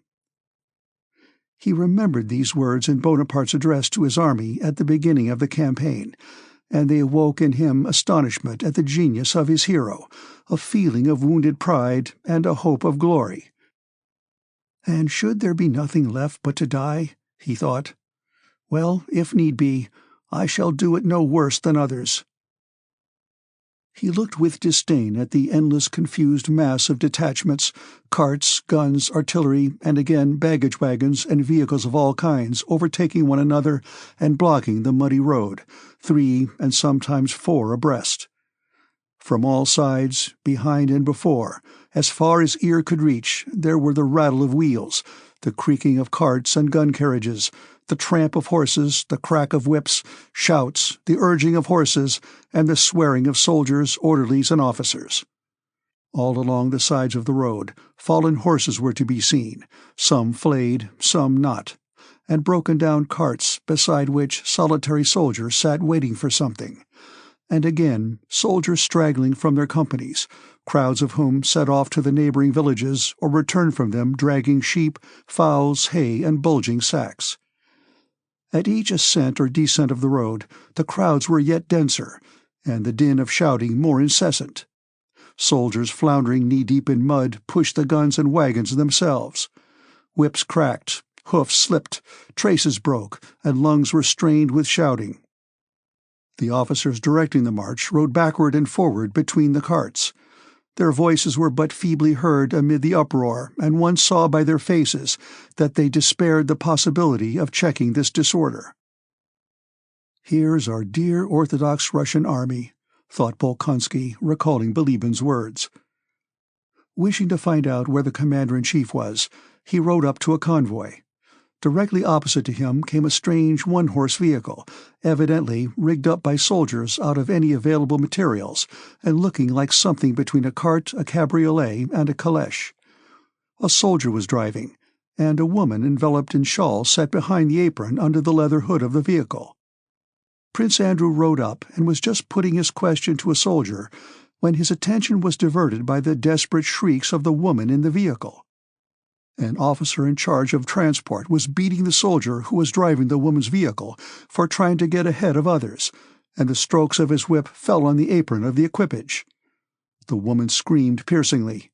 Seeing Prince Andrew, she leaned out from behind the apron, and waving her thin arms from under the woolen shawl, cried, "Mr. Aide-de-camp! Mr. Aide-de-camp! For heaven's sake, protect me! What will become of us? I am the wife of the doctor of the 7th Chasseurs. They won't let us pass. We are left behind and have lost our people." "I'll flatten you into a pancake," shouted the angry officer to the soldier. "Turn back with your slut." "Mr. Aide-de-camp, help me! What does it all mean?" screamed the doctor's wife. "Kindly let this cart pass. Don't you see it's a woman?" said Prince Andrew, riding up to the officer. The officer glanced at him, and without replying turned again to the soldier. "I'll teach you to push on! Back!" "Let them pass, I tell you," repeated Prince Andrew, compressing his lips. "And who are you?" cried the officer, turning on him with tipsy rage. "Who are you? Are you in command here, eh? I am commander here, not you. Go back or I'll flatten you into a pancake," repeated he. This expression evidently pleased him. "That was a nice snub for the little aide-de-camp," came a voice from behind. Prince Andrew saw that the officer was in that state of senseless, tipsy rage when a man does not know what he is saying. He saw that his championship of the doctor's wife in her queer trap might expose him to what he dreaded more than anything in the world, to ridicule. But his instinct urged him on. Before the officer finished his sentence, Prince Andrew, his face distorted with fury, rode up to him and raised his riding whip. "Kindly let them pass." The officer flourished his arm and hastily rode away. "It's all the fault of these fellows on the staff that there's this disorder," he muttered. "Do as you like." Prince Andrew, without lifting his eyes, rode hastily away from the doctor's wife, who was calling him her deliverer, and, recalling with a sense of disgust the minutest details of this humiliating scene, he galloped on to the village where he was told who the commander-in-chief was. On reaching the village, he dismounted and went to the nearest house, intending to rest, if but for a moment, eat something, and try to sort out the stinging and tormenting thoughts that confused his mind. "This is a mob of scoundrels, and not an army," he was thinking as he went up to the window of the first house, when a familiar voice called him by name. He turned round. Nesvitsky's handsome face looked out of the little window. Nesvitsky, moving his moist lips as he chewed something, and flourishing his arm, called him to enter. "Bolkonsky! Bolkonsky! Don't you hear, eh? Come quick!" he shouted. Entering the house, Prince Andrew saw Nesvitsky and another adjutant having something to eat. They hastily turned round to him, asking if he had any news. On their familiar faces he read agitation and alarm. This was particularly noticeable on Nesvitsky's usually laughing countenance. "Where is the commander-in-chief?" asked Bolkonsky. "Here, in that house," answered the adjutant. "Well, is it true that it's peace and capitulation?" asked Nesvitsky. "I was going to ask you. I know nothing except that it was all I could do to get here." "And we, my dear boy. It's terrible. I was wrong to laugh at Mac. We're getting it still worse," said Nesvitsky. "But sit down and have something to eat." "You won't be able to find either your baggage or anything else now, Prince, and God only knows where your man Peter is," said the other adjutant. "Where are headquarters?" "We are to spend the night in Znaim."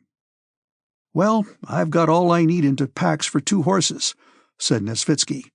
"They've made up splendid packs for me, fit to cross the Bohemian Mountains with. It's a bad lookout, old fellow." "But what's the matter with you? You must be ill to shiver like that," he added, noticing that Prince Andrew winced as at an electric shock. "It's nothing," replied Prince Andrew. He had just remembered his recent encounter with the doctor's wife and the convoy officer. "What's the commander-in-chief doing here?" he asked. "I can't make out at all," said Nesvitsky. "Well, all I can make out is that everything is abominable, abominable, quite abominable," said Prince Andrew, and he went off to the house where the commander-in-chief was. Passing Kutuzov's carriage and the exhausted saddle horses of his suite, with their Cossacks who were talking loudly together, Prince Andrew entered the passage. Kutuzov himself, he was told, was in the house with Prince Bagration and Weyrother. Weyrother was the Austrian general who had succeeded Schmidt. In the passage, little Kozlovsky was squatting on his heels in front of a clerk. The clerk, with cuffs turned up, was hastily writing at a tub turned bottom upwards. Kozlovsky's face looked worn. He, too, had evidently not slept all night. He glanced at Prince Andrew and did not even nod to him. "Second line. Have you written it?" he continued, dictating to the clerk. "The Kiev Grenadiers, Podolian—" "One can't write so fast, Your Honor," said the clerk, glancing angrily and disrespectfully at Kozlovsky. Through the door came the sounds of Kutuzov's voice, excited and dissatisfied, interrupted by another, an unfamiliar voice. From the sound of these voices, the inattentive way Kozlovsky looked at him, the disrespectful manner of the exhausted clerk, the fact that the clerk and Kozlovsky were squatting on the floor by a tub so near to the commander-in-chief, and from the noisy laughter of the Cossacks holding the horses near the window, Prince Andrew felt that something important and disastrous was about to happen. He turned to Kozlovsky with urgent questions. "Immediately, Prince," said Kozlovsky. "Dispositions for Bagration." "What about capitulation?" "Nothing of the sort. Orders are issued for a battle." Prince Andrew moved toward the door from whence voices were heard. Just as he was going to open it, the sound ceased, the door opened, and Kutuzov, with his eagle nose and puffy face, appeared in the doorway. Prince Andrew stood right in front of Kutuzov, but the expression of the commander-in-chief's one sound eye showed him to be so preoccupied with thoughts and anxieties as to be oblivious of his presence. He looked straight at his adjutant's face without recognizing him. "Well, have you finished?" said he to Kozlovsky. "One moment, Your Excellency." Bagration, a gaunt, middle-aged man of medium height, with a firm, impassive face of Oriental type, came out after the commander-in-chief. "I have the honor to present myself," repeated Prince Andrew rather loudly, handing Kutuzov an envelope. "Ah, from Vienna? Very good. Later, later." Kutuzov went out into the porch with Bagration. "Well, good-bye, Prince," said he to Bagration. "My blessing, and may Christ be with you in your great endeavor." His face suddenly softened and tears came into his eyes. With his left hand he drew Bagration toward him, and with his right, on which he wore a ring, he made the sign of the cross over him with a gesture evidently habitual, offering his puffy cheek, but Bagration kissed him on the neck instead. "Christ be with you," Kutuzov repeated and went toward his carriage. "Get in with me," he said to Bolkonsky. "Your Excellency, I should like to be of use here, Allow me to remain with Prince Bagratión's detachment." "Get in," said Kutuzov, and noticing that Bolkonsky still delayed, he added, "I need good officers myself. Need them myself." They got into the carriage and drove for a few minutes in silence. "There is still much, much before us," he said, as if with an old man's penetration he understood all that was passing in Bolkonsky's mind. "If a 10th part of this detachment returns, I shall thank God," he added, as if speaking to himself. Prince Andrew glanced at Kutuzov's face only a foot distant from him, and involuntarily noticed the carefully washed seams of the scar near his temple, where an Ismail bullet had pierced his skull, and the empty eye socket. "Yes, he has a right to speak so calmly of those men's death," thought Bolkonsky. "That is why I beg to be sent to that detachment," he said. Kutuzov did not reply. He seemed to have forgotten what he had been saying, and sat plunged in thought. 5 minutes later, gently swaying on the soft springs of the carriage, he turned to Prince Andrew. There was not a trace of agitation on his face. With delicate irony, he questioned Prince Andrew about the details of his interview with the Emperor, about the remarks he had heard at court concerning the Krems affair, and about some ladies they both knew. Chapter 14. On November 1st, Kutuzov had received, through a spy, news that the army he commanded was in an almost hopeless position. The spy reported that the French, after crossing the bridge at Vienna, were advancing in immense force upon Kutuzov's line of communication with the troops that were arriving from Russia. If Kutuzov decided to remain at Krems, Napoleon's army of 150,000 men would cut him off completely and surround his exhausted army of 40,000, and he would find himself in the position of Mack at Ulm. If Kutuzov decided to abandon the road connecting him with the troops arriving from Russia, he would have to march with no road into unknown parts of the Bohemian Mountains, defending himself against superior forces of the enemy and abandoning all hope of a junction with Buxhausen. If Kutuzov decided to retreat along the road from Krems to Olmütz, to unite with the troops arriving from Russia, he risked being forestalled on that road by the French who had crossed the Vienna Bridge, and encumbered by his baggage and transport, having to accept battle on the march against an enemy 3 times as strong, who would hem him in from 2 sides. Kutuzov chose this latter course. The French, the spy reported, having crossed the Vienna Bridge, were advancing by forced marches towards Znaim, which lay 66 miles off on the line of Kutuzov's retreat. If he reached Znaim before the French, there would be great hope of saving the army. To let the French forestall him at Znaim meant the exposure of his whole army to a disgrace such as that of Ulm, or to utter destruction. But to forestall the French with his whole army was impossible. The road for the French from Vienna to Znaim was shorter and better than the road for the Russians from Krems to Znaim. The night he received the news, Kutuzov sent Bagration's vanguard, 4,000 strong, to the right across the hills from the Krems-Znaim to the Vienna-Znaim road. Bagration was to make this march without resting, and to halt facing Vienna with Znaim to his rear, and if he succeeded in forestalling the French, he was to delay them as long as possible. Kutuzov himself, with all his transport, took the road to Znaim. Marching 30 miles that stormy night across roadless hills, with his hungry, ill-shod soldiers, and losing a third of his men as stragglers by the way, Bagration came out on the Vienna-Znaim road at Hollabrunn a few hours ahead of the French, who were approaching Hollabrunn from Vienna. Kutuzov with his transport had still to march for some days before he could reach Znaim. Hence Bagration, with his 4,000 hungry, exhausted men, would have to detain for days the whole enemy army that came upon him at Hollabrunn, which was clearly impossible. But a freak of fate made the impossible possible. The success of the trick that had placed the Vienna Bridge in the hands of the French without a fight led Murat to try to deceive Kutuzov in a similar way. Meeting Bagration's weak detachment on the Znaim road, he supposed it to be Kutuzov's whole army. To be able to crush it absolutely, he awaited the arrival of the rest of the troops who were on their way from Vienna, and with this object offered a 3 days' truce on condition that both armies should remain in position without moving.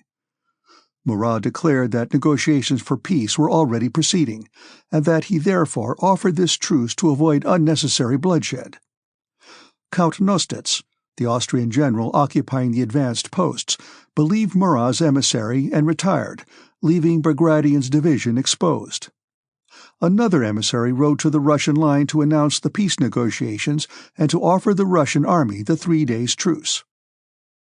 Bagration replied that he was not authorized either to accept or refuse a truce, and sent his adjutant to Kutuzov to report the offer he had received.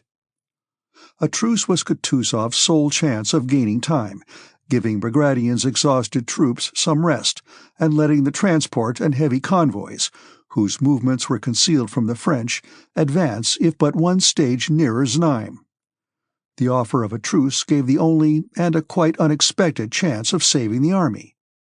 On receiving the news, he immediately dispatched Adjutant General Witzengrode, who was in attendance on him, to the enemy camp.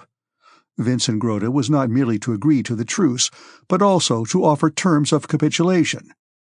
And meanwhile, Kutuzov sent his adjutants back to hasten to the utmost the movements of the baggage trains of the entire army along the Krem-Znaim road. Bagration's exhausted and hungry detachment, which alone covered this movement of the transport and of the whole army, had to remain stationary in face of an enemy 8 times as strong as itself. Kutuzov's expectations that the proposals of capitulation, which were in no way binding, might give time for part of the transport to pass, and also that Murat's mistake would very soon be discovered, proved correct. As soon as Bonaparte, who was at Schönbrunn, 16 miles from Hollabrunn, received Murat's dispatch with the proposal of a truce and a capitulation, he detected a ruse and wrote the following letter to Murat. Schönbrunn, 25th Brumaire, 1805, at 8 o'clock in the morning. To Prince Murat. I cannot find words to express to you my displeasure. You command only my advance guard, and have no right to arrange an armistice without my order. You are causing me to lose the fruits of a campaign. Break the armistice immediately and march on the enemy. Inform him that the general who signed that capitulation had no right to do so, and that no one but the Emperor of Russia has that right.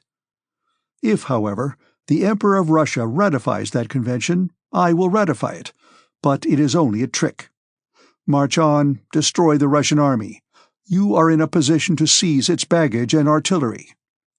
The Russian Emperor's aide-de-camp is an impostor. Officers are nothing when they have no powers.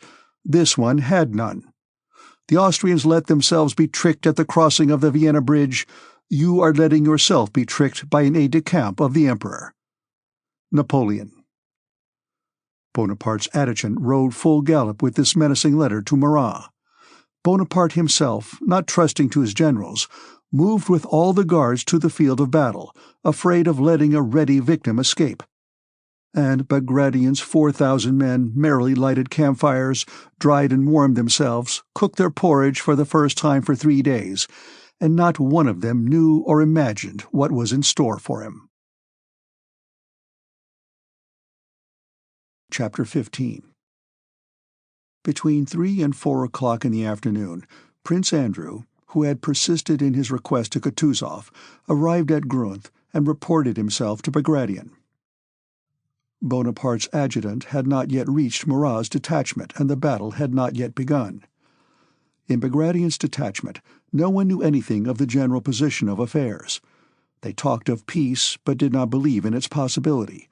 Others talked of a battle, but also disbelieved in the nearness of an engagement. Bagration, knowing Bolkonsky to be a favorite and trusted adjutant, received him with distinction and special marks of favor, explaining to him that there would probably be an engagement that day or the next, and giving him full liberty to remain with him during the battle, or to join the rearguard and have an eye on the order of retreat, which is also very important. However, there will hardly be an engagement today, said Bagration, as if to reassure Prince Andrew. If he is one of the ordinary little staff dandies sent to earn a medal, he can get his reward just as well in the rearguard. But if he wishes to stay with me, let him. He'll be of use here, if he's a brave officer, thought Bagration. Prince Andrew, without replying, asked the prince's permission to ride round the position to see the disposition of the forces, so as to know his bearings should he be sent to execute an order. The officer on duty, a handsome, elegantly dressed man with a diamond ring on his forefinger, who was fond of speaking French, though he spoke it badly, offered to conduct Prince Andrew.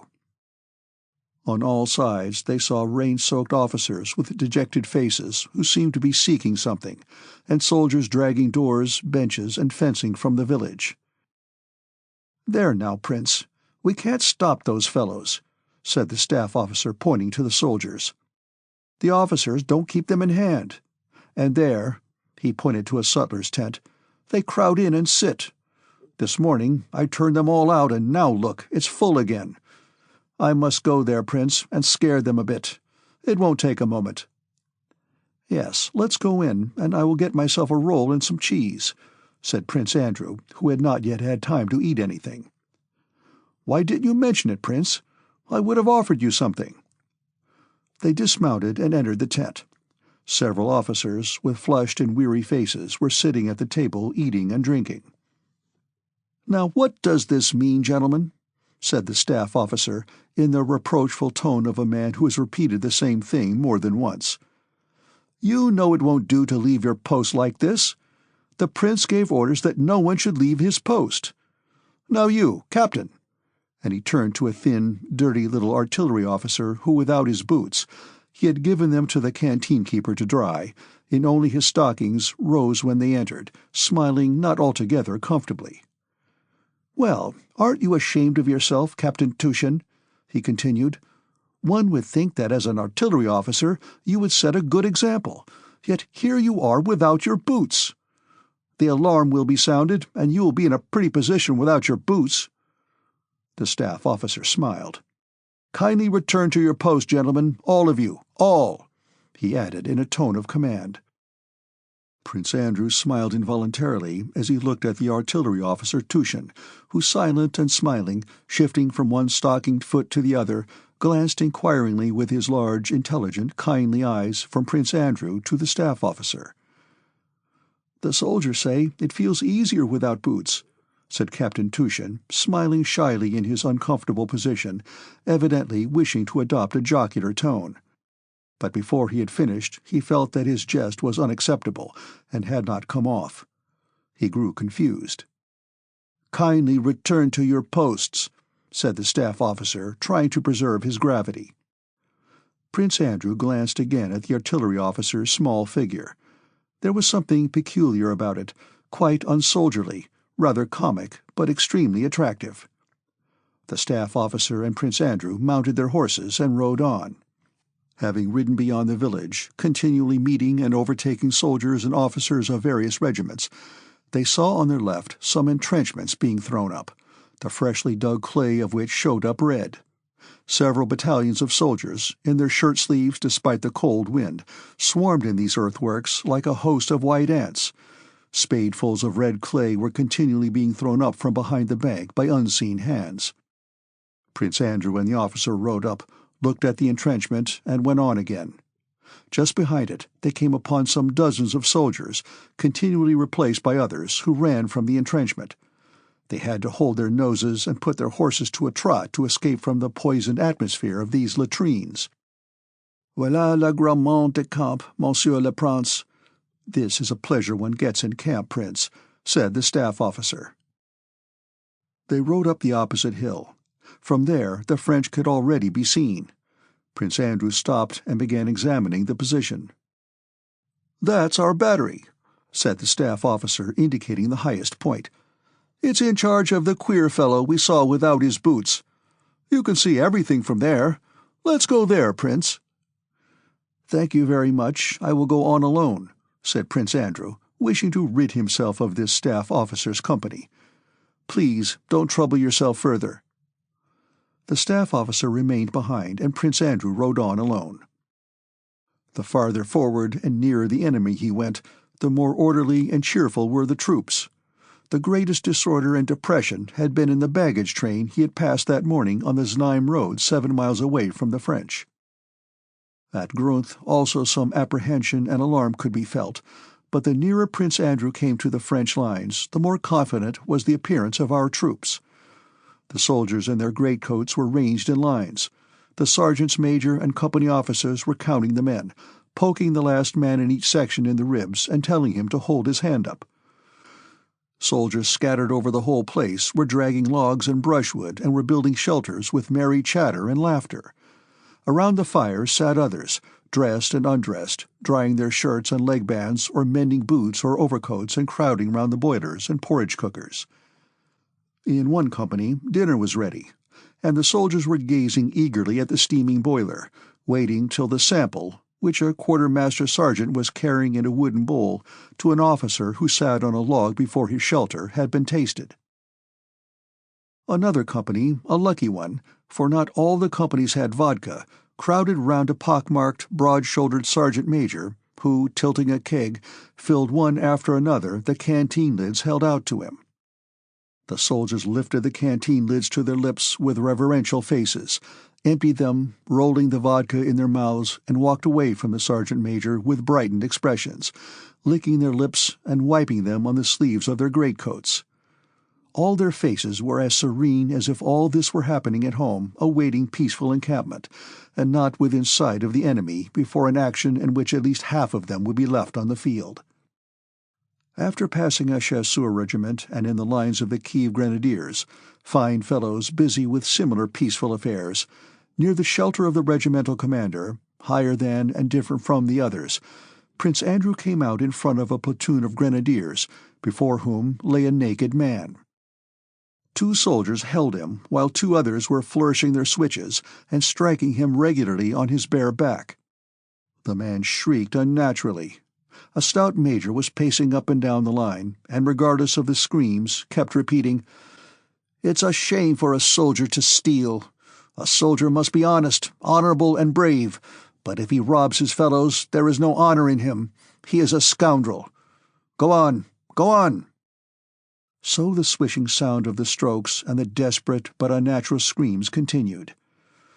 Go on," said the major. A young officer with a bewildered and pained expression on his face stepped away from the man and looked round inquiringly at the adjutant as he rode by. Prince Andrew, having reached the front line, rode along it. Our front line and that of the enemy were far apart on the right and left banks, but in the center, where the men with a flag of truce had passed that morning, the lines were so near together that the men could see one another's faces and speak to one another. Besides the soldiers who formed the picket line on either side, there were many curious onlookers, who, jesting and laughing, stared at their strange foreign enemies.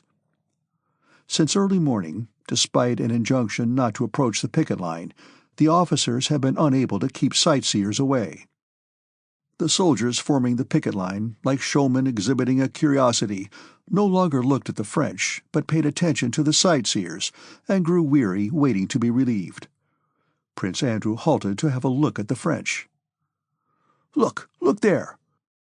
One soldier was saying to another, pointing to a Russian musketeer who had gone up to the picket line with an officer and was rapidly and excitedly talking to a French grenadier. "Hark to him jabbering! Fine, isn't it? It's all the Frenchy can do to keep up with him. There now, Sidorov."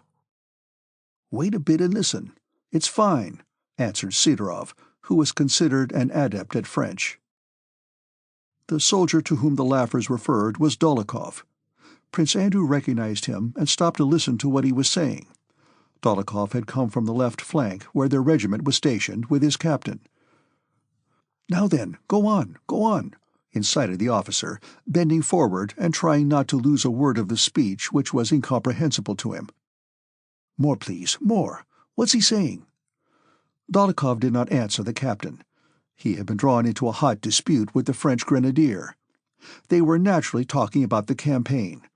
The Frenchman, confusing the Austrians with the Russians, was trying to prove that the Russians had surrendered and had fled all the way from Ulm, while Dólokhov maintained that the Russians had not surrendered but had beaten the French.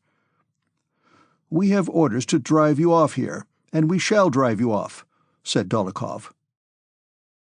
"Only take care you and your Cossacks are not all captured," said the French grenadier. The French onlookers listened and laughed. "We'll make you dance as we did under Suvorov. On vous fera danser," said Dolokhov. "Qu'est-ce qu'il chante?" "What's he singing about?" asked a Frenchman. "It's ancient history," said another, guessing that it referred to a former war. "The Emperor will teach your Savara as he taught the others." "Bonaparte," began Dolokhov, but the Frenchman interrupted him. "Not Bonaparte. He is the Emperor. Sacre nom!" cried he angrily. "The devil skin your Emperor!" And Dolokhov swore at him in coarse soldier's Russian, and shouldering his musket, walked away. "Let us go, Ivan Lukitch," he said to the captain. "Ah, that's the way to talk French," said the picket soldiers. "Now, Sidorov, you have a try." Sidorov, turning to the French, winked and began to jabber meaningless sounds very fast. "Kari malatafasafi muterkaska," he said, trying to give an expressive intonation to his voice. "Ho, ho, ho! Ha, ha, ha, ha! Oh, oh!" came peals of such healthy and good-humored laughter from the soldiers that it infected the French involuntarily, so much so that the only thing left to do seemed to be to unload the muskets, explode the ammunition, and all return home as quickly as possible. But the guns remained loaded. The loopholes in the blockhouses and entrenchments looked out just as menacingly, and the unlimbered cannon confronted one another as before. Chapter 16. Having ridden round the whole line from right flank to left, Prince Andrew made his way up to the battery from which the staff officer had told him the whole field could be seen. Here he dismounted and stopped beside the farthest of the 4 unlimbered cannon. Before the guns, an artillery sentry was pacing up and down. He stood at attention when the officer arrived, but at a sign resumed his measured, monotonous pacing. Behind the guns were their limbers, and still farther back picket ropes and artillerymen's bonfires. To the left, not far from the farthest cannon, was a small newly constructed wattle shed, from which came the sound of officers' voices in eager conversation. It was true that a view over nearly the whole Russian position and the greater part of the enemy's opened out from this battery. Just facing it, on the crest of the opposite hill, the village of Schöngrabern could be seen, and in 3 places to left and right the French troops amid the smoke of their campfires, the greater part of whom were evidently in the village itself and behind the hill. To the left from that village, amid the smoke, was something resembling a battery, but it was impossible to see it clearly with the naked eye. Our right flank was posted on a rather steep incline, which dominated the French position. Our infantry were stationed there, and at the farthest point the dragoons. In the center, where Tushin's battery stood and from which Prince Andrew was surveying the position, was the easiest and most direct descent and ascent to the brook separating us from Schöngrabern. On the left our troops were close to a copse, in which smoked the bonfires of our infantry who were felling wood. The French line was wider than ours, and it was plain that they could easily outflank us on both sides. Behind our position was a steep and deep dip, making it difficult for artillery and cavalry to retire.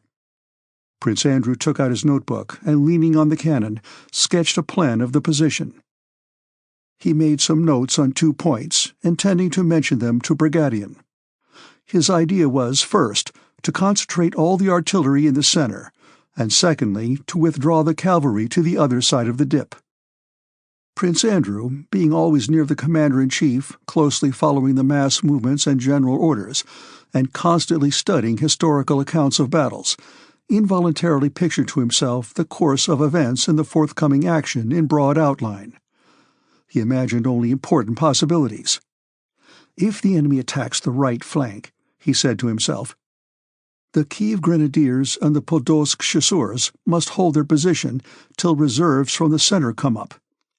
In that case, the dragoons could successfully make a flank counterattack. If they attack our center, we, having the center battery on this high ground, shall withdraw the left flank under its cover and retreat to the dip by echelons. So he reasoned. All the time he had been beside the gun, he had heard the voices of the officers distinctly, but as often happens had not understood a word of what they were saying. Suddenly, however, he was struck by a voice coming from the shed, and its tone was so sincere that he could not but listen. "No, friend," said a pleasant and, as it seemed to Prince Andrew, a familiar voice. "What I say is that if it were possible to know what is beyond death, none of us would be afraid of it. That's so, friend." Another, a younger voice interrupted him. "Afraid or not, you can't escape it anyhow." "All the same, one is afraid. Oh, you clever people," said a third manly voice interrupting them both. "Of course you artillerymen are very wise, because you can take everything along with you, vodka and snacks." And the owner of the manly voice, evidently an infantry officer, laughed. "Yes, one is afraid," continued the first speaker, he of the familiar voice. "One is afraid of the unknown, that's what it is. Whatever we may say about the soul going to the sky, we know there is no sky, but only an atmosphere." The manly voice again interrupted the artillery officer. "Well, stand to some of your herb vodka, Tushin," it said. Why, thought Prince Andrew, that's the captain who stood up in the sutler's hut without his boots. He recognized the agreeable, philosophizing voice with pleasure. "Some herb vodka? Certainly," said Tushin. "But still, to conceive a future life—" He did not finish. Just then there was a whistle in the air, nearer and nearer, faster and louder, louder and faster, a cannonball. As if it had not finished saying what was necessary, thudded into the ground near the shed with superhuman force, throwing up a mass of earth. The ground seemed to groan at the terrible impact. And immediately Tushin, with a short pipe in the corner of his mouth and his kind, intelligent face rather pale, rushed out of the shed, followed by the owner of the manly voice, a dashing infantry officer who hurried off to his company, buttoning up his coat as he ran. Chapter 17. Mounting his horse again, Prince Andrew lingered with the battery, looking at the puff from the gun that had sent the ball.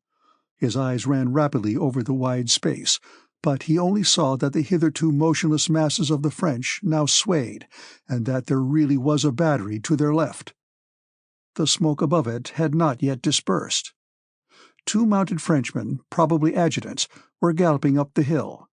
A small but distinctly visible enemy column was moving down the hill, probably to strengthen the front line. The smoke of the first shot had not yet dispersed before another puff appeared, followed by a report. The battle had begun. Prince Andrew turned his horse and galloped back to Grunth to find Prince Bagration. He heard the cannonade behind him growing louder and more frequent. Evidently, our guns had begun to reply. From the bottom of the slope, where the parties had taken place, came the report of musketry. Lemarrois had just arrived at a gallop with Bonaparte's stern letter, and Murat, humiliated and anxious to expiate his fault, had at once moved his forces to attack the center and outflank both the Russian wings, hoping before evening and before the arrival of the Emperor to crush the contemptible detachment that stood before him. "It has begun. Here it is," thought Prince Andrew, feeling the blood rush to his heart.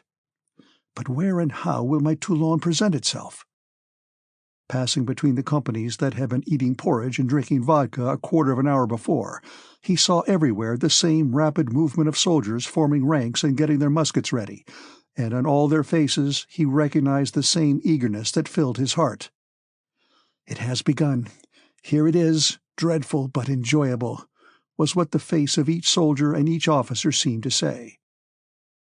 Before he had reached the embankments that were being thrown up, he saw in the light of the dull autumn evening mounted men coming toward him. The foremost, wearing a Cossack cloak and lambskin cap and riding a white horse, was Prince Bagration. Prince Andrew stopped, waiting for him to come up. Prince Bagration reined in his horse and, recognizing Prince Andrew, nodded to him. He still looked ahead while Prince Andrew told him what he had seen. The feeling, "It has begun, Here it is, was seen even on Prince Bagratión's hard brown face, with its half-closed, dull, sleepy eyes. Prince Andrew gazed with anxious curiosity at that impassive face, and wished he could tell what, if anything, this man was thinking and feeling at that moment. "Is there anything at all behind that impassive face?" Prince Andrew asked himself as he looked. Prince Bagration bent his head in sign of agreement with what Prince Andrew told him, and said, "Very good," in a tone that seemed to imply that everything that took place and was reported to him was exactly what he had foreseen. Prince Andrew, out of breath with his rapid ride, spoke quickly. Prince Bagration, uttering his words with an Oriental accent, spoke particularly slowly, as if to impress the fact that there was no need to hurry.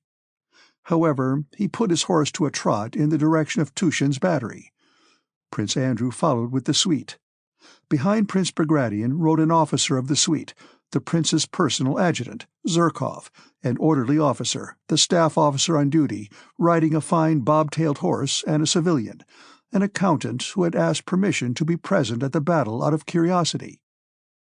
The accountant, a stout, full-faced man, looked around him with a naive smile of satisfaction, and presented a strange appearance among the hussars, Cossacks, and adjutants in his camlet coat, as he jolted on his horse with a convoy officer's saddle. "He wants to see a battle," said Zherkov to Bolkonsky, pointing to the accountant, "but he feels a pain in the pit of his stomach already." "Oh, leave off," said the accountant with a beaming but rather cunning smile, as if flattered at being made the subject of Zherkov's joke, and purposely trying to appear stupider than he really was. "It's very strange, Monsieur Prince," said the staff officer. He remembered that in French there is some peculiar way of addressing a prince, but could not get it quite right. By this time they were all approaching Tushin's battery, and a ball struck the ground in front of them. "What's that has fallen?" asked the accountant with a naive smile. "A French pancake," answered Zherkov. "So that's what they hit with?" asked the accountant. "How awful!" He seemed to swell with satisfaction. He had hardly finished speaking when they again heard an unexpectedly violent whistling which suddenly ended with a thud into something soft. Flop! And a Cossack, riding a little to the right and behind the accountant, crashed to earth with his horse. Zherkov and the staff officer bent over their saddles and turned their horses away. The accountant stopped, facing the Cossack, and examined him with attentive curiosity. The Cossack was dead, but the horse still struggled. Prince Bagration screwed up his eyes, looked round, and seeing the cause of the confusion, turned away with indifference, as if to say, "Is it worth while noticing trifles?" He reined in his horse with the care of a skilful rider, and, slightly bending over, disengaged his sabre which had caught in his cloak. It was an old-fashioned sabre of a kind no longer in general use. Prince Andrew remembered the story of Suvorov giving his sabre to Bagration in Italy, and the recollection was particularly pleasant at that moment. They had reached the battery at which Prince Andrew had been when he examined the battlefield. "Whose company?" asked Prince Bagration of an artilleryman standing by the ammunition wagon. He asked whose company, but he really meant, "Are you frightened here?" And the artilleryman understood him. "Captain Tushin's, Your Excellency!" shouted the red-haired, freckled gunner in a merry voice, standing to attention. "Yes, yes," muttered Bagration, as if considering something, and he rode past the limbers to the farthest cannon. As he approached, a ringing shot issued from it, deafening him and his suite, and in the smoke that suddenly surrounded the gun they could see the gunners who had seized it straining to roll it quickly back to its former position. A huge, broad-shouldered gunner, number 1, holding a mop, his legs far apart, sprang to the wheel, while number 2, with a trembling hand, placed a charge in the cannon's mouth. The short, round-shouldered Captain Tushin, stumbling over the tail of the gun carriage, moved forward and, not noticing the general, looked out, shading his eyes with his small hand. "Lift it 2 lines more, and it will be just right," cried he in a feeble voice to which he tried to impart a dashing note, ill-suited to his weak figure. "Number 2, he squeaked. "Fire, Medvedev!" Bagration called to him, and Tushin, raising 3 fingers to his cap with a bashful and awkward gesture, not at all like a military salute, but like a priest's benediction, approached the general. Though Tushin's guns had been intended to cannonade the valley, he was firing incendiary balls at the village of Schöngrabern, visible just opposite, in front of which large masses of French were advancing. No one had given Tushin orders where and at what to fire, but after consulting his sergeant-major Zakharchenko, for whom he had great respect, he had decided that it would be a good thing to set fire to the village. "Very good," said Bagration in reply to the officer's report, and began deliberately to examine the whole battlefield extended before him. The French had advanced nearest on our right. Below the height in which the Kiev regiment was stationed, in the hollow where the rivulet flowed, the soul-stirring rolling and crackling of musketry was heard, and much farther to the right, beyond the dragoons, the officer of the suite pointed out to Bagration a French column that was outflanking us. To the left, the horizon bounded by the adjacent wood. Prince Bagration ordered 2 battalions from the center to be sent to reinforce the right flank. The officer of the suite ventured to remark to the prince that if these battalions went away, the guns would remain without support. Prince Bagration turned to the officer and with his dull eyes looked at him in silence. It seemed to Prince Andrew that the officer's remark was just, and that really no answer could be made to it.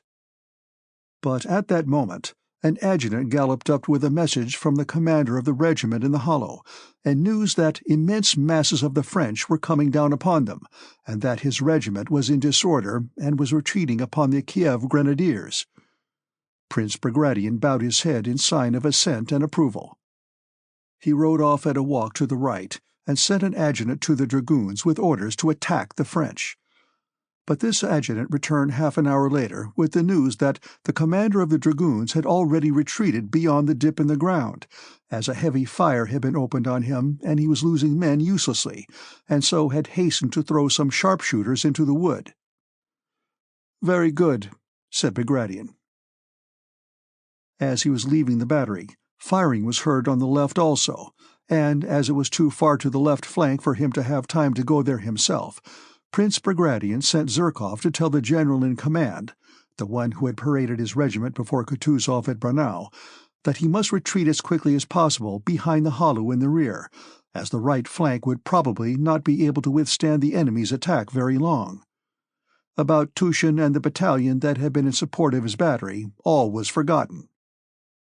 Prince Andrew listened attentively to Bagration's colloquies with the commanding officers and the orders he gave them, and to his surprise found that no orders were really given, but that Prince Bagration tried to make it appear that everything done by necessity, by accident, or by the will of subordinate commanders was done, if not by his direct command, at least in accord with his intentions. Prince Andrew noticed, however, that though what happened was due to chance and was independent of the commander's will, owing to the tact Bagration showed, his presence was very valuable. Officers, who approached him with disturbed countenances, became calm. Soldiers and officers greeted him gaily, grew more cheerful in his presence, and were evidently anxious to display their courage before him. Chapter 18. Prince Bagration, having reached the highest point of our right flank, began riding downhill to where the roll of musketry was heard, but where, on account of the smoke, nothing could be seen. The nearer they got to the hollow, the less they could see, but the more they felt the nearness of the actual battlefield. They began to meet wounded men. One, with a bleeding head and no cap, was being dragged along by 2 soldiers who supported him under the arms. There was a gurgle in his throat, and he was spitting blood. A bullet had evidently hit him in the throat or mouth. Another was walking sturdily by himself, but without his musket, groaning aloud and swinging his arm which had just been hurt, while blood from it was streaming over his greatcoat as from a bottle. He had that moment been wounded, and his face showed fear rather than suffering. Crossing a road, they descended a steep incline and saw several men lying on the ground. They also met a crowd of soldiers, some of whom were unwounded. The soldiers were ascending the hill breathing heavily, and despite the general's presence were talking loudly and gesticulating. In front of them, rows of grey cloaks were already visible through the smoke, and an officer catching sight of Bagration rushed shouting after the crowd of retreating soldiers, ordering them back. Bagration rode up to the ranks, along which shots crackled now here and now there, drowning the sound of voices and the shouts of command. The whole air reeked with smoke. The excited faces of the soldiers were blackened with it. Some were using their ramrods, others putting powder on the touchpads or taking charges from their pouches, while others were firing, though who they were firing at could not be seen for the smoke, which there was no wind to carry away. A pleasant humming and whistling of bullets were often heard. "What's this?" thought Prince Andrew, approaching the crowd of soldiers. "It can't be an attack, for they are not moving. It can't be a square, for they are not drawn up for that." The commander of the regiment, a thin, feeble-looking old man with a pleasant smile, his eyelids drooping more than half over his old eyes, giving him a mild expression, rode up to Bagration and welcomed him as a host welcomes an honored guest. He reported that his regiment had been attacked by French cavalry, and that, though the attack had been repulsed, he had lost more than half his men. He said the attack had been repulsed, employing this military term to describe what had occurred to his regiment, but in reality he did not himself know what had happened during that half-hour to the troops entrusted to him, and could not say with certainty whether the attack had been repulsed or his regiment had been broken up. All he knew was that, at the commencement of the action, balls and shells began flying all over his regiment and hitting men, and that afterwards someone had shouted "Cavalry!" and our men had begun firing. They were still firing, not at the cavalry which had disappeared, but at French infantry who had come into the hollow and were firing at our men. Prince Bagration bowed his head as a sign that this was exactly what he had desired and expected. Turning to his adjutant, he ordered him to bring down the 2 battalions of the 6 chasseurs, whom they had just passed. Prince Andrew was struck by the changed expression on Prince Bagration's face at this moment. It expressed the concentrated and happy resolution you see on the face of a man who on a hot day takes a final run before plunging into the water. The dull, sleepy expression was no longer there, nor the affectation of profound thought. The round, steady hawk's eyes looked before him eagerly and rather disdainfully, not resting on anything, although his movements were still slow and measured. The commander of the regiment turned to Prince Bagration, entreating him to go back, as it was too dangerous to remain where they were. "Please, Your Excellency, for God's sake," he kept saying, glancing for support at an officer of the suite who turned away from him. "There, you see?" And he drew attention to the bullets whistling, singing, and hissing continually around them. He spoke in the tone of entreaty and reproach that a carpenter uses to a gentleman who has picked up an axe. "We are used to it, but you, sir, will blister your hands." He spoke as if those bullets could not kill him, and his half-closed eyes gave still more persuasiveness to his words. The staff officer joined in the colonel's appeals, but Bagration did not reply. He only gave an order to cease firing and reform, so as to give room for the 2 approaching battalions.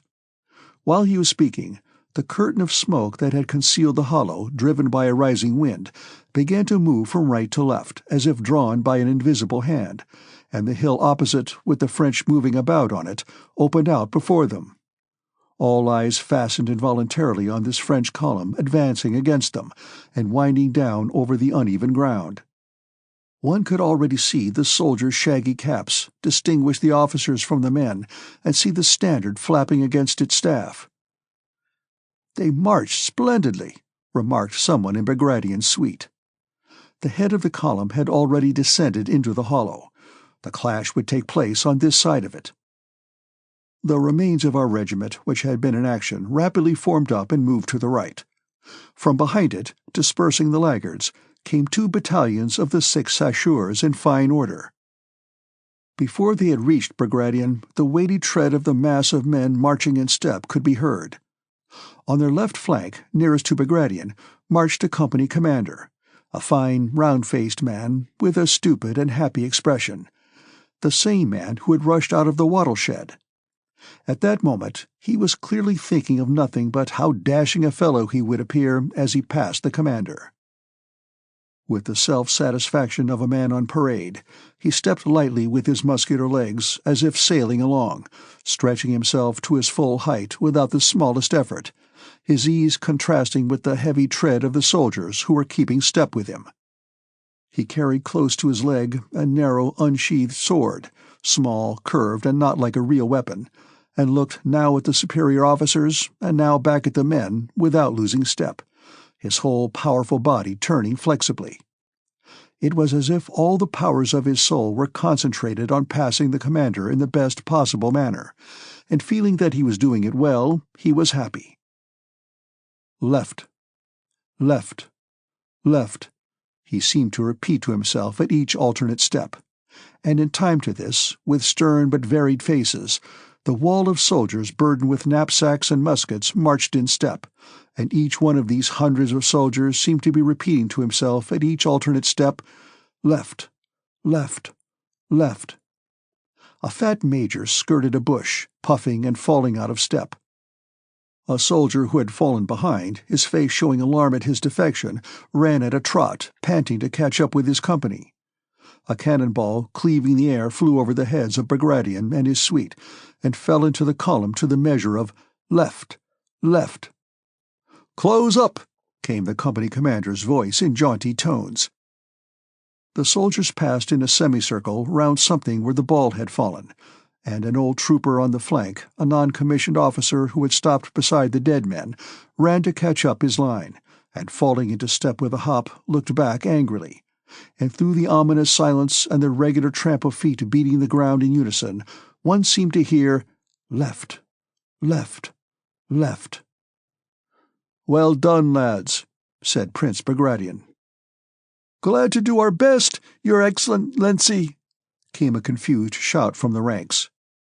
A morose soldier marching on the left turned his eyes on Bagration as he shouted, with an expression that seemed to say, "We know that ourselves." Another, without looking round, as though fearing to relax, shouted with his mouth wide open and passed on. The order was given to halt and down knapsacks. Bagration rode round the ranks that had marched past him and dismounted. He gave the reins to a Cossack, took off and handed over his felt coat, stretched his legs and set his cap straight.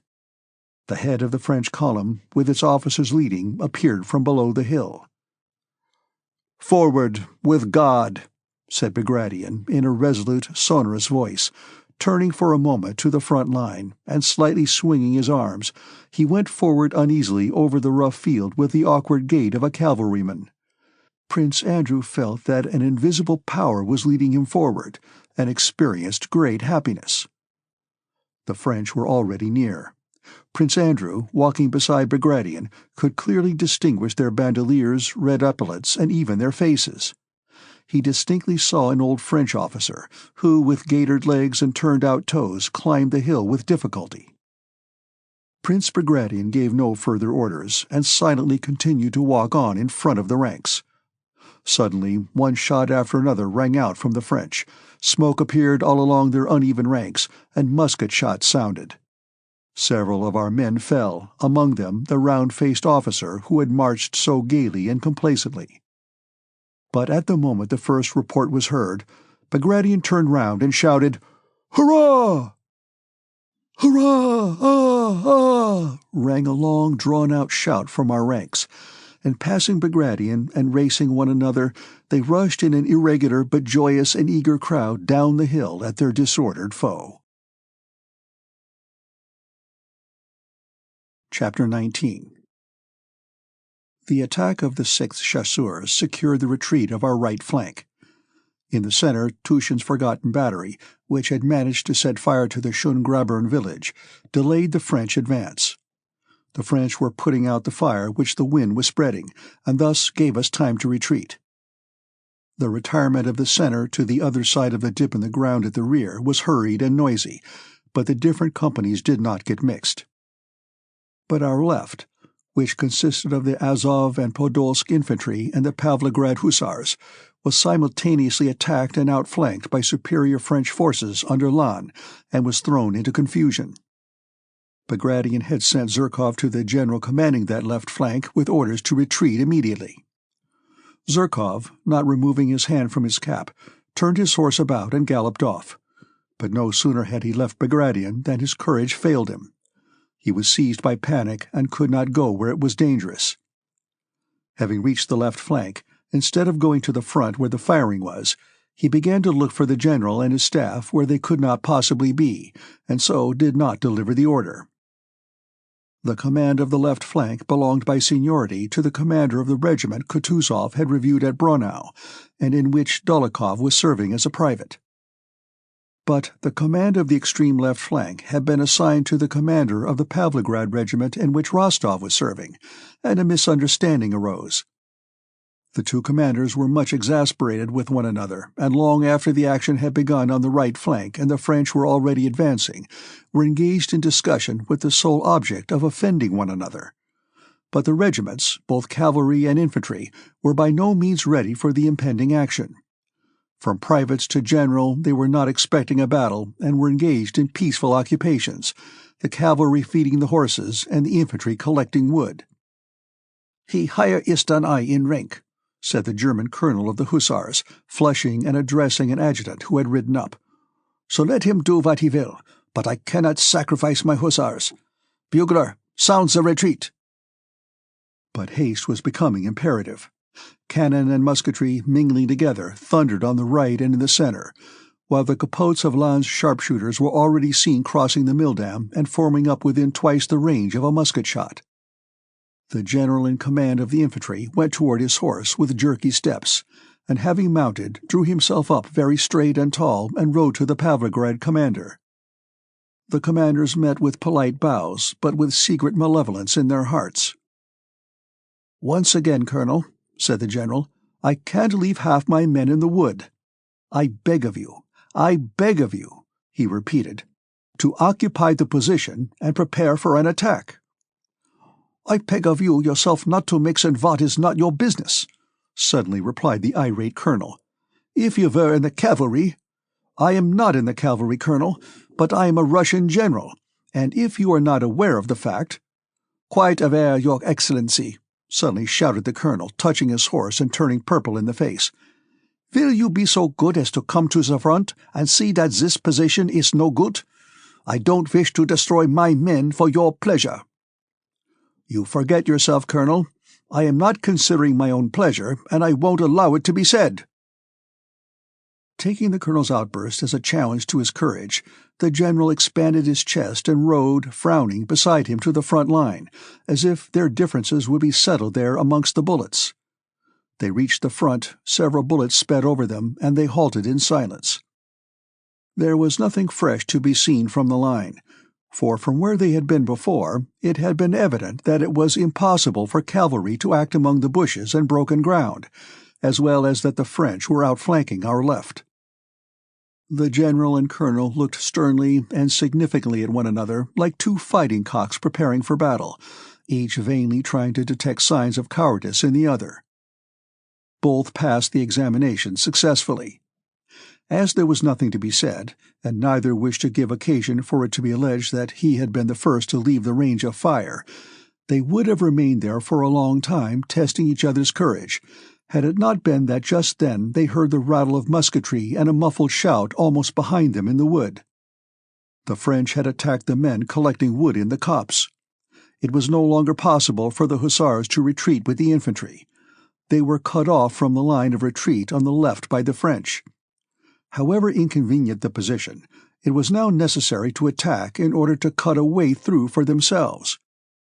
The squadron in which Rostov was serving had scarcely time to mount before it was halted facing the enemy. Again, as at the Enns Bridge, there was nothing between the squadron and the enemy, and again that terrible dividing line of uncertainty and fear, resembling the line separating the living from the dead, lay between them. All were conscious of this unseen line, and the question whether they would cross it or not, and how they would cross it, agitated them all. The colonel rode to the front, angrily gave some reply to questions put to him by the officers, and, like a man desperately insisting on having his own way, gave an order. No one said anything definite, but the rumor of an attack spread through the squadron.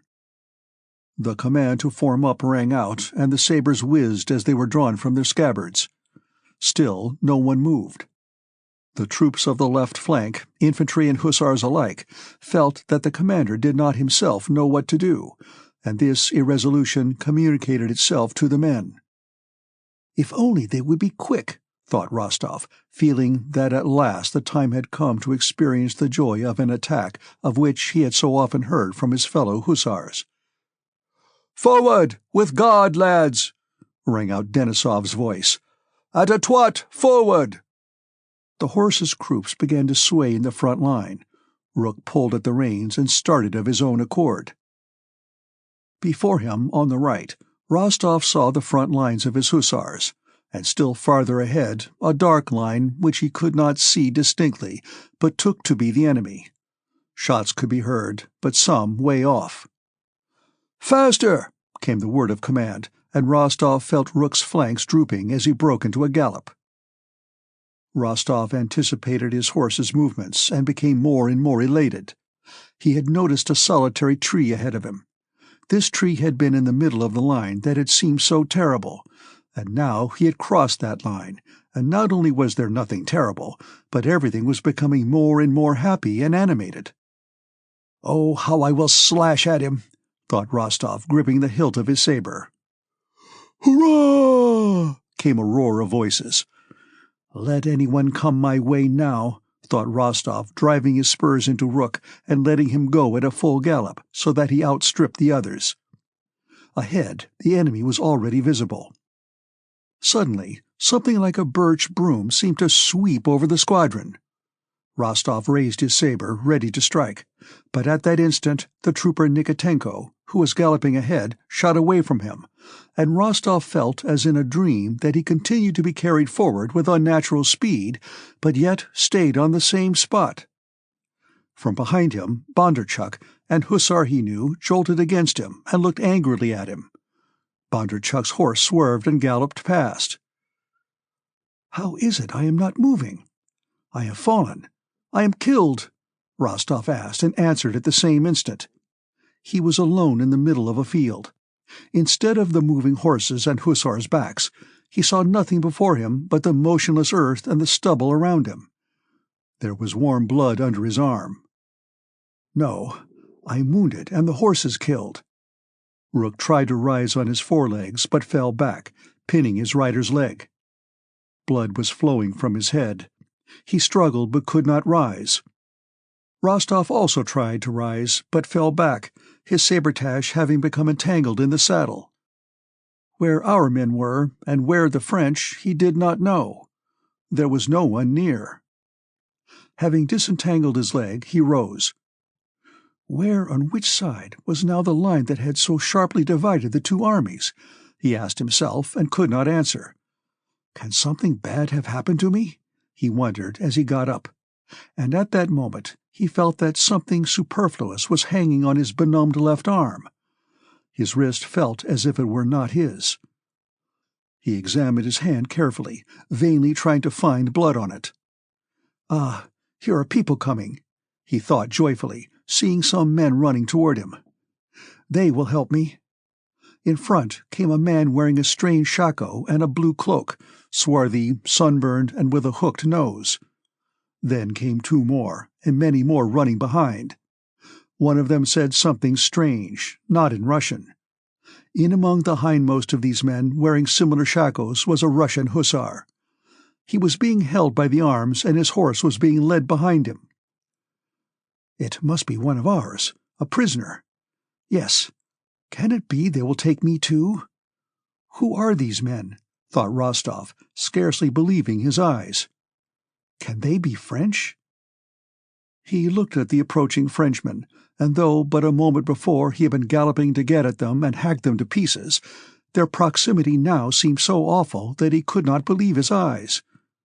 Who are they? Why are they running? Can they be coming at me? And why? To kill me? Me, whom everyone is so fond of? He remembered his mother's love for him, and his families and his friends, and the enemy's intention to kill him seemed impossible. But perhaps they may do it. For more than 10 seconds he stood not moving from the spot or realizing the situation. The foremost Frenchman, the one with the hooked nose, was already so close that the expression of his face could be seen. And the excited, alien face of that man, his bayonet hanging down, holding his breath, and running so lightly, frightened Rostov. He seized his pistol, and instead of firing it, flung it at the Frenchman and ran with all his might toward the bushes. He did not now run with the feeling of doubt and conflict with which he had trodden the Enns bridge, but with the feeling of a hare fleeing from the hounds. One single sentiment, that of fear for his young and happy life, possessed his whole being.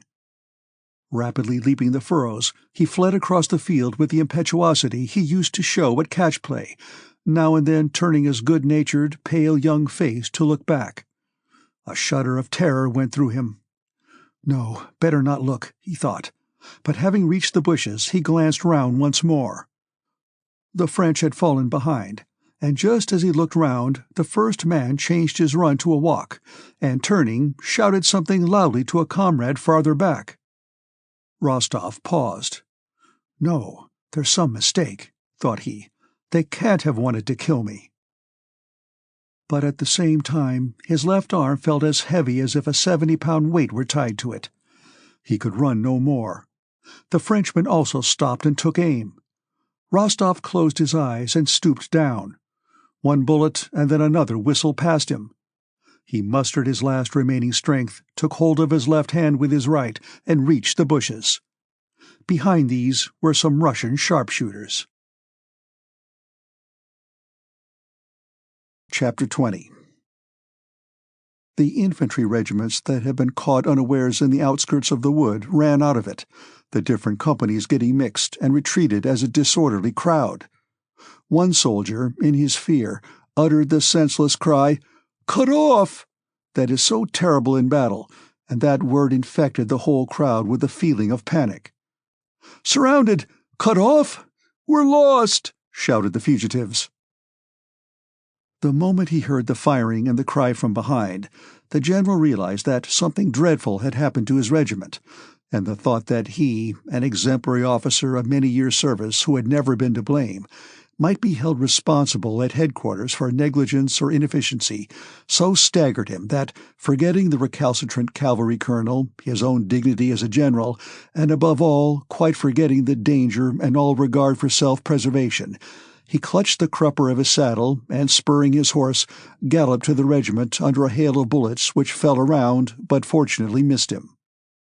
His one desire was to know what was happening and at any cost correct or remedy the mistake if he had made one, so that he, an exemplary officer of 22 years' service, who had never been censured, should not be held to blame.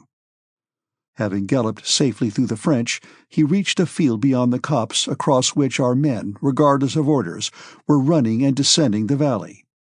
That moment of moral hesitation which decides the fate of battles had arrived. Would this disorderly crowd of soldiers attend to the voice of their commander, or would they, disregarding him, continue their flight? Despite his desperate shouts that used to seem so terrible to the soldiers, despite his furious purple countenance distorted out of all likeness to his former self, and the flourishing of his sabre, the soldiers all continued to run, talking, firing into the air, and disobeying orders. The moral hesitation which decided the fate of battles was evidently culminating in a panic. The general had a fit of coughing as a result of shouting and of the powder smoke, and stopped in despair. Everything seemed lost. But at that moment, the French who were attacking, suddenly and without any apparent reason, ran back and disappeared from the outskirts, and Russian sharpshooters showed themselves in the copse. It was Timokhin's company, which alone had maintained its order in the wood, and having lain in ambush in a ditch, now attacked the French unexpectedly. Timokhin, armed only with a sword, had rushed at the enemy with such a desperate cry and such mad drunken determination that, taken by surprise, the French had thrown down their muskets and run. Dólokhov, running beside Timokhin, killed a Frenchman at close quarters and was the first to seize the surrendering French officer by his collar. Our fugitives returned. The battalions reformed, and the French, who had nearly cut our left flank in half, were for the moment repulsed. Our reserve units were able to join up, and the fight was at an end. The regimental commander and Major Ekonomov had stopped beside a bridge, letting the retreating companies pass by them, when a soldier came up and took hold of the commander's stirrup, almost leaning against him. The man was wearing a bluish coat of broadcloth. He had no knapsack or cap. His head was bandaged, and over his shoulder a French munition pouch was slung. He had an officer's sword in his hand. The soldier was pale. His blue eyes looked impudently into the commander's face, and his lips were smiling. Though the commander was occupied in giving instructions to Major Ekonomov, he could not help taking notice of the soldier. "Your Excellency, here are 2 trophies," said Dólokhov, pointing to the French sword and pouch. "I have taken an officer prisoner. I stopped the company." Dólokhov breathed heavily from weariness and spoke in abrupt sentences. "The whole company can bear witness. I beg you will remember this, Your Excellency." All right," replied the commander, and turned to Major Ekonomov. But Dólokhov did not go away. He untied the handkerchief around his head, pulled it off, and showed the blood congealed on his hair. "A bayonet wound. I remained at the front. Remember, Your Excellency." Tushin's battery had been forgotten, and only at the very end of the action did Prince Bagration, still hearing the cannonade in the center, send his orderly staff officer, and later Prince Andrew also, to order the battery to retire as quickly as possible. When the supports attached to Tushin's battery had been moved away in the middle of the action by someone's order, the battery had continued firing, and was only not captured by the French because the enemy could not surmise that anyone could have the effrontery to continue firing from 4 quite undefended guns. On the contrary, the energetic action of that battery led the French to suppose that here, in the center, the main Russian forces were concentrated. Twice they had attempted to attack this point, but on each occasion had been driven back by grape shot from the 4 isolated guns on the hillock. Soon after Prince Bagration had left him, Tushin had succeeded in setting fire to Schöngrabern. "Look at them scurrying! It's burning! Just see the smoke! Fine! Grand! Look at the smoke! The smoke!" exclaimed the artilleryman, brightening up. All the guns, without waiting for orders, were being fired in the direction of the conflagration. As if urging each other on, the soldiers cried at each shot, "Fine! That's good! Look at it! Grand!" The fire, fanned by the breeze, was rapidly spreading. The French columns that had advanced beyond the village went back. But as though in revenge for this failure, the enemy placed 10 guns to the right of the village and began firing them at Tushin's battery. In their childlike glee, aroused by the fire and their luck in successfully cannonading the French, our artillerymen only noticed this battery when 2 balls, and then 4 more, fell among our guns, one knocking over 2 horses and another tearing off a munition wagon driver's leg. Their spirits once roused were, however, not diminished, but only changed character. The horses were replaced by others from a reserve gun carriage, the wounded were carried away, and the 4 guns were turned against the 10-gun battery. Tushin's companion officer had been killed at the beginning of the engagement, and within an hour 17 of the 40 men of the guns' crews had been disabled, but the artillerymen were still as merry and lively as ever. Twice they noticed the French appearing below them, and then they fired grape shot at them. Little Tushin, moving feebly and awkwardly, kept telling his orderly to "refill my pipe for that one," and then, scattering sparks from it, ran forward shading his eyes with his small hand to look at the French. "Smack at 'em, lads," he kept saying, seizing the guns by the wheels and working the screws himself. Amid the smoke, deafened by the incessant reports which always made him jump, Tushin, not taking his pipe from his mouth, ran from gun to gun, now aiming, now counting the charges, now giving orders about replacing dead or wounded horses, and harnessing fresh ones, and shouting in his feeble voice, so high-pitched and irresolute. His face grew more and more animated. Only when a man was killed or wounded did he frown and turn away from the sight, shouting angrily at the men who, as is always the case, hesitated about lifting the injured or dead. The soldiers, for the most part handsome fellows, and is always the case in an artillery company, a head and shoulders taller and twice as broad as their officer, all looked at their commander like children in an embarrassing situation, and the expression on his face was invariably reflected on theirs. Owing to the terrible uproar and the necessity for concentration and activity, Tushin did not experience the slightest unpleasant sense of fear, and the thought that he might be killed or badly wounded never occurred to him. On the contrary, he became more and more elated. It seemed to him that it was a very long time ago, almost a day, since he had first seen the enemy and fired the first shot, and that the corner of the field he stood on was well-known and familiar ground. Though he thought of everything, considered everything, and did everything the best of officers could do in his position, he was in a state akin to feverish delirium or drunkenness. From the deafening sounds of his own guns around him, the whistle and thud of the enemy's cannonballs, from the flushed and perspiring faces of the crew bustling round the guns, from the sight of the blood of men and horses, from the little puffs of smoke on the enemy's side, always followed by a ball flying past and striking the earth, a man, a gun, a horse.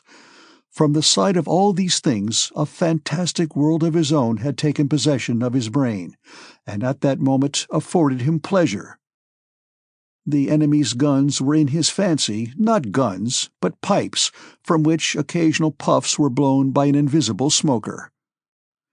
"There, he's puffing again," muttered Tushin to himself, as a small cloud rose from the hill and was borne in a streak to the left by the wind.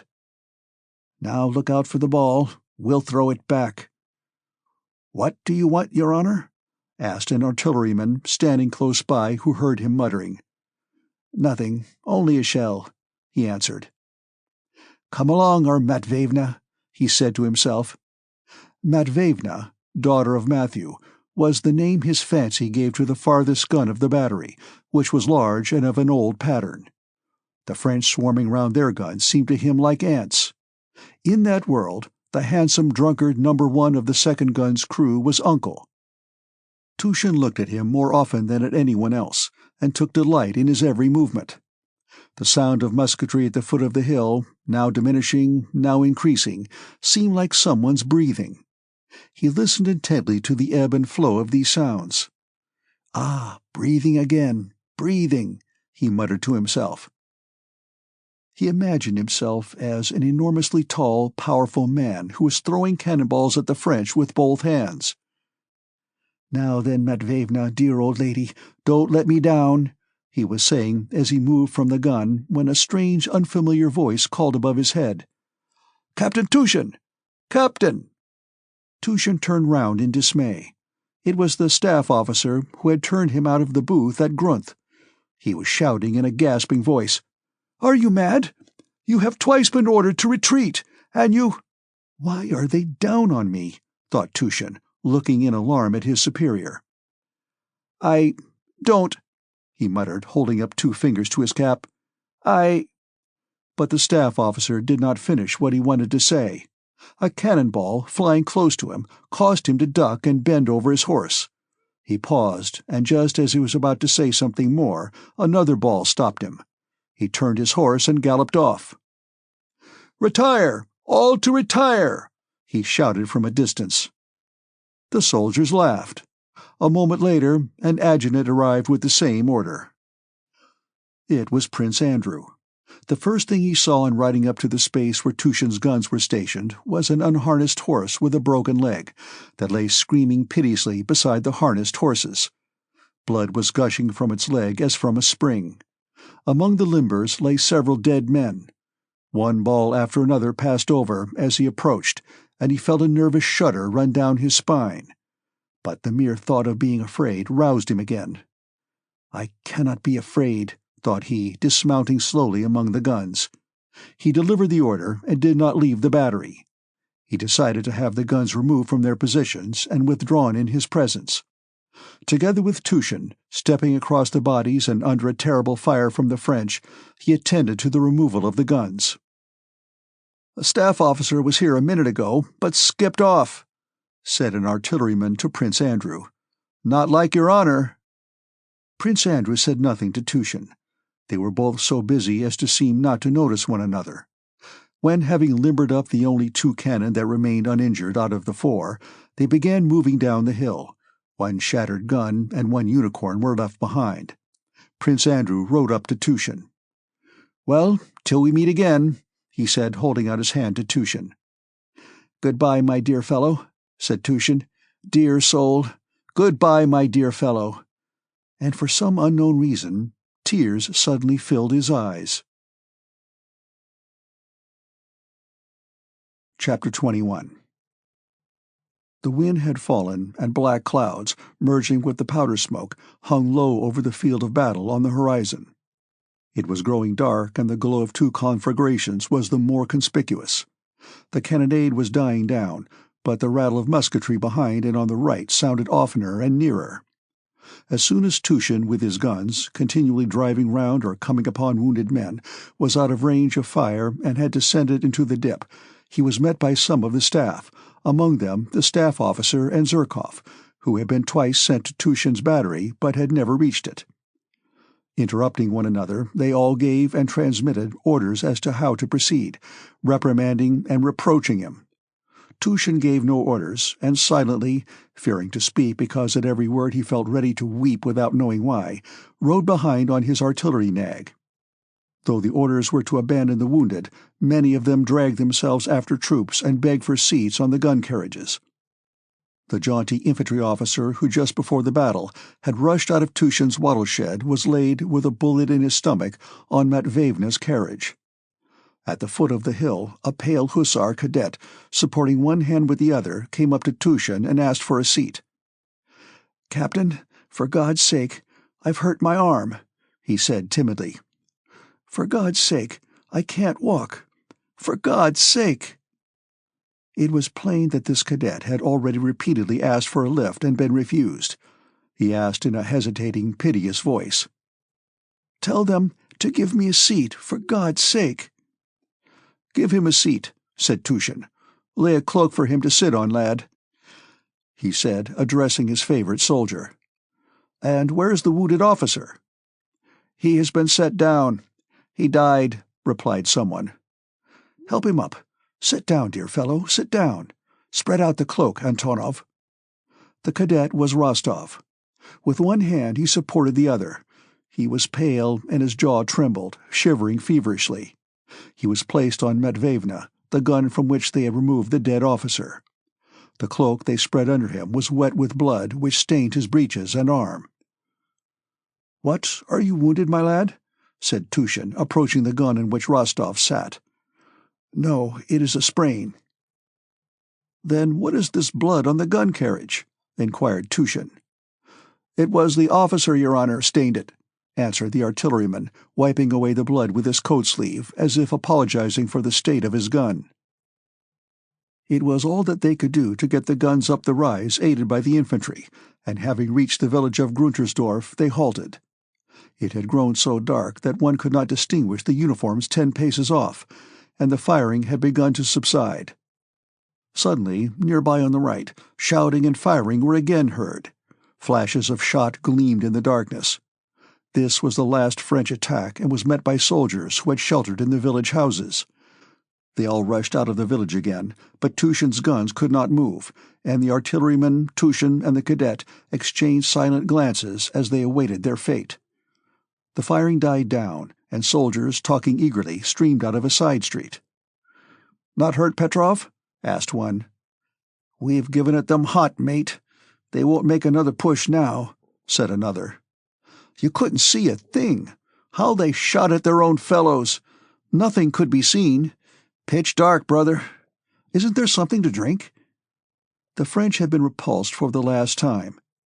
And again, in the complete darkness, Tushin's guns moved forward, surrounded by the humming infantry as by a frame. In the darkness, it seemed as though a gloomy unseen river was flowing always in one direction, humming with whispers and talk and the sound of hoofs and wheels. Amid the general rumble, The groans and voices of the wounded were more distinctly heard than any other sound in the darkness of the night. The gloom that enveloped the army was filled with their groans, which seemed to melt into one with the darkness of the night. After a while, the moving mass became agitated. Someone rode past on a white horse followed by his suite, and said something in passing. "What did he say? Where to now? Halt, is it? Did he thank us?" came eager questions from all sides. The whole moving mass began pressing closer together, and a report spread that they were ordered to halt. Evidently, those in front had halted. All remained where they were in the middle of the muddy road. Fires were lighted, and the talk became more audible. Captain Tushin, having given orders to his company, sent a soldier to find a dressing station or a doctor for the cadet, and sat down by a bonfire the soldiers had kindled on the road. Rostov, too, dragged himself to the fire. From pain, cold and damp, a feverish shivering shook his whole body. Drowsiness was irresistibly mastering him, but he kept awake by an excruciating pain in his arm, for which he could find no satisfactory position. He kept closing his eyes and then again looking at the fire, which seemed to him dazzlingly red, and at the feeble, round-shouldered figure of Tushin, who was sitting cross-legged like a Turk beside him. Tushin's large, kind, intelligent eyes were fixed with sympathy and commiseration on Rostov, who saw that Tushin with his whole heart wished to help him but could not. From all sides were heard the footsteps and talk of the infantry, who were walking, driving past, and settling down all around. The sound of voices, the tramping feet, the horses' hoofs moving in mud, the crackling of wood fires near and afar merged into one tremulous rumble. It was no longer, as before, a dark, unseen river flowing through the gloom, but a dark sea swelling and gradually subsiding after a storm. Rostov looked at and listened listlessly to what passed before and around him. An infantryman came to the fire, squatted on his heels, held his hands to the blaze, and turned away his face. "You don't mind, Your Honor?" he asked Tushin. "I've lost my company, Your Honor. I don't know where. Such bad luck." With the soldier, an infantry officer with a bandaged cheek came up to the bonfire, and addressing Tushin, asked him to have the guns moved a trifle to let a wagon go past. After he had gone, two soldiers rushed to the campfire. They were quarreling and fighting desperately, each trying to snatch from the other a boot they were both holding on to. "You picked it up? I dare say. You're very smart," one of them shouted hoarsely. Then a thin, pale soldier, his neck bandaged with a blood-stained leg-band, came up and in angry tones asked the artilleryman for water. "Must one die like a dog?" said he. Tushin told them to give the man some water. Then a cheerful soldier ran up, begging a little fire for the infantry. "A nice little hot torch for the infantry? Good luck to you, fellow countrymen. Thanks for the fire. We'll return it with interest," said he, carrying away into the darkness a glowing stick. Next came four soldiers, carrying something heavy on a cloak, and passed by the fire. One of them stumbled. "Who the devil has put the logs on the road?" snarled he. "He's dead. Why carry him?" said another. "Shut up!" And they disappeared into the darkness with their load. "Still aching?" Tushin asked Rostov in a whisper. "Yes." "Your Honor, you're wanted by the general. He is in the hut here," said a gunner, coming up to Tushin. "Coming, friend." Tushin rose, and buttoning his greatcoat and pulling it straight, walked away from the fire. Not far from the artillery campfire, in a hut that had been prepared for him, Prince Bagration sat at dinner, talking with some commanding officers who had gathered at his quarters. The little old man with the half-closed eyes was there greedily gnawing on a mutton bone, and the general, who had served blamelessly for 22 years, flushed by a glass of vodka and the dinner, and the staff officer with the signet ring, and Zherkov, uneasily glancing at them all, and Prince Andrew, pale, with compressed lips and feverishly glittering eyes. In a corner of the hut stood a standard captured from the French, and the accountant with the naive face was feeling its texture, shaking his head in perplexity, perhaps because the banner really interested him, perhaps because it was hard for him, hungry as he was, to look on at a dinner where there was no place for him. In the next hut there was a French colonel who had been taken prisoner by our dragoons. Our officers were flocking in to look at him.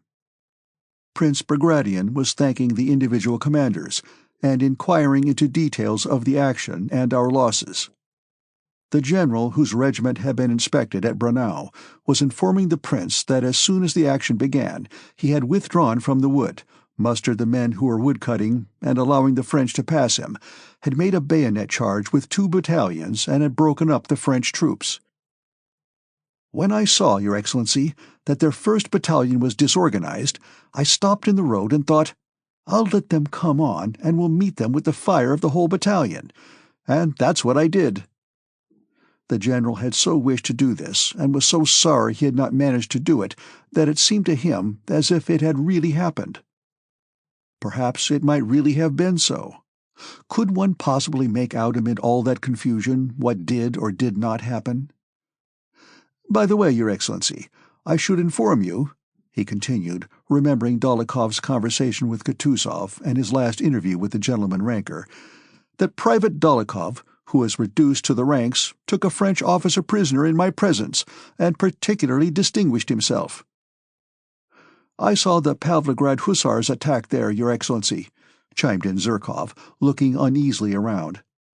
He had not seen the hussars all that day, but had heard about them from an infantry officer. They broke up 2 squares, Your Excellency. Several of those present smiled at Zherkov's words, expecting one of his usual jokes, but noticing that what he was saying redounded to the glory of our arms and of the day's work, they assumed a serious expression, though many of them knew that what he was saying was a lie devoid of any foundation. Prince Bagration turned to the old colonel. Gentlemen, I thank you all. All arms have behaved heroically, infantry, cavalry, and artillery. How was it that 2 guns were abandoned in the center? He inquired, searching with his eyes for someone. Prince Bagration did not ask about the guns on the left flank. He knew that all the guns there had been abandoned at the very beginning of the action.